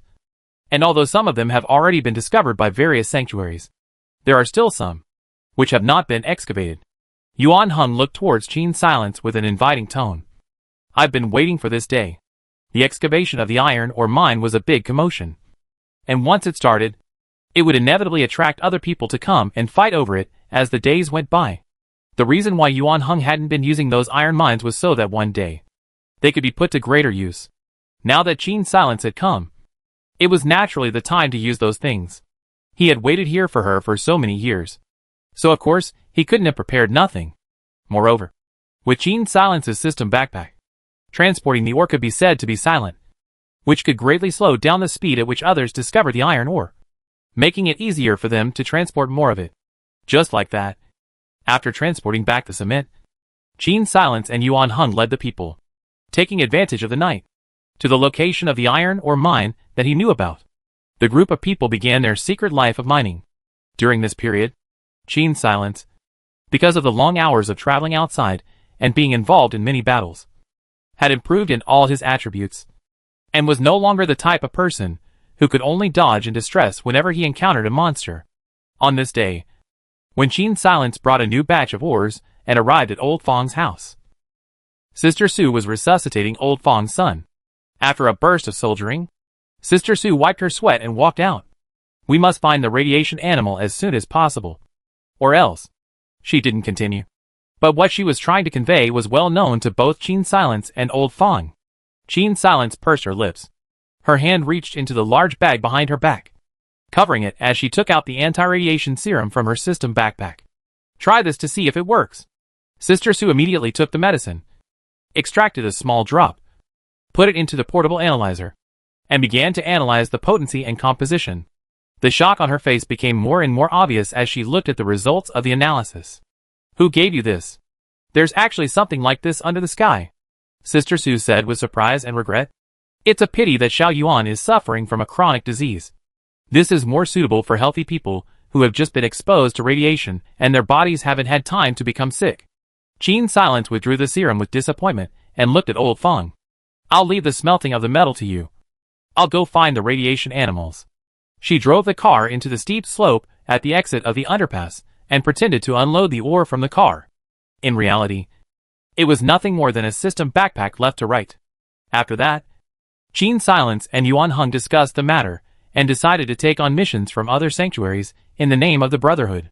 Refuges would often outsource dangerous missions, and among them, there were bound to be missions involving radioactive animals. However, Gene Silence and Yuan Heng didn't have much luck this time. Of the several missions released by the nearby sanctuaries, only one involved radioactive animals. Purge the radiant brown bear. The moment they saw the content of the quest, Monkey was the first to jump out an object. It's better to wait a little longer. Ordinary mutated brown bears are where it's hard to deal with, let alone mutated brown bears with radiation effects. The previous leader of the Brotherhood died at the hands of a mutant brown bear. How terrifying this kind of monster was. The people of the Brotherhood knew it all in their hearts. We can only choose this one. Old Fong's son can't hold out any longer. Once he dies, I'm afraid that Old Fong won't be able to survive either. And at that time, the preparations we made earlier will be lost. Yuan Heng secretly gritted his teeth and decided to take on this mission. I don't understand. Why must we build a shelter? Monkey glared. We brothers have spent so many years in the wasteland. A shelter is just the icing on the cake. I'm the one who must build a refuge. And I'm the one who promised about Old Fong. Gene Silence stepped forward and said, Yuan Heng, you and I can just go together. There's no need to hitch a ride with the other brothers. Good. Yuan Heng suddenly smiled, his tone full of nostalgia. It's been a long time since we've had two people fighting side by side. Brother Yuan? I don't mean this. Monkey suddenly panicked a little. You guys continue to gather supplies. I'll just go with Qin Silence. Yuan Hung firmly said. This is between me and her. It should be resolved by the two of us personally. Seeing that the monkey was still about to speak, Yuan Hung raised his hand to stop him from speaking further. You don't need to say any more. I know that you are both good brothers who are righteous. He gave Qin Silence a glance full of tenderness. But my lover is clear in her grudges and never likes to be indebted to others. This mission is too dangerous. Even if she can't succeed, I don't want her to be burdened with guilt in the future. Qin Silence smiled and took his hand. Let's go and get that mission over with, she whispered. Let's fight side by side. Chapter 73, Radiant Brown Bear. Are you guys sure you want to take this mission? The docker of 127 Refuge confirmed with some disbelief. He shot a glance at Qin Silence and Yuan Hung, secretly saying that these two people were afraid that they hadn't lived long enough to go martyr themselves. Okay. Qin Silence stretched out her hand and signed her name on the blank space at the back of the mission, pressing her handprint. And Yuan Hung did the same. Well, good luck to you both. The docking officer felt his tone drift a little as he said this. He must have dreamt that there were only two people in the team that took this mission. The docker drifted away like he was sleepwalking. Qin Silence and Yuan Hung glanced at each other, both seeing the other's serious determination. They got into a jeep and left. On the way, Qin Silence sat in the passenger seat of the jeep, looking over the specific information about the radiating brown bear. In fact, this brown bear had already been detected by the robot many times. The 127th Sanctuary had a relatively accurate assessment of its size, range of movement, strength, and other data. The reason why this mission had not been released was because at the beginning, the Sanctuary had considered that the survival rate of this kind of mission was too low and no adventurers would take it. So it planned to rely on human tactics to forcibly eliminate this radiant brown bear. In this case, it wasn't that 127th Sanctuary was asking for trouble, but because the radiant brown bear was a real nuisance. The brown bear's sense of territory was very strong, and the territory it needed was unusually large. This kind of rampaging creature didn't care if there was a human settlement nearby, but any creature that entered its territory would be frantically attacked by it once it was discovered, before 127 Shelter could figure out how to deal with the radiating brown bear. Two teams responsible for searching for supplies mistakenly entered the bear's territory and suffered heavy casualties. The report Qin Silence had in her hands, including the activity range of the brown bear. Except for the robot's credit, the rest of the report was probably the result of the people of the 127th Shelter trying their lives out. Accordingly, the reward for this mission was also very generous. It was a complete set of gravity training equipment. With this, Qin Silence could build a gravity training room in his sanctuary. Only the size of this radiant brown bear. Well, Qin Silence raised her head, looked at the radiant brown bear that was on all fours, but still as tall as a small mountain, and said a very out-of-place remark. Is it too late to back out now? What answered her was a bear's paw that was bigger than the tire of an SUV. Qin Silence immediately had a few more paralyzing agents in her hand, and while running, she flung them towards the bottom of the radiant brown bear's paw. There was exposed skin there, which was the easiest place for the syringe to get stuck into. If it was any other place covered with fur, it would be impossible for Qin Silence to pierce the radiant brown bear's skin. The tiny pain of the needle prick was simply not worth mentioning to the radiant brown bear. It wasn't even sure what this weak human in front of it was doing. A bunch of small, slow-speed things flying at it must have been even weaker than the things those people had thrown at it a few times before. In the radiant bear's mind, bullets were thrown. They came over. Qin silently dodged between two rocks, temporarily avoiding the attack that came directly at him. The two rocks could be smashed in 2 or 3 swipes by the brown bear, while Qin Silence was searching for the next shelter and preparing to start the second round of attacks. The radiant brown bear's movement stalled for a moment. It was Yuan Hung who had circled around to its back and wounded its hind legs with his Gauss rifle gun. The radiant brown bear reversed its direction and lunged at Yuan Hung. Qin Silence took out the wolf-tooth rod from the system backpack and swung it with all her might at the wound on the brown bear's hind leg. The radiant brown bear that was already approaching Yuan Hung let out a roar in pain due to the tearing effect of the mutant canine teeth, and swept its forepaw towards Qin Sil with a rapid motion. Qin Silence was psychologically prepared for this. His body leaned back and fell to the ground, then quickly rolled twice, and hid in the middle of two rocks. The radiant brown bear's paw came right after him.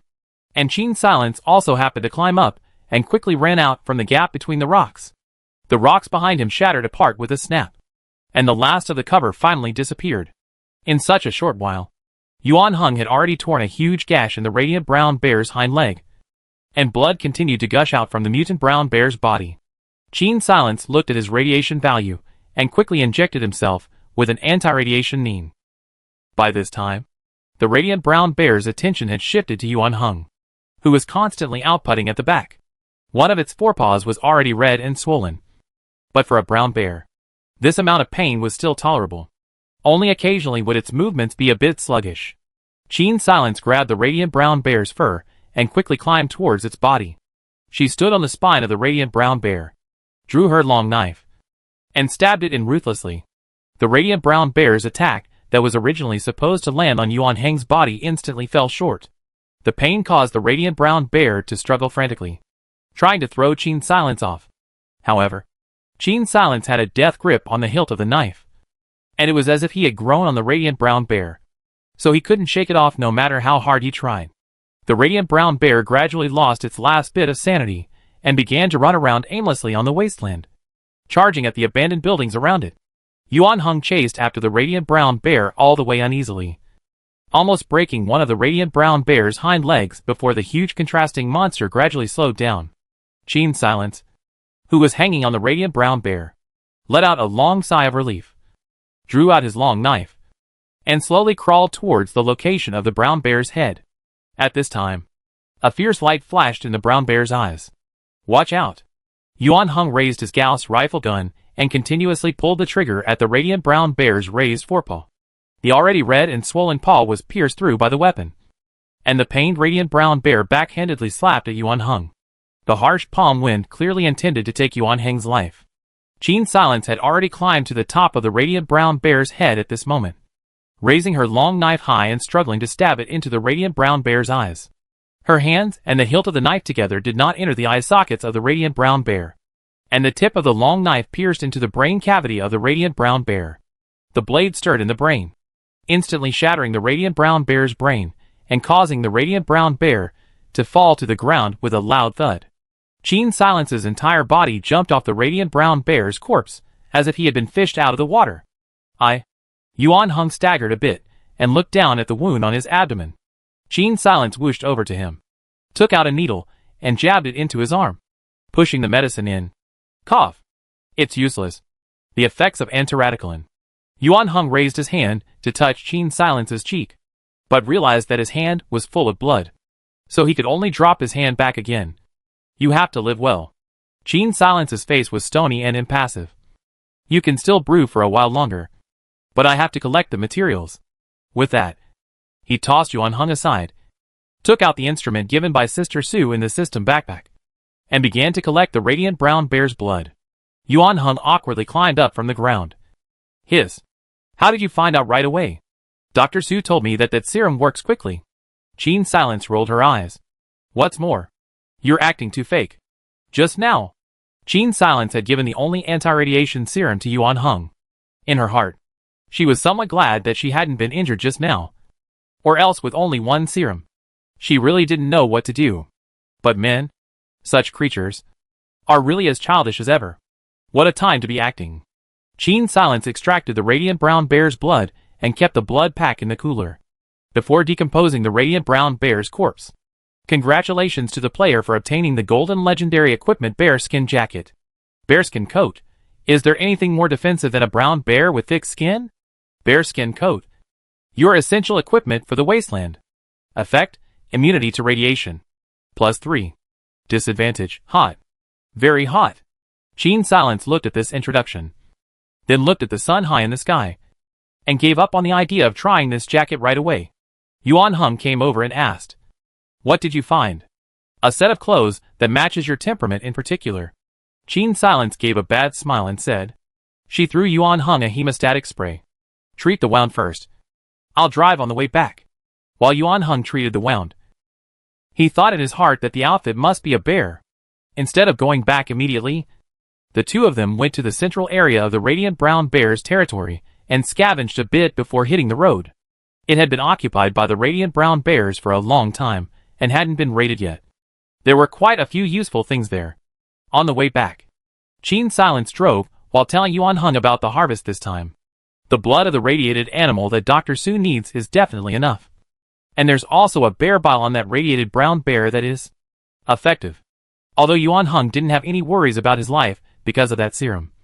The wounds cut out by the radiation brown bear still caused him to bleed a lot.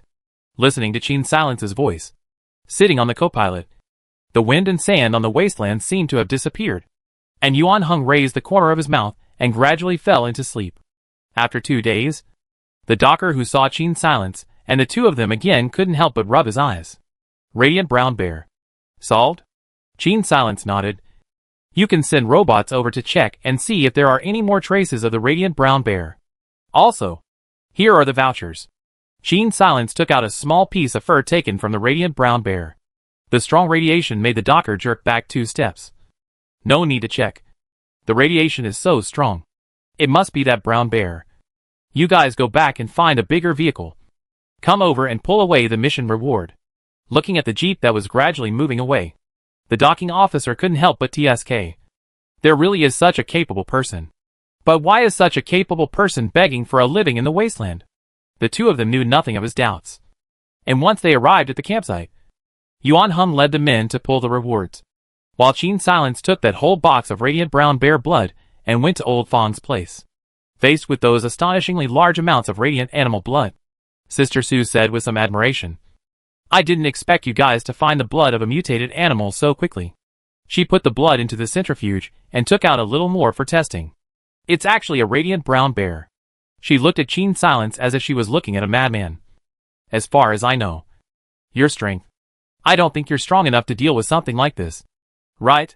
Strength can't be divided purely by physical attributes. Qin Silence raised one eyebrow. After all, how could those stupid animals understand the machinations of humans when it came to combat? Old Fang excitedly ran over from the metallurgy room when he heard that his son had been saved. By the way, we can start building the shelter tomorrow. Those materials of yours have already been melted into the metal and made into wall panels to isolate the radiation. Chapter 74 Siege. A joyful look appeared on Qin Silence's face. Since the isolation materials had already been processed, the refuge should be completed soon. In order for the shelter to continue operating, Qin Silence also had a number of infrastructures needed in his heart. Food, water, electricity, training room, pharmacy, dormitory. Other than these, other extras could only be considered as icing on the cake. The construction of the shelter was in full swing. But Qin Silence was disappointed in her heart. Even from an outsider's point of view. Every time she enters a copy, completes the task and leaves, leaving Yuan Heng alone here. This matter is really how to think how miserable. However, Yuan Heng seems to suddenly do not care about this matter. Qin Silence on the one hand think this is a good thing. On the other hand, feel very suspicious. I always feel that this guy behind her back to bear the pain alone. In front of her, but did not say anything. With this in mind, she said hello to Old Fang and headed back to the camp for the time being. On the way back, while driving, she thought back to the behavior of Yuan Heng in this copy and gradually felt something wrong. If the day she first met her, when Yuan Heng showed her his heart, there was still some despair in his eyes. But since she left the 129 refuge to live with him in the camp, he hadn't shown any sign of sadness. Qin Silence certainly does not doubt Yuan Heng's feelings for her. Precisely because she does not doubt. This point is particularly strange. She had obtained the necessary items to pass the barrier, and it was only a matter of time before the barrier was cleared. The time that two people spend together is all of a sudden more limited than expected. Isn't this a worrying thing? Qin Silence went back to the camp full of questions. Most of the people in the camp were helping out at Old Fang's place. And Yuan Heng was resting in the camp because the wound on his body hadn't healed yet. When she walked through the gate of the camp, she saw a Brotherhood member's child squatting in front of the door, looking at a loss for words. Seeing Qin Silence, the child's eyes lit up, and he ran over. Boss seems to be sick. Qin Silence frowned. I'll go over and take a look. Before she could even walk to Yuan Heng's room, she heard a stifled, muffled grunt. The owner of the sound was clearly in great pain at the moment, but was still trying his best to endure it. Qin Silence pushed open the door and walked in. But Yuan Heng didn't even notice. Or rather, the extreme pain had already left him with no time to pay attention to the wind and grass around him. Yuan Heng. Qin Silence walked over and hugged Yuan Heng, letting him lean on his arms. I'm here. Yuan Heng's face was pale and full of cold sweat as he rested on Qin Silence's abdomen. And only after a while did he react to who the person beside him was. He climbed up with difficulty. I am fine. Do you think the way you look now? Looks like you're fine? Qin Silence asked back with a stern face. I have no way to tell you. Yuan Heng somewhat helplessly rubbed Qin Silence's head. You just need to know that no matter where you are, I will definitely find you. There is no other way? I'm already very grateful that this only way exists in the world. Yuan Heng grinned. Qin Silence. This is the kind of pain I've been dreaming of. And once I get through it, I can make my dreams come true. No one knew how anxious Yuan Heng had been in his heart during the countless days and nights of waiting for Qin Silence. At that time, he had no way to seek heaven or earth, and had no idea how he could be with Qin Silence for a long time. But now, as long as he survived headache after headache, he could recall more things. And according to that person who secretly helped him, as long as he recalled all of his past memories, he would be able to find a way out of here. Yuan Heng didn't know that this act of forcibly recalling the past was the awakening of the NPC's self-consciousness. Only with a complete awakening of self-consciousness would the NPC be able to get rid of the system and complete the transformation. In other words, the moment he fully awakened was the moment he broke away from his NPC identity and became a player. At that time, he would also have the opportunity to return to the real world, only according to the mastermind rules. He, as a relative of the developer, must accept certain punishments. Those punishments were listed clearly one by one in the supplementary agreement. In the mastermind space, the man with the glasses looked at the supplementary agreement, then looked at his own authority qualifications, thinking about how to provide assistance to Yuan Heng within the scope of conforming to the rules, or can avoid the monitoring of the mastermind. He was only a few years older than Yuan Heng, a good brother who had played with Yuan Heng since childhood. Firstly, NPCs must be fully awakened before they can be transformed into players. Secondly, when an NPC is transformed into a player, the difficulty of the game is increased by 50%. The rewards are reduced by 99%. And the maximum number of times the game can be played is increased by 100 times. Thirdly, NPC transformed into a player, after the clearance, may not return to the original life of the realm. Seeing this, the glasses man pulled up Qin Silence's information and let out a long sigh of relief. Fortunately, it's not a realm. Otherwise the trouble would be big. Junior brother, be happy. He sighed and looked towards the communication terminal. The photo of himself and Yuan Heng on the basketball team in high school.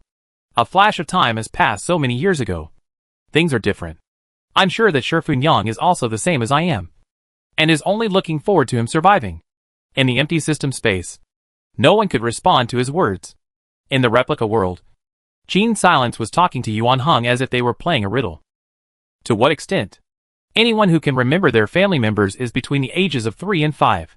Haruhiro replied without thinking. Qin Silence recalled his own previous events as a way of estimating just how much of what Haruhiro recalled accounted for the entirety of his memories. At this age, there weren't many memories that could remain. Can you recall it if you want to? Qin Silence asked again. Yuan Heng shook his head. It needs opportunity. He grabbed Qin Silence's hand. That's why I would have needed time. If you were here, watching me suffer. Instead, you would have to suffer together. I understand. Qin Silence looked out the window at the yellow sand that filled the sky and secretly sighed that his life was really on hard mode. In the time that followed, the refuge was built up a little bit. As long as another 70 or so people were taken in, the refuge's population would reach 100. At which point Qin Silence would be able to clear the level and leave this place for the next copy. On this day, Qin Silence came out of the administrator's office and prepared to go to the entrance of the refuge to take a look. The Brotherhood had now become the regular army of the refuge, and every day, they would send people at the entrance, screening for new members. Qin Silence's refuge didn't have any hard and fast rules about the strength of its residents, and those with a skill, even if they were ordinary people, could potentially become regular residents of the refuge. It was only that her refuge was small in scale, and currently only the stragglers who were active in the neighborhood knew that it was recruiting.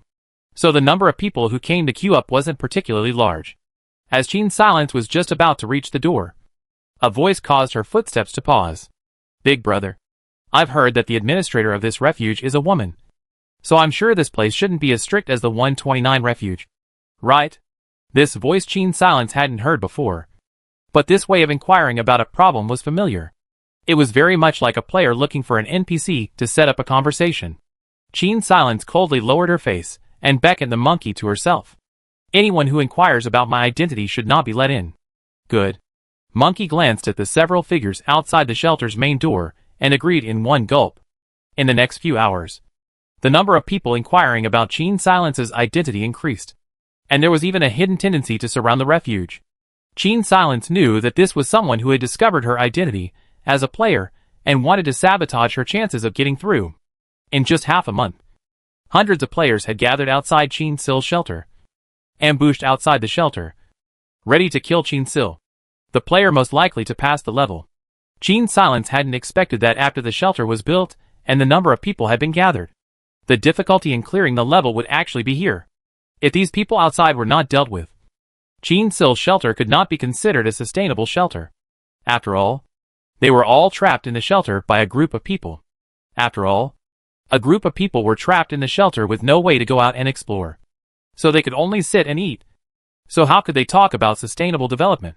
Qin Silence sat in front of the monitor in the administrator's office, looking at the people guarding the periphery of the sanctuary on the screen, a cold light flashing in her eyes. This sanctuary has no number and is not protected by the Sanctuary Alliance at all. All we all need to do is to guard here and control the people inside. Then we can occupy this sanctuary. In the crowd, there were players inciting the stragglers on the wasteland, expecting that they could charge ahead. Most of them hadn't entered the sanctuary and were players who had randomized to normal professions. It was just fine for others to have ordinary passes in the refuge. But special pass players like Qin Silence, who were able to enjoy extra rewards, completely stirred up their jealousy. Why should some people be lucky enough to pass? If they were allowed to draw a legendary or higher profession as well, they could pass the level as well. People with strong jealousy often didn't think about how to raise their failing scores to 60, but instead thought about getting rid of people with 100 points and pulling down the overall passing line. What Qin Silence was facing now was such a dilemma. Although the Brotherhood's men were strong, after all, it was hard to beat them with 2 fists. There were more and more stragglers gathering outside, and using the sea of men tactic, the Brotherhood was bound to suffer some casualties. We're going to fight anyway. Why don't we? Qin Silence's eyes chilled. Might as well take the initiative.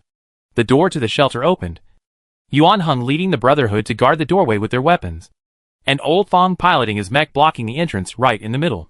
Qin Silence's voice passed through the loudspeaker at the door. It traveled in all directions. Listen up, people outside. You are welcome to attack my sanctuary. Qin Silence's slightly rampant tone caused the people outside to suddenly become emotionally agitated. Kill her. Occupy the refuge. Kill her. How can we be governed by a pussy? A group of people rushed up. The Brotherhood men pulled their triggers in unison. Those who rushed forward were instantly shot to pieces. Death was like a pot of cold water, drenching these hot-blooded people with it. The movements of the stragglers began to become hesitant. Everyone, don't be fooled by her. Their supplies are limited. We just need to trap them. Sooner or later we'll be able to exhaust them inside. The one who spoke was a middle-aged man in his 30s. This smart mouth is really good at talking, Qin Silence said with a smile. Then suddenly his face changed. Yuan Hung. Kill him. Bang. The man who had just spoken fell into a pool of blood. All listen to me. It's true that the shelter can't never go out. But before I die, any one of you who dares to rush up here will die. Qin Silence's voice was permeated with a viciousness. If you want to pick up the slack, you have to see if you can survive until then.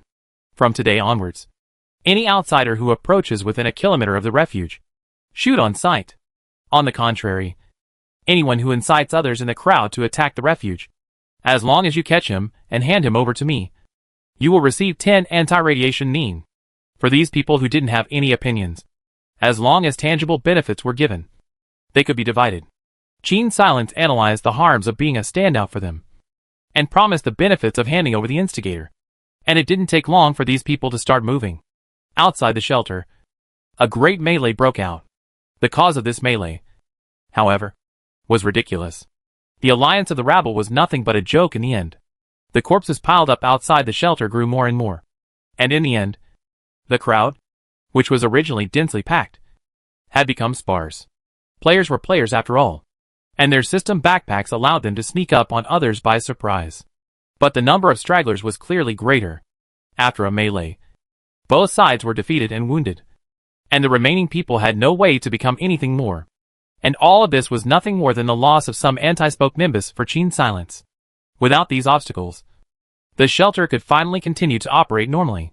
Qin Silence also ushered in the countdown to the pass. Chapter 75, First Degree Felon.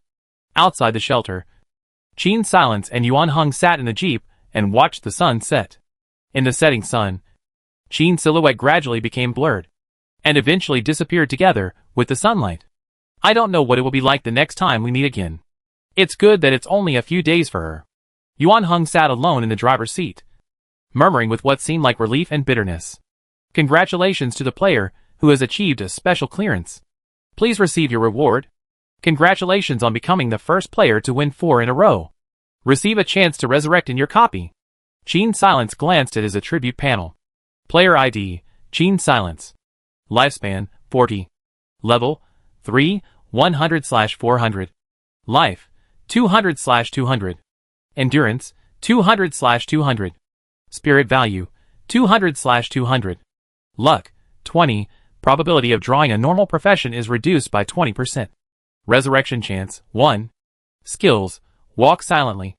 Eagle eye. Portable toolbox. Passive skill, favor of goddess of luck. Probability of obtaining rare items plus 30%.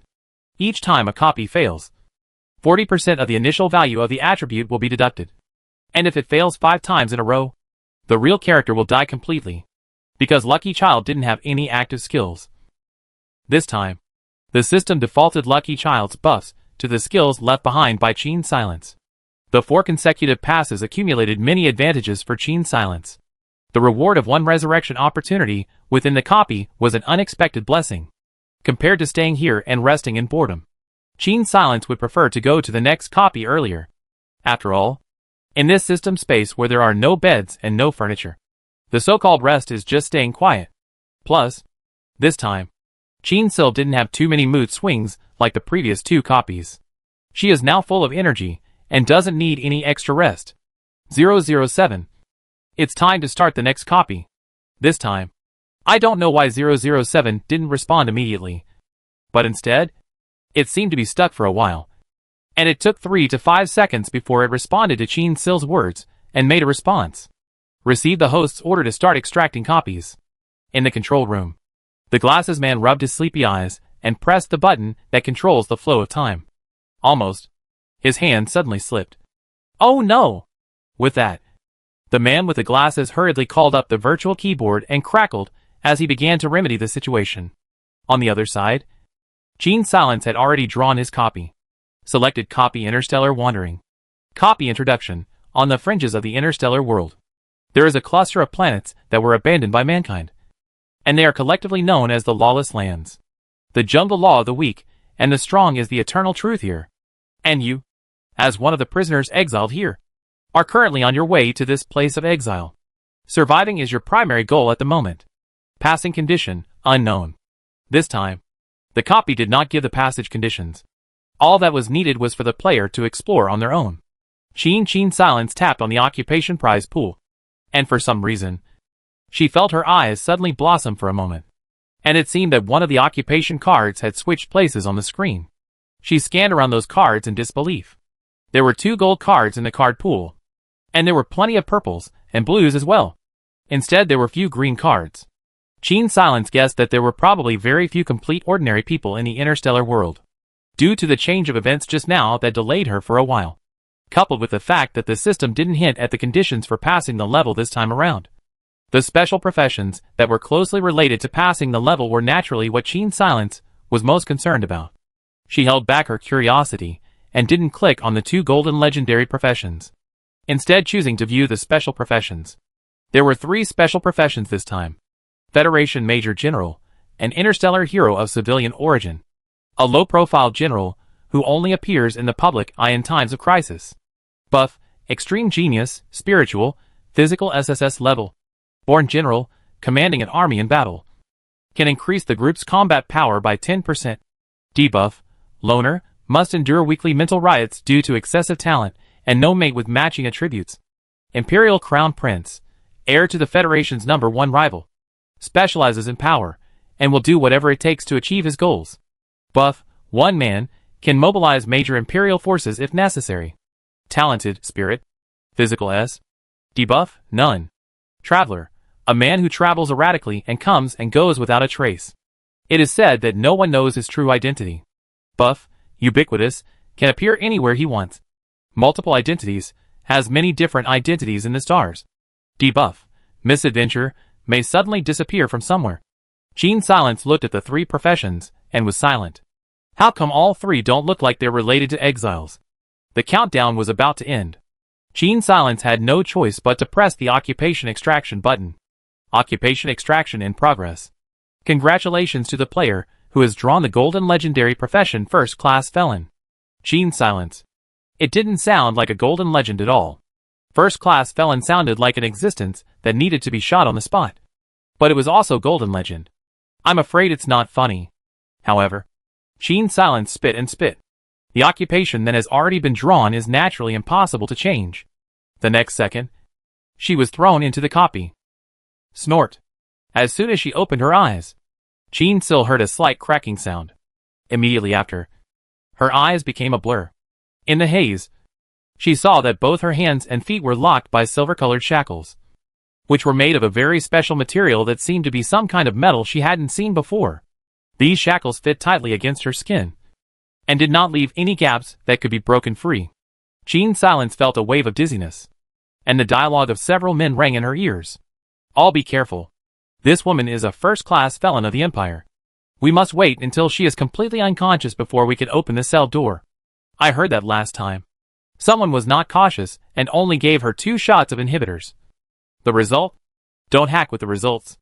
If it wasn't for those unlucky bastards dying, we'd be in this place? Shit. I probably wouldn't even survive 3 seconds in this woman's hands. Be confident. Remove the possibility. Roll, roll, roll. The ringing in his ears became more and more severe. Gene Silence finally failed to hold on, and fell headfirst to the ground. Hiss. When Gene Silence woke up again, she found that she had changed places. She was shrunk in a room that didn't even have any air vents. And the walls around her were all metal as well, with only a few small holes about a centimeter in diameter on the door of the room. Not knowing if they were used for air ventilation, or to keep an eye on her, Gene Silence wanted to raise her hand to rub her head. And just as she exerted her efforts, the shackles on her hand suddenly stabbed out several thin needles. Those needles should have special medicines on them that could paralyze her hands. It was just that despite this, when she clenched her fists, she was still able to make the edges of the shackles emit an unbearable zipping sound. Combined with the words she heard before fainting, Gene Silence could be certain that her current strength was indeed extremely terrifying. Since she was so terrifying and a first-class felon, why hadn't she been gotten rid of? With curiosity, Gene Silence clicked on her career profile. Level 1 felon, one of the most dangerous criminals in the Empire. Giving the entire Empire a headache, were just recently arrested. Buff, Paranoid Ghostbuster, Spirit F rank. Physique X unknown rank. Combat Frenzy, doubles combat power for every 20% of life value lost. Debuff, Spiritual Scum, unable to pilot interstellar transport such as mechs and battleships. Combat Machinery. Seeing this, Gene Silence finally knew why this profession was a golden legend profession. It wouldn't be an exaggeration to say that this profession's buff was a system bug. Only the reason why she could survive was still unexplained. Although the buff combat fervor existed, she had no resistance at all when she was unconscious. So why did she still not take any damage? Gene Silence looked at her body. Other than a few pinholes on her wrists and ankles, her body didn't have any traces of the beating she had suffered. This was a survival copy. To say that the people of the stars treated prisoners favorably, Gene Silence wouldn't believe it by any means. At this time, the door of the room suddenly opened up a gap and its narrowness. And from the gap, something similar to an oral fluid style was squeezed out, enduring the paralysis of his ankles and wrists. Gene Silence walked over and picked up the object, and after identifying it with the system, He found that it was a nutrient solution. TSK. It seems that the people here are really scared of her. Even delivering food only dares to open an opening that even 2 fingers can't squeeze through. For safety reasons, Qin Silence didn't drink the nutrient liquid right away, but instead opened her attribute panel. This time, she finally revealed a shocked expression. Player ID, Qin Silence. Lifespan, 1 million, X level constitution bonus 500,000%. Stamina, 1 million, X level physique bonus 500,000%. Spirit value, 200, no bonus. Attack power, 100,000. Attack speed, 10. Running speed, 200. Status, slightly hungry. Paralyzed. Qin Silence. Okay. Case solved. The reason why it wasn't killed is because it couldn't be killed. Good guy. This life value. I'm afraid to use nuclear weapons will take a while to kill her, during which she also have to resist her surge of attack power. It's almost like taking a life in the execution. And the attack speed of 10 times a second. Running speed of 200 meters a second. Really, as a human being can do things? Qin Silence suspected that the physique she drew this time had been topped off from the Monkey King. However, this time, the system gave such a quick attribute. But Qin Silence had no idea what the conditions for clearing the level were. She could only rampage around on her own, like a headless fly. Given that the people here didn't dare to do anything to her at all. Qin Silence finally opened that nutrient liquid and drank it. It was assumed that this nutrient solution was specially prepared for the prisoners. The nutrient solution didn't have any flavor. It just tasted like some kind of insect slime. Very disgusting. Qin Silence threw the empty bottle of the nutrient solution into the corner, and put his ear near the ventilation hole in the wall, ready to eavesdrop on the movements outside. At this time, the sound of boots stepping on the ground came. There's still a day to go before we reach our destination. Don't make any mistakes. An Imperial soldier paused at the doorway of the room where Qin Silence was being held and hurriedly walked away at a quick pace. What could go wrong? There's no way she wants to float around in the vacuum of the universe. Right? The place of exile doesn't have spaceships. And her arrival there is simply like a tiger put in a chicken coop. Like a fish in water. Besides, the shackles are specially made. As long as she doesn't get hurt too badly, that thing will never open. We just need to stay away from her. It's safe. Qin Silence listened to these 2 people getting further and further away. And her ears, that were pressed against the wall, were withdrawn. It looked like she was now on her way to exile. In other words, she was in a spaceship. Chapter 76, The Unable Land. Qin Silence's hands exerted force. And under the effect of paralysis, although her hands could make the shackles sizzle, they really didn't manage to break free from the shackles. In order to guard against her sudden attack, the shackles on both hands were tightly affixed together, like a reinforced version of handcuffs. Between the shackles was a special metal chain that was only about a foot in length, making it impossible for Qin Silence to take large strides. Since this group of people currently had no intention of killing her, and the background of the copy's introduction was in the exiled desolate star, Qin Silence naturally had to go and figure out the situation in order to find a way to pass the level. So she didn't have the heart to resist. She sat in her room with her eyes closed until the next day, when someone with a suppressor-firing pistol walked up to the door. She raised her head and glanced in the direction of the air vent. The muzzle of the gun wobbled, and the inhibitor missed. Qin Silence, thanks to her physique, had difficulty moving, but she was very agile in dodging attacks. Besides, there were only a few ventilation holes, making it difficult to aim. The group of people outside couldn't hit her with the inhibitor, so they had to think of other ways. Just open the bilge and let her down. The officer in the main control room frowned, wanting to get rid of this big trouble quickly. In the room where Qin Silence was, the floor suddenly opened up a gap, and she looked out at the land with piles of rubbish and jumped down. When she was far away, the airship gradually rose. The place where Qin Sil was a huge rubbish dump, except that most of the rubbish was space junk and discarded electronics. So there was no stench of rotting. Instead, there was an occasional rusty smell coming from the wind. There was no sign of plant growth here, and the air was foggy, as if it would rain at any moment. The light from the bottom of the airship shone in the not-so-clean air, creating a Tyndall effect that made the sky look like a scene from the twilight of the gods. Qin Silence looked at the pillars of light of varying sizes, and understood that today was the time to concentrate on transporting the prisoners.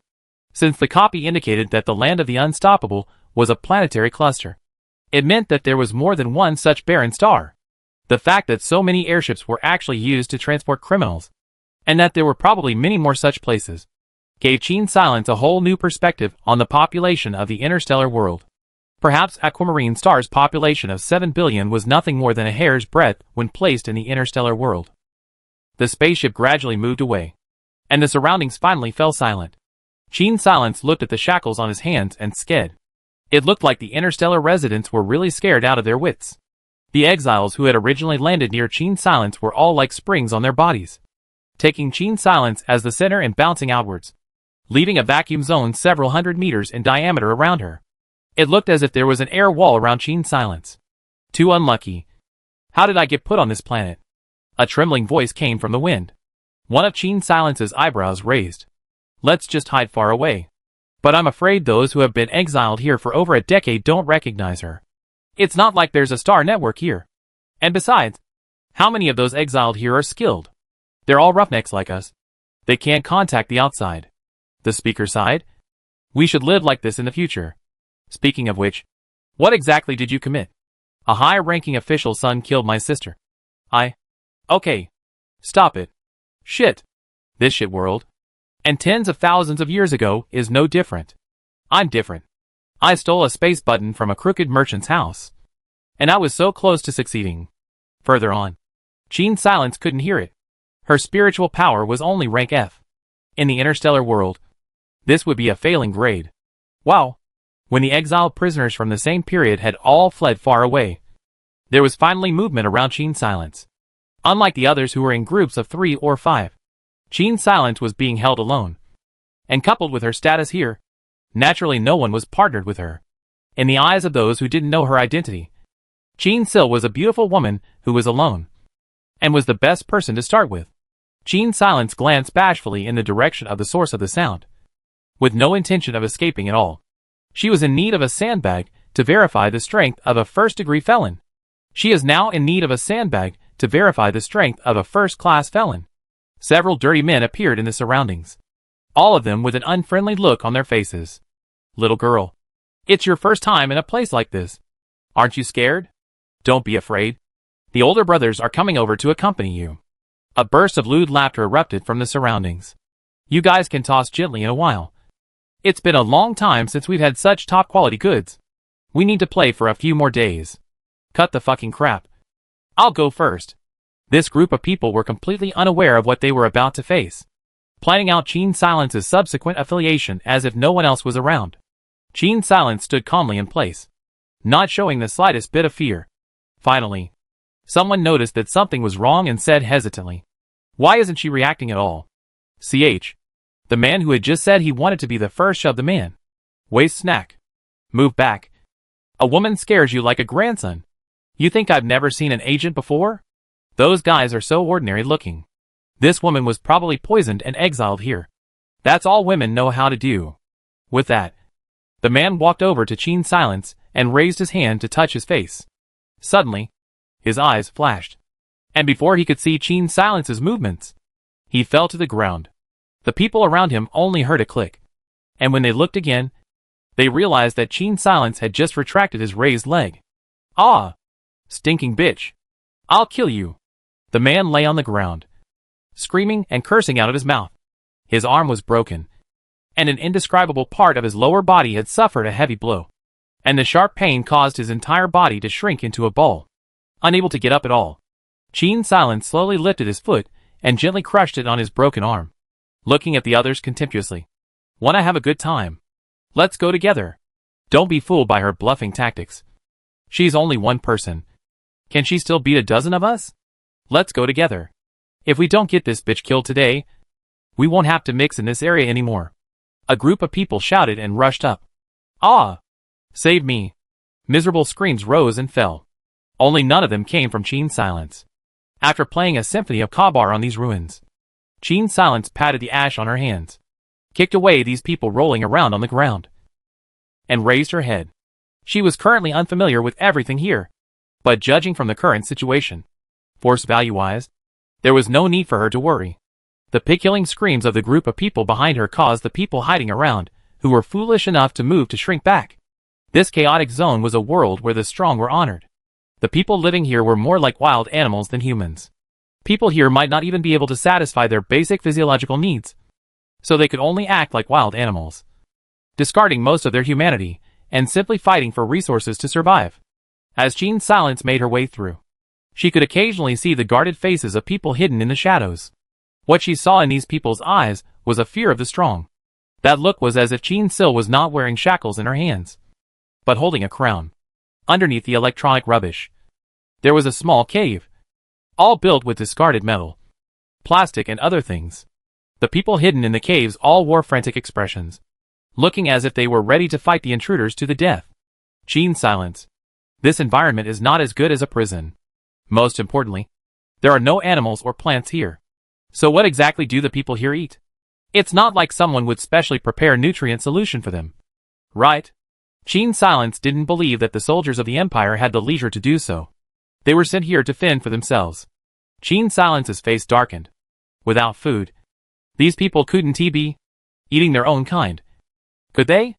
Cam. Even if it was a copy of the game.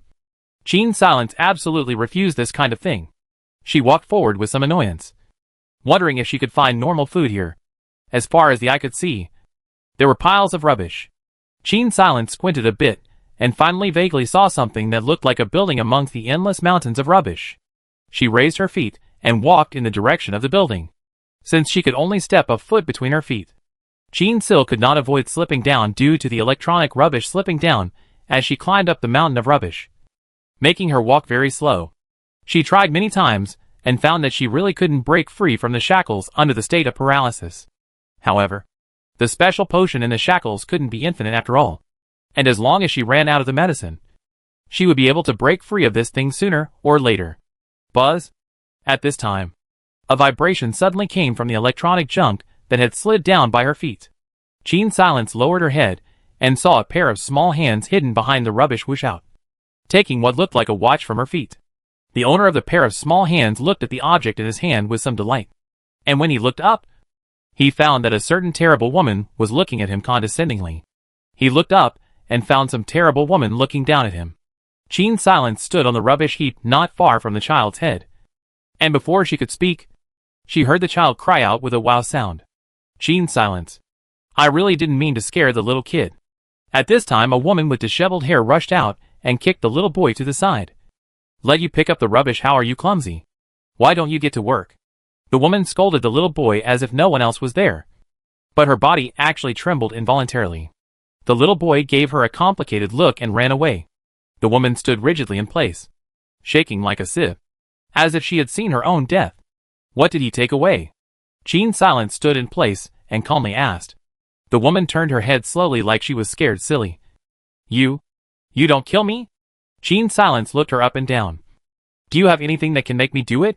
The woman took a step back half-heartedly, realizing that Jean's silence had no intention of coming after her before she gulped. That's a portable light brain. But that model was outdated before I came here. You're new here, so you probably haven't seen this old model before. Jean's silence nodded in understanding. In the interstellar world, that thing should be equivalent to an old man's machine. Do you know where there's normal food? Jean's silence rolled her eyes and asked again. The woman gave her a somewhat envious look. Someone like you should be able to exchange those things. There's a woman called Barbarian who can modify machinery. Her ship can fly to the nearest asteroid that's still in its primitive period. And it's said that there's something called algae that can extract nutrients. Her stronghold is just up ahead. You'll find her over a dozen mountains of rubbish. Speaking of this, the woman bit her lip and warned. Barbarian has an escort with weapons. You'd better not move your mind. Thanks. Jean's silence crossed over the woman and walked forward. This long-forgotten polite phrase caused the woman to be stunned for a moment. Immediately after, she fell on her arse and sat down on the rubbish pile, being choked by the metal underneath her. Hiss. She hurriedly got up and darted back into her previous hiding place, rummaging through the rubbish. This time it was a return from the dead, and she would have to live with that dick-collecting brat. Here. The little boy from before came back at some point and handed the woman the still working light brain he had picked up. The woman's face sank. Death-defying thing. Didn't I tell you to run away? I don't need you. I gave birth to a bastard like you to collect debts. You're brainless. The little boy's neck was strained. Then don't save me. If you do, don't talk rubbish. Get the hell out of here. You think the old lady wants to save you. The woman clenched her fists. She hated that she had a woman's body and wasn't strong enough. Or else, she wouldn't have given birth to the children of those brutes. As for which group of beasts, the woman herself wasn't sure. Most of the men here, anyway, were beasts. This one she gave birth to. When it grows up, it is not guaranteed that it will also be a little beast. Yet with such a hard mouth, the woman still couldn't let the little boy die. She was always like this, bad-mouthing the little boy all the time. Yet she still raised him until he was this old. This hellhole. Not a single sane person, including herself, was crazy. The woman skillfully picked out useful things from the rubbish. Her hands covered in scars and calluses. Yet she didn't care at all. To put it bluntly, here, it was truly a case of live one day at a time. And no one thought about the future. If she died today with a crunch, that little brat would have to earn his own living in the future. 9 out of 10 of the people who were exiled here with her are dead. And it's rare for her to have survived until now. How can she have time to think about tomorrow when she has nothing to eat here? And even less time to grieve for the autumn and the spring. The woman tied the ragged bundle, like a mouse, hiding the bundle in her arms, bending over and still able to walk fast. She had long been accustomed to these days of hiding. If not for that little brat's indiscretion today, she wouldn't have jumped out at all. Still not quick enough to follow. Waiting for me to pick you up with a flying shuttle? Without good humor, she cursed in a low voice, before the woman led the little boy and left in a thief-like manner, making 7 turns through the gaps in the mountain of rubbish. Gene Silence's side had already climbed over 2 rubbish mountains. These rubbish mountains were several thousand meters in height, and the piles of rubbish probably couldn't be dug up with an excavator for months. However, Gene Sil's physique was so good this time that it was like a bug in the system, climbing 2 trash mountains in a row without even taking a breath. At this moment, her afterglow felt a burst of light. It's a drone ship. Hurry! Hurry the heck up. You can't even grab a hot one by eating shit. A group of people appeared out of nowhere and frantically ran towards the location of the light source. Only when they were almost at the location of the light source, they all stopped, looking like they were ready to sprint at any time. These people were in groups of a dozen or so, and they all looked like they had their own organizations. Among them, there was no lack of withered women like the woman just now, with a child, pudgy hair, almost unable to tell their gender. They are generally on the periphery of the crowd. I guess they can only pick up the pieces. Gene Silence did not feel hungry for the time being, and the presence of the shackles did not allow her to run fast. So she did not go over to join in the fun, but just stood on the heights of the rubbish mountain, looking at the light sources in the distance, intending to see what kind of tricks these people were up to. Wow! The bottom of the airship suddenly opened wide, and rubbish poured down like a flood. No wonder those people didn't dare to get too close. With so much rubbish, among which there was no shortage of metal and sharp objects, standing right underneath the airship was simply looking for death.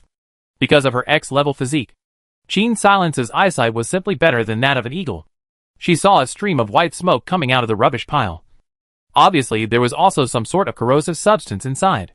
However, the people surrounding the area couldn't care less about this, and ran like crazy towards the newly placed rubbish pile, digging through it like wild dogs, rummaging for something that could be used. Gene Silence saw a man find a half-full nutrient solution from the rubbish pile and impatiently pour it into his mouth, choking and coughing twice in the process. The skinny women's hands, as thin as chicken claws, were also rummaging through the rubbish, desperately pouring the nutrient solution into their own and their children's mouths when they found it. And some of them even hid the dirty bottles of the nutrient solution in their chests and trousers, with none of the modesty and shame of women in the civilized world. One woman was not able to hide her things properly, and was immediately pushed down by a man who reached into her clothes and snatched out the half bottle of nutrient solution that she had hidden. The woman didn't dare to put up the slightest resistance, climbed up, and hurriedly fled with her child to another area in search of supplies. Gene Silence stood at a distance and roughly observed the place, finding that most of the people here were strong men, hardly any old people, and women and children were in the minority. It seemed that the people here had already been sifted out of their deformed age distribution by the harsh environment itself. Rarely do people who come here live to old age. The reason why there were women and children. I'm afraid that there were also many sordid reasons behind it. Gene Silence looked on from above, feeling as if she were a spectator sitting in a coliseum, watching a group of trapped beasts kill each other. Of course, she stood amongst this group of trapped beasts, the only difference being that she had the strength to defend herself. Gene Silence neither wanted to find something to eat in the rubbish heap, nor did she want to eat her own kind. She continued to walk forward, ready to meet the woman called Barbarian. Chapter 77, Mechanic Barbarian. Gene Silence gradually moved farther away from where she landed, and along the way, the occasional ungrateful person who tried to come over to pick a fight was beaten up 3 or 2 times, and thrown aside like rubbish. Gene Silence didn't know what the average physical level of the people here should be, but the ones she had encountered so far were all too weak for her to fight. With an X-ranked physique, it was already difficult for her to sense the difference in physique between ordinary people. Just like for a blue whale, there was no difference between a big yellow fish and a small yellow fish. Gene Silence walked tirelessly forward, and only when the star in the sky, let's call it the sun, gradually shifted from the center of the sky to the horizon, did she get a good look at the building she had spotted earlier. The building was shaped like a pyramid, except that the surface was not stone, but something like alloy. It looked like the building's siding had been made from the shells of derelict airships, with remnants of colored layers on them, some with patterns similar to family crests and coats of arms. These metal wall skins had been riveted and welded together, and from a distance the shapes were fairly regular, but up close they were a bit uneven. But in this area of rubbish, this metal pyramid is the only decent building. Before Gene Silence got close, someone sneaked over and reported to the guards around the pyramid. Unlike the rabble, the people here had their own rules and knew what was going on outside. Some of them inquired about the situation of the new prisoners, and learned from the newcomers that there were a few tricky pricks among them. As for Gene Silence, there was more to her than just being a prick. Knowing the information she had left behind in the officials and her record, the guards guarding the area around the pyramid even suspected that as long as she wanted to, this group of them would have to be finished. A group of people held up heavy weapons made by Barbarian and stared at Gene Silence's approach. They actually knew in their hearts that even the Imperial Army didn't dare to kill someone. These backward, old-fashioned energy weapons of theirs were almost useless. After all, this guy's physique is a top perversion. If not, people have to breathe to maintain a constant body temperature. This guy may be able to cross the galaxy to beat people. It was the vacuum environment that saved the other planets. The guards thought with some annoyance. What old thing slapped his leg and dropped this guy here? He should really be allowed to come over and experience how horrible it is. Gene Silence walked a few dozen meters in front of those people and stopped, showing through his actions that he had no intention of initiating an attack. Where is Barbarian? A large guard glared at Gene Silence rather colorfully. You? What are you looking for Barbarian for? I heard that she has nutrient fluid. Gene Silence didn't take it personally and asked with a relaxed posture. What's your quid pro quo? These people couldn't believe their ears. Exchange? In this lawless land, only those who couldn't beat them would exchange with them. Those like Gene Silence would usually only rob them openly. What? You guys like it a bit more exciting? Gene Silence showed his teeth in a somewhat impatient smile, causing the group to take a step back in unison. To be honest, Gene Silence is still a bit unable to accept his flood beast setting, especially the people here. Simply two extremes. Know her identity. To avoid her like a snake scorpion. Do not know. Will only door looking for death. A few guards, fearing that Gene Sil's patience would run out, exchanged glances with each other and hurriedly said, Barbarian has gone to the asteroid and won't be back until tomorrow. Do you have any nutrient solution? Gene Silence's brows furrowed. Yes, there are a few. What do I have to trade for? Gene Silence fiddled with 2 small silver buttons the size of button batteries in her hands. These things should be space buttons. On the way here, she had encountered 4 or 5 sets of people and recovered this from 2 of them, who looked like small leaders. The guard looked at the blood that was accidentally stained on Gene Silence's trouser leg and gulped. Whatever is in that spatial button. You can. He was slammed by the person next to him. Remembered something, and instantly turned white with fear. Gene Silence wondered what kind of riddle these 2 were playing. Old Man Joe, who lives on the 3rd rubbish mountain to the east, can help you erase the spirit brand on the spatial button, but he'll siphon 10% of the stuff inside. Hearing that guards added words, Gene Silence reacted as an afterthought. Her spirit was rank F. It seemed that there should be no way to use a spatial bond at this level. No wonder when she was in the cell, those soldiers weren't worried at all about her having a weapon on her. It was because she had no place to hide a weapon at all. Plus this time's copy didn't have a system backpack. Qin Silence looked at the spatial button in her hand with some surprise. I didn't expect there to be a threshold for using this thing. Seeing the reaction of that guard offhand just now, the vast majority of people here should be able to open the spatial button by default. Those like her who couldn't open it were the exception. You don't have a way to erase the mental brand? In the face of Qin Silence's inquiry, the several guards looked at each other and said rightfully, the spirit has to be at level A or above in order to erase someone else's spirit brand. If our brothers and sisters have that ability, although we can take out the things inside, but you don't see how many things are inside yourself. It's always uneasy, isn't it? In other words, once the mental branding was erased, this thing was like an unlocked combination box.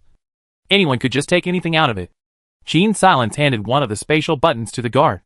I'll take 2 nutrient solutions, and you can take what's inside yourself. Like a rat, the guard whooshed away the spatial button, looking at Qin Silence's expression while checking out the contents.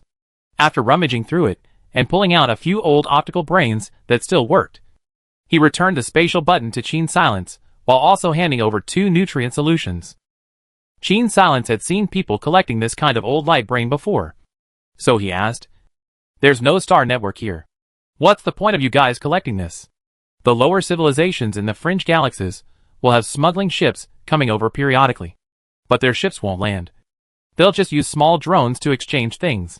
Barbarians' machinery can be docked with these drones.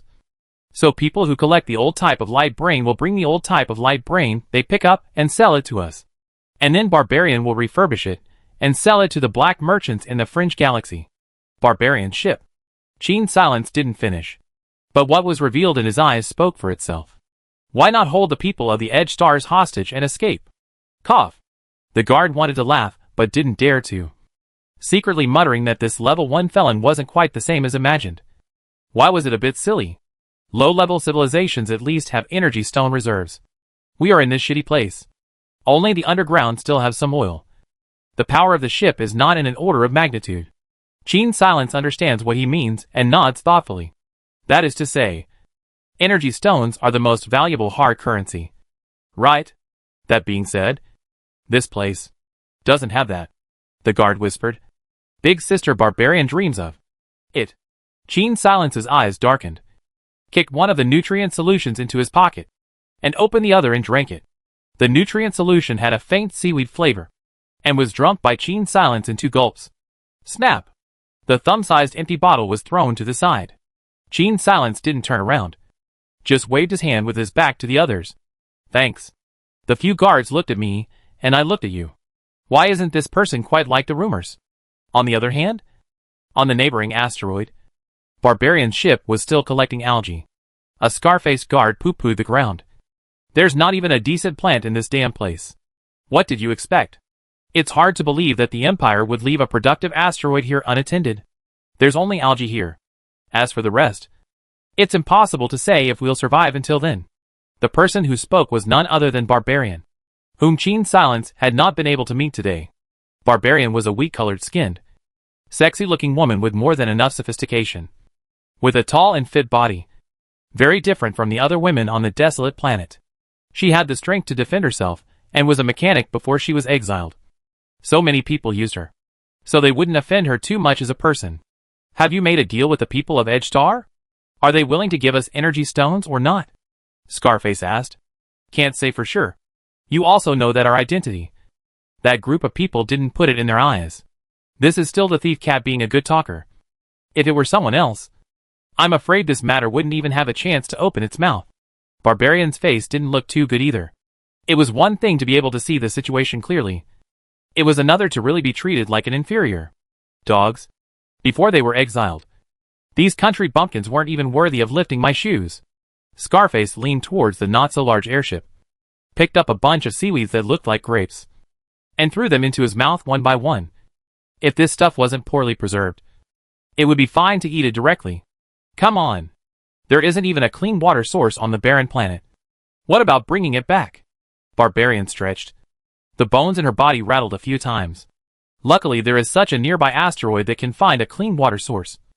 Any further away, Using cryogenic liquid oxygen and paraffin for power is still too much of a stretch.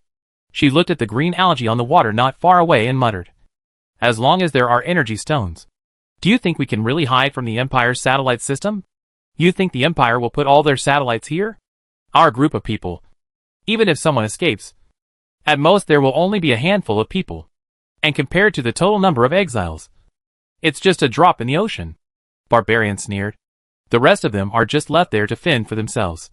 She disassembled the weapon in her hand and put it back in place, finally revealing a bit of dissatisfaction. In those people's eyes, these people, are not worthy of wasting so many of their resources. If we enter the territory of the Federation, how is it better than being here? Old Scar. Absolute fairness does not exist. But the Federation at least will not be so righteous and blatant as the Empire. Barbarian glanced at the fuel dial on the ship. That's it for today. If we stay any longer, we shouldn't have enough fuel to go back. With that, she dove into the control room and pressed a button. One of the ship's aggregate guns sticking out into the water immediately retracted. And Old Scar and a few other guards retreated back into the ship with their weapons in order. The high temperatures caused the water to steam up as the airship spun and flew up into the sky, quickly disappearing. On the barren star, Gene Silence inquired about Old Joe's residence. Just the process of inquiring well, and beat up a lot of people. Old Joe is a rare presence here for no other reason. Old Joe is an old man. The specific average lifespan of interstellar residents Gene Silence didn't know, but she guessed that it shouldn't be any shorter than that of the people of Aquamarine Planet. Old Joe looked gray-haired, but his body was still straight. Not like the kind of old man who was too old to walk. Seeing Gene Silence arrive, he didn't inquire about who she was, and a pair of still clear eyes looked towards Gene Silence.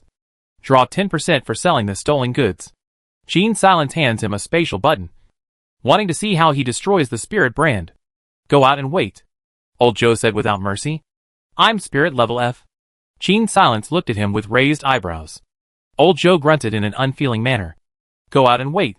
Don't think I don't know that my old bones aren't enough for you to kick. Gene Silence had no choice but to shrug her shoulders and walk out. Standing in the doorway, struggling with the shackles on her hands and feet with one hand. She'd been walking around for so long today that the shackles had to patch her up every now and then. And in the last few minutes, the paralysis had waned. This meant that the medicine was running out. Gene Silence stood in front of Old Joe's house, her hands slowly exerting force. The handcuffs began to make an unbearable creaking sound. Boom! Gene Silence moved his wrists. The handcuffs had shattered into several pieces. She slowly squatted down and pulled at the chain on the shackles with both hands, snapping it off with a snap. As for the two metal rings around her ankles, because they were too tight against her skin and didn't work well, plus they didn't hinder her walking, Gene Silence left them alone. There were 2 bruised pinholes on her wrists, and she didn't know how many shots of paralyzing potion she had been given. Gene Silence moved her arms and legs while looking around. There were originally a few peepers around, but when they found out that she was able to break free of the Empire's special felon shackles with her bare hands, these people all hid away. TSK. How lonely it is to be invincible. Gene Silence thought with some dejection. Come in. Old Joe's voice interrupted some of her self-promotion. How does it work? Gene Silence looked at the spatial button. Concentrate and think about turning it on. You're mentally poor. It's not like you don't have it.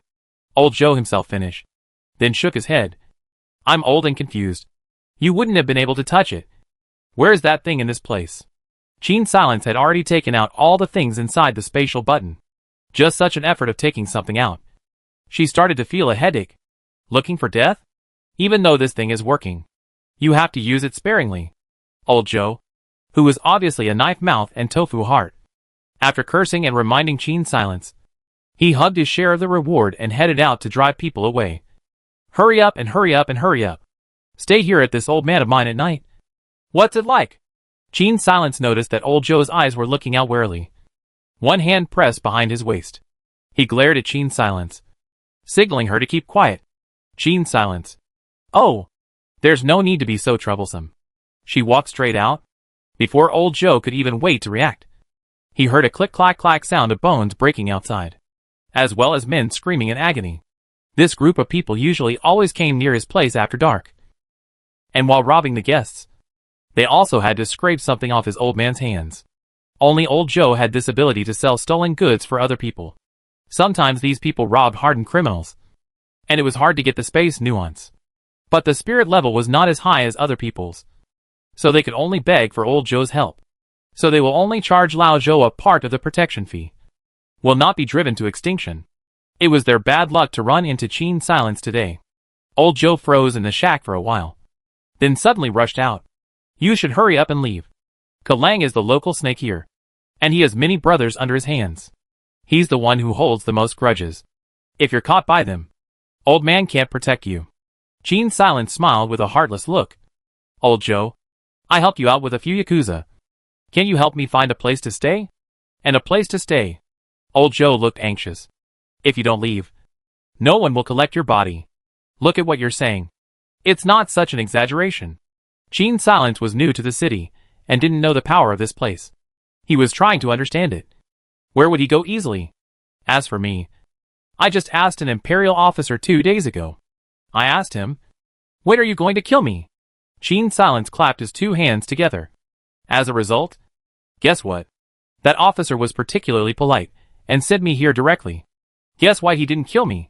At this time, a group of people rushed over with a clatter. Your greatness. Who the hell is causing trouble on my big brother's turf? Qin Silence pulled out his ears with his little thumb, looking like he didn't hear them. Where's the dog barking? You're fucking looking for death.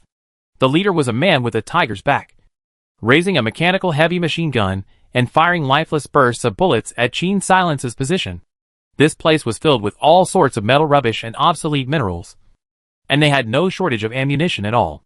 However, this kind of weapon, which had long been eliminated by the interstellar civilization, would only be used by this group of exiles, because there were no other weapons available.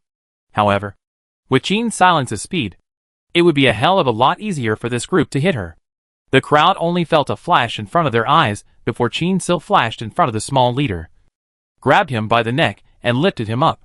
Qin Silence was not very tall, and there was a big gap between her body type and that small leader.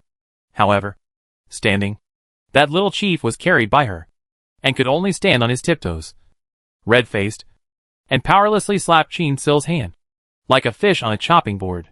Telka Wolf. This area belongs to me.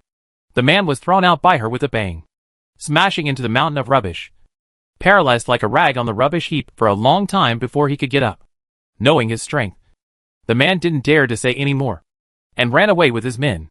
What are you? Old Joe squinted his eyes. Forget it. I don't know even if I say it. I'm an old guy who has been here for more than 50 years. When I came here, I'm afraid you weren't even born yet. He turned around. Come with me. I know where there is a place to stay. At that moment, a voice descended from the sky. I'll make way. Out of the way. I'm not responsible for breaking it. Immediately after, a person smashed into the rubbish pile behind Qin Silence with a bang like a bomb. Chapter 78, Misplaced Time. Qin Silence stood still as if she had been pressed the pause button. Only after a long time did she slowly turn her head back, her entire body wearing a petrified expression. Ahem. The figure that fell from the sky climbed out of the rubbish, and just as her field of vision became clear, she saw the person that she had been thinking about day and night. The person that her heart had been longing for. Qin Silence. Yuan Hung. This scene inexplicably a little miserable is what is going on. Before the two could speak, Old Joe spoke. Old Joe had heard someone falling from above, and had raised his head to look at the sky. According to reason, in the darkness of the night, there are airships approaching. How he should also see the beam of light. But today he saw nothing. Sinful, so high to throw people down. Old Joe cursed, turned his head, and asked Yuan Hung. You kid offended someone in prison. Right? Yuan Hung laughed awkwardly, and did not explain. Qin Silence looked at him suspiciously for a while, before following Old Joe's footsteps. What's going on? Qin Silence walked beside Yuan Hung, asking in a low voice. It's not easy to explain here. Yuan Hung did not move to take Qin Sil's hand, not even noticing that the eyes of those observing in the shadows were almost glazed over. It's not that no one tried to pull Qin Silence's hand today. It's that all of them were beaten up quite badly. Originally thought that this is a strong person in the maintenance of their own dignity. Now it seems Even because those people do not look good enough? Hiding in the dark, secretly observing the heart of the people produced a great misunderstanding. That is, this desert star on the most terrible strongman is a face control. This is it. Old Joe led the two to a place that looked like a bomb shelter. This place was originally a small stronghold of a wolf in the vicinity. Since you took over this place today, it will naturally belong to you. After saying that, Old Joe walked away. That walking as fast as he could. Not like an old man at all. At this time, Yuan Heng took out a lighting lamp from the spatial button and breathed a sigh of relief. Luckily it works.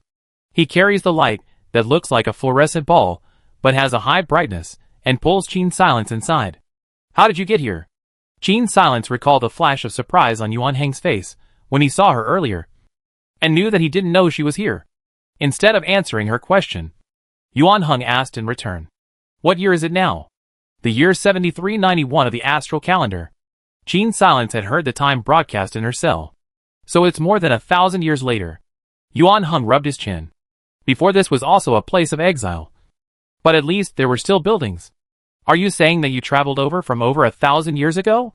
Qin Silence looked odd. I don't know how. Yuan Heng frowned. This time was very different from the previous times. My ability came out of nowhere. I was able to go to any place at will, as long as I knew its approximate coordinates. But I can only control space, not time. It seems like you were originally on this barren star. Qin Silence already knew his occupation this time. Traveler. That's right. I was originally standing in an abandoned mansion that was located right where I fell from. Except that after more than 1,000 years, it had been razed to the ground. So, Yuan Heng gave a bitter laugh. He had encountered this kind of unexpected situation many times. There were times when it was clear that one second one was sleeping in a bed at home, and the next second one was lying in a primitive forest. Or perhaps one had just walked into a pavilion, only to have the place suddenly turn into a street full of traffic. Obviously it was the same space node, but the timeline was always misplaced. This time the copy of his birth year was in the astrological calendar 5247, but he had arrived in the astrological calendar 1209 at the earliest, and in the astrological calendar 8964 at the latest. This kind of time traveling, though, was not at all voluntary on his part. Do you get this often? Is there any pattern? Qin Silence also felt puzzled. There's not much of a pattern, but I've found that the timeline where I appear most often is around the 7,400th year of the astrological calendar, which is the current timeline, and each time I stay for a period of time ranging from a few days to a few months. Yuan Heng secretly guessed that it should be the person who secretly helped him, hoping that he could meet Qin Silence. But why did you appear on the desolate star? Did you commit a crime? Qin Silence asked with a smile. Cough. Yuan Heng recalled the previous oops. It's because I was taken to another timeline, when I was holding a light brain and was about to go to the cashier to check out. Then that place suddenly became the military's energy stone reserve depot. Yuan Heng always felt that someone was arranging all this in the underworld. So he didn't flee, but waited and watched. And as a result, not long after coming to the desolate star, he met Qin Silence. It seemed that everything was arranged by fate.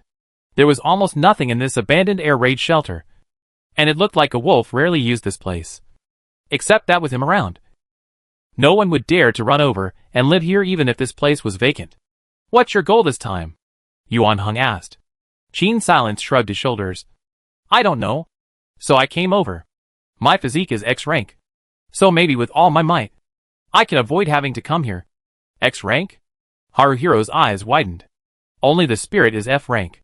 Qin Silence said with a somewhat loud gasp. She glanced around and sighed. Looks like I'm doomed to have a bad night's sleep tonight. There's nothing here. At this moment, Yuan Heng suddenly transformed into a Tinkerbell cat and took out a lot of things from his spatial nexus. Looking at Qin Silence somewhat smugly. Do you think that with this weird ability I have now, I would not bring anything with me? Didn't the Imperial Army search you? Qin Silence asked in consternation. Then reacted. The spatial nexus should be something that Yuan Heng had come over ahead of time to hide somewhere.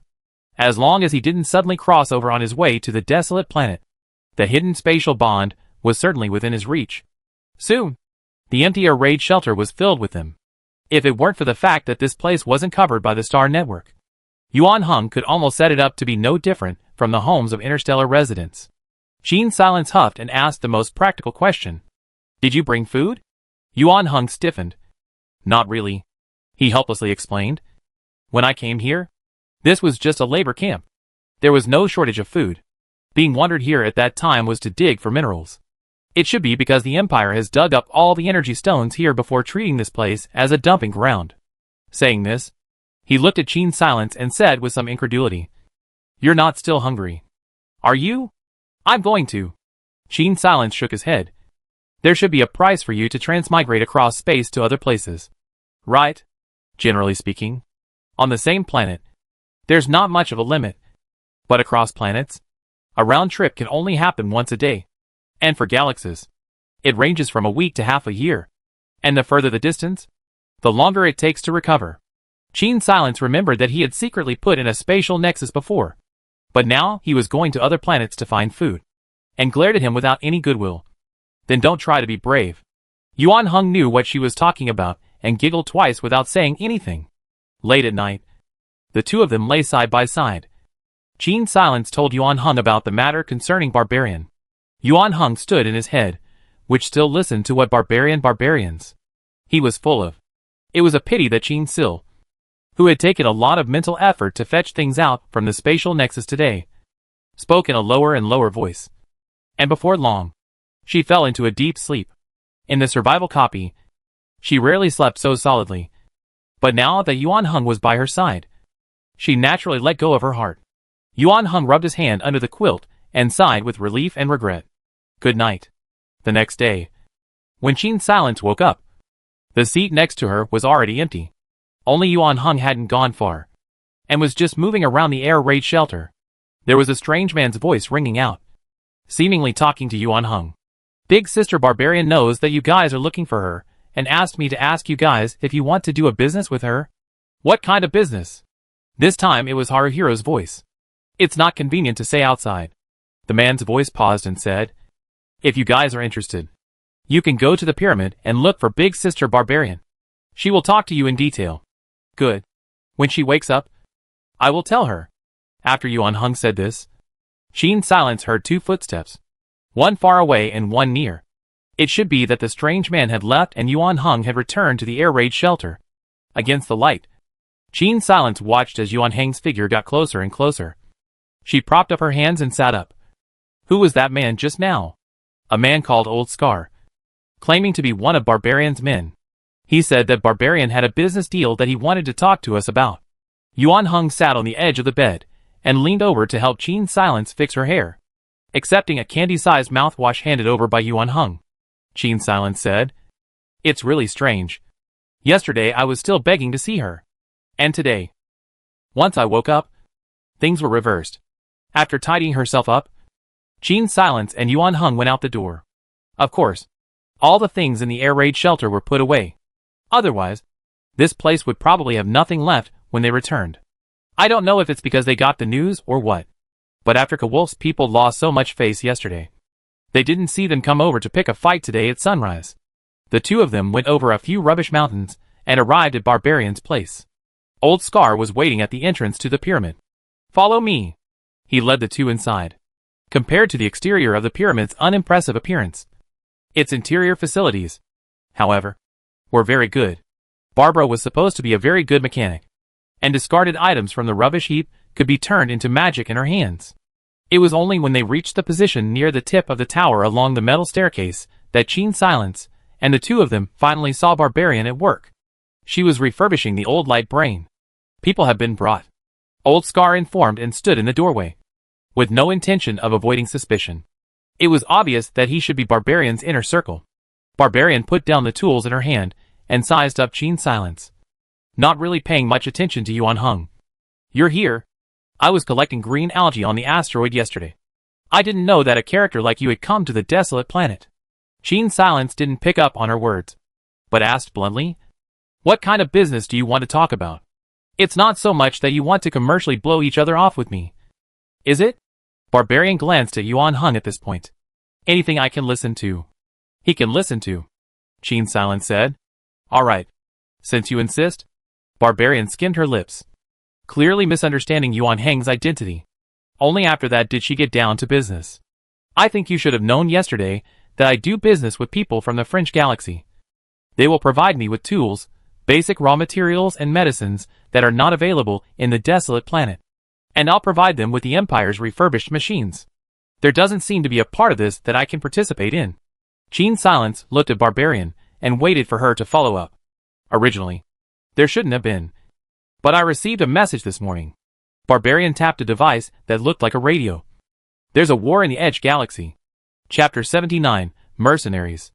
Aren't you afraid that I'll run out and drag you guys down with me? Gene Silence asked rhetorically. She already had a certain knowledge of her identity in this copy. That is, on the one hand, the Imperial Army felt that she was a big trouble and wanted to get rid of her in a hurry. And on the other hand, they shouldn't feel at ease with her either. During last night's conversation, Gene Silence learned that X rank was not actually a rank with a specific value. Its lower limit was the upper limit of the SSS rank. However, on its own, there was no upper limit. The purpose of the upper limit of a rank was to measure the strength of the rank, so that people would have a minimum standard in their mind. However, the X rank is a legendary rank. If it wasn't for Gene Silence's existence, the SSS rank would already be an extremely rare existence in the interstellar world. Because the Federation had an SSS rank Major General, it was able to save the day at a critical moment, allowing the Federation, which originally had fewer galaxies and fewer resources, to fight the Empire to a draw, allowing the two sides to maintain relative peace, and allowing the surrounding low and medium level galaxies to live in peace. However, regarding Yuan Heng's rank, Gene Silence had never asked about it. It seemed that ever since he heard that Gene Sil's physique was X-ranked, Yuan Heng had intentionally avoided talking about this matter. Gene Silence thought that she had hurt his pride, so she didn't ask again. I'm afraid only Yuan Heng himself knows the exact reason.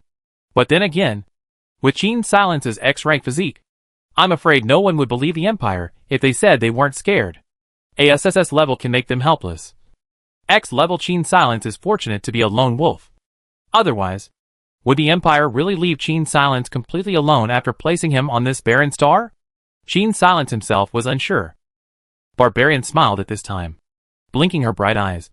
Do you know how many galaxies you need to cross from here to the Empire's main star? Yuan Heng answered in Gene Silence's place. There are about 100,000 star systems that need to be crossed. That's right, Barbarian said. Even if every star system is still fairly close, those fringe galaxies, they won't be able to cross more than 1 in 10,000. To them, the light brain that the Empire has been phasing out for decades is still a rarity, and only the upper class can afford to use it. For someone like Barbarian, who came from the Empire, having her hold a bunch of primitive-like humans of lower civilizations all day long was indeed a difficult chore. According to her, the civilizations of the fringe galaxies were almost 5,000 years behind the Empire, and were still in the beginning stages of interstellar civilization. Their people there hadn't even fully developed their talents, and the level of their spaceships could only span a few galaxies at most. Instead of being able to compress the curvature and make space jumps multiple times in a row in the universe, like the Empire and the Federation, those broken things of theirs are basically scrapped after 3 consecutive space jumps. Barbarian had an expression of lack of desire, clearly very unimpressed with the Edge Star's level of technology. If it weren't for, halfway through her sentence, she smiled to herself. Forget it. People are under the roof. Where else would I have the capital to look down on other people's things? In that case, they should not have an advantage in the war. That's right. This kind of bird shit place. Originally the Empire was too lazy to care. Ever since the Federation and the Empire signed an agreement, both sides promised that they wouldn't invade the lower civilizations and destroy their living environment. But there are at least a few hundred planetary clusters in the Fringe Galaxy, and although it's poor countryside for the Empire, it can be a pile of fat meat for those small countries in the Fringe Galaxy itself. In the interstellar era, even this kind of war between the most marginalized small countries, I'm afraid that the scenes are much more grandiose and tragic than what Gene Silence has ever seen. It seemed that the more technologically advanced a war was, the more horrific the scale of casualties would be. This is also why, the more advanced the civilization, the more the ordinary people in the civilization yearn for peace and oppose war. I know a smuggler nicknamed Thief Cat. This person knows quite a few people. He passed on a message to tell me that recently the Z8057 galaxy where he is located is very uneasy, and the officers there go around to the surrounding galaxies to recruit mercenaries. Barbarian looked at Qin Silence with a wry smile. Of course. This matter has quite a lot of benefits for me as well. I'm afraid you won't believe me if I say that I'm purely doing this for your own good. Right? Go on. Qin Silence nodded. Not much in the way of mood swings. The thief cat got the news from somewhere, and knows that you're on this barren star. He's a man who works like a madman for the sake of money. And an officer promised him that as long as he could find someone to help them win this war, he'd be able to clean up the thief cat's identity so that he could do official business. As Barbarian said this, a hint of coolness passed out of the corner of his eyes. In the end, in a place as chaotic and barren as this, the people who could care about the deaths and lives of others were the minority. Whether or not Qin Silence ran out and would return to his old ways, stirring up other galaxies, as long as the knife didn't fall on him, who would care? Qin Silence, who was on the opposite side of Barbarian, knew nothing about his past in this copy. Qin Silence on the other side of Barbarian knew nothing about her past in this copy, except for the basic information of her career. She had no idea what this body had done before. Before Yuan Heng came here, he didn't know Qin Sil's identity either, and it was even more unlikely that he would have bothered to look up the relevant information. He even suspected that it was questionable whether there was any corresponding information before Qin Silence entered the copy. Therefore, neither of them knew what glorious deeds were behind Qin Silence's identity. Barbarian had also heard about it from others. Before she was exiled, Qin Silence's name hadn't appeared on the Star Network.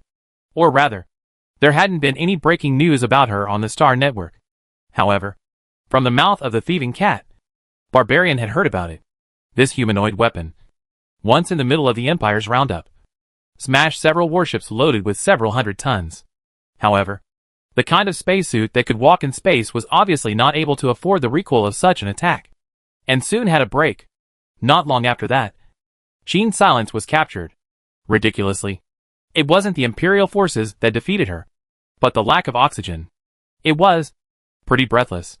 As for why the Empire didn't let her just die of oxygen deprivation and blood boiling, Barbarian certainly didn't know.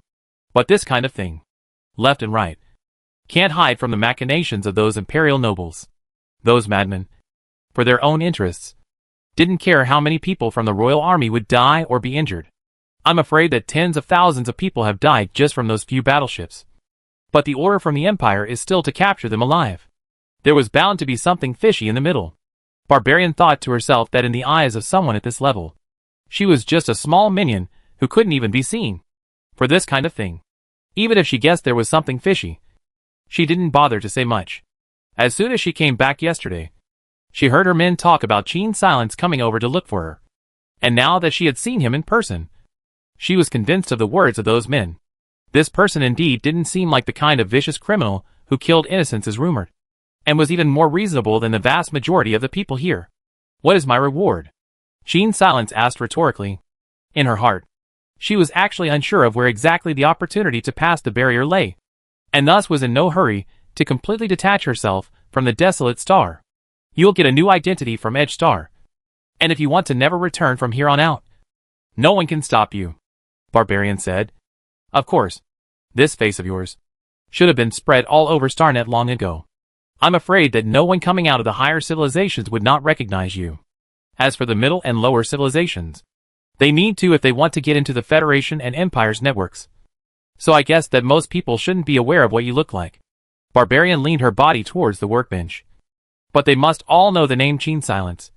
Your matter has spread so widely that apart from the people of the desolate planet, who are almost completely cut off from the world, it's impossible for the rest of the others not to hear even a little bit of the news. She glanced at Yuan Heng. Why don't the two of you switch your surnames and use it as the name of your new identity? Qin Silence. It's even more scary after taking on a new name. Is it okay to just go round? A muffled laugh spills out of Yuan Heng's throat. Better think of another name. The two left Barbarian's camp after they agreed with Barbarian that they would take her ship to the asteroid at the agreed time and talk to the thief cat. I don't know if I should leave this place. It's almost impossible for anyone exiled to the barren planet to escape, Qin Silence said. But this can't escape. However, whether this can't escape setting is the basic setting, or the difficulty of passing the level, the difference can be very big. If this was the hard part, then the conditions for clearing the level might be in the civilized world outside the desolate planet. If this was just a basic setting that conformed to common sense, then the conditions for passing the level might be hidden on the desolate star. Although Qin Silence had gone over a dozen trash mountains, she probably hadn't even finished exploring 1/10,000th of this barren star. Whether she stayed here to look for clues, or ran out to look for clues, it was practically like looking for a needle in a haystack. After all, the system hadn't given a single hint this time. Qin Silence even suspected that the clearance time for this copy would be drawn out for a very long time. The people who came here shouldn't be stronger than you, Yuan Heng comforted, swallowing back the word player that almost came out of his mouth. No. Compared to last time, I'm simply too strong. Don't you think? The difference between the two Euro emperors is too great? Qin Silence pondered. In the last copy, although Jiang Yu's strength was initially strong, it was only amongst the players. In front of Bai Lang, he could only use hostage-taking to escape the pursuit. But when it came to Qin Silence, the Golden Legend profession was simply a bug. Could it be that strength isn't the key to winning this time? From past experience, the advantage in occupation would not directly allow players to easily pass the level. If strength was the key to clearing the level this time, wouldn't it be easy for Qin Silence to clear the level? This was simply not in line with the survival expert system's usual style. Qin Silence cannot figure out a survival game, not to strength to win. And what to win? However, there is no harm in taking a look at the outside world. After a few more days, Qin Silence and Yuan Heng arrived at Barbarian's camp, boarded her spaceship, and came to the asteroid with her. The land on the asteroid was small and scattered, and Barbarian's ship picked up the signal and found where the thief cat had landed, before finding a neighboring position and slowing down to land. The thief cat was traveling on a battleship, and compared to Barbarian's airship, it was simply the difference between a luxury cruise ship and a canoe. However, Qin Silence had seen the Empire's airships, and even the airships that transported prisoners were 100 times stronger than this one of the thief cats. It seemed that what the interstellar people practiced was the technological contempt chain. Why are there others with us? The thief cat's tone was always condescending when he spoke to Barbarian. His words came out of his mouth. Then he remembered that the one behind Barbarian was a king of living hell, and he couldn't help but blush. Barbarian secretly relieved himself in the bottom of his heart. Villain, with such a humanoid weapon beside you, let's see you dare to be arrogant again. In his private heart, Barbarian was still kind of looking forward to the scene where the thieving cat brought Qin Silence with him. It was estimated that this kid would be on tenterhooks and not be able to sleep at night. Qin Silence didn't say anything, but just glanced at the thief cat with a sour face. And the other party was so scared that he couldn't open his mouth. The thief cat was a chubby man. Unlike most adult men, he had a short facial midriff, a long and smiling face, and when he hid his eyes, he looked like a rich beckoning cat. That's how he got his nickname. Only the word thief in front of the word hinted at his adulterous nature. Why has Big Brother Thief Cat suddenly stopped talking? Barbarian said with a smile. We still have a female god of war here, waiting for you to talk about the situation. Thief Cat coughed awkwardly and carefully glanced at Qin Silence's complexion before speaking. I won't say anything superfluous. As you all know, a great war is breaking out in Z8057, and the situation isn't too optimistic. He took out a brand new light brain. This light brain has already recorded a new identity, and the name can be changed once. If you take this order, this light brain is yours. I want to. Qin Silence looked at Barbarian. Didn't you talk to him? Barbarian had the intention to tease the thief cat, so naturally he didn't say anything. But he just couldn't admit it with his mouth.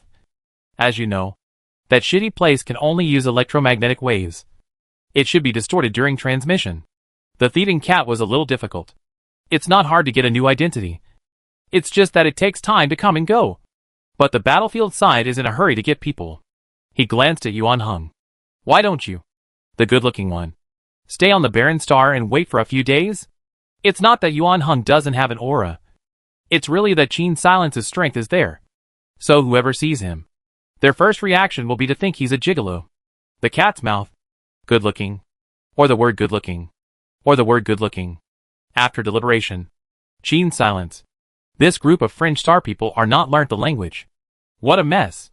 No need. I have a legitimate identity.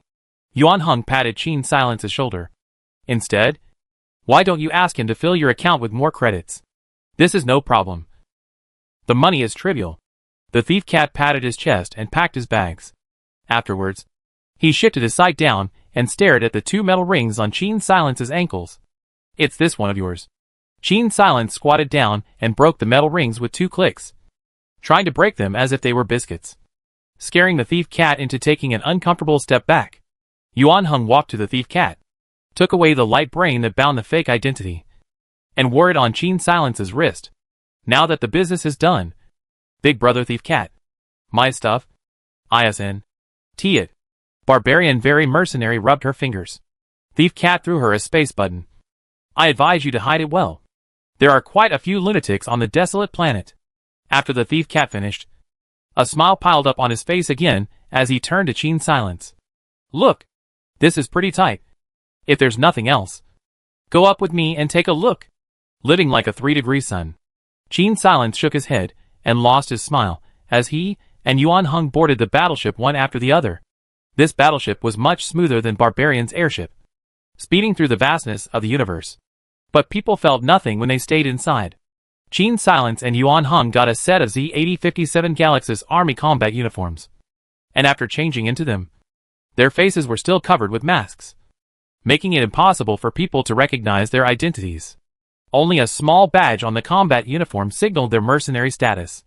When they were almost at their destination, through the porthole of the battleship, Qin Silence saw a panoramic view of the battlefield. Unlike the battlefield she knew, there were no flames and bullets flying around here. In contrast, from a distance, the battlefield looked like a messy light show. Only the lights are all lethal, seemingly harmless. But when they hit the bodies of people in mechs, they will be dead on the spot, with no bodies left. Here, those who drive battleships are called Air Force. Those who drive heavy mechs are called heavy armor soldiers. And those who drive light mechs are light armor soldiers. And those who only wore protective clothing and held new energy weapons were known as infantry. Qin Silence remembered that his spiritual power. It seemed that he could only be an infantryman.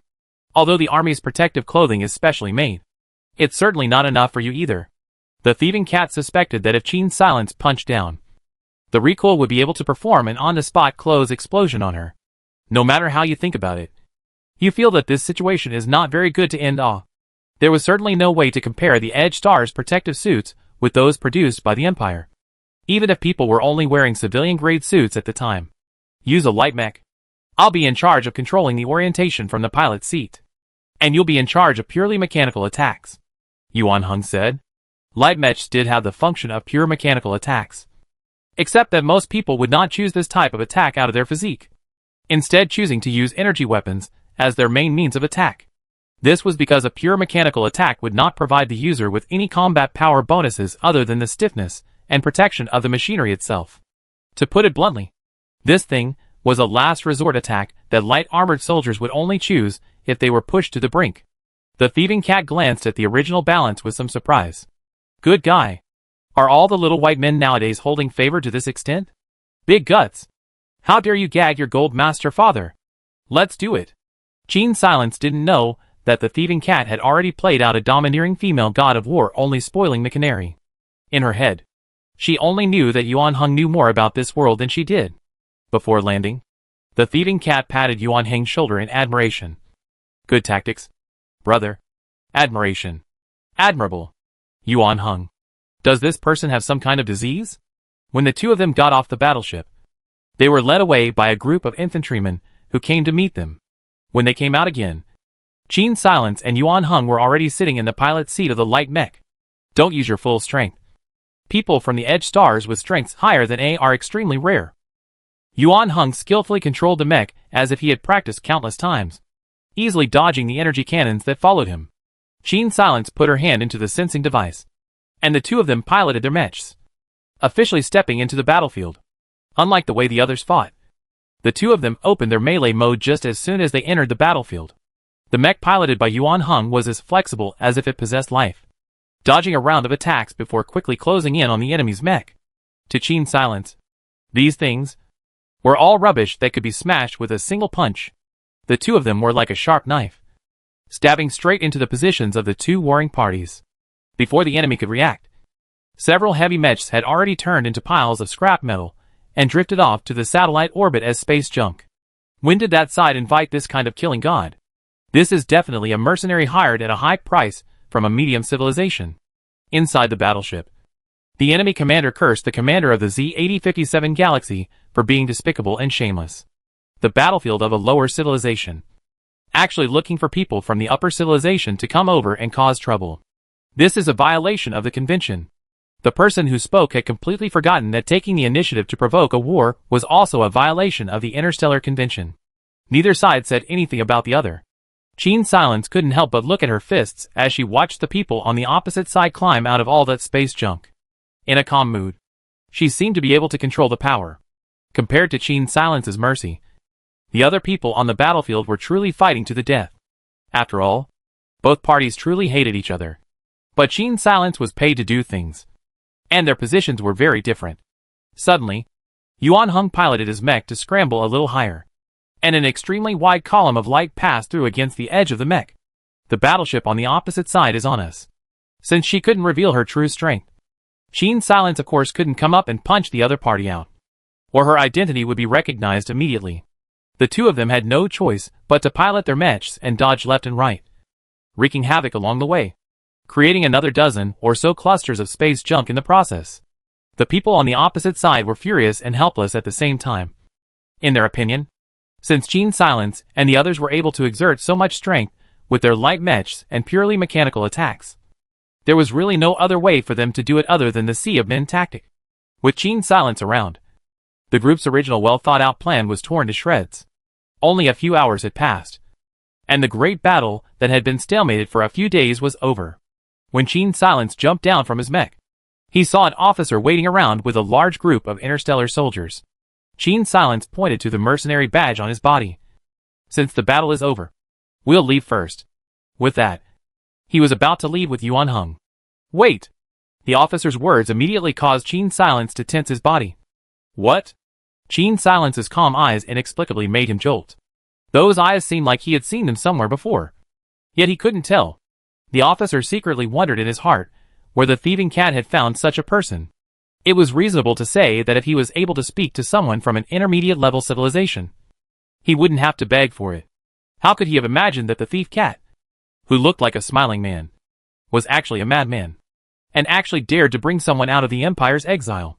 There was only a processed holographic projection in that fake identity, and the officer didn't look at it carefully at that time. So naturally, he couldn't imagine that this person, Thief Cat, would have the guts to release Jean Silence, the king of the living hell. Jean Silence does not know the psychological activities of other people, but from the performance of the Thief Cat, these people, in the eyes of these people, she is not like a person, but rather like what Demon Tower suppression of the devil. Are you guys willing to serve in the army? Not interested. Jean Silence reported a string of numbers. However, if there is still business, you can contact me. It is the price that depends on whether you have any sincerity. Jean Silence's behavior was described as rampant, but no one dared to say anything, since they had already arrived at the civilized world. Jean Silence and Yuan Hung left the confines of the battlefield and boarded a shuttle to a nearby city. The city here was, to put it mildly, even larger than the country in Jean Silence's perception. However, the increased speed of transport naturally artificially shrunk the world. For interstellar residents, the area that the shuttle could cross in 4 or 5 hours was a city. Even though it was a lower class of interstellar civilization, everything here was much more high-tech than the world Jean Silence had originally lived in. The buildings here all towered over the clouds, and some were even suspended in midair. The tracks of the shuttles were perfectly hidden in the sky, and unless a shuttle hit the channel, causing the screen to stutter, the channel was integrated with the environment when viewed from the outside, and the naked eye alone couldn't see that there was a tunnel there at all. Jean Silence looked at it all the way through, full of curiosity, like Lulu entering the Grandview Garden. When the two of them got off the shuttle, she still had little sense of reality. Human civilization. Can it really develop to this extent? Not knowing what came to mind, Yuan Hung replied. This is just deduced based on an algorithm though. Jean Silence looked at him, pondering. It looked like Yuan Hung should have already remembered a lot of things. They followed the flow of people out of the air passage and followed the exit into a shopping mall. Through the windows of the mall, Jean Silence saw the thick clouds below, but the people here were so used to it that they didn't give a single glance outside. At this time, Yuan Heng suddenly pulled her hand and hurried forward, looking as if his attention had been attracted by something. Qin Silence guessed that he had heard something noteworthy. It was only that her spirit was only F-ranked, and she simply couldn't hear a single thing that Yuan Heng could detect. In fact, the sound was coming from below, and Yuan Heng could only vaguely hear a bit of it. Don't hesitate. Poor countryside. Is it worth it? Those voices came into his mind intermittently. Chapter 80. As small as this. Yuan Heng sidetracked his ears to listen carefully. But I don't know what happened. But the voices coming from below quickly disappeared. Even so, that one sentence just now was enough to make Yuan Heng pay attention. Unfortunately, the mall was filled with people, so it was impossible to find the person who said that sentence among so many people. Qin Silence saw Yuan Heng's expression relax. Before asking, "What's wrong?" "I heard a voice, and thought it was a bit familiar." Yuan Heng said this, and then pulled Qin Sil towards the depths of the shopping mall. Familiar? Qin Silence walked behind Yuan Heng and looked at his back with some doubt. Honestly speaking, with this ability to pass through time and time again, it's a miracle that Yuan Heng has any acquaintances in the current timeline. It's really a miracle. The shopping mall is full of things Qin Silence has never seen before. Clothes that can change color, texture and pattern with a single click. Children's airships that don't have offensive power but can fly. Bionic people that can't be found without looking at their foreheads. The list goes on and on. Here, Qin Silence experienced a strong contrast. All of the buildings in the stars could be described as grand and spectacular. But when it came to individuals, it was the precision and miniaturization that embodied the technology. Standing in the shopping mall, Qin felt as small as a drop of water in the ocean.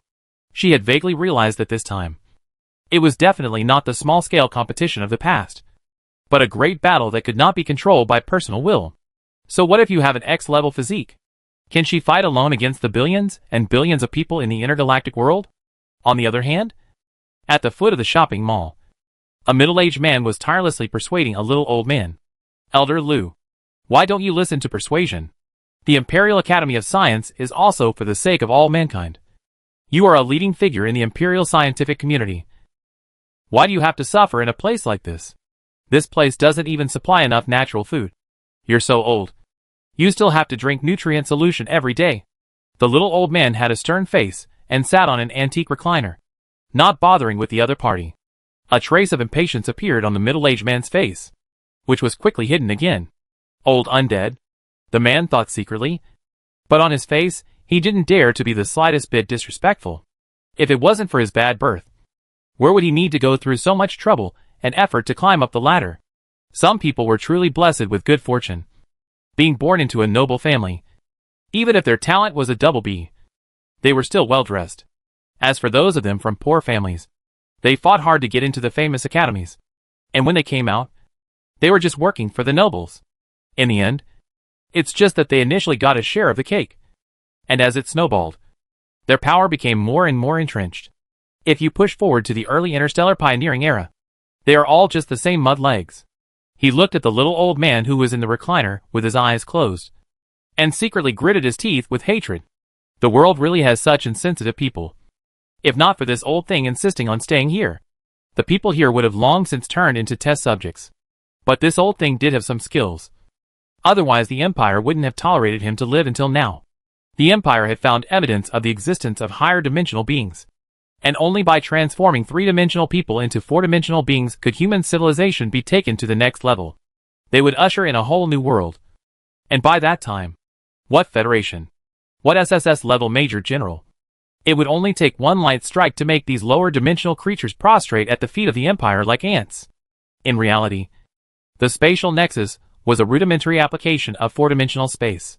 And the reason why the huge space in there didn't take up the world they were in was because it was hidden in a higher dimensional world. Thinking about this, the man was excited and scared. Those fourth-dimensional creatures, who watched them store their most prized possessions in their worlds every day, must have found the lower dimensions pretty ridiculous. Right? It was like a painter who could draw on paper at will, deciding the fate of paper people at will. That's how humans exist to four-dimensional beings. Maybe humans are nothing more than a little book to relieve their boredom to them.